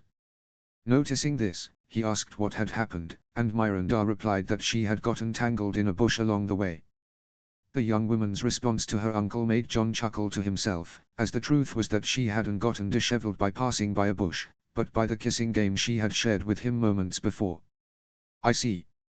I suppose I'll have to tell Lord Grafton that there's a rebellious tree in his garden," Yohn commented, fixing his gaze on John. After seeing him for a few seconds, the Lord approached the bastard and, after looking at him closely, barely perceptibly smiled. "Well, I knew I had seen that face somewhere before." The words of the Lord of Runestone confused Myranda and, to a lesser extent, John, who was beginning to understand the reason for that reaction. "What do you mean, uncle?" Myranda asked, looking at her uncle in surprise. "The full name of this young man is Sir John Snow, also known as the Bastard of Winterfell." Yohn's words caused an unexpected reaction in Lady Myranda, who took a step back in clear astonishment. "Why are you telling me that this young man is the lost son of Lord Stark?" Yohn completed, seeing his niece trying to process the revelation. "Although, honestly, I'm surprised to see you here. We knew of your status as a knight, but we didn't expect you to be in the Vale. The last news Lord Arryn gave us was that you were in Essos." These words confused John, who didn't understand why Lord Arryn had mentioned something about him to his vassals. "It seems you want to know why Lord Arryn spoke to us about you, right, boy?" John nodded, as he indeed wanted to understand. "You see, Lord Arryn asked us to be on the lookout in case we saw you in this area, as His Majesty seems to be interested in knowing your whereabouts." Yohn piqued John's curiosity even more. "If you want to know the reason, I don't know. Lord Arryn didn't give details about it." "I see," John murmured, trying to understand why the king would want to know about him. After reflecting for a few moments, he concluded that it was probably because of his status as Lord Stark's son. "Yes, I suppose it's hard to assimilate that a monarch wants to know about you, especially because of your birth status," Yohn commented, noticing John's thoughtful face. However, that was only part of the truth, as Jon Arryn was also curious to know about his namesake's activities. "Now that I've resolved that doubt, I think we can get to the real reason for our talk, right?" "Yes," John responded, nodding decisively. "Well, boy, I would like to offer you a place in the service of House Royce as a knight, to serve under the command of my cousin, Myranda's father." Yohn spoke firmly, aware that the offer was something few wandering knights would refuse. However, he knew there was a possibility that John would decline, given that his father, as a great lord, could grant him a fortress and make him a landed knight, something that would surpass his offer. Even so, the Lord of Runestone hoped John would accept. "Tell me, sir, do you accept?" End flashback. After hearing that proposal, John was in shock for a few moments. After all, it was an opportunity that few wandering knights received. However, he understood that the offer had originated thanks to the skills he had proved, although his status as Ned Stark's son was what gave Lord Royce the confidence to consider him a trustworthy person. "Unfortunately for them, I can't commit to another job other than seeking those seal stones and taking them to Valyria. When that's over, I'll think about what to do. Fortunately, I managed to make them understand that I have pending matters, so Lord Yohn Royce told me that the offer would remain open for a couple more years." John thought, as he walked through the bustling streets of Lys towards his ship. As John walked back to the ship, Daenerys was in the room he usually occupied. The Princess of House Targaryen was sitting in a chair, reading a book that John had given her. He had bought it in Myr, a city he had traveled to after leaving Gulltown. There, John and the boys acquired various items such as lace, glass, Mirish eyes, and carpets. I've always wondered, how can they store so many things in the hold of such a small ship? Daenerys thought curiously, recalling the amount of goods they had loaded. Also, how are these rooms so large? The ship is small compared to other vessels, yet it has spacious rooms, especially the room where John sleeps. With that thought, Daenerys put the book down and stood up. Her violet eyes scanned the room with a slight melancholy. She felt bad making John give up his space, forcing him to sleep in what he called the navigation room. As she saw the place, she placed a hand on her chest, feeling a slight insecurity about her own future. She knew she couldn't stay with John and his crew forever. The day would come when she would have to leave the ship, but she had no idea where she would go. I have nowhere to go back to. My brother is dead, I have no money, and my only relative is an old man in a glorified penal colony. I have nowhere to go. Daenerys thought as she sat on the edge of the bed. As she did, her eyes fell on a small chest that had memories of her home. She stood up, approached it, and took out Dark Sister holding it with both hands. Uff, she grunted, trying to keep her balance, as the sword almost made her fall. However, she managed to stay on her feet, and gripping the hilt tightly, she looked for an empty spot in the room. Finding it, Daenerys clumsily adopted one of the stances she had seen Jon and the boys take when they trained on the ship's deck. Narrowing her eyes with determination, she began to move her arms, trying diagonal cuts chaotically. Although her movements seemed fluid, an expert eye would notice that she lacked strength in the upward cuts. Her footwork also left much to be desired, and as she moved the sword, she tripped and fell forward. Aware that the fall was inevitable, Daenerys closed her eyes and braced for impact. However, to her surprise, she never hit the ground.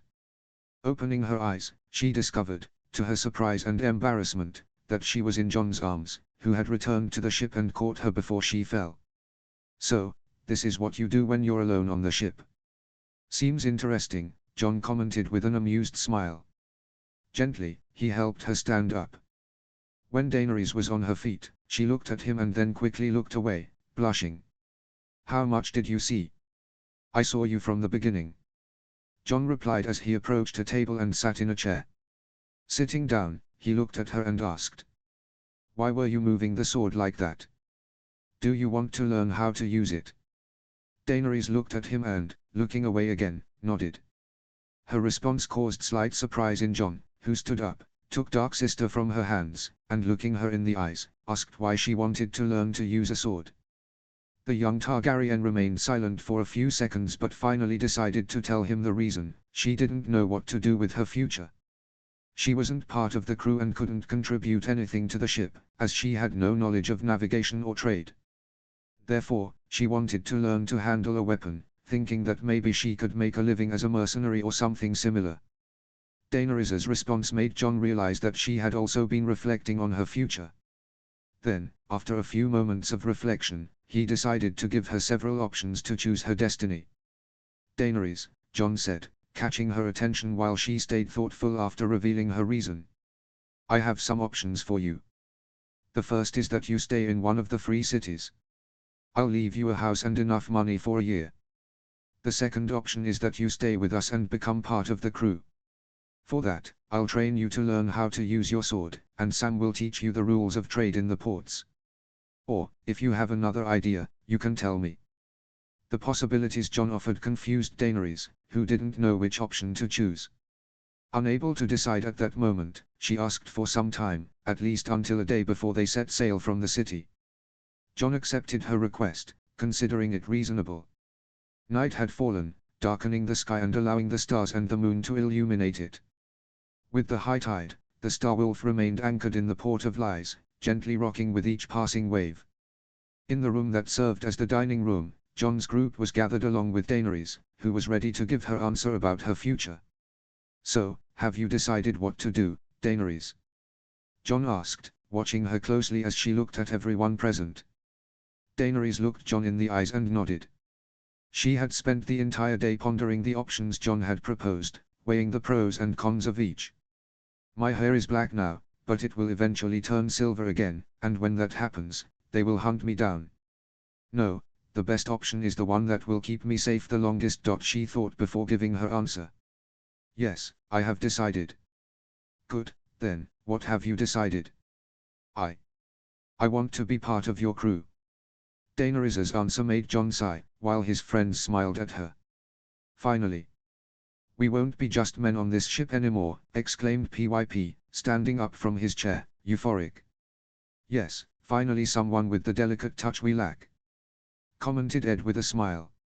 And someone who can tell Jon certain things without fearing he'll throw her overboard, added Gren, recalling how his friend became softer in the presence of the young Targaryen. Jon blushed at Gren's words, admitting to himself that it was true. He didn't understand why, but it was almost impossible for him to deny Daenerys anything, as if an invisible force kept him close to her. If the force that binds me to this Valyrian is what I suspect, I don't think I can part from her so easily, Jon thought, watching as the others congratulated Daenerys on joining the crew. He then decided it was time to tell her the truth. He stood up from his chair and, approaching her, spoke, "It seems your decision is final, so I need to talk to you about your duties on the ship and off it." Daenerys looked at him and nodded, hoping the tasks wouldn't be too physically demanding. "For now, you'll help with cleaning in the mornings. After lunch, I'll train you so you can at least defend yourself with that sword, and after dinner, you'll study with Sam to learn about trade.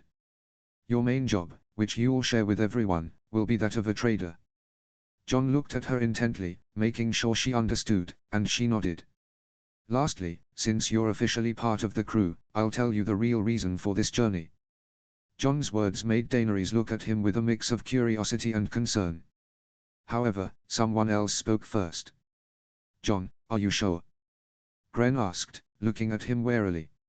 He didn't expect Jon to share the secret of magic with Daenerys so quickly. "The truth is, no, but sooner or later she'll find out.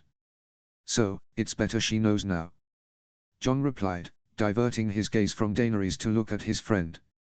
"All right, but I think it will be better with a bit of wine."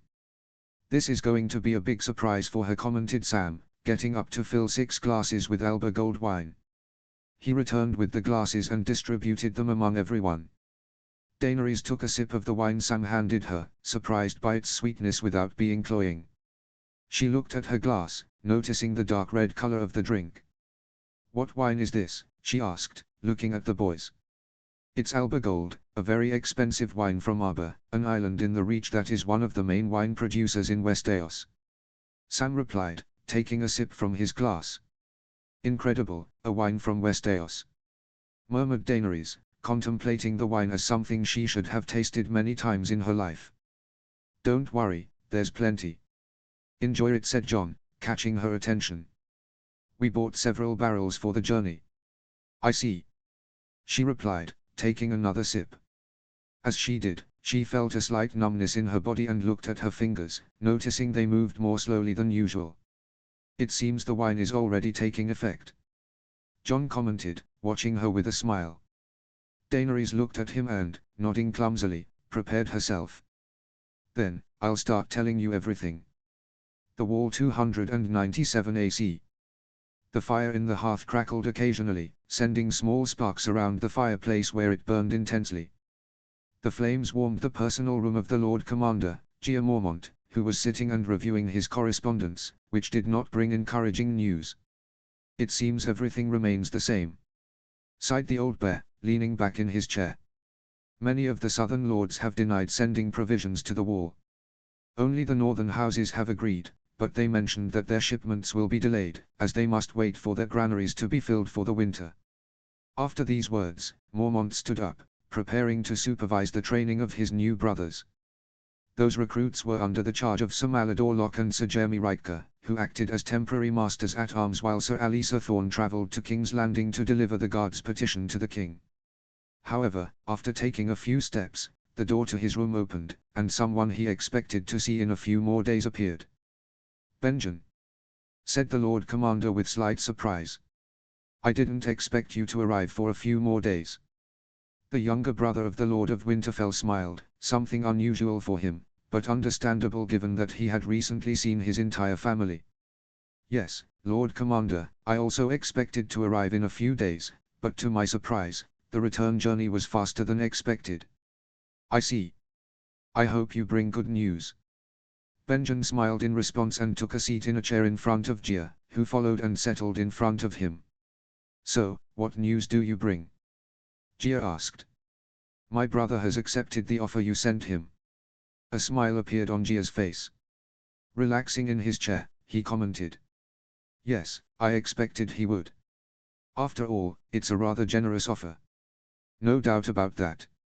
In fact, when my brother found out, his jaw almost dropped. Benjen commented with an amused smile. Really? Yes, it was amusing, though not as much as seeing Rob's reaction. Benjen said, beginning to recount the conversation he had with Ned after the next day's breakfast. Flashback. The atmosphere in Ned Stark's solo was calm, allowing the five gathered there to converse without interruptions: Eddard Stark, Robb Stark, Benjen Stark, Maester Luwin, and Sir Roderick Castle. So, Ned, what have you decided? Benjen asked, sitting in front of his brother. Ned sighed before responding and, after a moment, nodded. Yes, after a good talk with Maester Luwin, I've made a decision. And what is it? Before I tell you, I want you to explain, why is the old bear doing this, Benjen? Benjen sighed and, after thinking a bit, responded.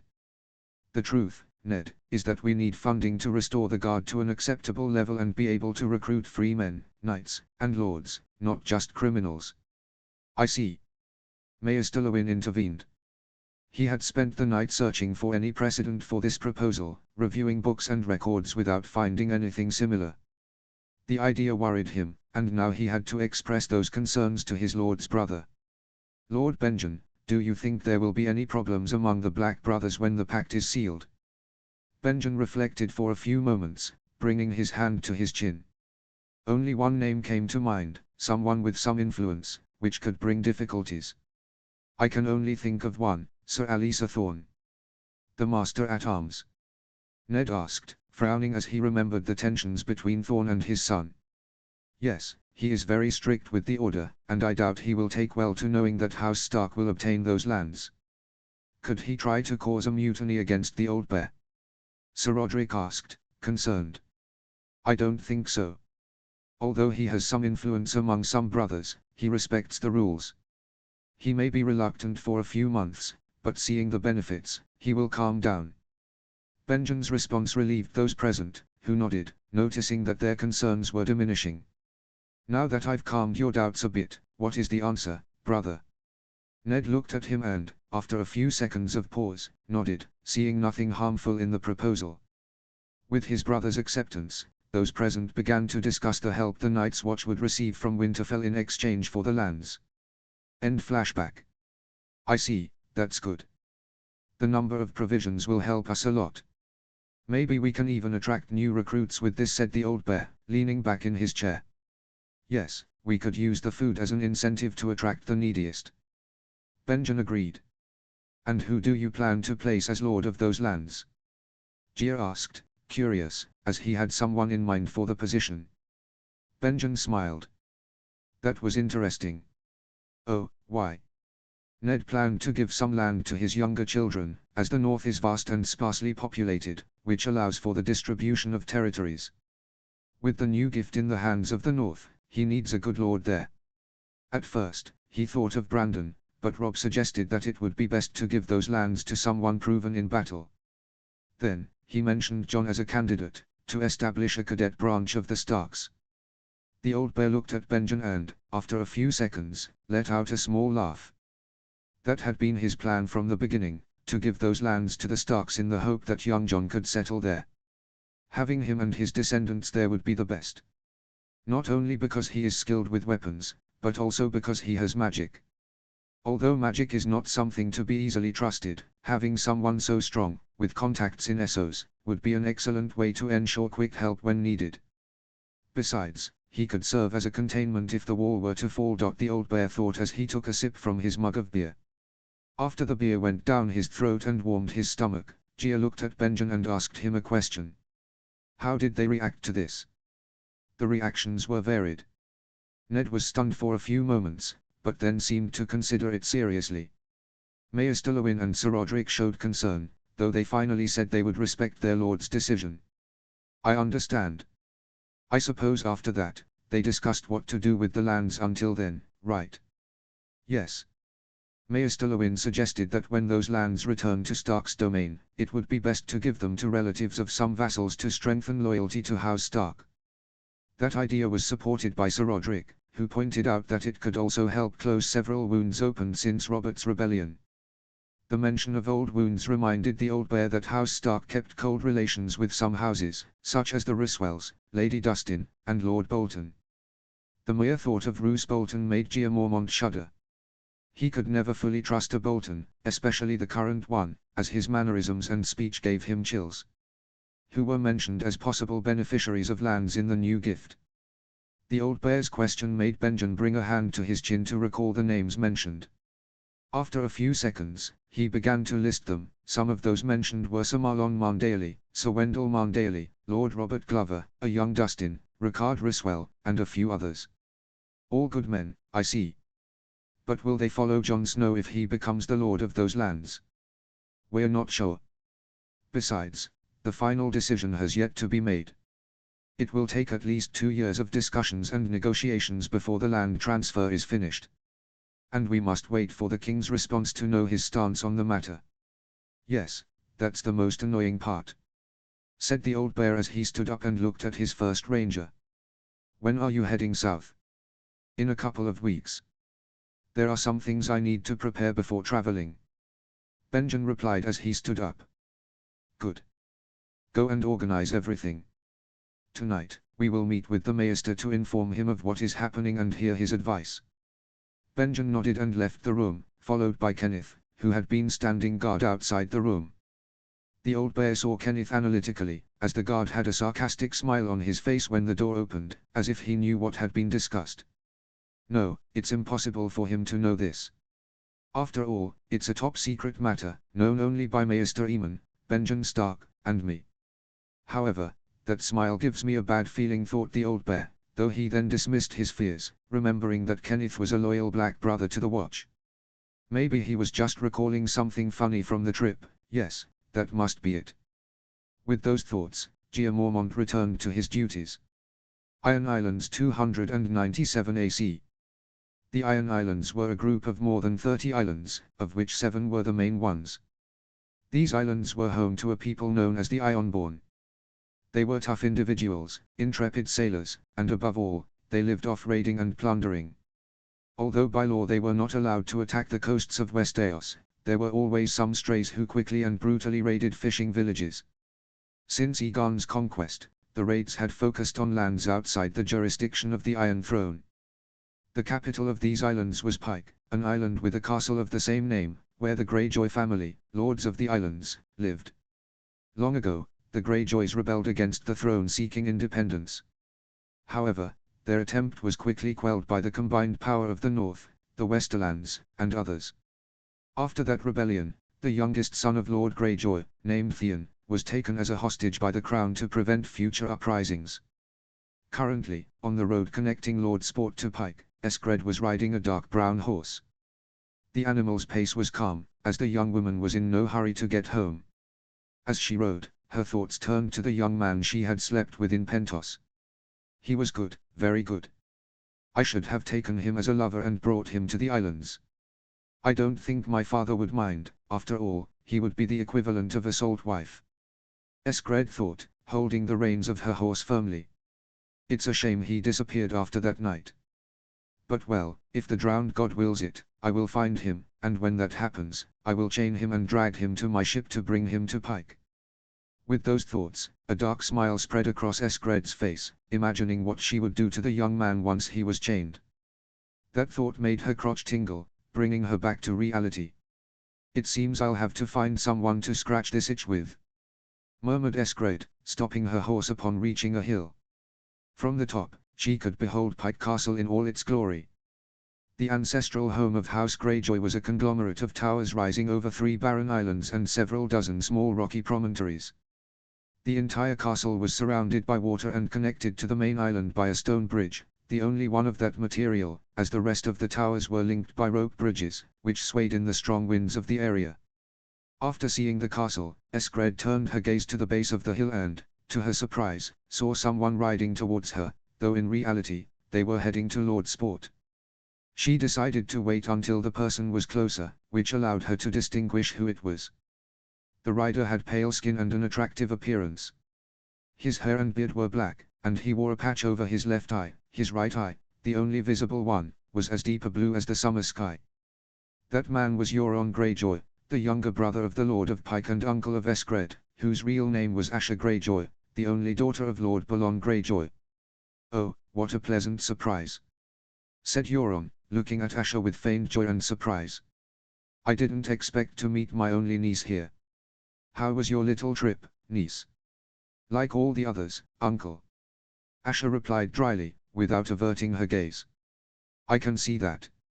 Asha noticed that her uncle was wearing his armor, which showed that he would soon set sail. "It seems you'll be leaving soon, uncle," Asha commented, saying the obvious. "That's right, dear niece," Euron responded with a smile that widened before continuing. "But this time my journey will be longer than expected. I'm afraid we won't see each other again until your father dies." Her uncle's words aroused Asha's curiosity. What could have happened for Uncle Euron to say something like that, she thought, worried. "Well, if I stay any longer, my brother might lock me in the dungeons.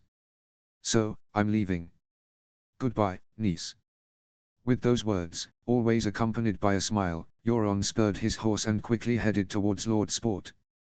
As her uncle rode away, Asha looked back at the castle and, without thinking twice, spurred her horse to rush there, intending to find out what had happened.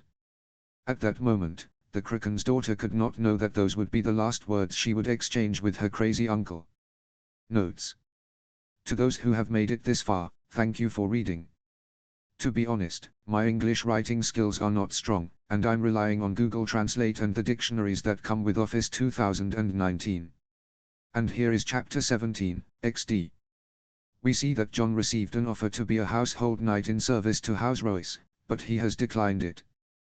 We also see that Gia's plan is to give lands in exchange for help, but deep down he hopes to have Jon there as a lord, to have someone with his power there to serve as the final defense against the dead or the wildlings.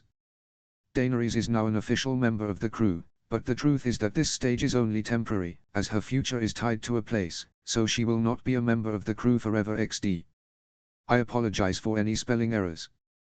Please don't forget to leave a review if you enjoyed the chapter, or if there's something that needs improvement, or if you have any questions about the story. Any constructive advice is welcome. With nothing more to say, see you in the next chapter. Chapter 18. Notes. See the end of the chapter for notes. Chapter text. Disclaimer, I do not own Elder Scrolls or A Song of Ice and Fire. All rights belong to their respective owners. Chapter 18. Summer Isles 297 AC. The great city of Tall Trees Town, the cultural and religious center of all the Summer Isles, was a vast port city with a peculiarity: it had no walls. Among the many places in the city, the so-called talking trees stood out, enormous trees that looked like towers and provided refreshing shade to the sunny city, allowing people to walk peacefully through its streets. In one of the many alleys, Daenerys walked accompanied by Ghost, who deterred any unscrupulous person who might try something against the young Targaryen. She wore an unconventional outfit. Instead of a dress, she wore clothes with a somewhat masculine touch. Her attire consisted of a long-sleeved white tunic with a loose fit, cinched with a black leather corset fastened with laces. At her waist, she wore a leather belt from which hung a couple of pouches, and tight black leather pants completed the ensemble, along with knee-high boots. On her back, in its sheath, rested Dark Sister. Her hair was still black, despite the multiple baths she had taken from Gulltown to Lies and from there to Tall Trees Town. As she walked, she pondered the revelations learned alongside Jon and the crew. Magic is real. I never would have expected it. Daenerys thought, recalling every word Jon had said about magic and the history of Valyria. She would be lying if she said she wasn't surprised. She never imagined that the 40 families of the Freehold had been trained by a being from another world. But, after thinking about it, it made sense. Only that way could they have bought so much power. What shook her the most was knowing that the families, including hers, betrayed their master out of a desire for power. That explains many things, like the origin of Targaryen madness and the fall of Valyria. Her thoughts drifted to what Jon had told her about the doom of Valyria. Knowing that he had been trained by that same soul, she felt surprise and, at the same time, a certain fear, imagining that Jon might seek revenge against her family. But his words made her feel strange. You don't need to worry, Daenerys, for some reason, I can't hate you. There's something that prevents me from doing so. Shaking her head to clear it, she decided to stop thinking about it when she noticed her cheeks beginning to blush. To avoid dwelling on the possible meaning of Jon's words, she continued walking. On her way, she passed by some extinguished braziers and remembered how Jon had confirmed the existence of magic. Flashback. Daenerys watched in fascination the small flame that Jon had created. The flame floated between his hands, which he kept together to control it better, avoiding the risk of having fire on a ship. Incredible. I can't believe magic exists. Daenerys exclaimed excitedly. Yes, it's amazing. And believe us, this isn't the only thing Jon can do. PYP commented, catching her attention. Really? Are there more impressive things? Yes, although he doesn't use them often, as they are part of his combat tactics. So, you could only see them in a battle, added the young man with large ears, smiling.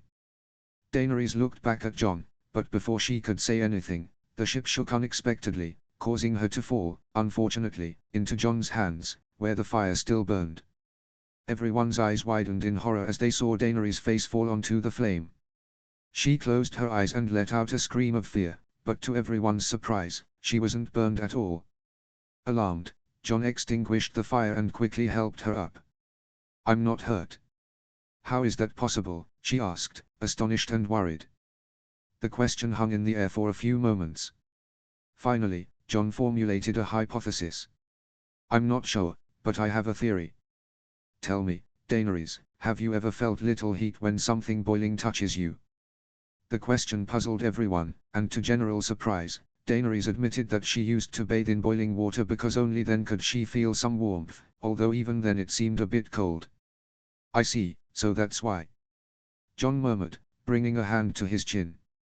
Curious, the others looked at Jon. Gren was the one who, stepping forward, asked. What's going on, Jon? Jon looked at his friends and, after letting out a sigh, began to explain. As you know, the 40 families that ruled Valyria were apprentices of Edzard, who had high magical resistance. When they betrayed him and stole his powers, each family obtained a specific ability. Some gained more magical powers, others magical resistance, and so on. Although it's not known for sure what each family obtained, thanks to Daenerys, I can guess what abilities the Targaryens acquired. Intrigued, Daenerys looked at Jon with determined eyes. What abilities would those be? From what I've just seen and what I've read about the Targaryens, it's most likely that they inherited resistance to magic. This may include some immunity to non-magical physical elements, such as resisting fire or cold to a greater degree. The second ability could be vision. A capacity to foresee the future, which would explain how Daenerys the Dreamer knew that Valyria would be destroyed. Jon explained, while Daenerys and the rest looked at him in astonishment. But among them, the last Targaryen had an expression of fascination. So, am I immune to the elements? She asked timidly. No, not to all. You're probably more resistant to fire. It would be best to test now to know the extent of your abilities. Jon said with a smile that unsettled Daenerys, who for a moment considered escaping from there. End flashback. Daenerys shuddered as she remembered how Jon had tested her resistance by conjuring frost, lightning, and more. In the end, they concluded that she was almost immune to fire, but not so much to the other elements. Her thoughts were interrupted when she felt Ghost brush against her leg. She stopped thinking about Jon's tests and looked at the wolf, who was staring intently down one of the streets. What's wrong, boy? Daenerys asked, surprised that the wolf was behaving that way. Ghost, unable to respond with words, looked at her intensely and then began to trot down the alley. Ghost. Wait! Daenerys shouted, hurrying to follow him. The alley, which at first seemed simple, quickly turned into a labyrinth of narrow streets. Running after Ghost, Daenerys lost track of time and didn't realize she had been chasing him for over 15 minutes. When she finally saw the wolf stop, she managed to catch up to him, panting. "Finally, I catch you, Ghost," she exclaimed, intending to scold him, but stopped when she noticed a huge line of people in front of them. The individuals in the line wore vibrant and extravagant clothing. She turned her gaze to the place everyone was heading, an imposing structure that looked like a temple. It was built of white stone and had several windows, rising several meters above the square. "What is that place?" she murmured. "It's a temple of love," replied a voice behind her. The voice spoke in the common tongue with a marked accent, but it was perfectly understandable. Daenerys quickly turned around and found herself facing a woman in her 20s, with skin as dark as teak. Her hazel eyes and long, silky black hair moved gently with the wind. Although the woman was stunning, what really caught Daenerys' attention was her attire, a simple amethyst-colored cloth that covered only the essential parts of her body. "A tea temple of love?" Daenerys asked timidly, somewhat uncomfortable with the woman's attire. "Yes, a temple of love." The woman smiled, seeing Daenerys' discomfort. "I can see it's your first time in the Summer Isles, right?" Daenerys nodded, confirming it. "I see. Tell me, little one, would you like to see what this temple looks like inside?" For a moment, Daenerys was about to decline, but her curiosity about the temple and the reason for the long line prompted her to accept. When she took a few steps, she saw Ghost get up and start following her. Realizing that the wolf would go with her, she thought about rejecting the invitation, worried that his presence might be an inconvenience. However, before she could say anything, the woman turned to her. "Don't worry about the wolf, he can come in too," she said, before looking ahead again. Daenerys smiled and, without wasting time, began to follow the woman, with Ghost walking by her side. Daenerys' eyes widened in surprise at the sight of the temple's interior, for, unlike the exterior, it was much more colorful. The floor was covered with polished marble tiles, and the interior beams displayed carvings with floral and plant motifs. The walls were richly adorned with tapestries from Myr, Lys, and Norphos. Daenerys and the direwolf had managed to enter without waiting in line, thanks to the woman going with them, who turned out to be a priestess of the temple. "You're probably wondering what this temple is, right?" "Yes," Daenerys replied, staring in fascination at each room they passed through. Her eyes scanned the decorations in wonder, her nostrils inhaling the sweet scent of incense, which smelled of flowers and fruit. However, her fascination turned to horror and then shame as she passed a room where she saw a couple engaged in intimacy. Blushing, she looked away and into another room, where the scene was even more daring. Two women and a man shared a bed. What is going on here?" Daenerys screamed in her thoughts, horrified to see that in every room they passed there